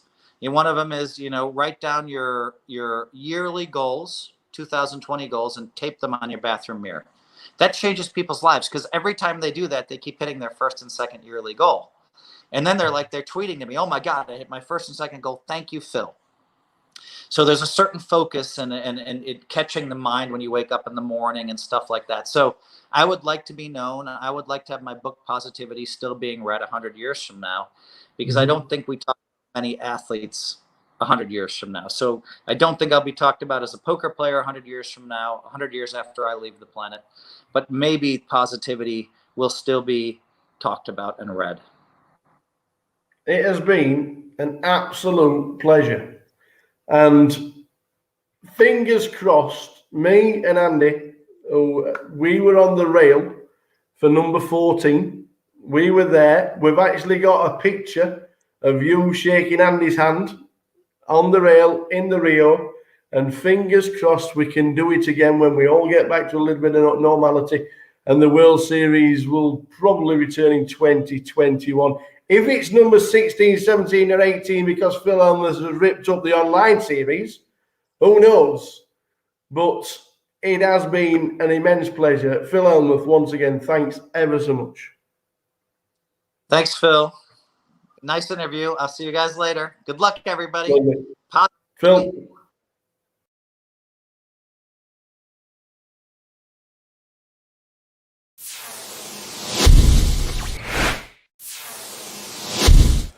Here we are. We've chucked this one off for the chat box. There Absolutely. There we are. We're back, ready to go. Tom is chip leader. 5-handed. Everyone locked up 5 figures, playing for £62,220. Nice. You know what? We're in Scotland. We're in Edinburgh. Oh, Well, do you have one? no, I haven't even had one yet, but I'm not a fan. No, I'm not a fan. What do you not mean a you're a fan. fan? Not a fan. The tonic tea I cakes. like the wafer ones. I thought they were. Tonic tea cakes. There's only one left. There's only one. Look, it's there. If you want a tea cake, come see us in the booth. You can have it yourself. Thanks, Mel. Yeah, cheers, Mel. Only one left.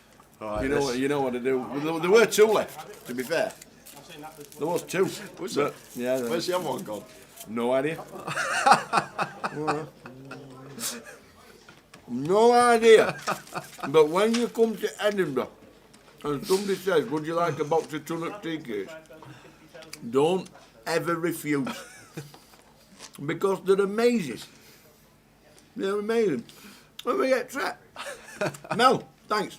No, all right, let's get out. No one wants to see you scoff your face. Let's go to the. Right. Let's go to the feature. All right, go on then. 5-handed. We are here all evening, everyone playing down to a winner. We got a new chip leader for the first time today. Ludo's held the chip lead all day, but we just saw the hero from Tom with the 8-4 of hearts, and Ludo is now second in chips. Tom's got the chip lead. A bit of a change up. And he's got the chip lead, and first hand back, he's got the kings. He's got the Cowboys straight away. Richard Whitmore, man as a wasp. How are you?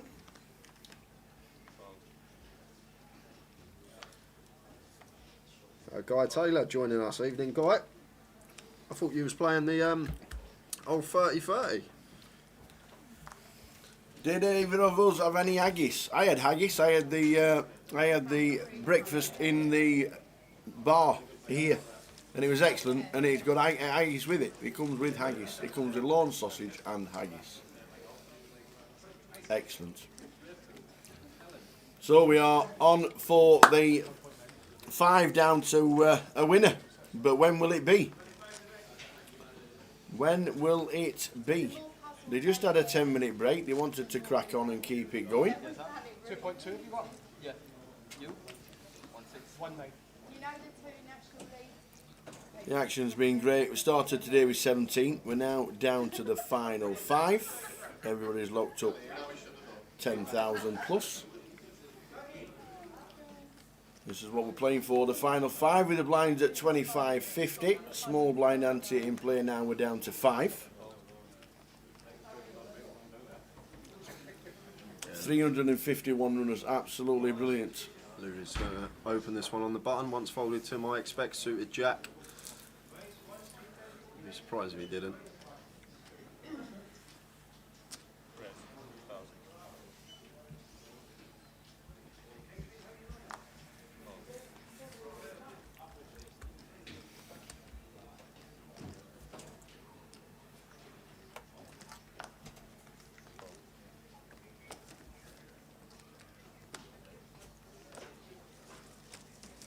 So 9 bigs for Jamie after losing the hand before the break against Katie.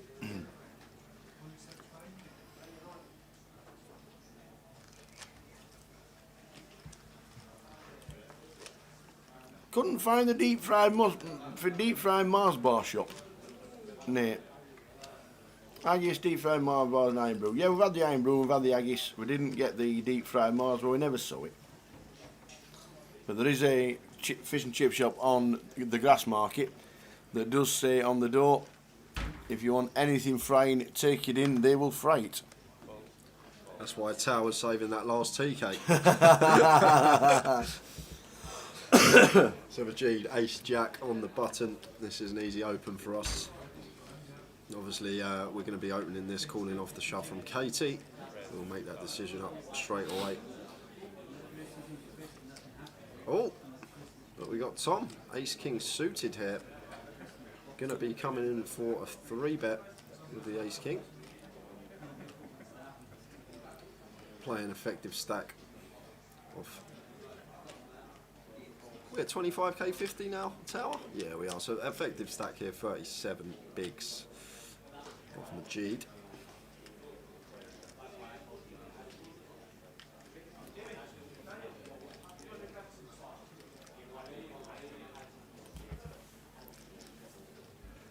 So Tom continuing to be very calculated in his decisions. Okay, he's got a hand. But Tom's never. We know how Tom plays. Nothing's done. He likes to take his time. Yeah, nothing's done quickly. We know that. Obviously, he's thinking about the options He's here. working the bet sizing out. They're probably going to make it near 400 here, Tower. Looks like he's got bigger. Is there 4 blues there? Might be 3 blues, might be 3.5x.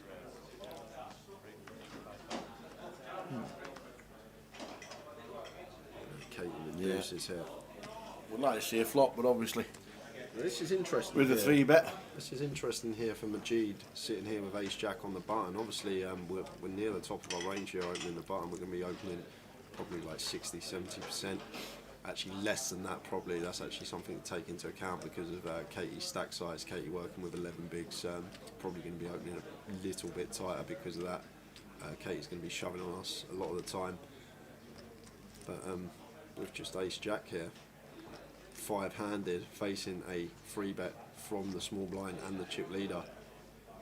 Definitely a dicey spot here, and just going to make a good disciplined laydown on the button. Maybe just not wanting to get involved, like I've been saying. Jamie and Katie fairly short. Jamie the shortest after the all-in we had before the break between Jamie and Katie. Katie finding the 3-out on the turn after Jamie found it on the flop.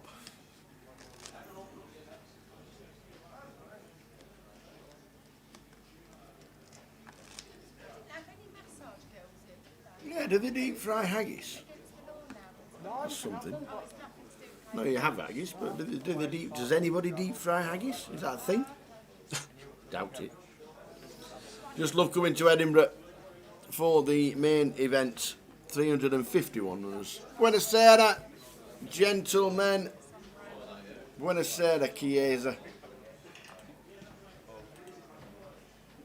So Tom here with the chip lead on the button here with the king 9 suited. Obviously we're going to be opening into 2 short stacks here. So obviously you have to take that into account. We've seen a bit of button limping over today from Tom. Wouldn't even be surprised if he opted to limp this one. Tower on the button against these 2 stack sizes in the blind.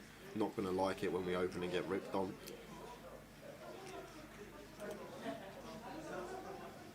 He's just going to open rip king 9 suited for effective. Oh yeah, okay, effective 11 big blinds. Yeah, this makes sense. I thought Katie had a bit more than that after doubling up through Jamie, but yeah, that makes a lot of sense. It's 11 big blinds effective, king 9 suited. We're just going to shove into the shoe short. He's perfectly fine there from Tom.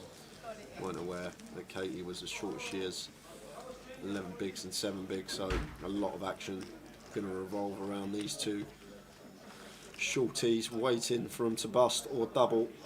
6k pay jump coming up. You see at the bottom there, if you bust now it's 10.3. If you bust next it's 16.1. It's a big chunk of money. It sure is.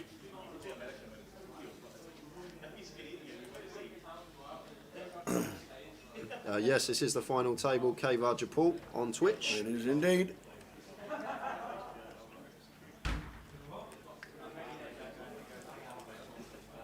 There you are, Mel confirming haggis is very popular from the chip shop battered. Every chip he does it. Well, there you go.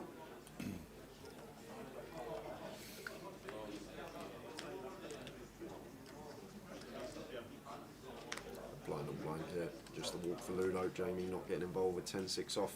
He's now got 4 hands to potentially find a hand to get his last 7 bigs in.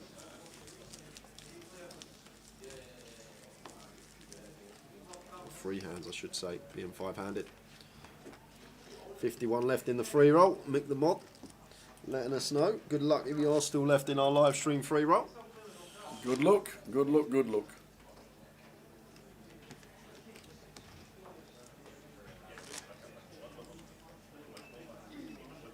And who was it that won the 59th minute? I forgot. David Clark. David Clark's looking good to win some money as well because he's got 4 runners against 1. He needs Tom, Katie, Ludo or Jamie to win Rick Triggs giveaway on Twitter. So Katie's got an easy shove here, tower. 11 big blinds, pocket 8s. Going to be moving all in with the 8s.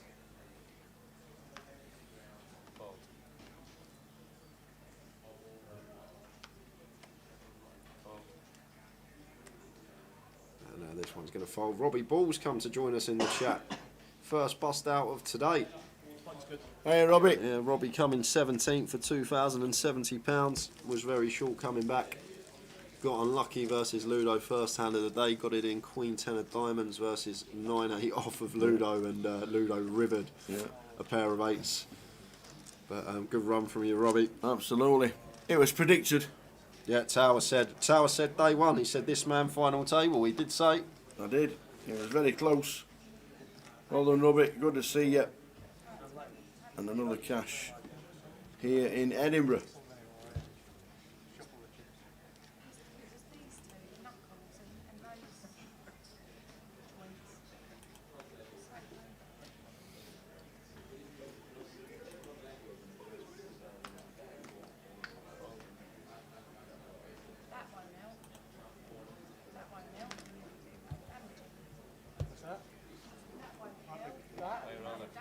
So now Jamie's turn to shove for 7 bigs.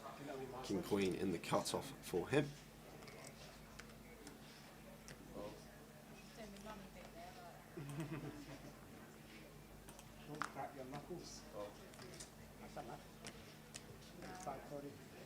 We've got Tom here in the big blind with the Queen Jack. Pretty close for him, 7 bigs. Queen Jack off. Guess Jamie's going to have some Queen 10 suited, Jack 10 suited in there, Jack 9 suited, Queen 9 suited. These are all going to be shoves for him. There are some hands we dominate, so we're going to make the call with the Queen Jack. And Jamie is in good position to get the double.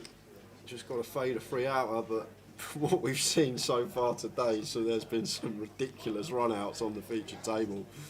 Let's see if it continues, but Jamie in great shape here to get the double. Flop time. 7-8-3. Yeah, pretty clean for us. Absolutely. Nixon. So just fading a Jack or running 9-10 or vice versa. King, and that is it. There we go. Dead on the turn. Double. So double up for Jamie Nixon, and he's back up to 770. He's still in the mix. Yeah, I know, Slady. both my bets, all in. And now Katie, the short stack. No, it's just like everywhere. I'm saying like from all the way around here, everywhere. Not really on my wrist, anywhere from my arm, right round up to my thumb. I've not, no, never.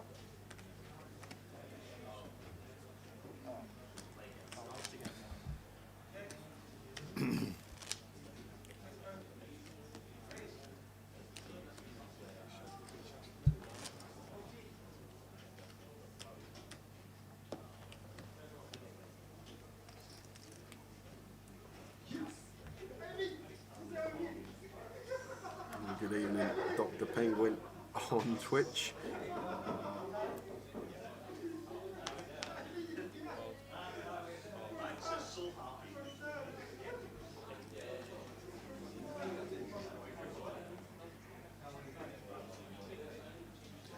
And Majid finds the ladies on the button.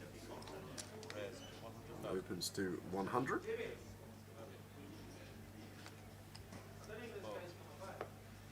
Actually going to be on Katie in the big blind. Quick fold from her. Just raise and take from the Jean. No action with the ladies.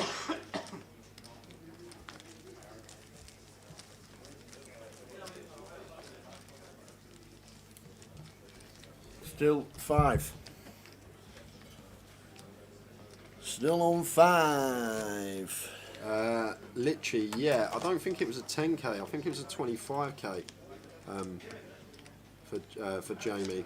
I think he did FT it. I remember it's about a few months back.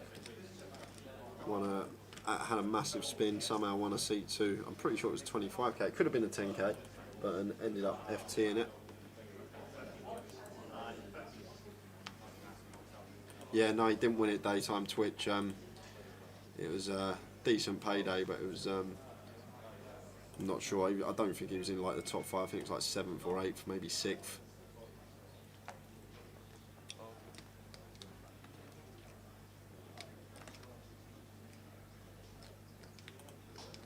So Katie here in the small blind, working with 11 bigs. If I'm Katie here, tower, I'm probably just shoving this almost always.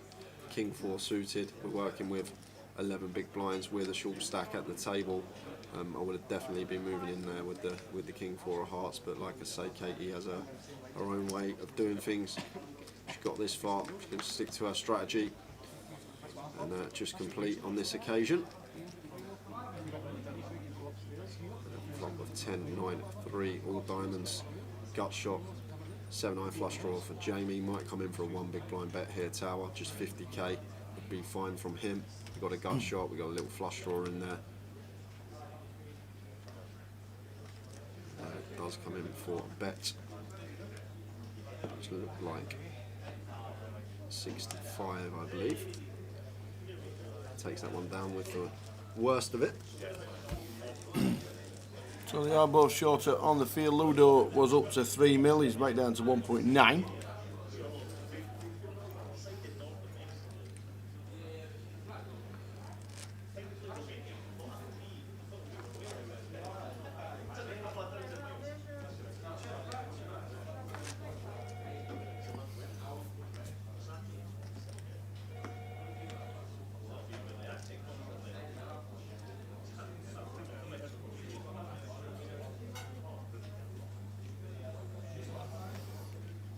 Madge in C5, 1.6 mil. Tom chip leader, 2.1 mil. Yeah, Tom's probably not going to open this tower. These 2 shove stacks behind us. He might do. He's got the chips to do it, but obviously Katie and Jamie both got stacks that can just rip over our open, and have to get out of the way, but is opting to open the King 9 off in the cutoff. Action on Katie here with King 5 suited on the button. Not going to rip this one for 10 big blinds. And Jamie going to get out of the way. Action on Ludo in the big, Jack 3 off. Saw him defend Jack 4 off earlier to a min click. It was a bit of a different situation though. He had the chip lead. And this time opting to let this one go. How's the free roll going, everybody? Who's in it? Who's in that free roll?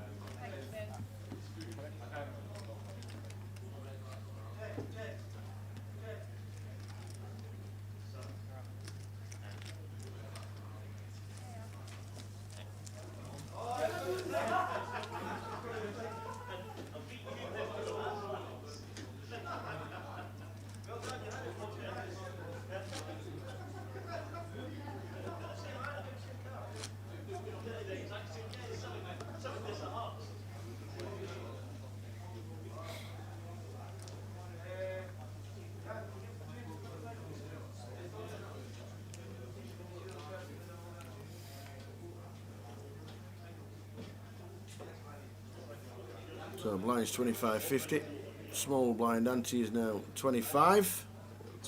5 players left. Tom under the gun. Yeah, this is one I expect him to open tower. Queen 10 suited. 5-handed.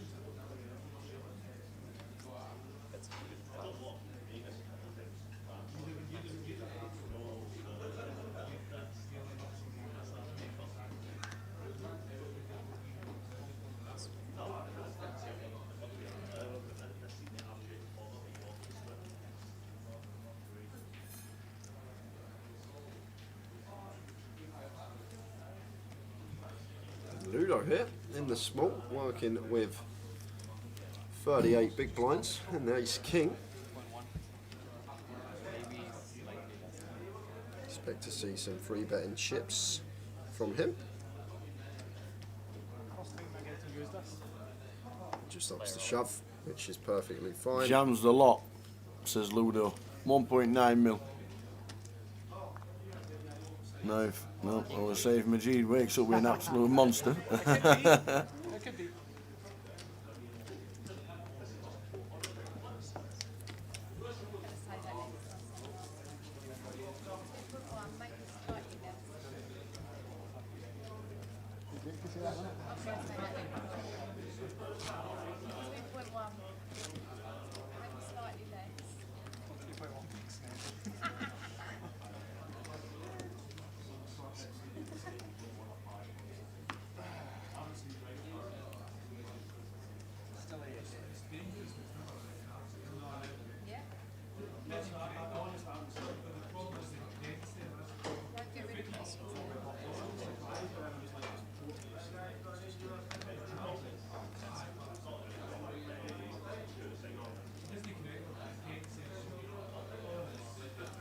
Ludo just opened jam the ace king.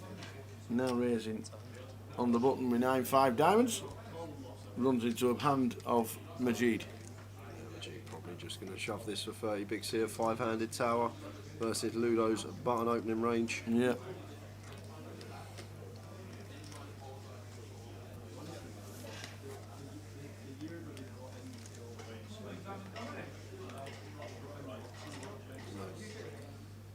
Have a quick count on his stack. Is he thinking of flatting? I think once he counts this, realises he's got 30 bigs that this whiz is just going to be going in. Because if we free bet, we're going to have to free bet to like 400. Yeah, there's a triangle. There's a triangle. And it's just going to be 2 quick folds. And a snap fold. Ludo's already knows exactly what he's doing. So,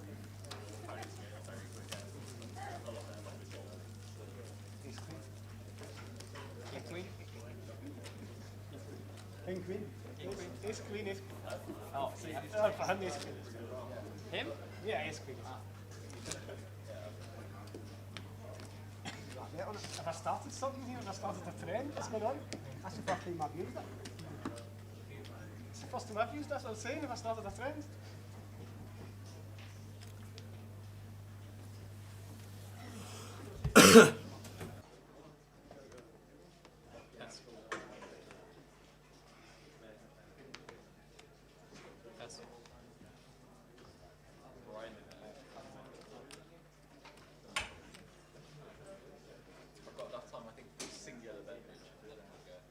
Get it down, you. Yeah. Anyone? Any? I'm good, Jack. Sensible Ludo. Okay. That's 100. White wine. No.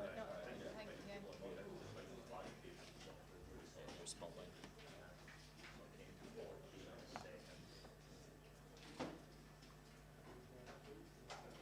slowly, we've got a bit of a treat. We've got a bit of a treat for you. I've only been kicked out again. Sorry, Tower. I tell you what, don't worry about that. That's just the 4th time this weekend, ain't it? Do you know what, Tower? Can I come and do some comms? Do you know what? Of course you can, because we think you're great, and just pop in at any time. He had that deep a run. He decided to have all these chips, but Dave Doherty is going to come in. He's going to come in for an hour with Jay, because he's yet again a guy that knows his stuff. Been here, done it. We've known each other for a long, long time, because the World Series Poker Europe was the first time we ever met. It's true. He went, he's not even old enough. It's true story. True story. True story. Dave Doherty is coming in. I'm going that way. This guy and Dave are coming in for this level. Come on, young man, get yourself in. Introduce yourself to the entire world. Come in, get yourself in. Absolutely. There he is. Slim Jim is on his way. Hello, everyone. And Dave Doherty is now going. The Tower departs for half an hour. Yeah. See you in a bit, Tower. See you soon. Pop this mask off now, man. I don't need it in here, right? No, you don't need no mask in here. We're all right. Finished 11th today. So obviously disappointed. You're going to be disappointed with that. Anyone would be. The fashion that you busted, but another good run. Another good run from you. You had a good run in Leeds as well. Yeah. Last month. So hopefully it's coming. I hope so. I mean, yeah, against Ludo, like the way he was, like the amount of time he waited before he jammed, like I knew he was debating between peeling and jamming, so I thought he had like pretty much the hand he had. Yeah, yeah. He was willing to do it, but you've got to hold those. Like, I'm kind of disappointed, like some of the hands that played out, not just because I busted, but like there was one spot where the king jack. I called the hand, king yeah. jack. I was jamming diamonds on the river if it came a diamond, and like I'm pretty sure he would have folded the set because it's like it's really hard for me to have a bluff at that point. I was like, I was rooting for the diamond ace or nine. I was rooting for the diamonds. Like, yeah, I wanted to get the bluff through on the feature table. But, fair enough. But we'd shut that off. And speaking of Ludo, he's got the fives here. First time he's had the chip lead all day, and first time in the last half hour, Tom's taken it off of him. We saw a big pop between them two before the break. So Ludo open to 100k, Majid. Jack 10 suited. Just going to fold this one. Is it 40 bigs effect? Yeah, 40 bigs. We're playing 25k, 50k. That's very tight. You have a flight to catch, buddy?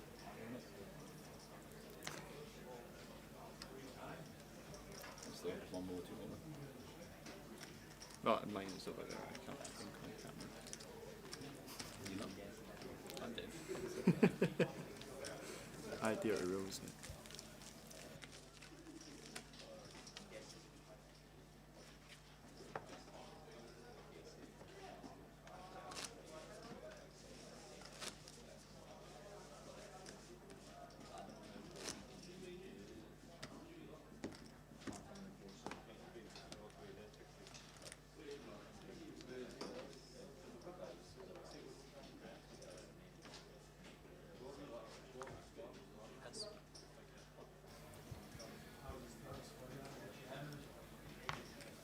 So have we got like 3 people on equal stacks now?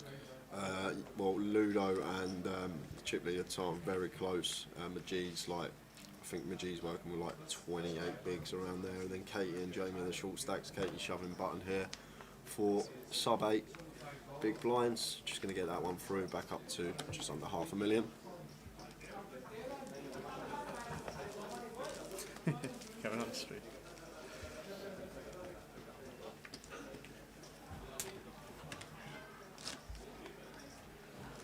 Do you have any punts today on yourself or anyone else? Yeah, I had one on me and Robbie Bull. Like not that I thought there wasn't value elsewhere, there definitely was, but I saw Robbie at 150, and like I knew if he got a couple of double ups, like he was like well overpriced. So had a funny story about that actually. I met him in a bar, like 5 minutes to go. He didn't realise the book was on, and he wanted 60 quid on himself, but he couldn't get logged into the app on time, so I put it on for him. But the bet wasn't accepted, like it had to be verified. Yeah. So I put it on. I requested it to be verified, and he busted first hand at the feature table. As he walked off, I rechecked my phone and saw that the bet had gone through. I was like, no! Like they're definitely watching the stream here. They saw this before it went through. Ludo blind on blind here in the small raises to 175. Majid with the 7-8 off. I'm probably peeling here myself. Yeah. But Majid's been playing pretty tight, to be honest with you, David. It's like he's been pretty tight. This FT, he come in second in chips and it's been fairly snug. I think the thing is, like, people are obviously understandably scared of Ludo, but he can't have it every time. Like 8-7 off is like still a hand blind be blind where you have position and you're this deep. You're going to flop relatively well often enough to not be uncomfortable against Ludo. You know, you're going to have very easy decisions on a lot of boards for that hand. So, yeah, I'm not sure about that decision to fold. Okay, under the gun here. Sub 10 big blinds, Jack 10 off, 5-handed. Going to let this one go, and she does. And Jamie's going to be shoving this one for 14 bigs, just sub 14 big blinds. King Queen suited in the cut off. There's the all-in triangle. Ludo will get out of the way.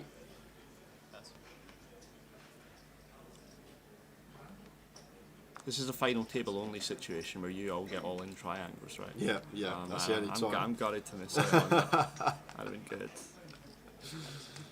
It's funny though, they're all throwing their triangles in, and when Katie's all in, she just moves her chips in. She's the only one not using it. Very strong, yeah, very like old skill approach. I've got respect for that as well. I'd have been all in about the triangle. But yeah, this is honestly much tighter than I expected it to be. Ludo had like infinite chips when I busted. Obviously, you got hero called by a 4 or something. Yeah, from Tom. I've got respect for that though, because at some point you've got to draw a line in the sand against them, right? Like you've got, as I said, you literally can't have it every hand. But they had a hand previously as well, where Tom opened Ace King, Ludo defended King Jack in the big blind. It come Jack 9 3 2 hearts. He had the Ace of Hearts. Check. Turn was an offsuit King. So he turns top pair, top kicker. Ludo turns top 2. Ludo checks. He checks behind the Ace King. River's a brick 6, and Ludo goes 1.5x pot, and he finds the fault with Ace King. Yeah, so he made the correct read there. Yeah, like in a spot where I'm always snapping. I was saying on stream, he's just never folding this spot, and he found the fold somehow, the hero fold, and then he's just found the hero call against him. Jack 9 King, like Jack 9 X King. Jack 9 3 2 hearts, King on the turn, offsuit King, offsuit 6 on the river, I think it was. And Ludo goes 1.5 after his check down to the river, and he just finds a fold of Ace King after checking it back on the turn. You can't fold that. I know, that's what I was saying, but he did. He was staring him down. I don't know if he's got some sort of soul read on Ludo, like he's doing the same thing with the 4. He was just staring him down. I don't know if he's got some sort of soul read going on, but Tom's just been making like really good decisions, it seems. Just going to flat the King Jack here. Yeah, like this. In the small 5-handed. Kate gets out of the way.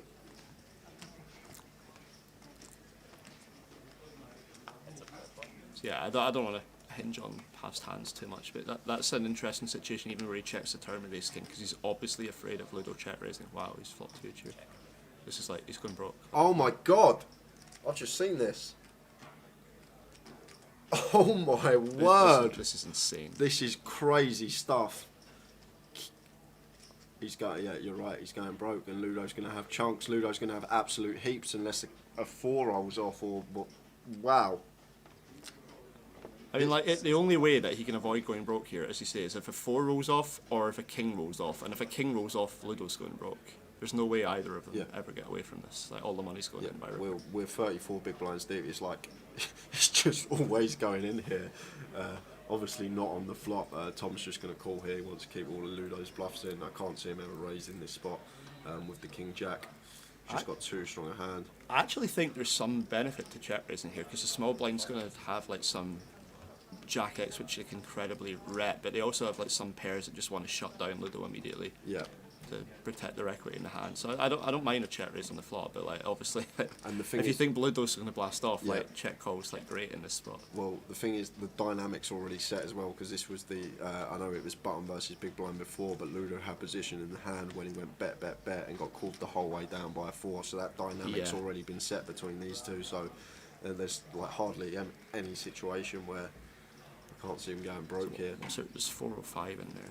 Ludo's not going to bomb this too large, I don't think, because he obviously wants to encourage call downs. I'd expect maybe like 2/3 here on a heart turn when he's not got a heart in his hand. It's good that the turn brings a backdoor flush draw as well, because we can credibly rep more bluffs as Ludo.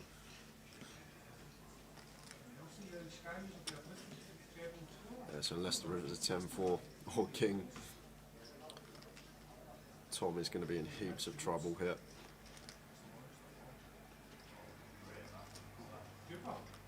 The blues are 100, right? Yeah. Yeah, he's gone smaller than I thought. He's gone like 40%. 165. Which honestly, to be honest, in an ICM situation too, it makes sense, because Ludo covers Tom. You don't have to go as big to put as much pressure on. And like Kate, I don't know who the short stack is, but Katie's got 8 big blinds, I believe. Yes. Yeah. I don't know if anyone's shorter, but I think it's 9 or 8 maybe. Yeah. Yeah, she was just in the big blind. Yeah, you're right. 8 big blinds, 8 big blinds. Yeah, so in that situation, it actually makes sense to go 40%, because you don't have to go that big to put as much pressure on. I mean, Tom has to just call here. I see a lot of people check raise in these situations, but you end up just isolating yourself against Ludo's strong hands. Yeah, I like how he's playing this. He actually might avoid going broke here now because like Ludo's size. It depends. I think it depends on Ludo's size on the river. Yeah. That's what it all depends on, whether he goes broke when there. Oh well, that's no one's going broke now. Yeah, that's just boring, isn't it? No one wants to see that. Yeah, no one wants to see blood. that. We do want blood. No one wants that river. It's just.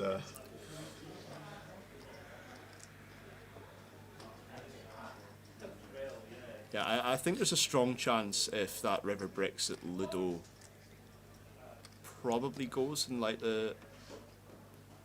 Like he doesn't want to bomb it because he wants Tom to be able to call with, you know, maybe like 7/6s or something. It's decided to check call twice. So I feel like maybe a Ludo goes like in the 60% range and then Tom check raises. If the river's a break. So we still could have seen quite a bit of blood, but I think maybe Tom would fall to the jam at that point, given what I've seen so far.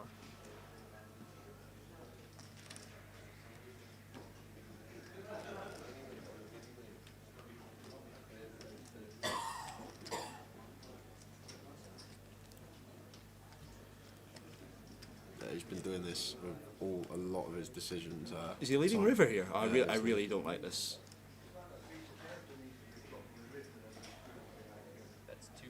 He obviously has some Jack X that wants to check call twice, but I don't see how he can balance this with bluffs, especially at that size.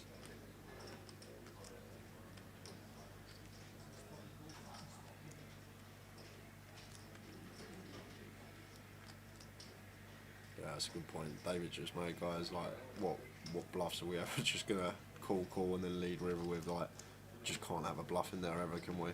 It's not much. Like, my man Robbie, who owes me 60 quid by the way, is in chat saying he likes it. We have a few counterfeit pairs. I do agree as counterfeit pairs, but like I think at that point we decided not check raise flop. We kind of just have to sacrifice the pot to Ludo. I don't know if this size is ever a thing with like. I could be wrong, but like I feel like when you haven't put check raising on flop, you're sort of obliged to check river.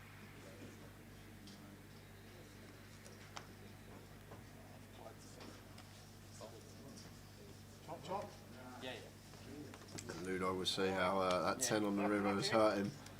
It's hurt him, that 10 on the river.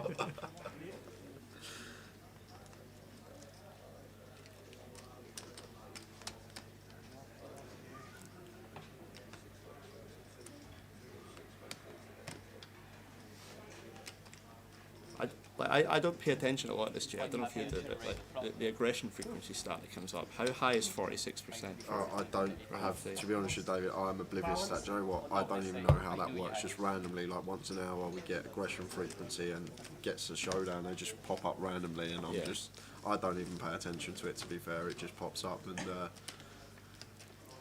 from watching the table, you can usually tell like who's been just more aggressive, been opening more pots. I'm not even sure how we even track that either, to be honest with you. Is it like it's all built into it's like the a combination of like RFI and CBET or something? Must be. I'm not sure how it's even worked. There must be something coded into the software that spits them numbers out. But I've never even taken notice of it, to be fair. Just bypass it a lot of the time. That's a Ludo opening under the gun here with Jack 10.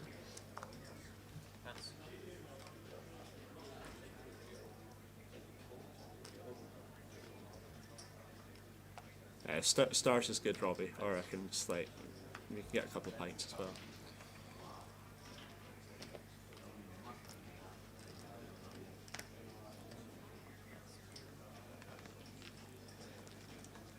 Raising the take for Ludo, no action for him.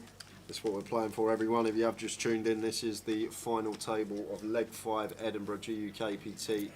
351 entries, 61k up top. Everyone locked 5 figures, 6k pay jump between 5th and 4th.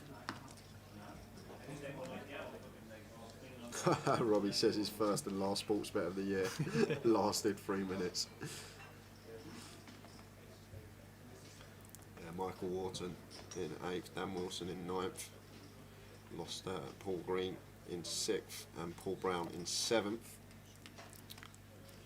Sabria Bass, what time are we saying it finishes tonight? I'm going for midnight. I said around 10:30. The thing that I always say is when we get down to 5-handed, obviously the clock's shortened to 45 minutes.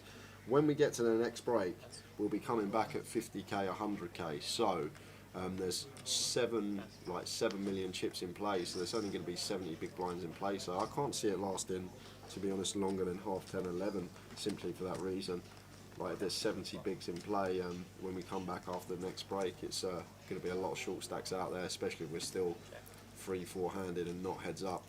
But we'll obviously see how it concludes. The Queen 3-4 rainbow after Majid opens the ace-jack under the gun. And Ludo's been pouncing on these spots all day, Dave, just to let you know, when an opponent checks back flop and he's been in the big blind, a lot of the time he's just been leading turn. Yeah, you don't have to tell me that, Jay. I've been in those spots. yeah, exactly. I've had it happen to me. Straight away, just comes in for a lead on the turn, has picked up a flush draw. Obviously, like, picking up a flush draw, it's like defendable to lead here, but like as facing a UTG under the gun check back, like, you wouldn't expect Ludo to have any leads really on the King of Diamonds turn. You would expect him to check raise or check call most of his range. So even this is already interesting to me. This is interesting. Siri is going to go for it here. Like, the best hand that you expect Majid to have in this spot is like Ace King. Yeah, Majid just can't fold. Just can't call here. Sorry. So not with Ace Jack, yeah, especially not with. I'd say it's interesting to me that Ludo's just going for it again, even though like Majid's just got all the kings in his range. He's been like it all day. Honestly, he's been like it all day. Well, I'm guessing he's assuming that if Majid checks back King Jack, King 10, King 9 on the flop, he's just going to fold the turn. So he's only losing to Ace King now that checks back the flop, right? So it's a winning bet. If he's only got Ace King and everything else, then he's gonna win the pot a lot. Yeah, so back up to 2.5 million is Ludo. Katie, our short stack, working with 7 big blinds. She's going to need to find a spot soon to get it in.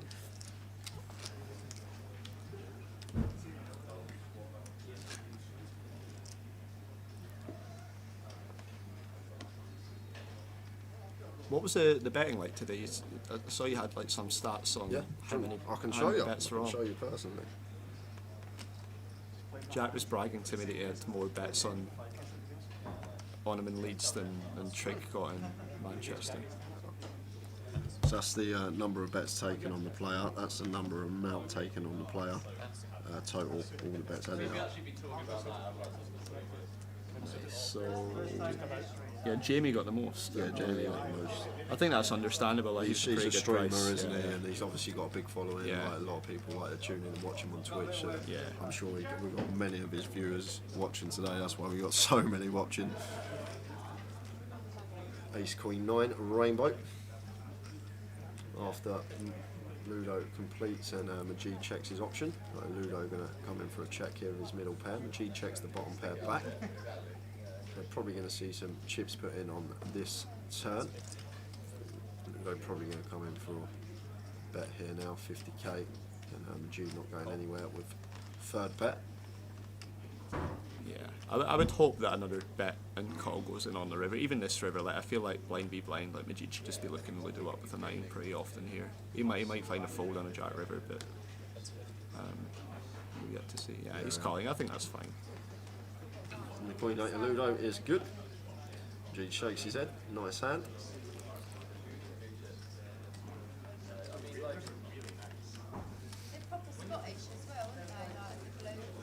It's nice as well. I had a couple of bets today and still got Jamie and Tom both in.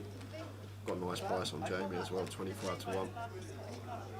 Yeah, that's why I wasn't surprised he had so many bets on him. It's like it was tempting at that price for sure. I didn't want to have too many when I was still involved and like knocking my own bets out, you know. So I just went for the shorter stack and myself.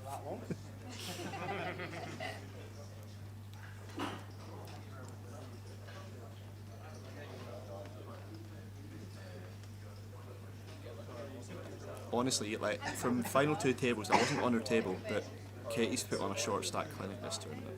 Seriously, like, she's had no chips from most of the time I've seen. I know she got aces in against Ace Queen earlier and had chips for a little while. I don't know what happened after that, but she just went a bit card dead, like blinds coming round. opening a couple of times, getting free bet, having to fold, stuff like that, and sort of bled down a little bit, but she knows how to play a short stack. Old Swifty. So Ludo opening the Jack 8 on the button, and action on Tom. 4-1 in his money.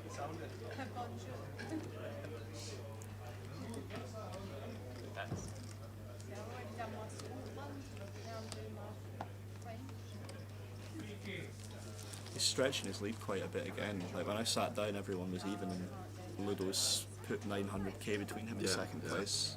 I've only been here 20 minutes. Like he seems to have a little misstep, like that hand with the 4, he got hero and then he just goes. It never affects him. That's what I love about his game. He don't like take his foot off the gas. He still carries on doing what he was doing before, and really good to watch. Ludo, really good to watch.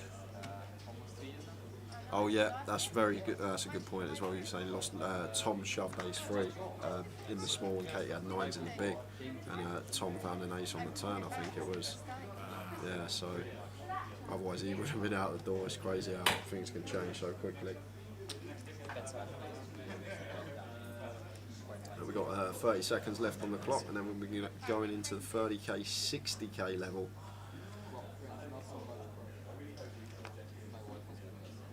There's Ludo opening Jack 9 off in the cut-off, and action on Swifty with 5 spades. Just lets that one go, so blind's going to be going up next hand after this one. That's going to leave Katie with 5 bigs at 30-60.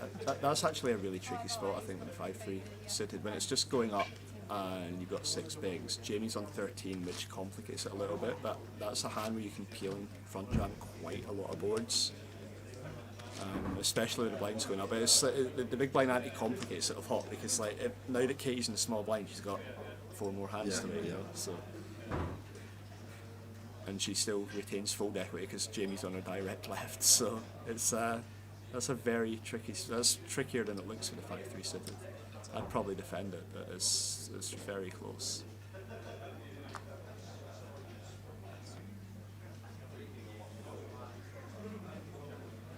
Is this like the first time there's been 2 gross no pros? This deep, certainly. Yeah, anyway. First time I can recall since I've been doing this anyway. I didn't used to really watch the streams until I started playing the tour in 2017. So before, I think after 2017, yes, the answer would be. But I'm not too sure back. Tower's probably a better one to ask about that. He'll delve into the archives, he'll find out. But it's definitely probably the first time to have been 5-handed. Mate, I wouldn't have thought you started playing the tour in 2017. Like, I can remember you with like the little. That's 1 year. I played for 1 year. That was it. I saw you complaining about your avatar the other day. I was on the stream. Like it was like I remember that version of Jay in the fields. Like. It's just 1 year off. I took a break in 2016 from cash just to play a few tournaments and just had some alright results on the tour. And the year after, somehow I was sitting here. It's weird how things work like that, but. Did you know when this opened up, I actually put an application in for your job? No. Yeah. Oh, what? While I was doing it? No, when the application. Okay. Yeah. I got you. You beat me to it. Yeah. Oh, I didn't even know that. Yeah. Didn't even know that. I figured like I was being pretty vocal in the Facebook and Twitter settings when they posted the hand histories and stuff, and like I was being honest. Like I was giving like reviews of hands and. Sometimes not being the most complimentary, and you know, like I never knew that. In all honesty, and I was like, a lot of people were like, well, if you're going to say this, why not, why not, back your opinion up and like get in the commentary. So I put an application. So it could have been you and Tower. Could have been. I'm glad it's not in hindsight. I mean, you did a far better job than I could. But I flicked a little application. I had no idea. I'm like, obviously I knew. Quite a lot of people applied for it, obviously, but I had no idea who it was that were applying for it as well. So that's it's an interesting little fact. It's a little booster for me as well, because I know how like competent and good player you are as well, and obviously you speak a lot of sense. When I talk to you, it's funny actually. The Leeds mini main, like I knew your name, but I didn't know your face. And I don't remember I had a hand where I went like 2x pot on the turn, and you called me with king high, and I rivered showdown and checked it. Yeah, that hand, like, and I spoke to you after. I was unaware of who you were. Like, Yeah. I wouldn't have taken that line, like, if I knew who you were, because you were unfamiliar to me. I knew the name, but I didn't know the face. And it's weird how things work like that. Yeah, it's. I was literally snapping. Yeah, I know. Should have shoved the 4 for value on the end. Yeah, imagine. Yeah, that was so funny. It's crazy because, like, I know all these names and stuff that you see and stuff, but sometimes you just don't picture the face.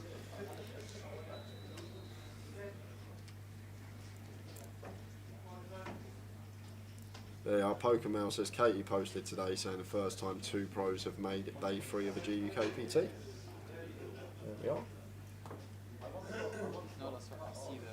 Yeah, a little bit of history. I saw that on Instagram actually. It was like, I was rooting forward to make the FT when I saw like they could do that. Scottish Jack clubs for Tom. Been open this one UTG. Blinds are now up, guys, so Tom hasn't opened 2.5x. We're just waiting for the graphic to change. We're playing 30k, 60k. Okay, he's got to fold this one. We can find a better spot than the king deuce off.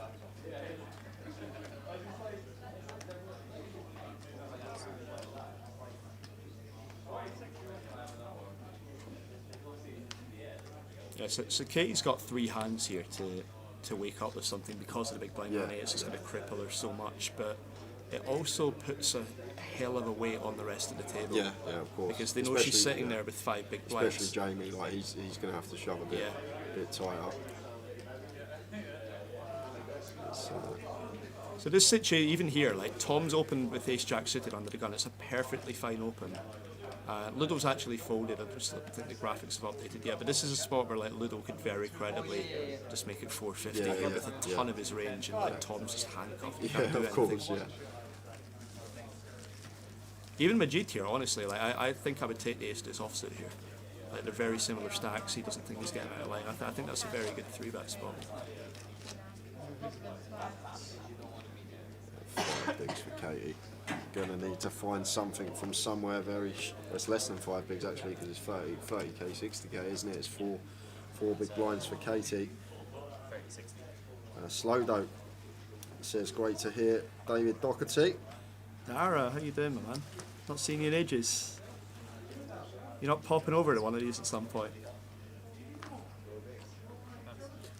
Oh, I hope you were listening earlier, Dara, when someone asked me about some good poker books to read, because I definitely gave your book a shout out in there. I hope you was tuned in then. Which one, mate? He's got 3 of them now.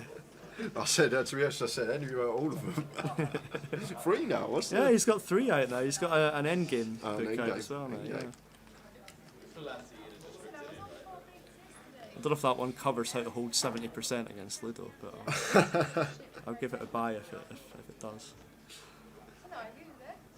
Well, I mean, how to hold 70% against Ludo, yeah. Here's a proper like difficult situation, because Tom does not want to 3-bet these 9s with Katie sitting there with 5 bigs, but he is in a really grim spot if he does do it and Ludo 4-bets him, or even if Ludo calls. Like Ludo's never folding pre here, but the thing people don't understand about ICM is that you can apply a lot of pressure post flop as well. So Tom's got 9s here. Unless he flops a set, he's going to be in a really grim situation, but there's nothing he can do about it. Well, this is board, one of the better boards we can get with 9s without flopping a set. Yeah, we're very happy with this. Do you think Ludo's going to go barrels here, simply because of what we spoke about, Katie being there with 5 big blinds, 6k ladder, 9 buy-ins? Jamie obviously short as well, but Ludo just opts to check this one behind. I was going to say, personally, I don't think he is, even though it's Ludo, but I also didn't expect him to double barrel some of the hands he did against me earlier. It's just so unpredictable. It's so it's great to watch, but it's so hard to commentate on, because it's just so out of the box a lot of the time, and just so much going on in his mind. And you see Tom here now, probably coming for a lead with his 9s.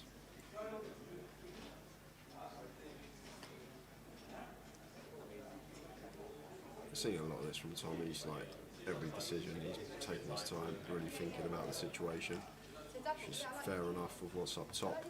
Yeah, I think that's important. I'm fairly fast acting, I like to think, but in this situation, I would definitely take a while just to make sure I've got the bet size that I ideally want. Yeah, he goes big here, like 70%, 190 into 290. I do like this just because Ludo's going to have like a bunch of 7x, 5x that wants to check back and then call turn, and he's going to call turn with ace jack as well. That makes perfect sense. He beats all the diamond draws, he beats all the straight draws.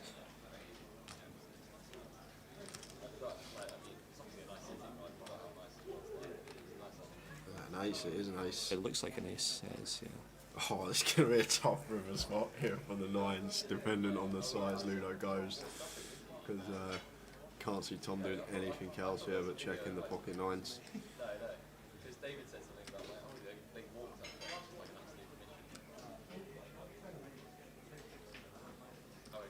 This is like an education for me as well. Like, even being on the table with Ludo, like, I'm really interested to see what sort of size he goes with here. Because even when the big blind checks here, they should still have nutted hands in the range.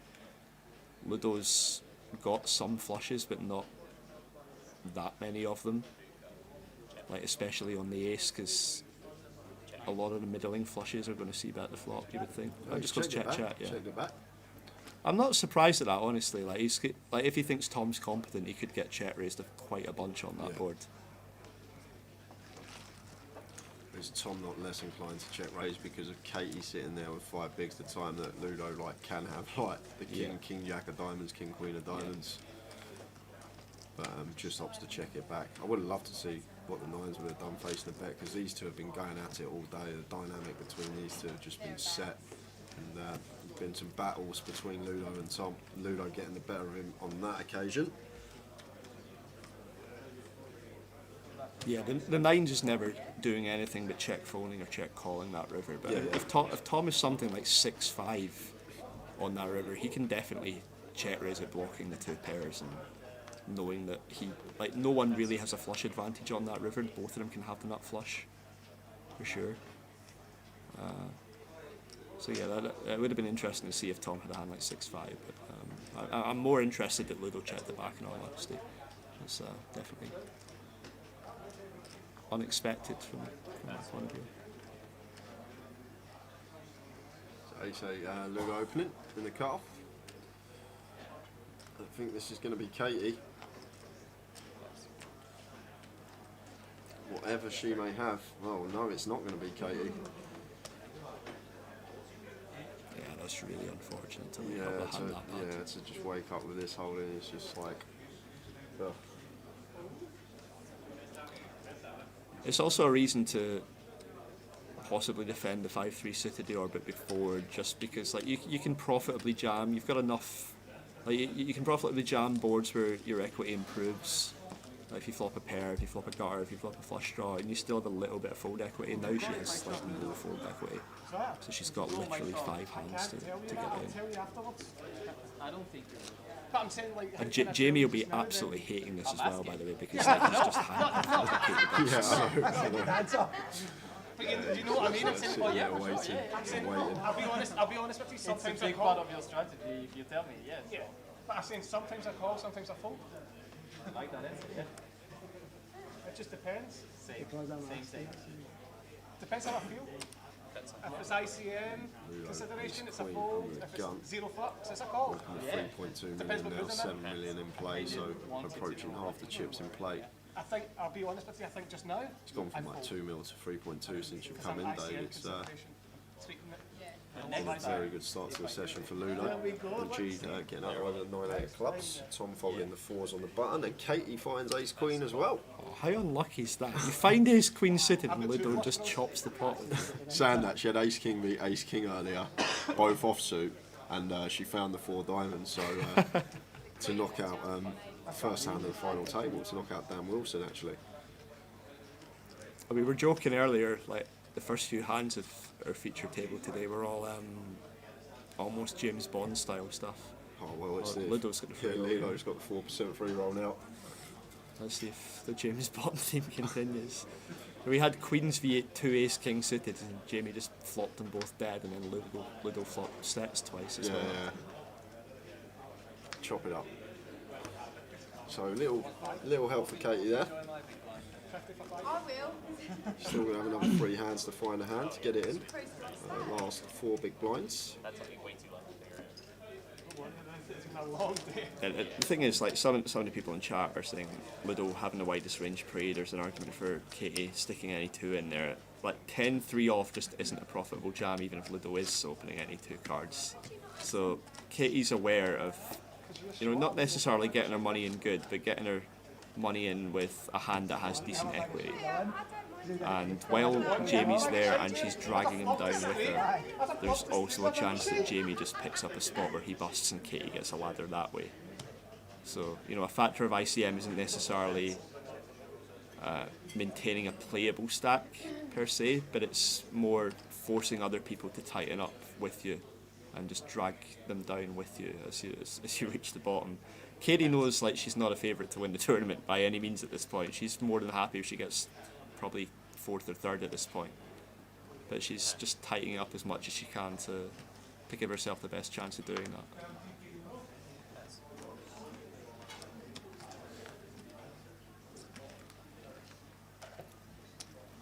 Ludo gets a walk.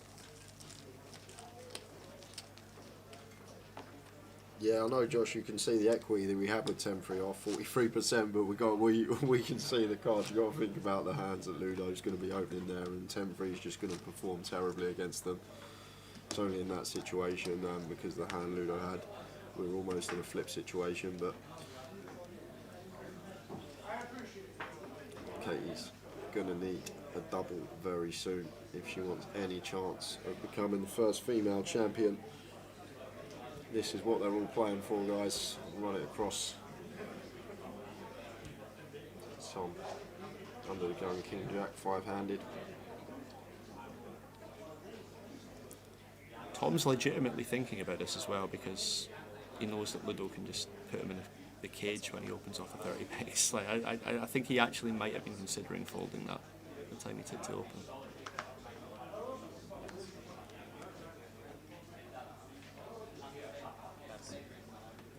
Katie folds a 4-3 offset, just not getting anything to fight back with.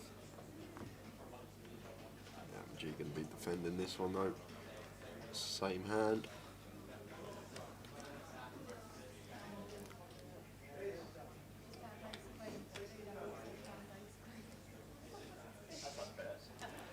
Yeah, I've been here for, 40 minutes now. The only hand that I've seen Katie have that I might have done something different is I might have killed the 5-3 suited, and that's very marginal as well. So she's played perfectly as far as I'm concerned. There was a spot just before you come as well. She had 8 bigs. Jamie had I think 15. It was folding around turning small. She had King 4 of hearts, and she completed. And Jamie checked and Jamie won it on the flop. Yeah, that one's a crystal clear jump. Yeah, that was the only thing I would say. The King 4 of hearts was definitely a shove. The thing in that situation as well, given that it's against Jamie, you actually want to be wider against the people you're closest to in the chip stacks, because if she wins that, even if Jamie calls the better hand, she wins that, she cripples Jamie. If she doubles up through Ludo, it doesn't really change the tournament for her too much, but if she cripples Jamie, she's more likely to get 4th. Check. No continue on this flop from Tom. Doesn't opt to delay continue either, so let's check all the way down to the river.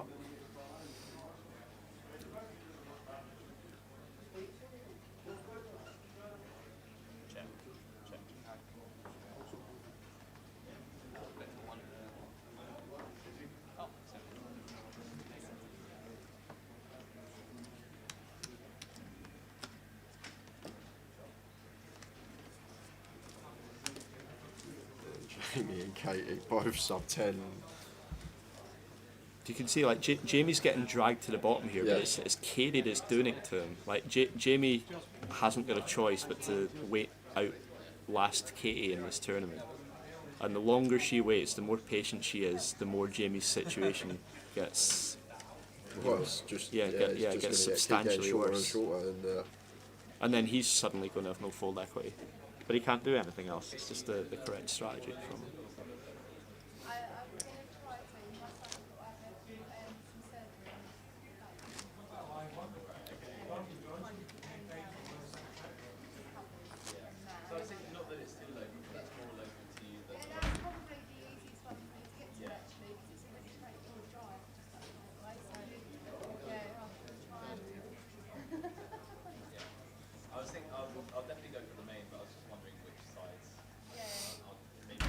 Mick the Mod says they're in the money in the free roll. Good luck if you're still in that. This is a jam.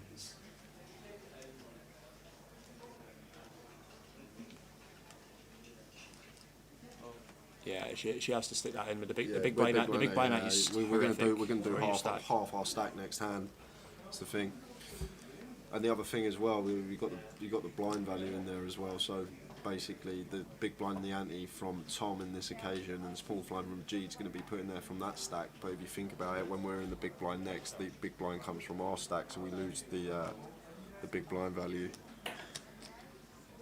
Yeah, you don't get to double up with that either. It doesn't count towards your double up. The times that we do win the pot, we're gonna make more chips rather than putting it in the big blind. So it's like, look at how this played out. Like Ludo is the only one who had a relatively decent hand here with ace-6 off. So we're going to get in for 11 bigs versus Ludo's ace-6 off, and if we win, we're above Jamie in chips. And now we have to stick 2 of our 4 big blinds in with a random hand. So yeah, the king 5 off is it's not the hand you want to look at, but it's got to go in at that point. But like I say, Katie's the old short stack ninja. She plays her own way, and honestly, just waiting for something a little bit better. I think that's a good point by Chef Brad actually. Like Katie's hoping Jamie will bust first, but he isn't that bad. I mean, I've been on final tables where I've been ultra short and I've known that. So yeah, this is a classic spot. Like, well, actually, Jamie's jamming here. I would. This sounds ludicrous. I would min raise here. Min raise here? Yeah. Have thought process, please, Dave.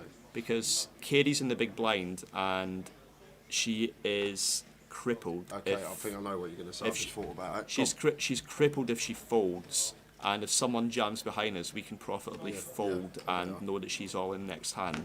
So we get to see whether she goes all in this hand before we call off. Whereas if someone just wakes up behind us here, we're all in, and Katie gets to sweat the ladder. So we either, if we min raise, we get to either see whether it goes through. And I would do this with my whole range. Intuitively, yeah, it makes really good sense. Now you break it down like that. Something I've actually never crossed my mind, but obviously the situation isn't going to occur that often. But we are all in here with Katie with the best of it. Lovely flop as well. 8 deuce 3, 2 diamonds. So just fading kings and queens.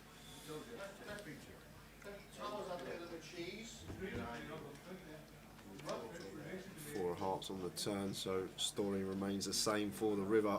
For Katie to double up, get back to 9 bigs, or 8 bigs I should say. She does deuce on and the honestly, river. Jamie is going to be sick. I know it's Katie and like they're gross and they're pros and they like each other, but like Jamie's going to be sick here that she just woke up with ace-8 suited in the big blind after putting half her stack in pre. And now he's the short stack and he's in the big blind next hand. That was very rough for Jamie. It's a really interesting concept though. What you just said. It's nice. I like hearing stuff like that. Like just good intuition about the game, and it's nice little concept there. Min raising off of 9 bigs as Jamie. Like it sounds crazy, but in this situation, obviously this situation is not going to occur very often. But being 5-handed, these 2 stack sizes, us being under the gun, Katie being in the big. It's a very rare situation where you almost never have raised folds, but that is one that you can raise fold if someone sticks you in behind and Katie folds, because you still cover her for the ladder, and if she calls then you get to play a 3-way all in, which is better for you because you get if you cover Katie you get the chip leader's equity as well.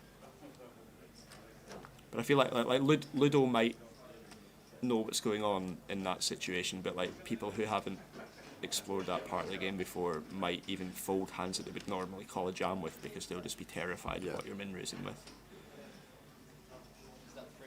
The Tom is like the easiest shove in the world here versus these two sides. Yeah, obviously king queen. Both sub 10 big blinds.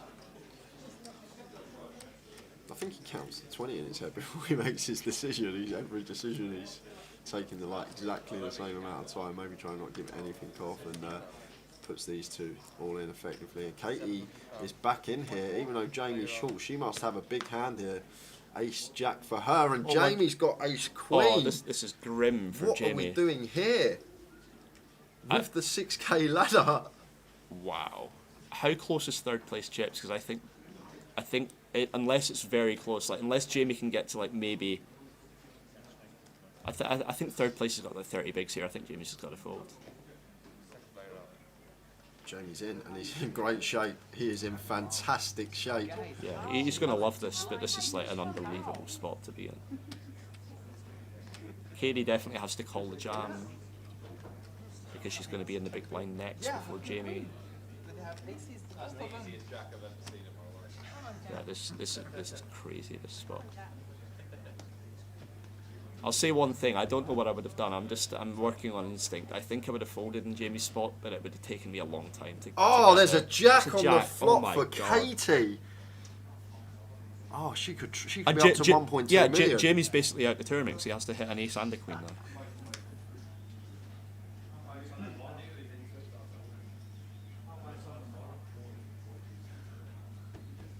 So river, and it's at 8. Katie's going to treble up. She's up to 1.2 million. She just had 3 big blinds and she's up to 1.2 million. And we lose Jamie Nixon in 5th place. He takes home £10,370. What a hand that was. That was... All of a sudden she's up to 20 bigs from nothing. That's crazy. It's like how quickly this game can change, and we lose Jamie Nixon, and I think Katie might be close to second in chips now because Majid's been bleeding off chips, and I think Tom's now sub $1 million after that particular hand. So Katie has gone from 3 big blinds all the way up to 20 big blinds in the space of about 10 minutes, and Jamie Nixon, must say, great run from him, 5-figure score. Everyone now locked up at least £16,000, and Katie can still do it, still be the first female GUKPT champion. I'll tell you what, the most interesting thing about that crazy hand to me was that when Jamie stood up to walk away from the table, Jack Hardcastle gave him a hug. And knowing that this is on a half-hour stream delay, Jack's got a flight at 9 PM. And he's not left for the airport yet. So I'm expecting him to leave the commentary booth, he's still going to be in there drinking. So. Oh, really? Yeah. Yeah. I thought he'd gone. I thought he'd definitely be gone. He may have just chosen to skip the flight. But this is, yeah, like Hurricane Higgins said, if she wins this, what a story. Like, she's been down to effectively 2 bigs because she put 2 over 4 bigs in blind with the ace-8 suited. Now, start playing a bit. 20 bigs, comes in for an open on the button. This is a situation, like, it's good to have Doak in the chat here because, like, these are really interesting spots off of these stacks when 3rd and 4th are very close in chips, because Ludo can apply an unbelievable amount of ICM pressure here. Yes, like, Katie obviously has to open this hand, but she's, again, like, just going to be under heaps of pressure versus Ludo. Like, Ludo just wins the pot on this turn.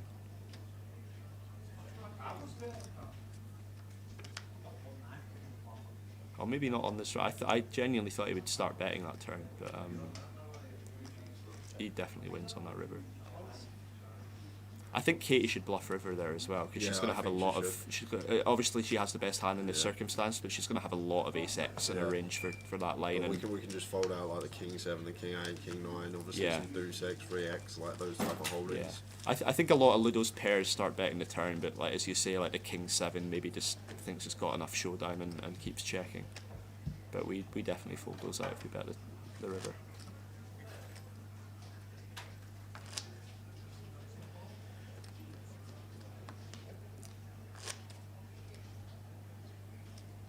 Who's Scottish commentator? Bring Tower back. I'm glad you're enjoying my input, guys. Cheers. Oh, come on, guys.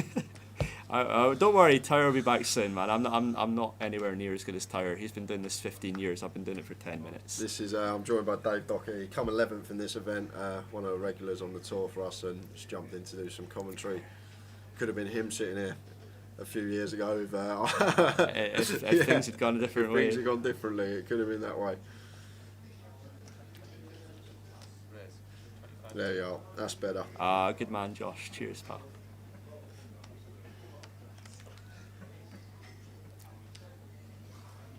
This is like interesting to me because like Katie's got chips now, and like normally people lock up when that happens, but like she's opening the ace-6 off here.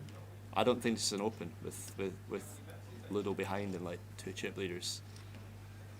Ludo's going to come in for the ultra aggressive queen 5 off 3 bet here. You see, he's honestly got an unbelievable feel at the table. Yeah. When you're sitting with him, he just knows the number of times this guy has caught, and I think I play pretty well. The number of times this guy has just called my exact hand is scary. And like, I actually don't know why Katie's tanking here. This is snap fold. Yeah. It's listen, it's all right to have like snap folds. Like you're allowed to steal from the cutoff. Like you don't have to pretend that you've got a big hand every time. Like it's fine to just snap fold here. I don't know. Maybe she's got an instinct and she's going to rip on him. But if she'd done that, I would. Yeah, I'd have ran out the commentary booth and hugged her. I think if she did that. But yeah, it'd be a bit of a punt, that one. But she's just obviously want to protect her image. I think a little bit.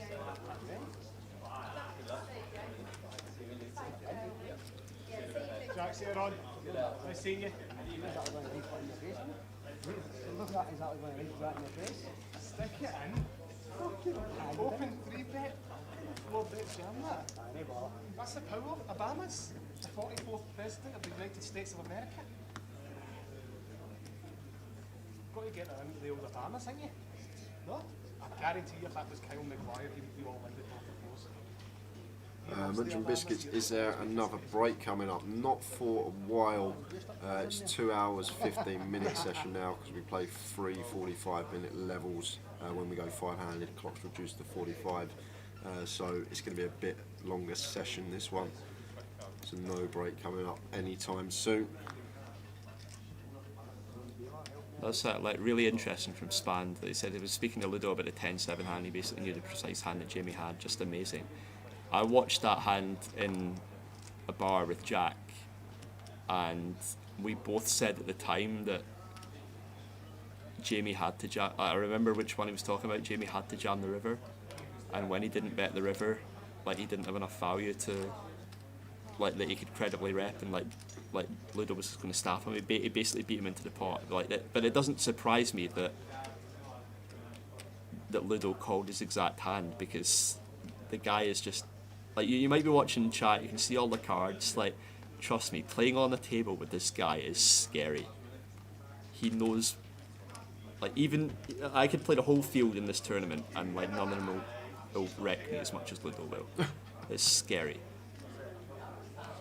He makes me feel like I've been playing poker for 14 years. He makes me feel like I don't know anything.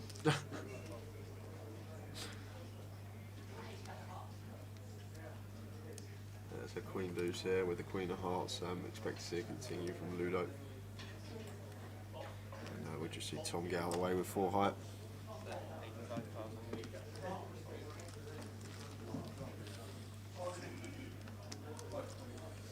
Stripesy, to answer your question, what made you choose commentary to play in these events? I just applied for it, got the job. Next thing I know, I was sat in the booth, and obviously I couldn't play them. But to be honest with you, I much prefer cash over tournaments. Anyone that's close to me will tell you that. I don't know, I find them a bit of a slog tournament poker, always have. I'm just always preferred playing the cash games. I like flicking the sides from time to time, but yeah, it's I enjoy this as well with Tower. Get some special guests from time to time as well. I may as well give Ludo the trophy now. He saves time. Elliot, I said that maybe 7 hours ago, mate. I'm surprised it's still going, to be honest. The way the guy was running early on, I just thought it was going to be over by now.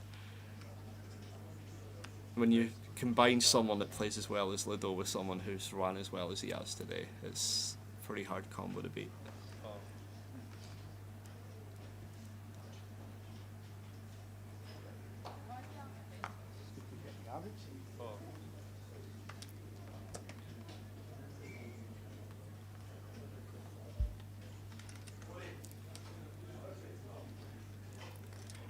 That's really interesting. I don't know if that's a live tell or not. I don't want to say that it is, but Katie really screwed her face up there before she called that ace six. She looked like she really didn't want to do it.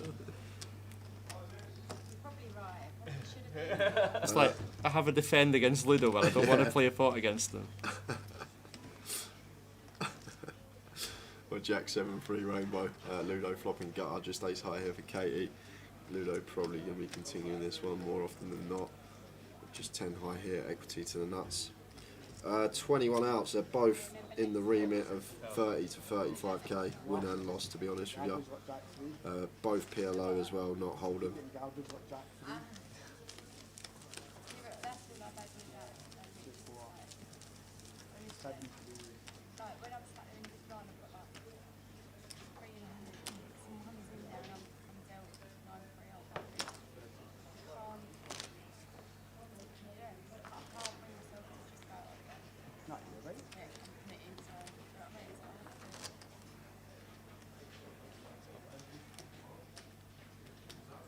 I've never actually been at a table with Ludo. It's quite interesting. I've never actually sat down, like actually in his presence while he's at the table with me, which is. Yeah, I guess you've done a lot of that over the years. You've been. Yeah, I've played with him a lot. I actually played PLO with him like back in 2010 or something before he was famous in Glasgow. But yeah, he's always had that look about him where he just, you know, he knows what he's doing in every hand, and he's like he's got a presence about him at the table. Not that I put a ton of weight on that. I think it intimidates a lot of other people, but he's got a very good presence. I would like to one day have that sort of image where people are terrified to defend their big blind against me.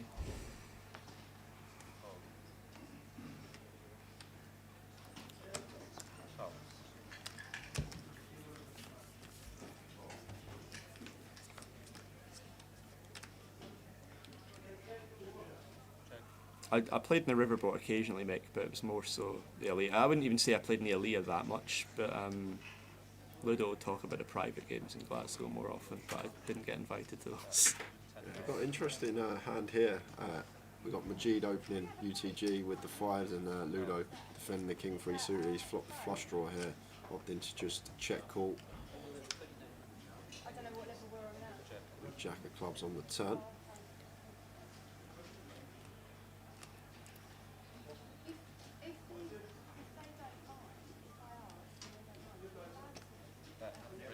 Wow, Majid double barreling here with a pocket fives, 300 into 530. Around 2/3 here on the turn. And Ludo with overcard and flush draw to the board. How is Ludo going to proceed in this spot? Yeah, I have no idea what I do here. Ludo's been, Majid's been very tight here. This is like a sort. I don't want to choose the wrong language, but this is like a bizarre double barrel to me because you just have all the showdown value. You can have stuff like Queen 10 here that wants to double barrel and maybe jam some rivers.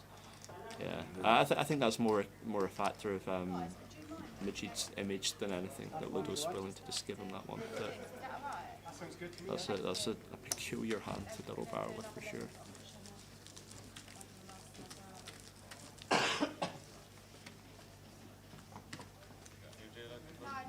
Yeah, I agree, Span. This FT a bit different to the Leeds and Coventry one. It's been a lot different. In what ways would you say? I didn't get to watch the full Coventry one, but the Leeds one played exceptionally tight at the start and then went nuts after dinner break. Well, basically the Coventry one was just tight the whole way throughout, really, really tight the whole way throughout. I think we finished past midnight, I think, in that one, like 1 o'clock finish. It was just ridiculously tight, and then the Leeds one was same until we got 6-handed, and I don't know, we went on a break, and I don't know what the chef gave them, but they all come back and everyone was going mental, like shoving 9-5, 10 deuce, like it was just went mental. I don't know what happened. It was crazy. But funny thing in Leeds was I had my laptop with me in the casino and I was watching the stream to like relay some info to Jack Hardcastle on the final table. And when it got to the dinner break, we were it was a few of us watching the laptop around each other, and we didn't realise. I think Andrew was the player in seat 1. That's what. And he jammed, I think, 5 deuce offsuit on the bottom and it folded to him, and like all 3 of us at the same time just went, "What the F?" And we looked around and Andrew was sitting eating dinner next to us. So it's like, lads, is that when I had the 5 deuce offsuit? He was loving it. The best thing about Andrew as well, he wasn't fussed. He was getting up every half hour for a cigarette. He was missing 2 hands every half hour. Yeah, he kept getting up, a cigarette, back down. That was crazy about Leeds as well. Like every hand I saw someone sit out, they just got dealt like a top 5% hand. It was mental. Yeah, and then Elliot followed suit, and he fancied sitting out 2 hands, and he had ace king and ace queen suit. Yeah. It was like, it was funny. It was a good laugh. It was a good laugh. The Leeds final, I'll tell you. It's just how mental it went so quickly. We're off to Luton next. See how that one's going to be. Are you coming down to Luton to play? I'll be in Luton all week, yeah. I've been there all week. Hopefully I'll be in London most of the week, but I've not been to Luton before, but I've heard I should probably stay in London. I'll make sure to have it when I go 2x on the turn next time. If I see you there at the table. Ludo, here we go. Here we go. Because Majid has got ace king and is working with 25 big blinds. Just shoving here, I expect. We're third in chips. Katie's got around 1.2. Katie working with 20 bigs. We've got 25. Yeah, the thing with ICM is you don't want to be inducing with ace king in a lot of spots where people are close to you. So like this is a good jam for Majid, even though ordinarily with ace king suited against Ludo you'd want to be inducing, but it's good for him if Ludo just folds quite a lot or doesn't jam in a worse hand. So we're flipping. This is a massive flip. If Ludo wins this, I'm going to say GG. I'd struggle to see Ludo lose it from here if he wins this flip. I've already said it today. Like I thought it was over already, but the way Ludo's running, I would think I would take the 8s right here. Even though I can see with the cards folded, the ace king's the favourite, but I would still take the 8s. Flop just clean as can be. There is a diamond on there, backdoor wheel. All aces and kings live, so just fading 6 outs at the moment. 3 of diamonds for a sweat, perhaps. Oh, that's a great card. Well, I know there's a wheel there. Ace, king, 3, but it can't be a spade. He added an extra out to the catalogue. Ludo looks like. Oh, the 3 ball on the river. Wow. Finds the wheel on the river. Ludo's pulled back the into the pack. offsuit 3, and Majid's the chip leader. 3.2 million. He's pretty sick as well because we ran a giveaway earlier. Trick was in first couple of hours a day, and he's thrown on a giveaway for people on Twitter, and that's guess what minute the first goal be scored in the football. Loads of people replied. It was the 59th minute. The guy that got it, basically they get part of Trick's bets, and Trick's bets 5-handed. He had 4 of the last 5 in, except Majid, and now Majid is chip leader. So it's a bit of a sweat. Man. I think it's Dave. His name was Dave. That's got the free roll. Trick putting money in his own pocket, giving away, but yeah, I would still like A-Rounder saying Ludo will quickly grind it back on street poker. Like I actually still think Ludo's like 50% plus here, but yeah, that's obviously a big hit to him. He just wins the tournament a lot from that point if he wins that flip. You're right. Commentating still? You good? Tal can come. I'll go for 15. I'm good. It's like whatever you guys want. You guys are in charge. You lot carry on. Yeah, there's a wild to the break.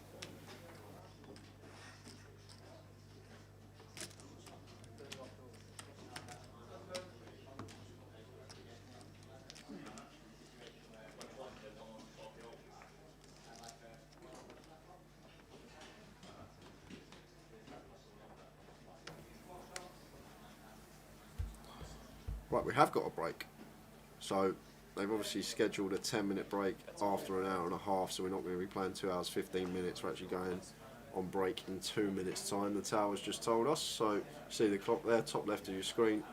We'll be heading off on a 10-minute break in 2 minutes, so not playing the full 2 hours 15 minutes this session. You're just going to play the hour and a half and the players go on 10 minutes. I actually prefer that rather than 15 at the end of 2 hours 25, keeps it going.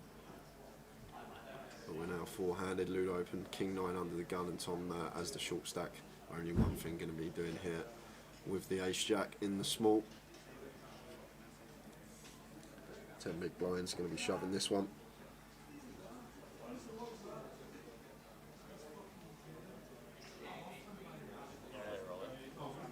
And you go for Tom. Is Katie going to wake up again? I've seen her wake up twice in these spots. No, not this time. Just going to be a quick fold from Ludo.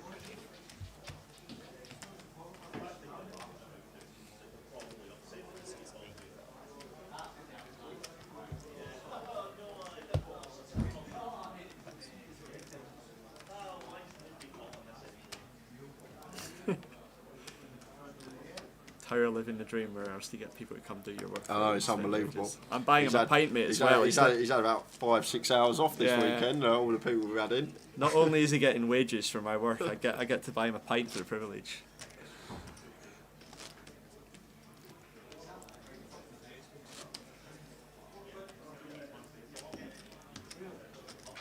It's great, like the amount of people that tuned into this one. We didn't even think like the turnout 351 is just crazy.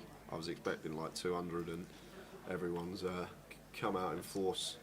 There's still plenty of people watching. We're four-handed. Everyone locked up £16,130. So Katie here in the small. The thing is, when we come back, it's going to be 40k, 80k, and that means we're working with like 85 bigs in play. It's like average stack's going to be 20 bigs for the first time all tournament. Yeah, this is interesting. Like the bottom of the range spot from Ludo here, I think it's pretty rare that he's going to check this back. I think he most often just makes it like 210 and like puts Katie in the bin. That's exactly what he's going to do.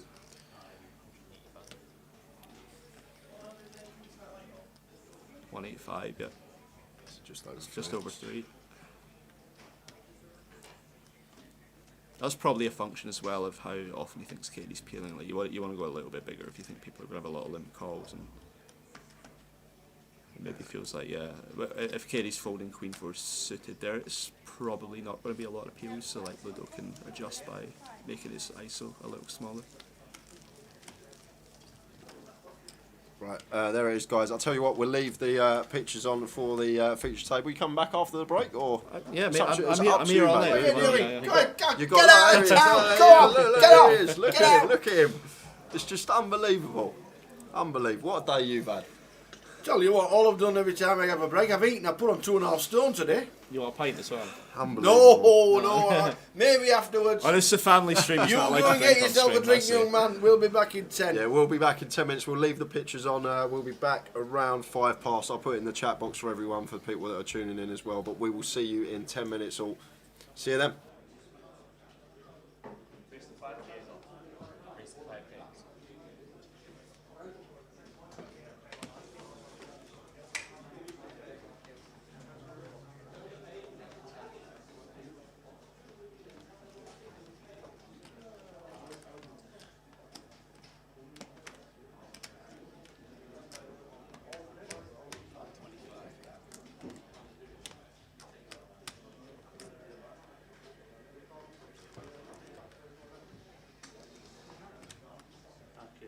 Next one goes 60, I think it goes 75 minutes. 75, 150 next level. 48? Oh, it's not. It's next break, man. You don't need to run the rest of them off yet, I'm surprised. I was looking at the next plane, thinking towards the break now. Bring them back.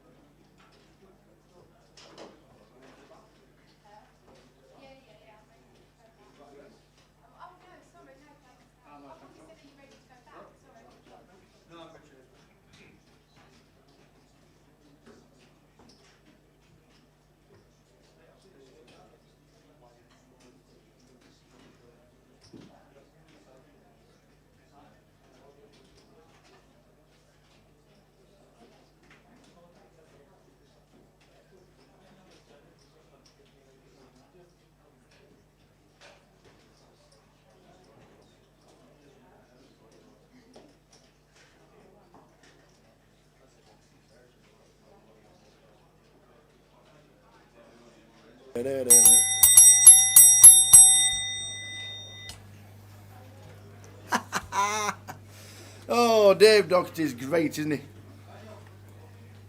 13 years been 13 years known Dave. He's played poker all over the world.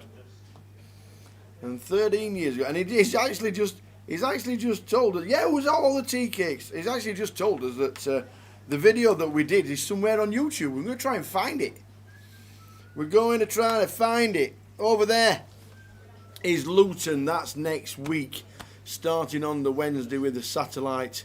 Thursday is the flight A of the 30-30 super schedule, and also that is the schedule for Blackpool as well.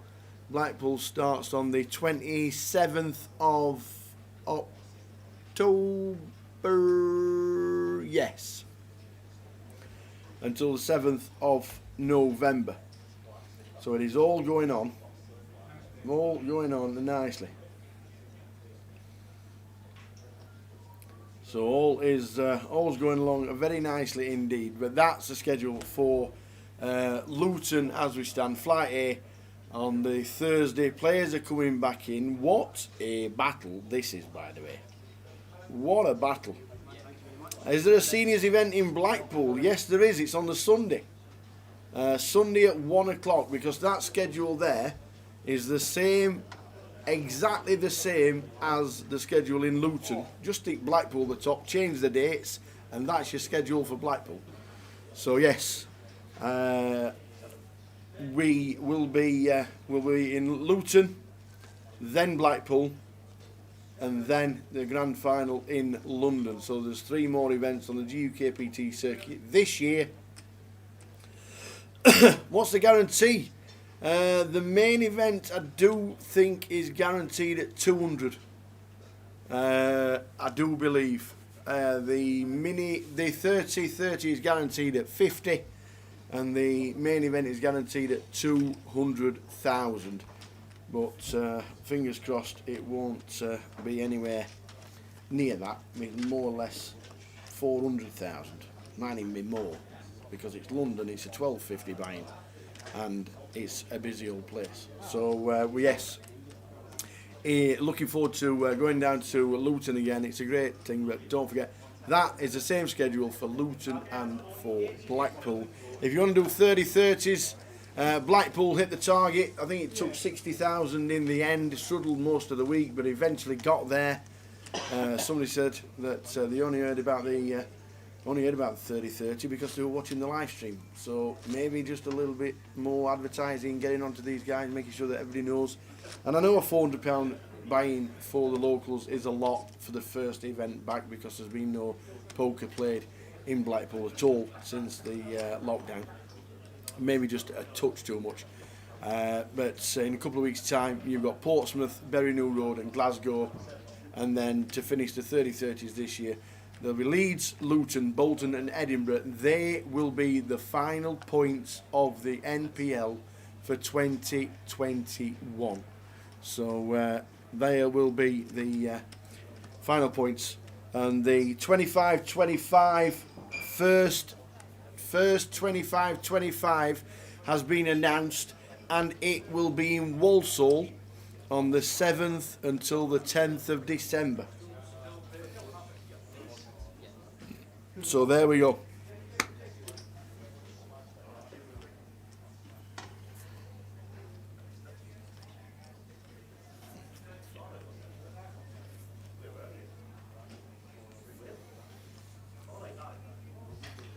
So the 7th until the 10th of December, the 25-25 will be the first time since lockdown in Walsall.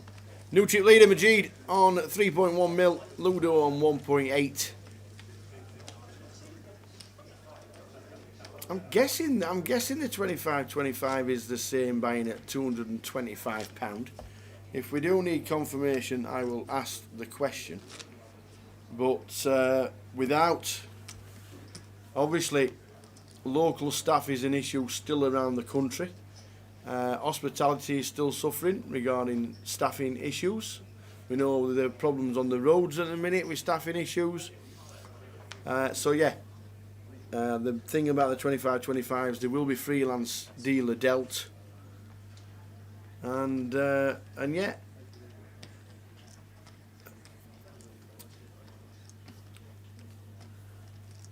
I don't just think it's because Gentins have quit poker. I think the GUKPT is the only festival going round at this moment in time. But the numbers, obviously the numbers have got are better because while there's no competition, and we all understand that. We've said it from day one, is that it's not GUKPT's fault that there's no competition. But if you put on a good show, people will play. And if it's not a good show, people will vote with their feet. And the GUKPT has absolutely smashed it since we come back in July. So it's just one of those. Put on a good show and players will turn out. And that's exactly what they've been doing this year. And we expect it to carry on in Luton. We expect it to carry on in Blackpool, and London as well. So yeah.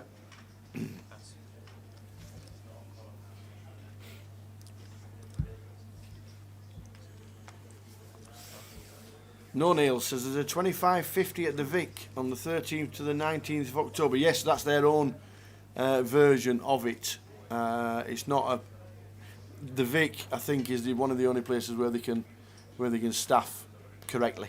There might be a few freelance dealers there, but obviously the Vic in London doesn't really have any staffing issues. Ludo lost the chip lead to Majid. I didn't actually see the hand. Yeah, Majid. Did he river a three or something? No? Yeah. Oh yeah, river to three. Yeah. All in pre. Ace eights versus ace king, clean flop. Majid turned a wheel draw and backdoored the wheel. Really good river, as we say. Aye. One of them. Must say as well, it's good getting Dave Doherty in here. He's got some very interesting thoughts and hands, and good to listen to. I love it when we get. He also said he's going to try and find out the video when I interviewed him back in 2009. Yeah, it's nice when we get one of the pros that plays the tour come into the booth, give their thoughts on hands and how they play them. It's always interesting to listen.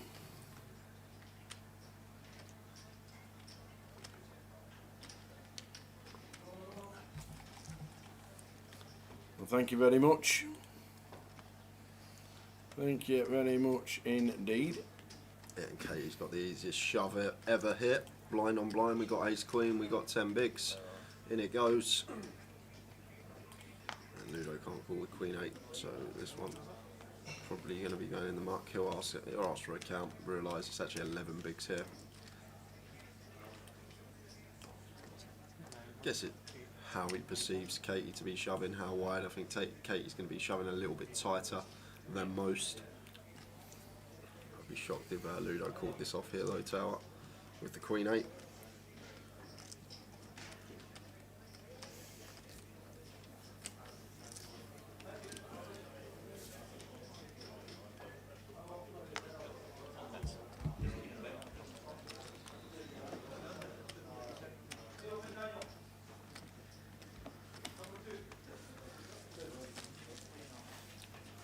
So chip lead, Majid 3.3, Ludo 1.9, Katie 1.1.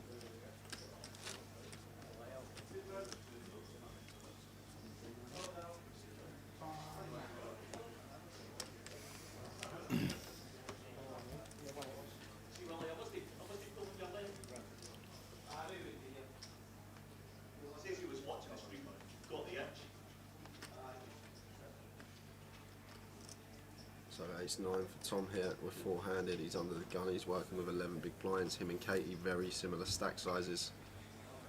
See him just move in here, Tower, with this particular hold-in. Mm-hmm.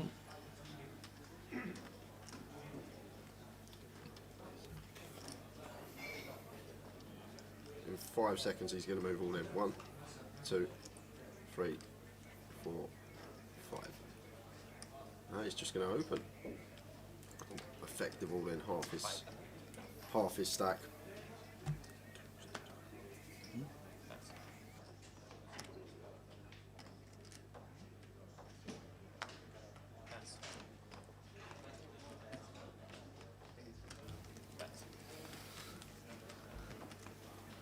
Aye, that will be the Gaz Howard that won Walsall. No deals at all. No deal talked about or mentioned at the 10-minute break. I know Katie was watching the live stream.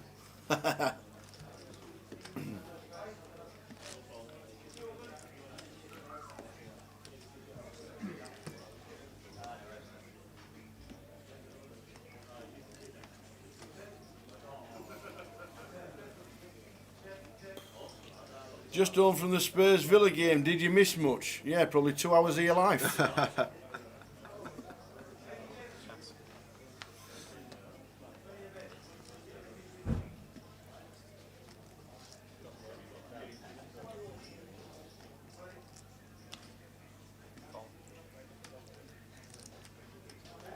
Queen Jack suited for Ludo on the button. Just going to opt to limp this one. That's all that's to do with is Tom here with a stack. Definitely shove over his open.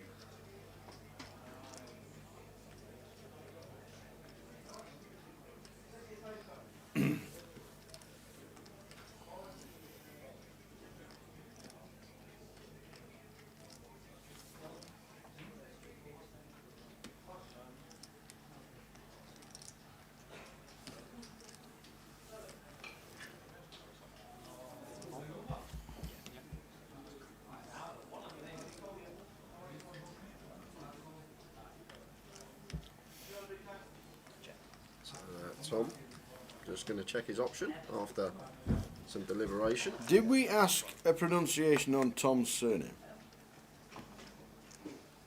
I think it's pronounced. Lag- I'm going with Lagzau. Lagzau?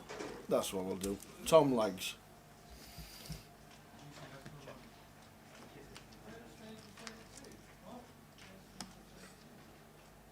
So Ludo smashing this one, turns a flush draw just in case as well.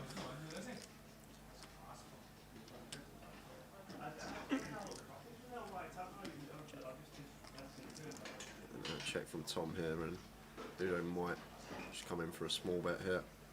Wants to start trying at least get some value, but doesn't look like Tom has much the way this is played so far. But as I say, with this man, it's so unpredictable. We could even check this one back because he's got such a strong hand here in this particular situation. Maybe try and induce something on rivers, but he's going to come in for what I expect to be a very small bet. It looks like 80, third pot.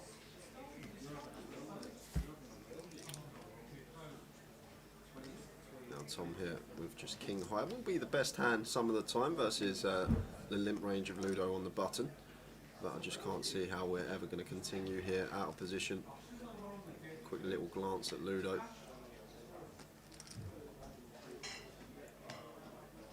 It looks like he is going to call here with the king high. You won't want to see a king on the river.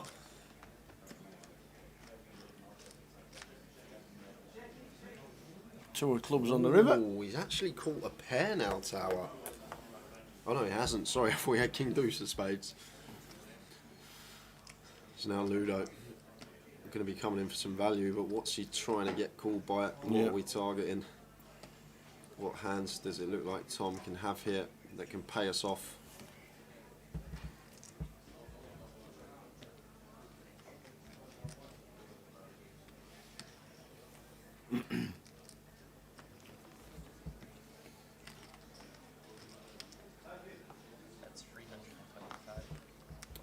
So Ludo's gone big here, and Tom's actually debating calling here with king high, guys, simply because like Ludo's ace highs here are never going to fire this river. They're going to check back for showdown, plus he's probably going to open most of them on the button.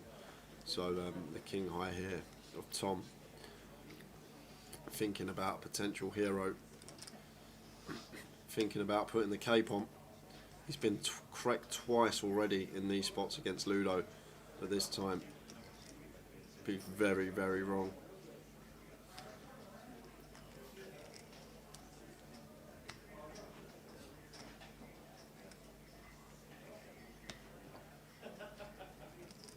He's genuinely thinking about calling this one with king high here, Tower. This isn't a Hollywood from him. He thinks King High can genuinely be the best hand in this particular situation. Like Ludo will have some limps on the button with like 10-9 suited, 6-7 suited, 9-7 suited, 9-6 suited. These hands that picked up gut shots perhaps on the turn. Like from Tom's perspective, he just expects ace high to check back, so we don't have to worry about that. So Ludo here obviously could be going this size with like an 8x type holding, trying to get called by some 5x after the turn call. Missed diamonds. Really thinking about this one, Tom. It's been spot on all day in these type of decisions, but if he finds it here with King High,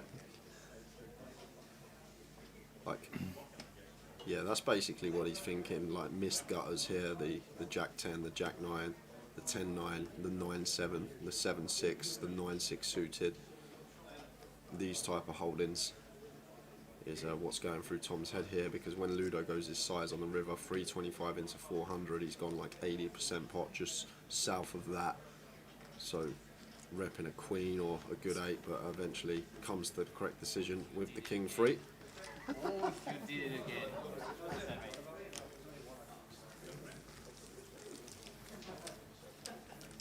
Do you have an 8? No. 5? King high? Doesn't really matter. Yeah.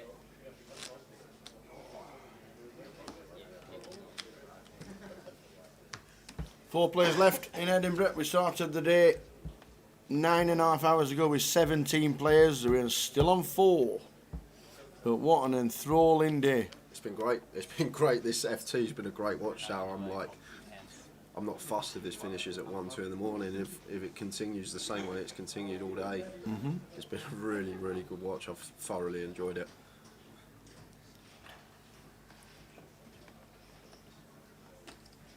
But the thing is, after this level tower, we go into the 50k, 100k level, which means there's only 70 big blinds in play, and four-handed, that's 17.5 big blind average stack.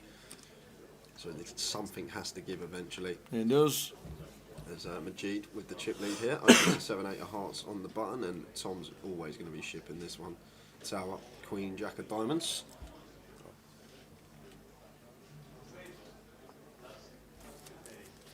Versus button open, I'd be very shocked if he didn't move in with this particular holding.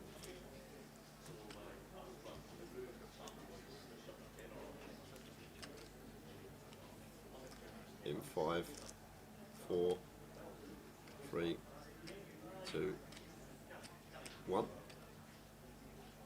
No. Close enough. Yeah. Close enough. There's the all in. Well, effective. So where do you get the 20-second decision on anything you do in every hand and every street? Where does that come from? I don't know. I think he's just trying to balance. I think he doesn't want any opponents to get any breeze. He just seems to be taking between 18 and 25 seconds in these decisions every single time, just so like a player like Ludo, for example, can't pick up on anything from him, like any timing tells or anything like that. He's probably just trying to keep it consistent, spot out, spot.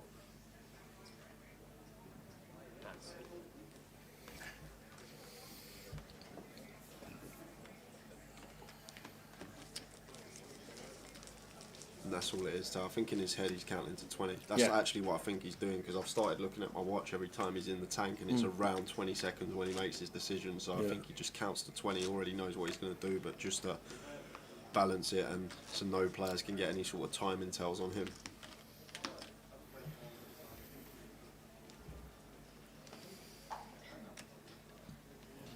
And that's always pre-flop, these decisions. When we go post, it's a bit different, but the pre-flop decisions, when he seriously seems like he has a decision, it's around 20 seconds, it seems like. Like when he's just got a trash hand, he's like obviously insta-folding. When he actually has a decision, seems like he's tanking for the same amount of time each time, just to keep it consistent. Katie here in small, working with 11 big blinds.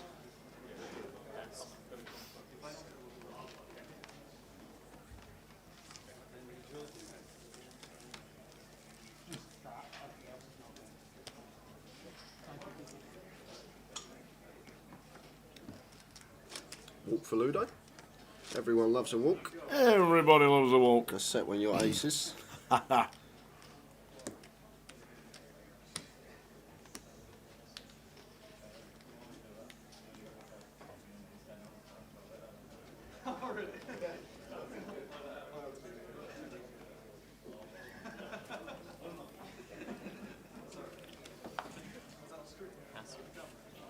How was the little hour and a half wander around? Yeah, it was nice. Just sat chatting to the guys at the bar that have been here all week and played. So I've been watching 2 tables of cash being on all afternoon. So yeah, it's been good.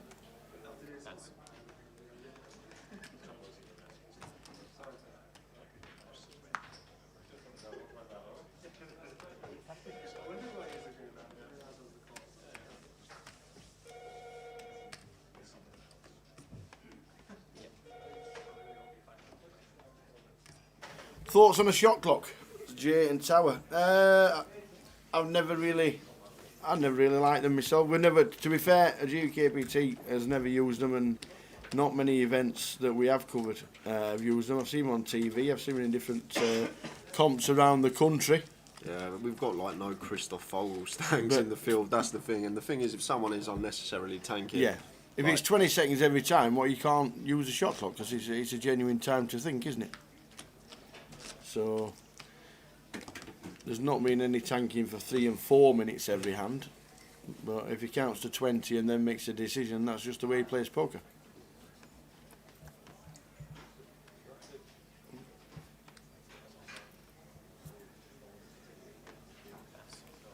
Yeah, I'm not a fan personally. I like to act quick on all my decisions anyway, and then if I do need some time, I will use it. And the thing is as well, people notice that at the tables. If they notice you're playing quick, you're acting quick, when you do have a tough spot, they're fine with it. They're absolutely fine with it. People will understand that you're obviously have a decision and you need a bit of time just to run through the hand in your head, and sometimes you need that 2, 3, even 4 minutes sometimes.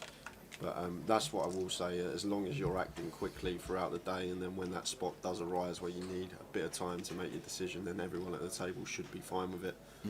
It's when you're acting slow every single hand, that's when it can get a bit annoying for the other players at the table.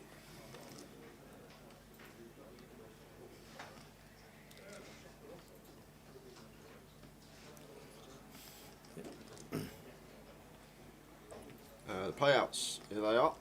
Here come the payouts.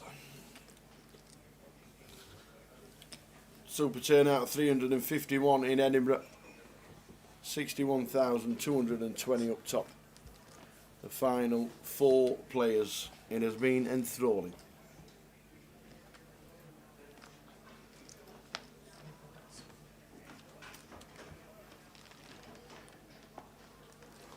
So Ludo raise and take on the button with the suited queen.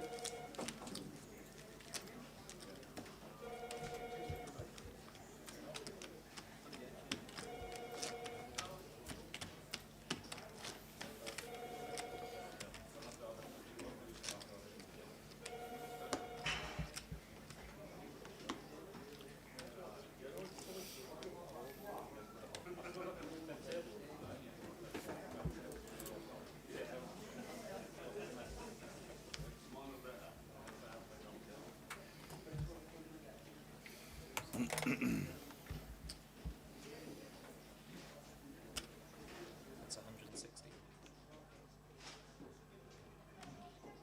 Pass.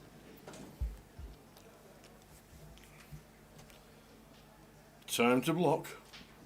Time to block. Get out of there. Why do they do that? It's great.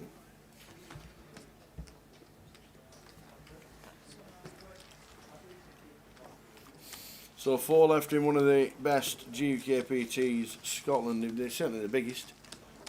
I wouldn't say best. I say best wouldn't be far off either. Tower. Yeah, the best ever. This has been a Great names, a lot of locals, great big players. Obviously Ludo in his home leg as well, being one of the best players in the world. Yeah, it's been really good watch. But he's been matched by Majid, Tom, Katie, Jamie Nixon. It has been a super final. It has. It was over 3 hours when Paul Green went. Yeah, we've been. We were 5-handed, and yeah, Paul finished in 6th. That was about 3 hours ago. Yeah. Tao, yeah, you're right. Just shows you how enthralling it has been. And obviously Jamie finishing in 5th. That was another good effort from Jamie Nixon.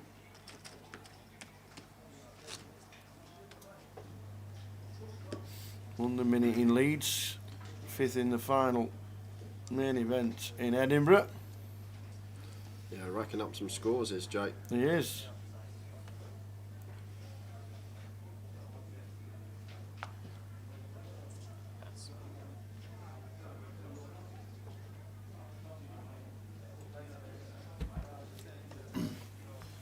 Joe Kershaw in Liverpool.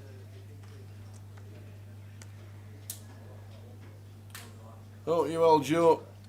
Thank you very much. Great commentary from Jay. Great chat. Cheers, Joe. Thank From us you. all. Great to have the insights of the guys that have been in the comms. Dave Doherty has been in. We've had Jack in. Jack Rick Hardcastle's been in. Trigg as Trigg well. this morning. Towers loved it. He's been in the lab sorting out next week's treble. Oh. He's loved it. He's had the We time have. to go and put the work in on the football bets. Jack 10-3 rainbow top. Middle pair for Majid. Dummy and gut shot for Ludo.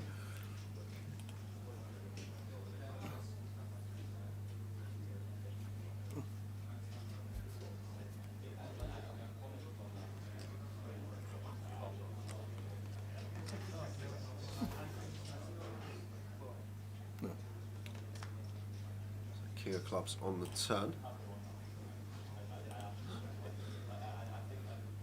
So Majid here, expect him to call again with a 10 if Ludo does continue barreling here, although there was a hand between these two blind on blind not long ago where Majid called Ludo down with a 9. Ludo did have second pair on that occasion, had the best of it, but just firing again here Ludo, amping the aggression up.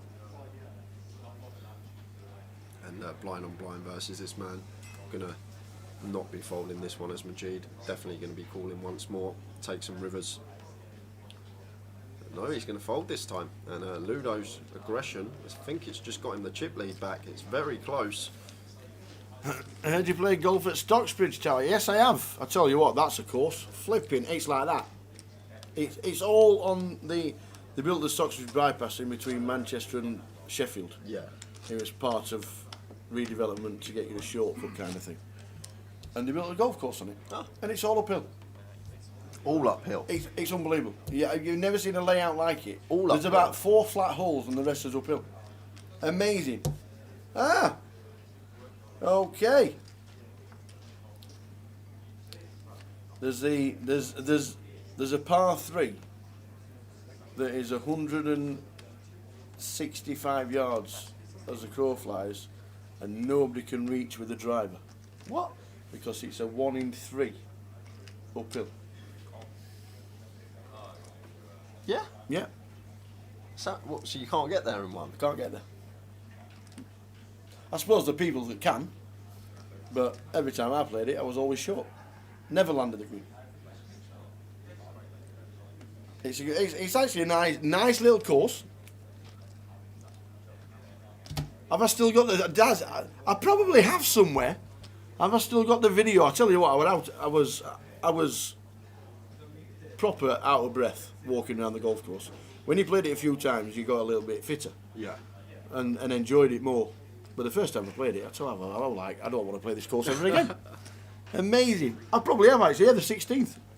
I probably have got the video somewhere because you video yourself doing play golf every now and again. Oh, Tower, this is it. We're going to have a flip here. Oi, oi. Because Tom's going to have to shove, and because of Majid putting in 340, he's going to have to call off with the 6s. So we're going to be going to the races. Ludo will obviously get out of the way, but Tom's always moving in here, guys. Button open, small blind free bet. We've got ace queen. We are fist pump getting this one in with our 10 big blinds as Tom in about 7 seconds time. Have we got the countdown clock on him now? Give us 3, a side 2, 1. There we go. There we go. We got him. We got him. We got Absolutely him. nailed him. It's took us some time, but we've nailed him. 22nd Tom. So, we're off to the races for his tournament life. I hope that's only his poker nickname, Chef Brad. So, Tom, going to need to hit. No help there on King 8-5. No real backdoors other than running broad by either. So needs an ace or a queen, or we could be down to 3 players. We need an ace or a queen, or we lose Tom. Lags out. River. And it isn't. If it's not on the turn, you're never getting on the river today. Yeah, that's it. It's the turn today. It's Jack the of turn. Hearts. Great run from Tom Lagsow. I wonder if it takes him 20 seconds to go and collect his money. I bet he's there before that. Well played, Tom. That was a great effort. Pleasure to watch. You had a lot of bets on you this morning. A lot of people realised how good you were at playing the game. Yeah, that hero he made against Ludo. But Madge has the chips, and Majid has half of them in play. We're down to 3. Yeah, Tom Lagsow for £16,130. 3 places left to pay. 62,000 up top. £62,220. Going to first. If you're playing the last hand and lose it, as Toweraway says, £42,060. But they've out now all locked up £25,350. Katie the shorty. Ludo second in chips. But Majid is now in the driver's seat. And no, Rob's here. We've never had a female winner before. However you want, Trip King, you can have it paid to your bank. You can get it in cheque. You can get it in cash. However you want your money, the casino will pay it out. Absolutely. Most people these days just do a bit of bank transfer and maybe leave a little money in the pocket for a drink. The celebratory bottle of Lauren Perrier Pink, or a Star of Plum, whichever you fancy. But yeah, these days bank transfer is the most likely thing to do. And R-Square, no gambling regulations in the UK. No. There is no tax. Tax free. Learn to play poker.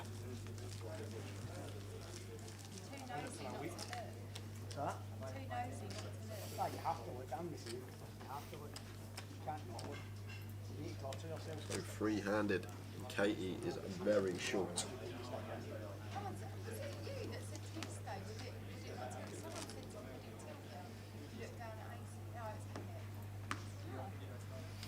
Yeah, Ludo was a 7-2 favourite with the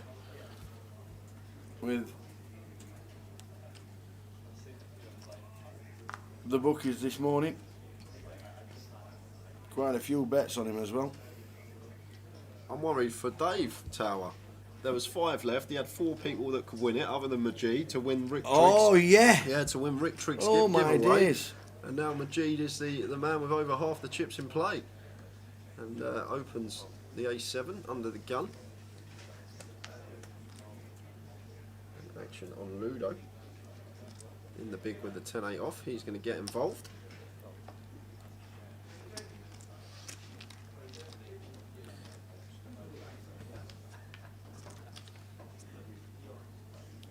Jack 3-6 rainbow.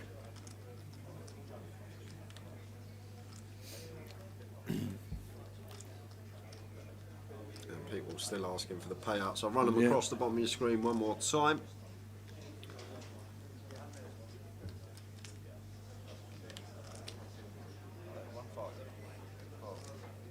Just continue from Majid. Gets it through versus Ludo. Most bets on Ludo out of the 3 remaining players.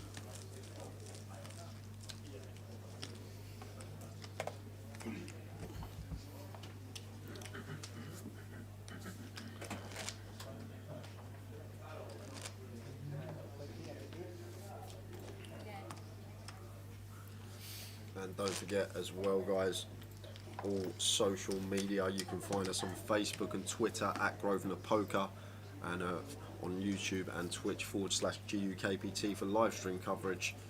If you follow us or subscribe, you will get a notification every time that we are live streaming, and we are off to Luton in 10 days time. That's when we'll be setting up, and then the coverage will start on the Thursday. 12.50 buying that one, looking forward to it. 3 players left in Edinburgh. Ludo Gaelic, Madge and Katie Swift. Katie second in Goliath 2015? 2016? I think 2015, yeah. I think you're right. Deepest run in a GUKPT. Now third locked up. Ludo's best finish in a GUKPT was 6th in the grand final in 2018. And this is exactly what Ludo was looking for, Tower, when he completed here with the pocket 9s. Obviously, we're in a bit of a dicey spot simply because of Katie's stack size, so I can't see him limp free betting here, which he's not. Katie's sitting there with 10 bigs. It's a 16k ladder. 16k if we just wait for Katie to bust. 8-5 deuce, 2 diamonds is the flop. Majid definitely going to be applying pressure. He should be aware that Ludo is aware that it's not good for us to bust before Katie when she sat there with 10 big blinds and there's a 16k pay jump. So expect him to be continuing here almost always with his will draw. It does come in for a continue. 210.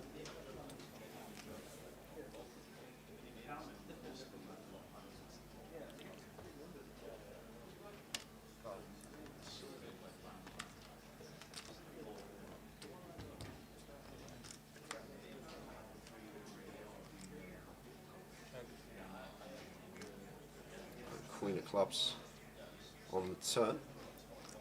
Ludo still with the best of it, but if Majid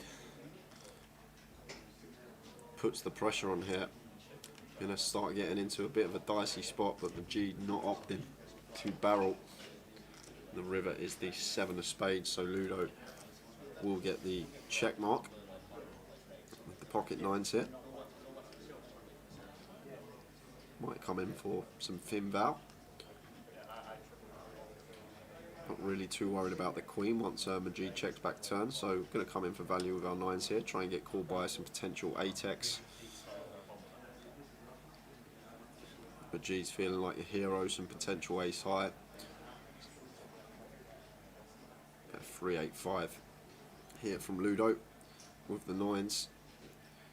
And Majid thinking about heroing this one off with the ace-3 perhaps. Obviously missed diamonds.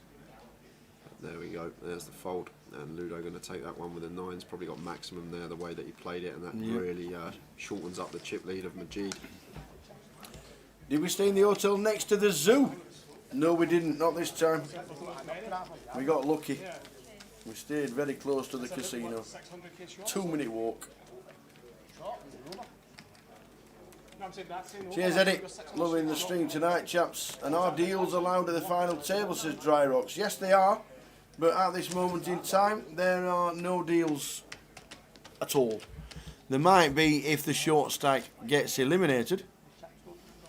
But they might have a chat. But definitely no thoughts of deals at this moment in time.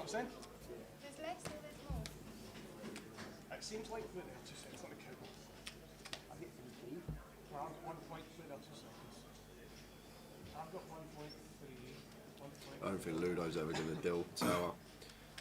So they're just like Ludo plays tournaments that are bigger than first place prize. He's played 50Ks, 100Ks, so I don't think Ludo's ever going to be dealing in this. This is probably at the bottom of his buy-in range, the 750. Yeah, I don't know if it... That's 7 million. They are looking, well, the... 600.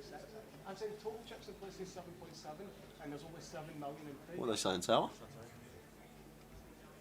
Do you want to pause the clock? I'm pretty sure that What's I going on calculated here? this in my head about 2 hours ago, and it didn't make sense. I just didn't bring it up. They said, Ludo's just said that there's... Just count the chips on the table, because I calculated it about... Ludo reckons there's a shortage of chips on the feature table of 600,000. What it says on the screen. It His chips in play 7.7 million. So 7 million. they're just going to pause the clock. Chips missing. I don't know how. No, they don't know how. But they've just paused the clock for 2 minutes just to see what's happening. 1.5 million. 2 million. When's Dublin? The 20 something of October. The 21st. We're working in Dublin the 22nd till the 26th. So that's 6-1 add on. So 22nd is the live streaming. Friday, Saturday, Sunday, Monday. It's about 7 million. The IPO. And it says 7.7. Luton for us. Sure, I know what's going on here, Tara, I think. Because I saw this actually yesterday on day 2. It said chips in play was 7.7 million. But if you times 351 by 20,000, you're going to get 20,000. So if you times the 351 by the 20,000, exactly. That's you're 7 going to get 7,040,000. Even though the chips in play on the clock for some reason says 7.7 million. Yeah. Somebody actually asked me that. I saw it and I just thought nothing of it. But that's what obviously Ludo's had a look at the clock. He's had a look at the stacks and the way his mind works. He's like, hold on a minute, this isn't 7.7 million. There's 600k missing, but it's just it's just incorrect on the clock. That's all it is. That's why Ludo's a bit spun out by that. But it's I actually saw that yesterday. I was like, why is it 7.7 in play? Didn't question it, but that makes sense why he's just queried it, which is fair enough. Absolutely. So 351 players, 7 million and 20,000 chips. And there's 7 million and 20,000 chips on the table. There you go. Because I've counted them. So there we go. But he said it was a query, it was in his head, he was trying to work out his big blinds to his stack, and he just couldn't work it out. And there's nothing wrong with asking the question.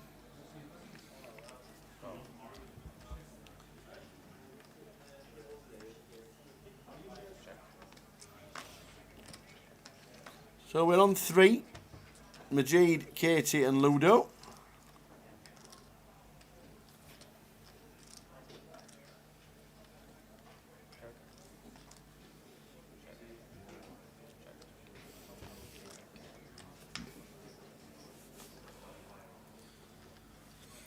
So we got a limp, we got a complete, and we got a check from Katie. Family pot. Checks through on the flop, and Ludo going to come in for a bet here on the turn. Love this from him. Freeway. No one's continuing without a jack or a 10. So if they've got none of these in their hands, which is hard to have free-handed, we're just going to take it down. And Ludo now back with the chip lead, I believe, or very close to. No, 37 big blinds. So Katie now working with 9 bigs.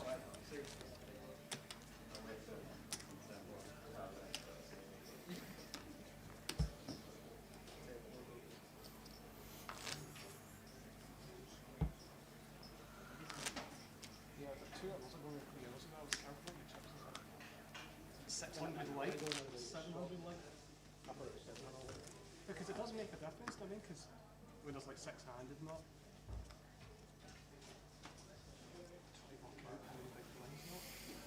So Katie is going to need to get them in the middle soon because the stack is diminishing. It's down to 8 big blinds. And there we go, the triangle's in, as we see right there. It's Katie shoving. And Ludo sees a king, and he's probably calling. I think he is, Tower. I think he is. There you go. We've got a massive, massive, massive chance for Katie to double. It's in great shape here with the King Jack suited. Come on, Swifty. Swifty, let's go, let's go.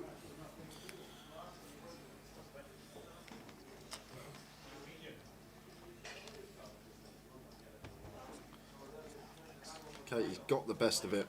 She has. Oh, there we go. There, sit right down. That's the check mark. Sit right back down. Fading running 7-5 And he's of hearts. already handed over the chips. Well, 7-5 of hearts running for a chop, but there's a jack. Oh, and the jack.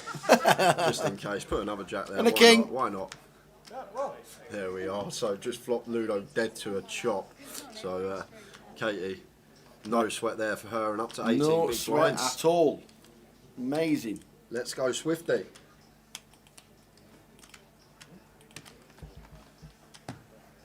Back to 20 bigs. Amazing.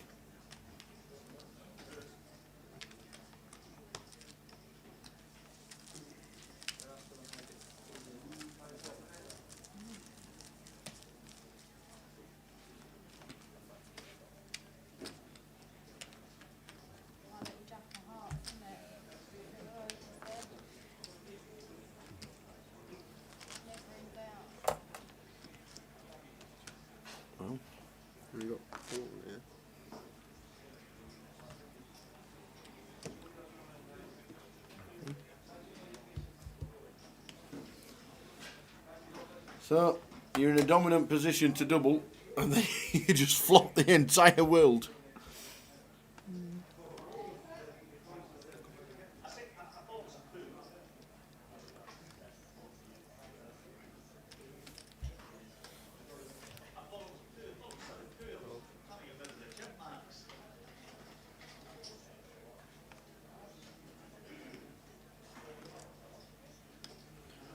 Blind on blind.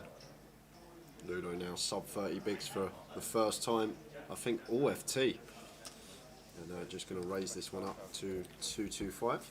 So Oxford just shy of 3x, and Magino not defending the Jack Do suited. Dave spoke about this when he was here, Tao. I think people have just got this sort of fear of Ludo and just don't want to get involved in pots with him, which you're going to have to if you want to win the tournament, unfortunately. Absolutely.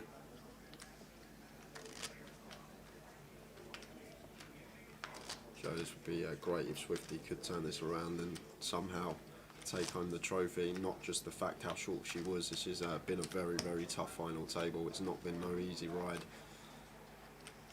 She gets another double. She could do it.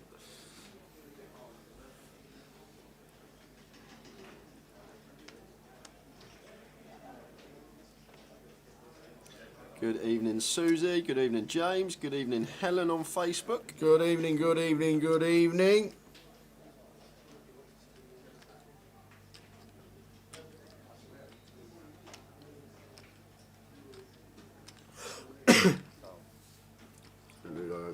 Rakesh says, when's the free ice cream coming out? We missed it. Yeah, they were around about 2 o'clock this afternoon. So we're going to have family again here. Three-way, Ludo limping the bottom of the 9-7 suited. And both players checking their option. All complete from a G, check from Katie. King for Queen, 2 hearts. It's a lovely flop here for Ludo. It is. A lot of the time this is just going to check over to Ludo Tower. He's going to fire and just see the pot done with, but he's not opting to bet his flush draw here. And the Queen of Spades on the turn, and if it's checked to us twice here as Ludo, which it should be, I'm not sure Katie's going to take a stab on this turn because Ludo will be checking back some Queen X, so I was just about to say Ludo should be firing this once checked to us twice here, and should be getting 2 quick folds, which he does. So Ludo picks that one up, back up above 30, but things have evened out a little bit now. They are indeed. They are indeed. Will we see you both down in Luton? You will indeed, Ryan. You'll see Jay before me because Jay's playing all the side events. And then we're coming down to set up a week on Wednesday for the main. And then we'll be streaming from the Thursday when Jay's got a trophy in his bag. Well, that's the plan. And you told me as well, if I'd done the double, I could have the weekend off. Absolutely. You said that. We did. We said exactly that. If he does the double, he can have the week off. Probably about 1,000,000 to 1 shot, but mathematically improbable, but not impossible.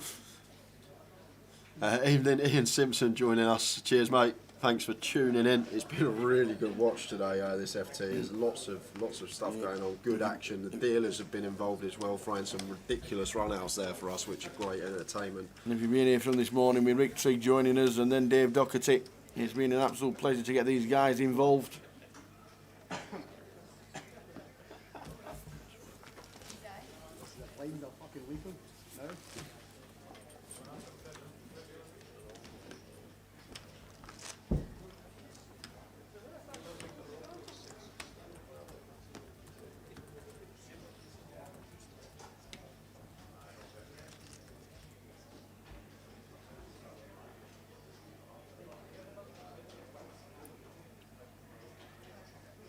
Yeah, it's been a really good watch. Been a really, really good watch, this one. If Towers treble ever comes in, does he get a weekend off?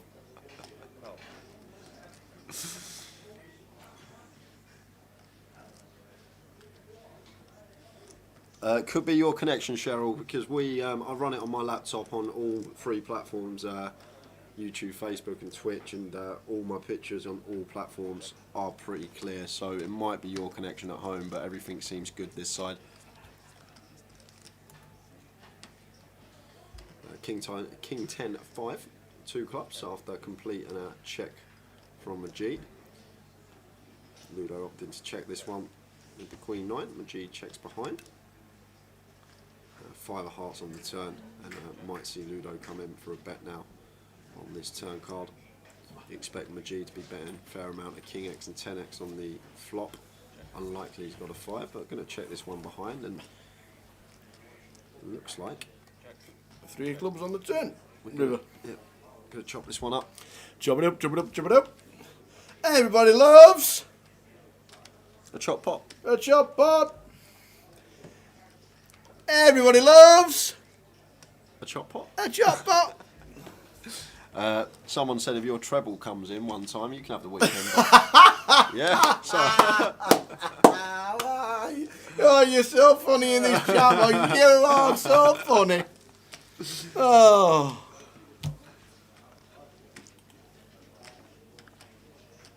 And Rakesh says if I do the double, he'll jump in the comms, and so did Sam Orledge as well. He said the same thing.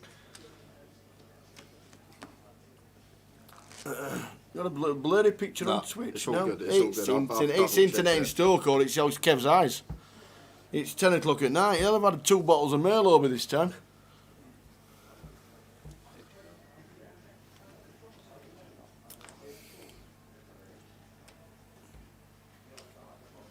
Next time you guys are up here, what about a golf match from Jim Kerr?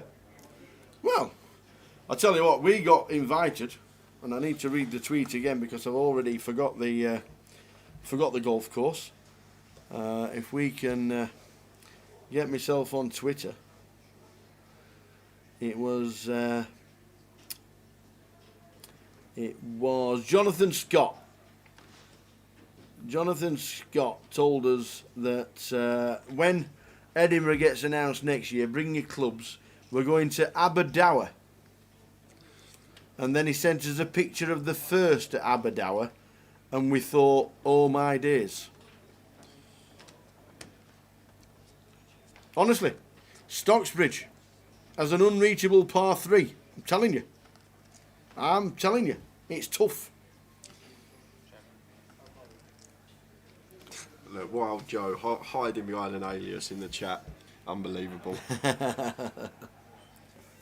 There'll be no more mention of the R word, please. Don't even know why we brought that up the other day, to be fair. Oh, it was Kemba, wasn't it? It was Chris Kemba in the chat.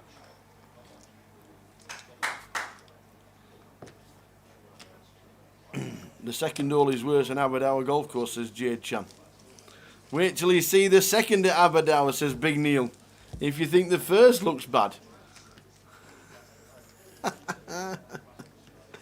Top course, that. The 9th has a windmill you put through. Really?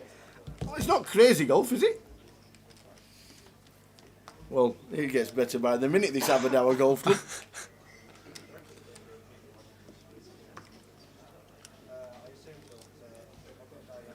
It does indeed. It sounds fantastic. Well, blinds are now up, just gone up. 50k, 100k. Wowzers. 70 big blinds in play. When we get to 100k, we're normally in bed. Yep. Or set, we're usually pulling down a feature table at this point. Yep. Yep. 10 hours in with 17 players. Like you said, we've only got 70 bigs in play. 23 big blind average stack now. That's unheard of normally in a GUKPT. Just shows you what an enthralling day it's been.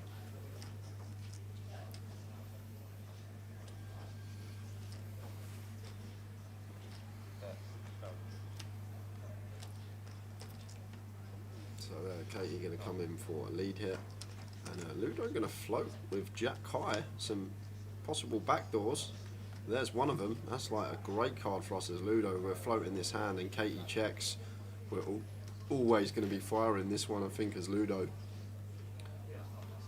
So we float to bluff on a later street, not just floating meaninglessly, floating to fire turn, and that's exactly what Ludo does here. And now Katie just in a tough spot with her third pair, Jack Kicker. Like Ludo will have some flushes here for sure. He'll have some straight 6-5, like the 8-6 and 8-5 gut shots now make top pair. Like we are ahead of hands like 5-3, Ace-5, Ace-3, these type of holdings. But Ludo's going to raise a lot of these. Actually, he's just going to set Katie in with a lot of his Ace-X. So like the Ace-3 and Ace-5 shouldn't really be in there. So 5-3 we're ahead of. And then just basically some floats and maybe deuce-X that Ludo might be turning into a bluff. There's a really tough spot here for Katie. I don't see how we can continue on this particular turn card. Like what's the range of hands that we're ahead of now other than floats? I know Ludo's capable of floating in position, but yeah, I agree with the fold there from Katie. It's so hard to continue out of position to this man, and we can't withstand the heat on the river as well. If Ludo sets us in, we just can't. So it's like Katie wants 5 minutes to go and chat to the guys at the go and chat to Jamie and to others on the rail that are still watching. It's like she needs 5 minutes. And Span says he's got it exactly right. Lasting so long because there's no they're all playing really well and there's no spews. There's no Andy Wilson shoving in the 10 deuce or Elliot Morea shoving in the 10 deuce. Absolutely. Yeah, that was a great FT, the last out of that lead. We went from 7 to heads up in an hour, didn't we? Yeah.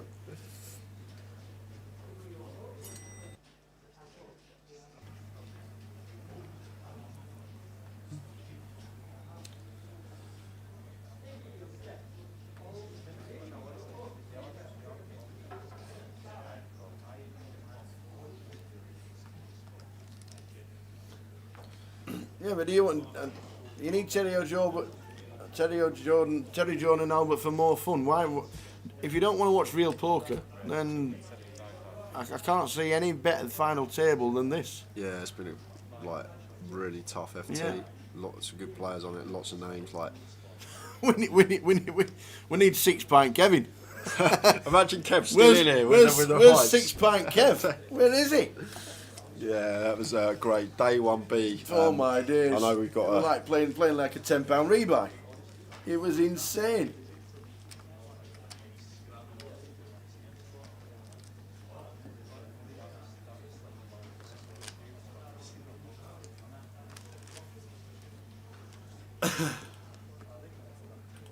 Yeah, it has been a fantastic return for the GUKPT.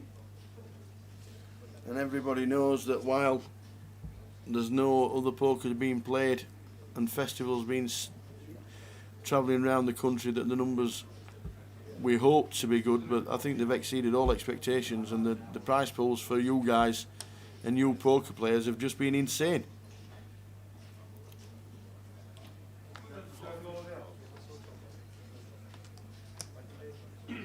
So Ludo on the button opts to open this one. And it's just going to be raise and take for him. And just like that, it could mean we got a new chip leader. Ludo's got the chip lead back after losing the big flip to Majid. He's managed to grind it back and he's got the chip lead again. That's what the best players do as well. He lost the flip. He was then second in chips and then he's just grinded it back. Yeah. Just didn't let it affect him, carried on with his game. Not for me, thank you. He's just played excellent, really good. Reminds me of Trig a lot, the way Trig played that Manchester final table when Trig shipped it. Just pure aggression in certain spots. It's been really fun to watch. Not over yet though, still could be any one of these 3 taking the title. Katie's still on the hunt to be the first female winner. Her last GUKPT final table was back in Manchester in 2018.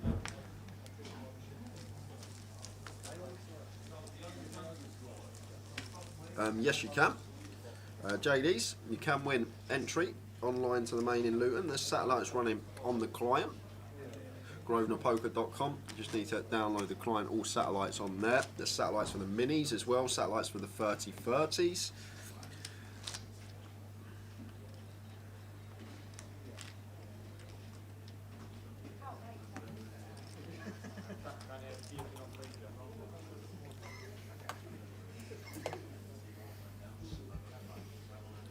Lip says, would it be a good idea to have two dealers, one shuffling the cards in between hands so you can do a straight hands? To be honest, all our dealers on the tour are just so hot, so quick. Like, I just don't think there's any need for it. You see it in a cash game, in casinos, they have automatic shufflers, but in a tournament, it's just fine. Like, it's only 20-25 seconds, I'd say, in between hands before they get the next one out.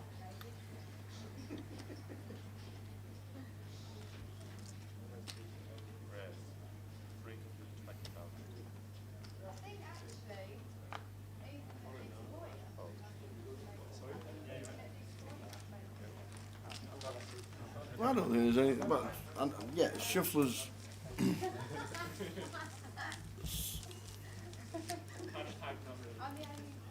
To be fair, a 10-hour day is not a long day for us. It is what it is, and I know when you go to the likes of Vegas and it's speed poker when you're playing cash and the shuffling and they've got two decks, it's all about rake over in Vegas. A shuffle, a deal, tap on the table, it's your turn, sir. Tap on the table, it's your turn, sir. Speed poker. Time's money in Vegas. But tournaments are a little bit different. I understand what you mean with the shufflers, but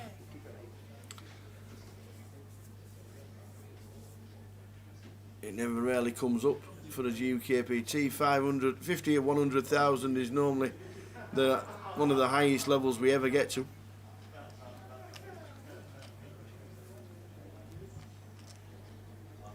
So blind on blind, we jig with a 9-4 suited. Probably going to complete here. Still, is a pretty trash hand, but it is suited. Just obviously fold to Katie's shove, but looks like he's opting for the more aggressive approach. I know he is going to call. Thought he's counting out some blues. Action going to be on Katie. Checks her option.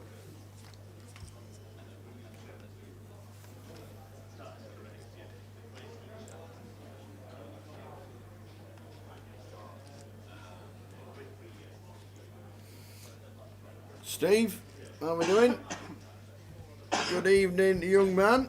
Good evening. For Aldo, Ludo is a fish, he says. How are we doing? No. Oh, he posted earlier. I don't know if he's in Vegas yet, but he posted earlier and he said something like "Good luck to the good-looking German." Do you know what he put a tweet? How are we doing for Aldo? He put a tweet out earlier that tickled me as well. So I can't remember what it was, but definitely put something really funny on Twitter earlier. Or it might have been the day before.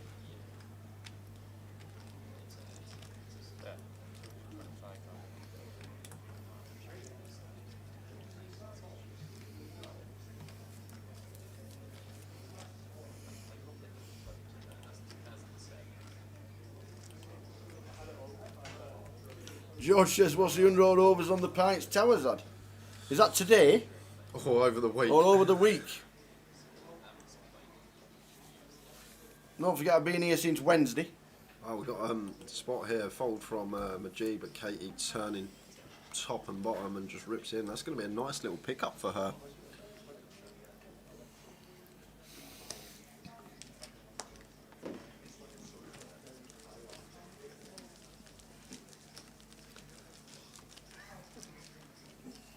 Today? Are you mad? Not a single one today. Are you today? It'll be unders no matter what time we finish. If I drunk over 5.5 pints, you'd have to carry me out.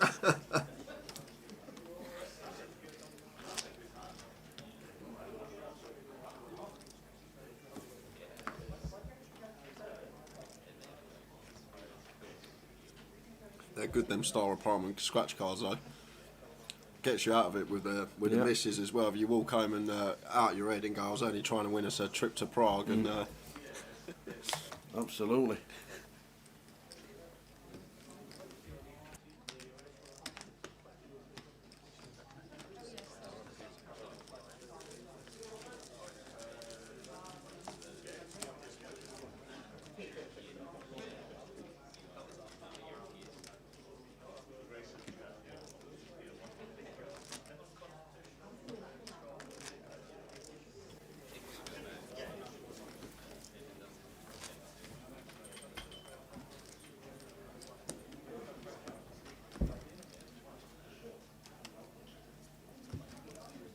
What a day it's been.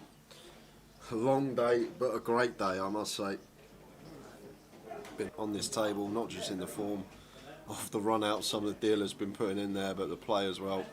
Been really good to watch. Really enjoyed watching this man in the small now with the King 6.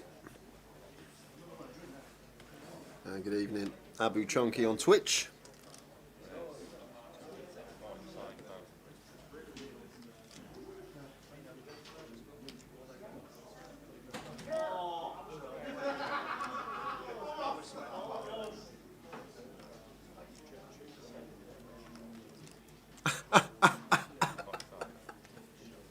Oh, that's brilliant. Adam says Ludo's not a fish. You obviously haven't played enough poker for Aldo.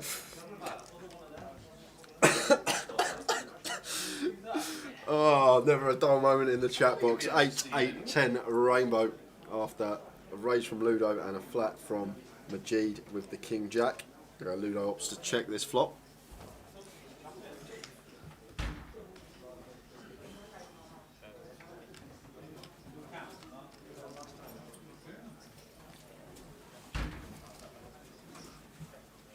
And good evening, Julie says, evening guys, go go Katie. Go go go.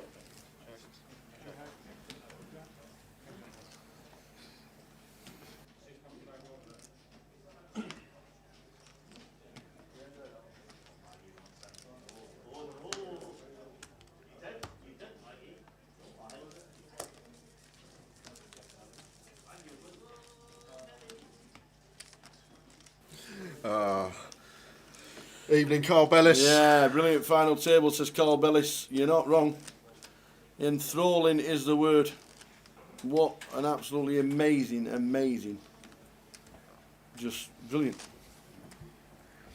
Amazing day. Yes, we only started with 17. And yes, we had 22nd Tom. But it's just all part of the game. And it all turns out to be one of the best ever.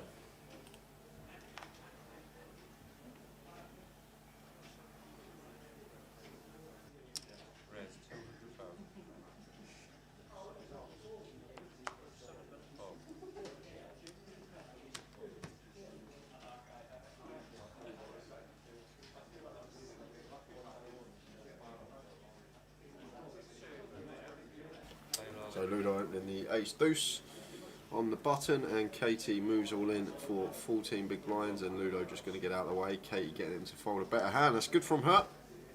Moving in with a suited king. Thanks Mitch Moore on Twitch. Says come on Katie.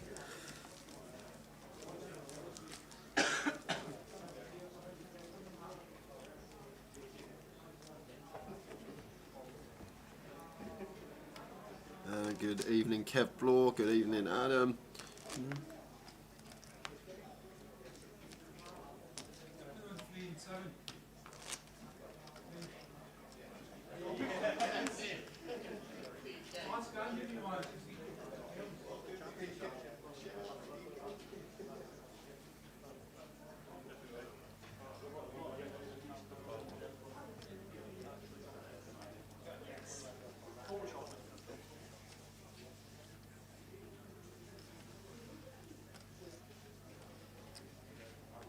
Blind on blind here. 16 bigs, king 3 suited for Katie. She moves all in, and Ludo with the deuces. Not going to call. Flipping at best. And Katie, just like that. Thank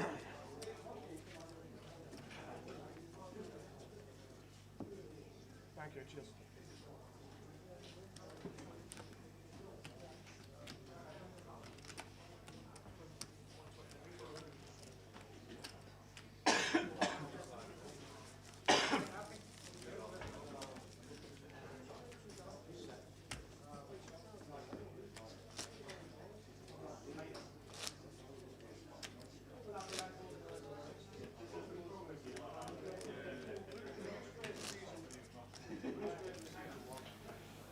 So, Freldo, is he actually in Vegas? Yeah.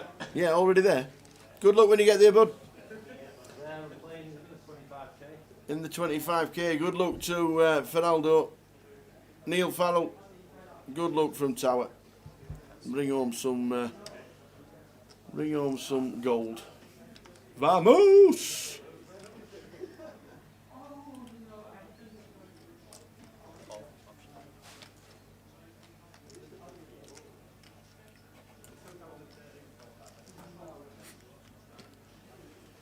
Ludo completing the Queen 6 hit.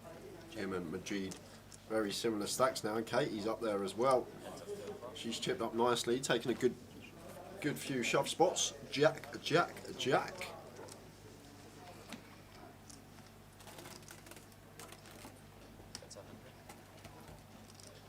So Ludo coming in for a bet. Majid going to have to call here. Tower, king high, blind on blind.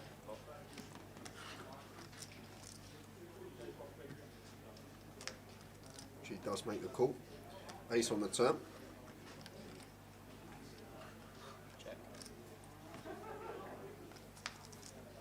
Check.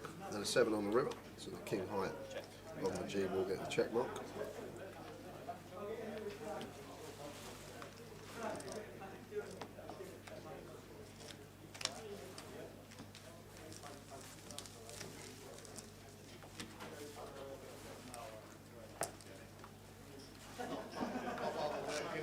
And cheers, Dave Preston. Thanks for tuning in, mate.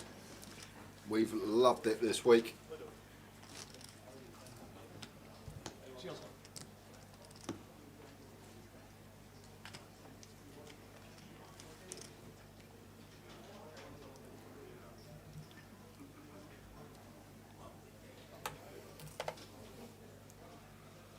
Oh, sorry, Neil. I obviously got no idea. Yeah, apologies, you busted it yesterday. Simon Morman. Anybody who gets to a final table in these has done very well. You know that's Chris's done. Yeah, I know, yeah. Won Manchester, didn't he? Was it Manchester he won? Brilliant. What do you fancy for your birthday, Dad? I don't know, just a GUKPT buying? All right. How did you do? I won it. So Ludo A6 suited. Min click on the button. And Majid here playing 28 big blinds. Effective 24 with Ludo and Katie behind him. Might just move in here with a pocket pair, but looking like he's counting out free betting chips with the fours. And going to free bet the fours here.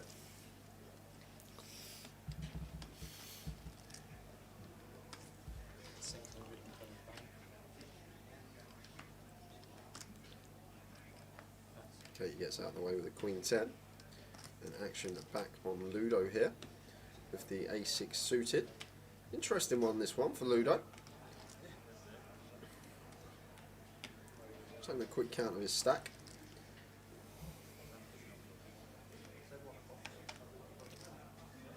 Just folds the A6 suited.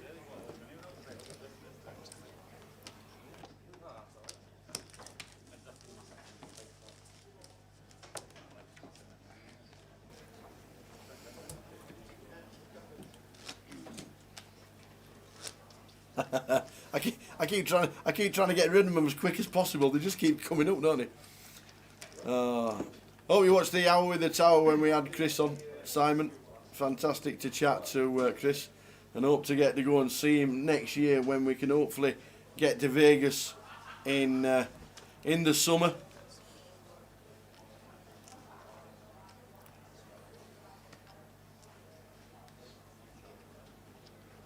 So Katie with a 9-8 here in the small, working with 16 big blinds. Going to come in for complete. Action on Ludo in the big with the 5 deuce off. Might raise this one up here, Tower. Really, when you're at the bottom end of your range here, blind on blind, not a bad thing to come in for a raise, and that's exactly what Ludo's going to be doing with the 5 deuce. And Katie, just expect her to get out of the way with the 9-8 off.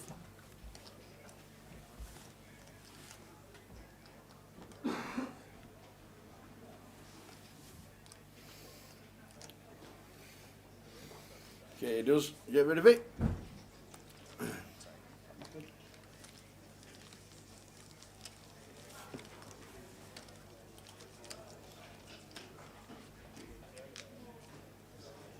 Yeah, trying to get out there next year. We had Chris speaking to us on an hour in the tower during lockdown last year. We've rerun it a few times during the breaks, and we've been requested some more video footage as well. So we will try and get some more video footage on the TVs.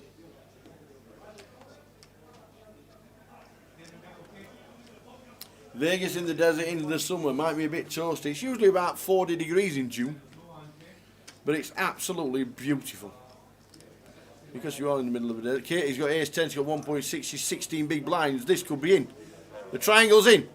Katie Swift is all in with ace 10. No action from Ludo. And probably no action from Madge.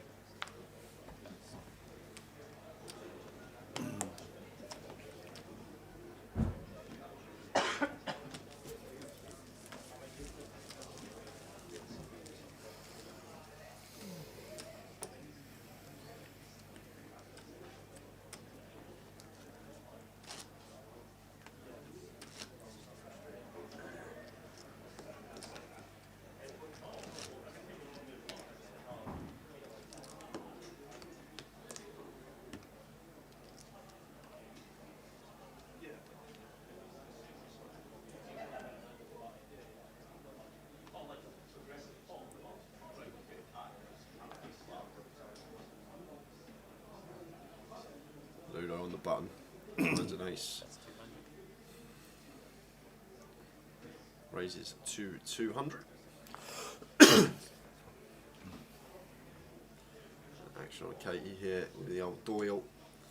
This was a feature of our Leeds final table, the old 10 deuce, but Katie just flicking that one into the muck. Look at these stacks now. Our blind's going to be going up shortly as well in about just sub 20 minutes. Going to be going into the 60, 120k level, which means we're working with 60 big blinds in play, just sub that.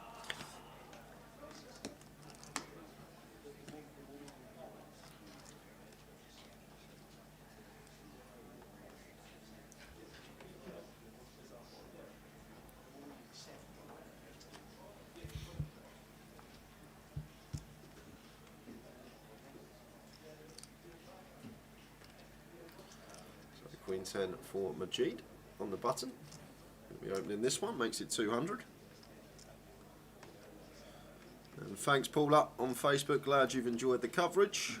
And don't forget we are back in Luton in 10 days time.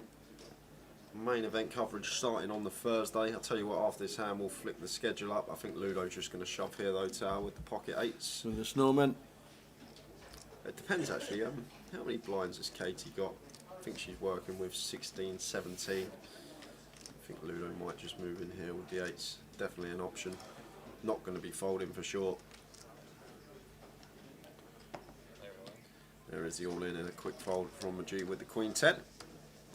Let's have a little look then. Where are we off to? Where are we off to? Luton! There it is, over there. Luton schedule coming up 6th to the 19th of October. Main event starting on Thursday the 14th. Plenty going on, plenty of sides to choose from. We've also got our new satellite that we're trying out on Thursday. 15,000 chips you start with. When you get 150k chips, see you later. You got your seat, you're out the door. Don't have to wait. Easy as that. Love it. Can't wait to watch it. Yeah, I'm looking forward to it. Looking forward to it. And obviously if it goes well, we get a good turnout and people enjoy it, good feedback. We're going to run it for future festivals as well. But that's Luton. We are going to be there very soon. And just to say that schedule has been confirmed to be exactly the same as Blackpool a couple of weeks later as well. So that schedule for Luton exactly the same as what Blackpool will be. Change Luton to Blackpool, change the dates to Blackpool's dates, and there you've got the schedule for Blackpool. Blind on blind here, Ludo sizing up, making it 3x. Out of position to Majid. Majid with the Queen Jack of diamonds here, working with 23 bigs. I'm just going to call. Happy to take a flop in position with this hand. Great playability. We've got position on Ludo. Wouldn't mind him seeing a rip there with this particular holding, but just flattening. Seeing what happens. King Jack 7. Majid it's second pair. Yeah, middle pair here from Majid. Good candidate to check back here. Did Majid check then? Must have said it. Didn't even see that. Didn't even see a check. Must have said it. So King of Hearts on the turn, and if Ludo checks over to us again here as Majid, I'm sure we're going to see a bet tower. This King on the turn's great for us. We're just always going to have well, almost always going to have the best hand here. Yes, Ludo can get tricky. It's very unpredictable. But want to be betting this one for value as Majid, and Ludo with ace high. I'm not going anywhere blind on blind. He's going to call once, take a river. Yeah, that's something that's really nearly gone out of the game now, tapping the old shoulder. How's he do it? How does he get there? Ace from space on the end. It's always the ace of spades as well. The ace of spades. The ace of spades. And that's going to give Ludo the chip lead again. Okay, cheers, Slippy. He tapped his arm to check. Yeah, it is. You got to. It's nearly being eradicated that now from the game. Only a few people do it anymore. Tapping his arm. Oh yeah, you win all. Got me in trouble. Telling me for Aldo we're at 25k. He busted it yesterday. And so obviously everybody started saying, "No, Tower's getting your needle." I thought we spoke last night and you knew he busted yesterday. Shut up, Roland. There'll be trouble. You can't say that. No more Roland. No. Good shout, Jay. Good shout. Touche, touche. No.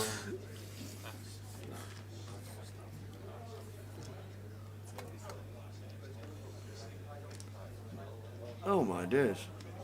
Brian Weebrick Clark, kings against nines, is 700 for the chip lead. Kings against nines, the flop comes king 9-7, 9 on the turn. The quad nines to bust out. Ouch, ouch, ouch. He made just over 60,000 did the one in Blackpool. He got there eventually, the 30-30. There are more on the horizon, and we're coming to Glasgow and Edinburgh before the end of the year. How long has it been 300, said Nathan Scholar? About half an hour?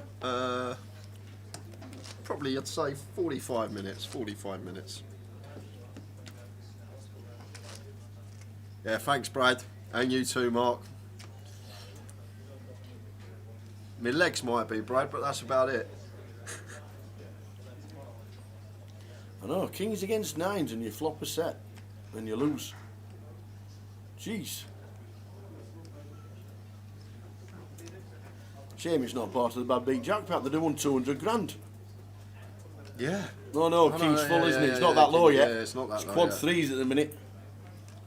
Quad threes beat for £215,000 anywhere in any casino playing from 6 till 6. And it's something like 30% to the losing hand, which is about 60 grand. By heck.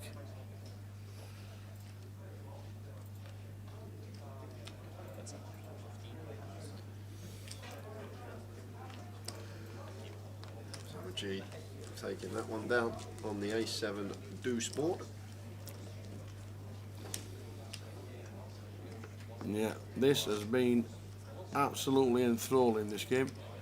And yet we're on blinds 5100, and yes, it's normally one of the longest days regarding numbers coming back. From 17 down to 3. But what poker's been played in between. Thanks to Rick Trigg, coming in for the first 2 hours this morning. Dave Doherty joined me for an hour and a half. Dave Doherty as well. Jay's done the full sesh. Tower's been, well, I went back to the room, I went for a swim, I had a sauna, jacuzzi. Had half an hour, came back. Nice glass of Campari. Then Dave Doherty came in, I had dinner. Yeah. And another half an hour. Yeah. I had a foot massage. Living the life. Easy job, Tower, easy job. Jay called the end at 10:45 this morning. What time did you call the end? 10:45 on stream. Is that what you said? Yeah, so Did you? 15 minutes I got, but It could happen if there's a Tell you freeway what. caller. 7s for Ludo.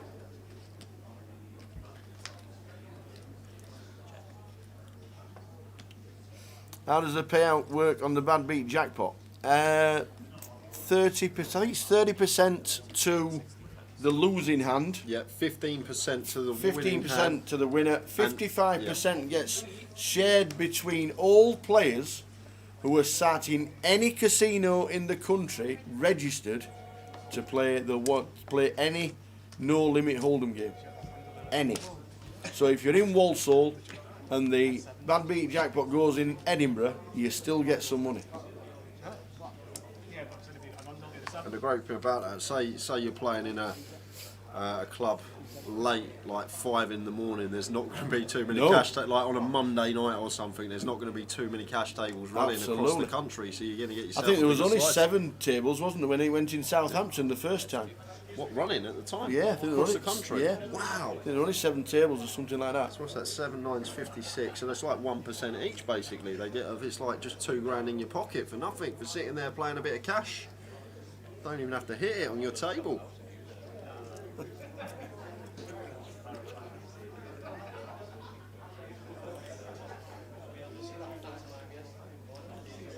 So Majid with a legitimate holding here, pocket kings, and it looks like he's counting out free betting chips. He'll be free betting Ludo's button open with the Cowboys.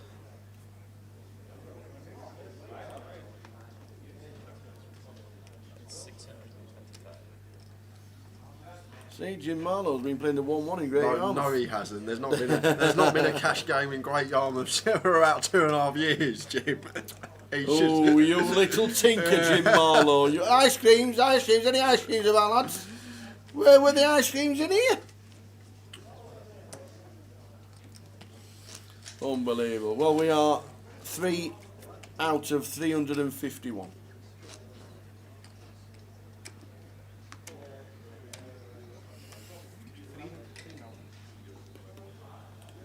I don't actually know.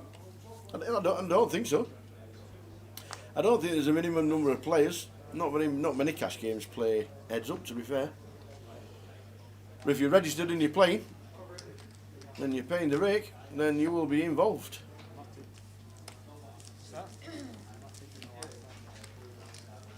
So Katie has got 11 bigs, Ludo and Madge have got the rest.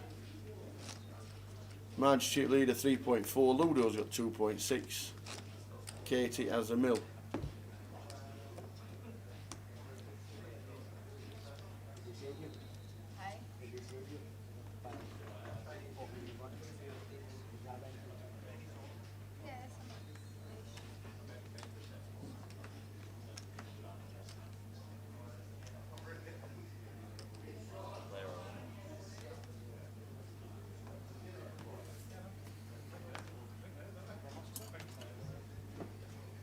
Okay, he's all in with 7s here. Tower. Whoa, now then, Ludo.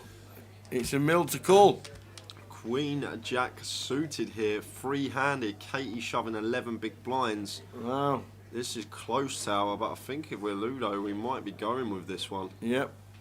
Could be wrong. Jack Obviously, Queen suited for Ludo. Ludo's going to be a lot more aware in this 10 situation. bigs to call. Always gets out of the way. Let it go. Let it go. They're not calling. Not no 10-3. Yeah, Ludo's going to be a lot more aware Yes. of what to do in that situation. Free-handed, Queen Jack, just sub 11 big blinds. Yeah. Obviously, if we lose that one, we're in Katie's position and Katie's in ours, so Ludo just staying, keeping his chip stack above 20 bigs. Blinds are going up in like 3 minutes.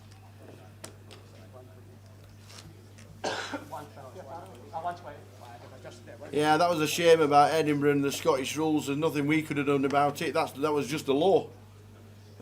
You were playing in Edinburgh on the day it went in Southampton, but had to finish early because of the Scottish laws.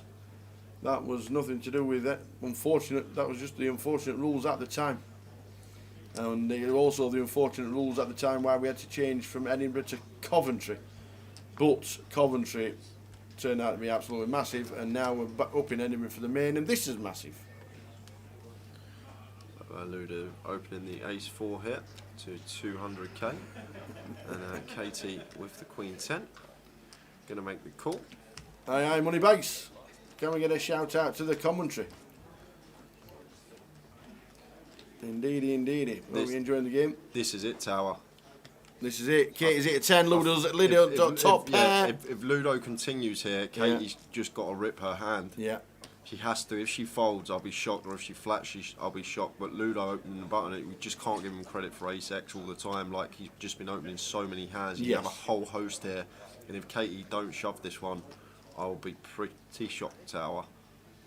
They're in. They're in. They're in. Here we go. You've absolutely nailed it. And now she knows there's an ace on the floor. For Ludo, she taps the table. She knew as soon as she got snapped off. His chips were in the middle before Katie's were. The turn's been doing funny things today, and for Katie to survive, we might need it to do a funny thing again. Need a queen or a 10. Queen or a 10 to survive for Katie Swift, or a king. Double gutter, king 9, 10, queen. Can we do it for the first women to be still in? King 9, 10, queen. No, can we? Oh, it's an ace. It's trip aces for Ludo, and we're going to lose Swifty in third place. £25,350. What a run from Brilliant. Katie. It's Absolutely great. Fantastic. It's a great result, great score for her. I'm really, really happy for her. I would have preferred, obviously, for her to take Jamie the trophy, Nixon but 5th. Katie Swift. There, Jam Nix. What you doing with that? She said, get out of here. I finished third. What did you finish? Finished 5th. Get out of here. No, brilliant run from the two. Yeah. Well done, Jamie. Well done to Katie. 3. Great effort. We are heads up. I don't even know if there's going to be a break. No, are we just carrying on? We're carrying straight on. Maybe move Madge to C7. We got 5 minutes, maybe. Yeah, I don't know what's. We'll keep talking. We'll. Do you want me to go get the tea? Waters. And have a little. Get the water. There's no water. See, no water. I'll go. So there might be a 5-minute break to count the chips. Exactly. I'll leave Tower here. Absolutely.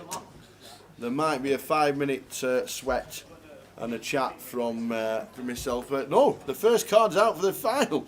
The heads up started straight away. Hurry up, yo! Go on, hurry up! Started? Aye. But none of that messing about.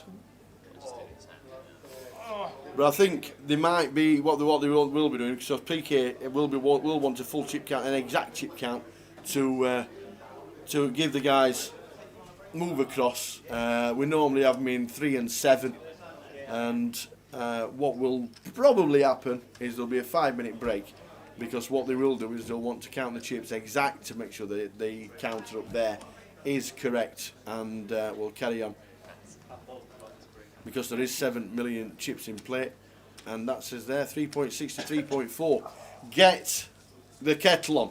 You've got 5 minutes. This has been an amazing day.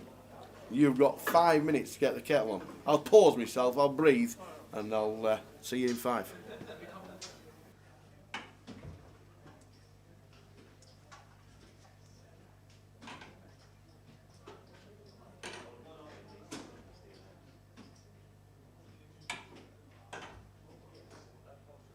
That's it, I'm back. There's no point. There's no point having a break. They might as well just stay. There's no point having a break whatsoever. What happens if the chips don't add up? Well, they do, because it's 3.4 and 3.6, and that's 7 mil. And there's 7,020,000 in play. There has been tournaments where chips have gone missing for some unknown reason, and nobody knows why, but they have. Why? Hey, you ready to run? Good lad. Now that's service. And let me tell you, this guy knows. He didn't want to miss any hands of the heads up. I actually did. And then they went for 5 minutes. And then they went for 5. They went for 5 minutes. They're moving him into 3 and 7. So if you do want 5 minutes, I'll go grab 5. I'll go grab 5. Grab yourself some fresh air. Or a sink. 25,350.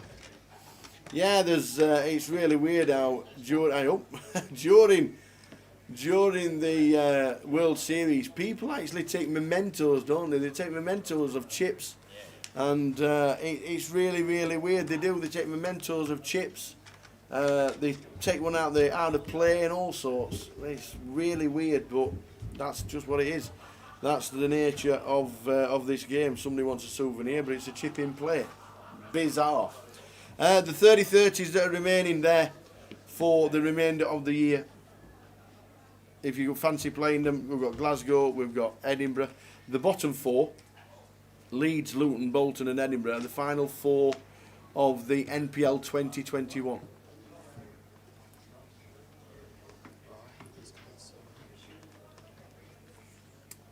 So, just be aware, if you are looking at points, if you are looking at points for the NPL and you're in the top 100 and you're looking down and you're thinking, aye, then that's it. The NPL finishes on the 14th of November when the 30-30s finish in Leeds, Luton, Bolton and Edinburgh.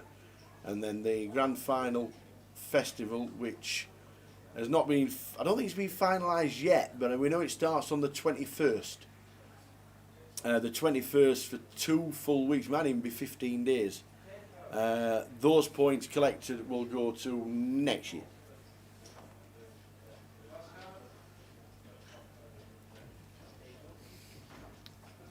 There's a 30-30 in Luton next week, yeah, but that's part of the GUKPT schedule, so that's not part of the 30-30 schedule that's there and has been set up. The 30-30 is part of the GUKPT for that leg, and it has been all year, apart from Edinburgh, because that's a little bit different because of the rules. So yes, there's a 30-30, which is part of the GUKPT, which is what we've been advertising all week. Just because you've been working doesn't mean we haven't been advertising it, Bradley. So yeah, there it is. That is the full schedule for Luton, and that schedule there for Luton is exactly the same schedule for Blackpool as well. So Luton and Blackpool will have that schedule exactly to the letter. The only thing is the start time for the mini on day 1A. It's now 3 PM and not 5.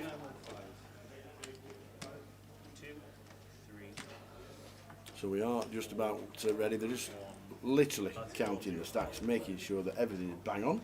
2915 4105.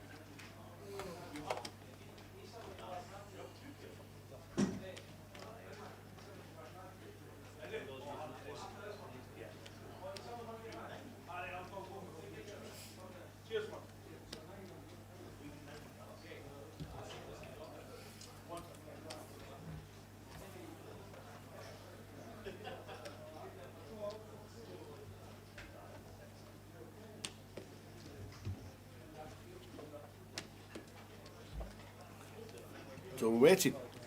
We are heads up for the title. Who's going to win it? A lot of bets, about 20 bets went on Ludo this morning.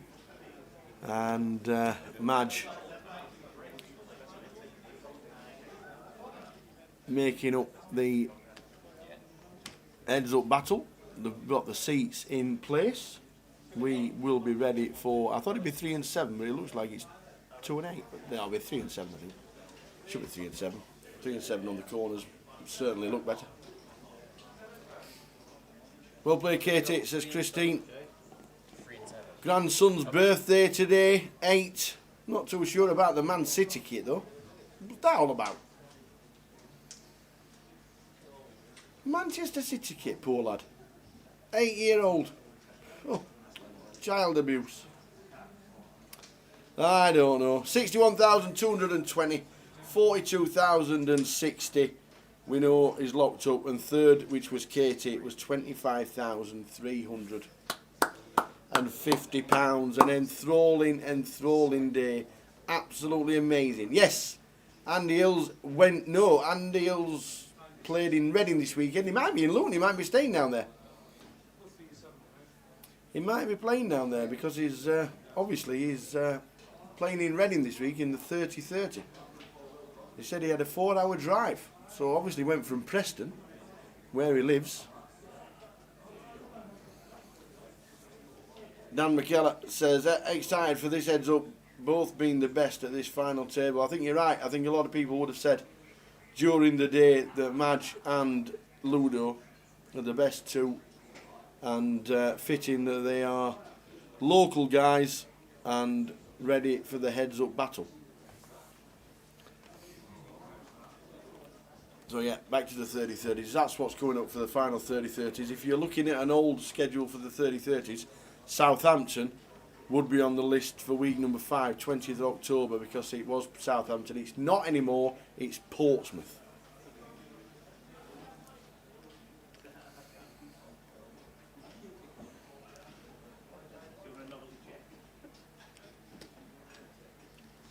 CG Poker, I hope you don't want any spoilers.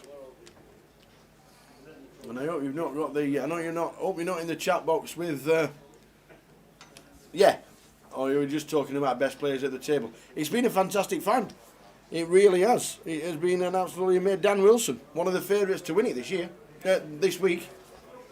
He was 7-2 in the bookies this morning. Was Dan, Irish Open champion, and has got $1 million in earnings. He's an excellent poker player. Just wasn't his day today, and was one of the short stacks. This You're morning. talking about Mr. Wilson? Yeah. It weren't his day when he got Ace King versus Ace King in and it ran out 4 diamonds. Not much you can do about that one. No matter how good you are, you can't account for that. Andy Hill's in the chat. Evening, Andy. I had a shocker in Reading. A shocker in Reading. Don't even recognise you now, Andy. You look like a different person. Remember what you said about me in the Manchester leg? It's the same for you. I don't even recognise you from when I first met you. Yeah.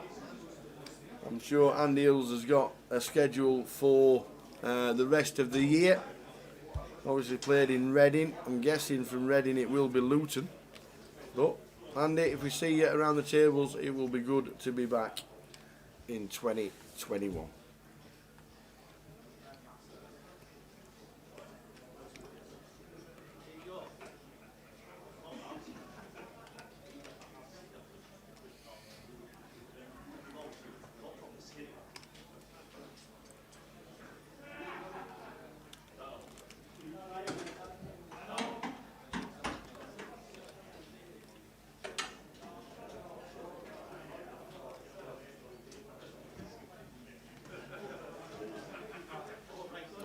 I'd say we've got a couple of minutes tops, guys, and then they'll be taking their seats ready for heads up, and then we'll be playing down to a winner. How are you doing, Warren? Evening, gents. Just home from playing the self-deal at Funnet, supporting the smaller games and hoping they can get some dealer dealt comps soon. And CG Poker says, is the student event gone? Yeah, UKSPC, we don't do it no more. No, there haven't been student championships for 2 years now. I think the student championships, obviously now with the lack of freelance dealers around the country, it's probably untenable to be able to do that. They were good. If they come back in some kind of format or they stay online, then that'll be great. But it's just unfortunate that they won't be back. Unfortunately, they were good. We had some good times. Got some good videos and footage from those. And met some good players, and some good players have turned out to be excellent UKPT circuit players. Yeah, that's true. There's been a lot. There has been a lot. That's where Spraggy started, wasn't it? Spraggy started the UKSPC. And you look at the likes of Jack Hardcastle and Jack Oliver. Jack Oliver's had a fantastic 3 or 4 years since the student championships. I remember one of the years in the student championships, he had 4 final tables in 6 days. And then he was complaining about the structure because it was too many. Don't be too good. Don't be too good. But that's what Jack did. So yeah, there's plenty of poker players out there that did play the student championships. Yeah, no, you got no chance of this being a deal here, guys. Ludo was not going to deal this. Like I say, he plays 25Ks, he plays 50Ks. There's tournaments that he plays that have the buy-in of the first place prize. And definitely fancy himself heads up with the chip lead as well, so I can't see any deal going on. We're just about to start. Here we go. Here we go. Here we go.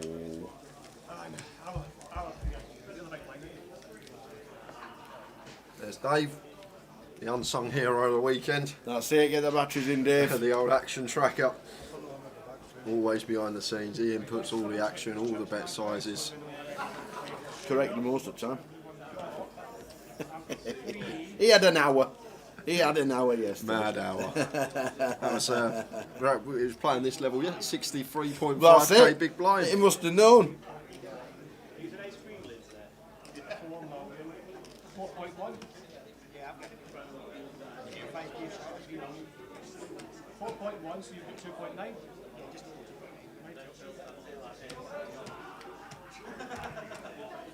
Yeah. Give me. Yeah. No end. 61.1.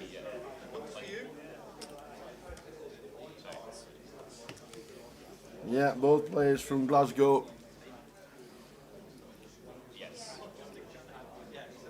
I'm guessing in the casinos around Scotland they will have clashed quite a few times. Both fantastic players, and now the first hand heads up. Yeah, so 4.1 plays, I think 2.9. Yep. 2.8. Ludo first hand raises to 275. And match with the 10-8 off, heads up. You're going to see lots of flops. My favourite form of poker. A lot of skill in heads up. You can't just wait for hands. You need to be in pots, making moves. Value of one pair increases massively. Paul Fletcher creases me every time he talks. Top Door Entertainment, gents, over the last couple of days. The winner is welcome at the White Lion on a Thursday. We are short of a pot washing for a couple of weeks. Where's Chris going now? Now where's he off to? You must know.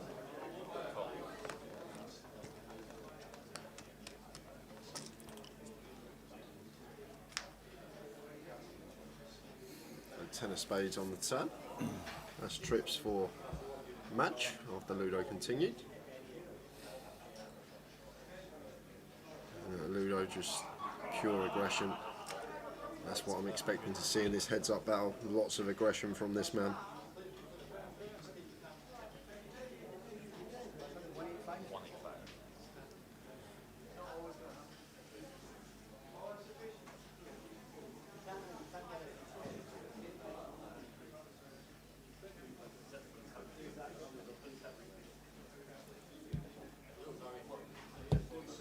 So match it with trips. Obviously two options. We can raise here, but I'm going to be flatting quite a lot of the time. Want to keep Ludo's bluffs in, but looks like he has come in for a raise with the trip 10s. And Ludo now just going to get out of the way here. Tower with the ace-8. Can't ever see him continuing in this particular spot.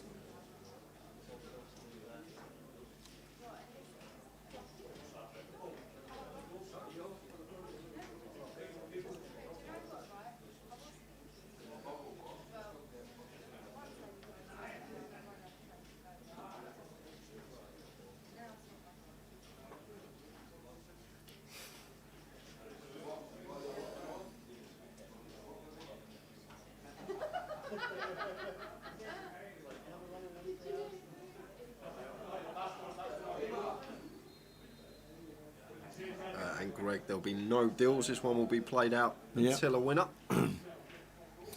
Yep, £61,220 for first place.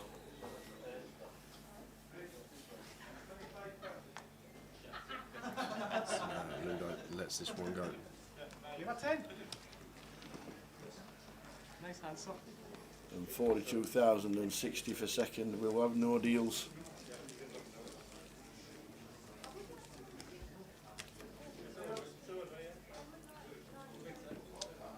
Anybody got Ludo in the betting this morning?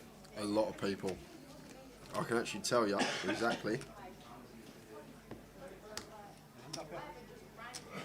No, just inside.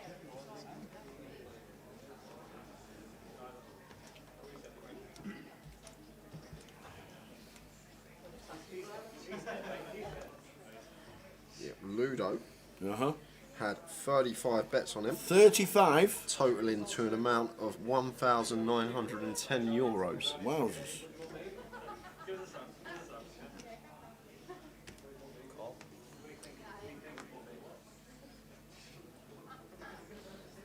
So the average bet on Ludo was about 55 quid. Ouch. So G limping the button here, and Ludo. What was his? It was 11 to 2 to start the day, wasn't it? And then into 7 to 2. So big raise from him makes it 3-6-5, 3x here. After the limp from Majid with the 9-4 of spades, and Majid with Queen 6 here. Just going to get out of the way, and this is, I'm just expecting to see so much of this from Ludo Tower, just pure aggression. It's a way to play heads up. It's so hard to make a hand, and it's just what I'm expecting to see.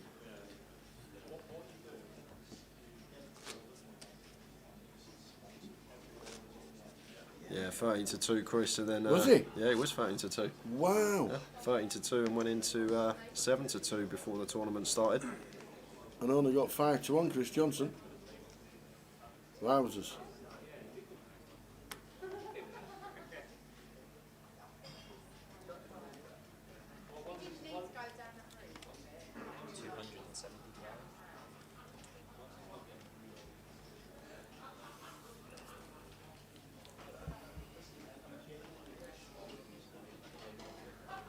Ludo once again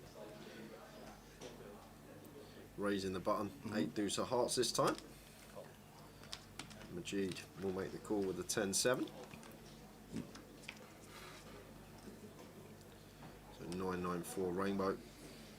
But Ludo almost always going to be continuing here, Tower. Once we open the 8 deuce, this board, it's just so hard for Majid to continue with most of his range unless he's got a 9-4 or maybe some hands that he can float with some nice backdoors. So Ludo just attacking that and going to get that one done with the worst of it again. Is there a max bet on the players in the thing? I actually don't know how it works. I'm not accustomed to sticking 10 grand on somebody, so I don't actually know if there is or if there isn't, to be fair.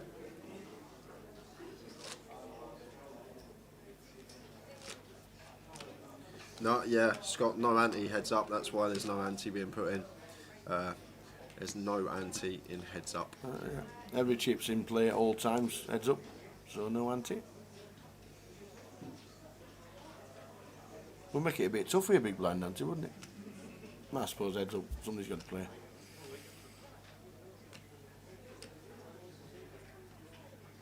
There are tournaments that do antes, heads up. Yeah, it won't be a full big Not blind many. ante though. No, It would be half or even less than that. So 8-7 here for Majid on the button. He's going to open this one. Makes it 2-7-5. Looks like that's the size the players have opted for the open on the button. 280. And Ludo here with the ace king. Most certainly going to be free betting this one. Heads up, out of position here, Tower. Somewhere around the 800k remit is what I'm expecting to see. 500. It goes down to half a big blind, ante. So a half, so a small blind. There's the raise from Ludo. Yeah, 500. So opts for 7-6-5 and just gets that one done. Dave Gillies, well done to both. Yeah, these two players have been excellent, Ludo and Madge. Yeah, and this is what they're playing for. 2 prizes left. £62,220. And I believe second is £41,000 and a bit of change. So basically a 21k heads up battle between these two. And 19k, I should say. £42,060 for second. Cheers, Ed. Great commentary. Cheers, Ed. Hope everybody's enjoyed it. We've had a great time with you guys in the chat boxes. They've been so busy. Oh, I've never seen been it, awesome. this mad tower. Yeah, it has been absolutely awesome. So busy. And it's been a lot of fun.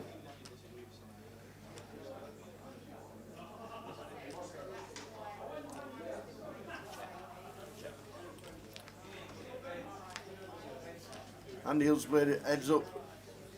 Wow. He continues heads up with a big blind ante. I can imagine that being really weird. Putting 2 blinds in every 2 ones. Ludo opting to check back his top and bottom here, mixing it up, and Majid's going to make the call with the 6. River, which is the 5 of spades. Great card for us as Ludo. So Majid going to check this one over, and Ludo's going to opt for a value bet. You've just got to come up with the sizing, what he's trying to get called by. Majid can certainly have a 10 in this spot, so might go fairly big in this situation. Going to be difficult for Majid to find not call with a 10, but Ludo looks like he's got a massive hair tower. Looks like 600. Like 1.3x here on the river pot, and gets the 9-6 off Majid out of there.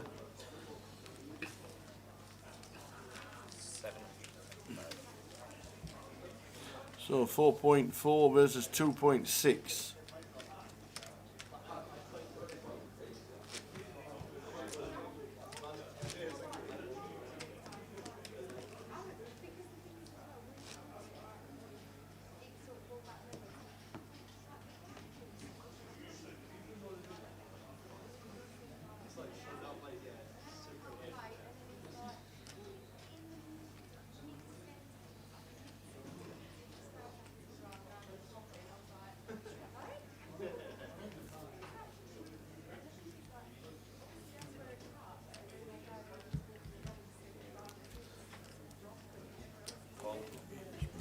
Literally, Katie Swift was our 3rd place finisher, taking home 25k.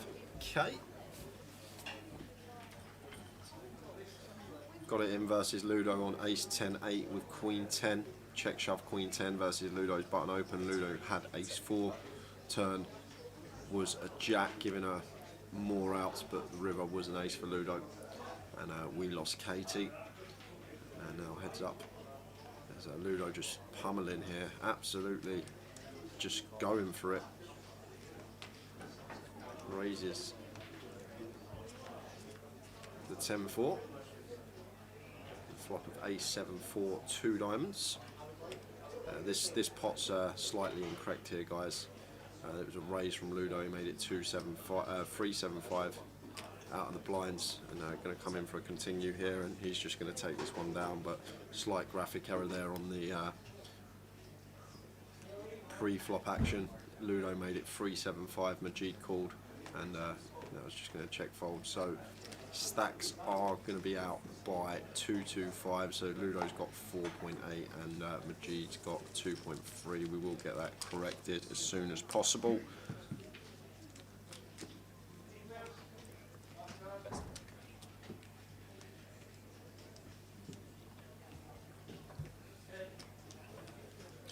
And social media, you can find us on Facebook and Twitter at Grosvenor Poker, and for all your live stream coverage /GUKPT on YouTube and Twitch. And if you are watching on either of those platforms, hit the subscribe or follow button. When we are live streaming, you will get a notification.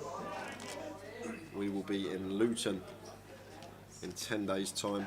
Main starting in 11. Thursday is when it all kicks off, day 1-8. That is a 12.50 buy-in, so a bit bigger than this one.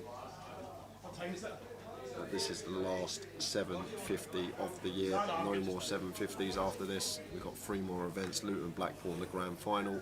12.50, 12.50, and 2,000. 2,000 pound.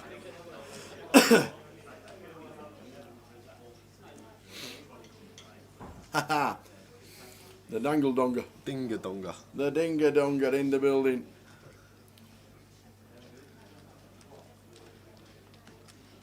So Ludo limping button. Madge option opting to check his option.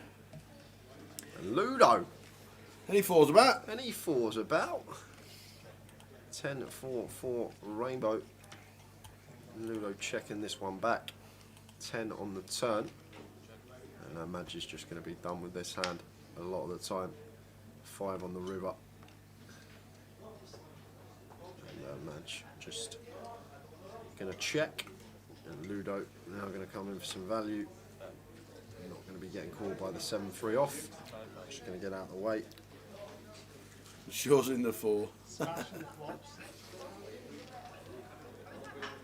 Sticky, I won't be there, but Tower and the rest of the team will be, the IPO. Indeed.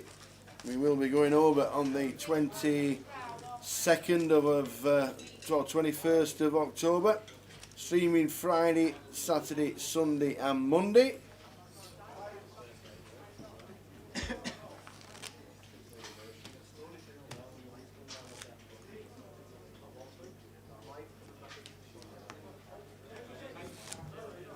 I don't know what the IPO guarantee is. I don't know if there is one. I don't think there needs to be one.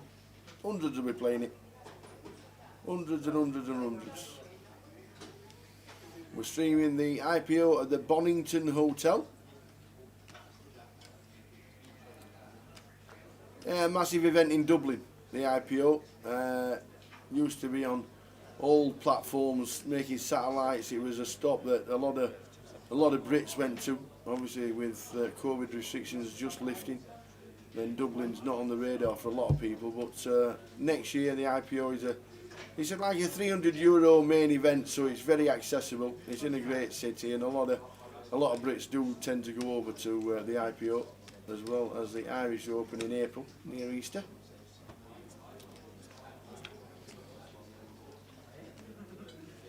Queen 8-4, 2 spades the flop. So Majid now flopping the second nut flush draw after opening button. Ludo with just ace high. Majid comes in for a continue of 2-2-5. Action on Ludo here with ace high. Looks like he's going to get out of the way. I thought he might call once here, Tower. Maybe not. Thought he might call once with ace high. Heads up. The only thing is Majid has sized up a little bit with this continuation bet. 2-2-5 into 550. Ludo gets rid of the best of it. Was up against a flush draw though. Equities were running very fine in that situation.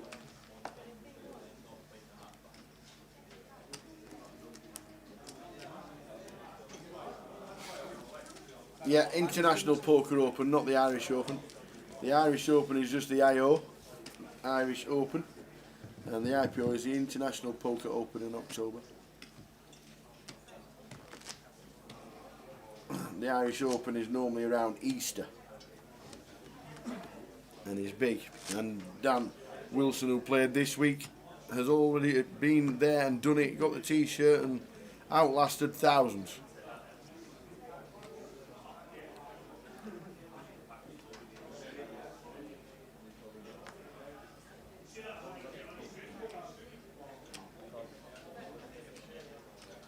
Ludo with the Queen 9, just limping the button here. Might see Majid raise this one up here in the big, facing Ludo's limp. Haven't actually seen him raise over a limp button from Ludo yet, so I think we might see him coming for a raise, but he is just going to check his option here, Majid with the ace 8, and take a flop out of position. King 7-4.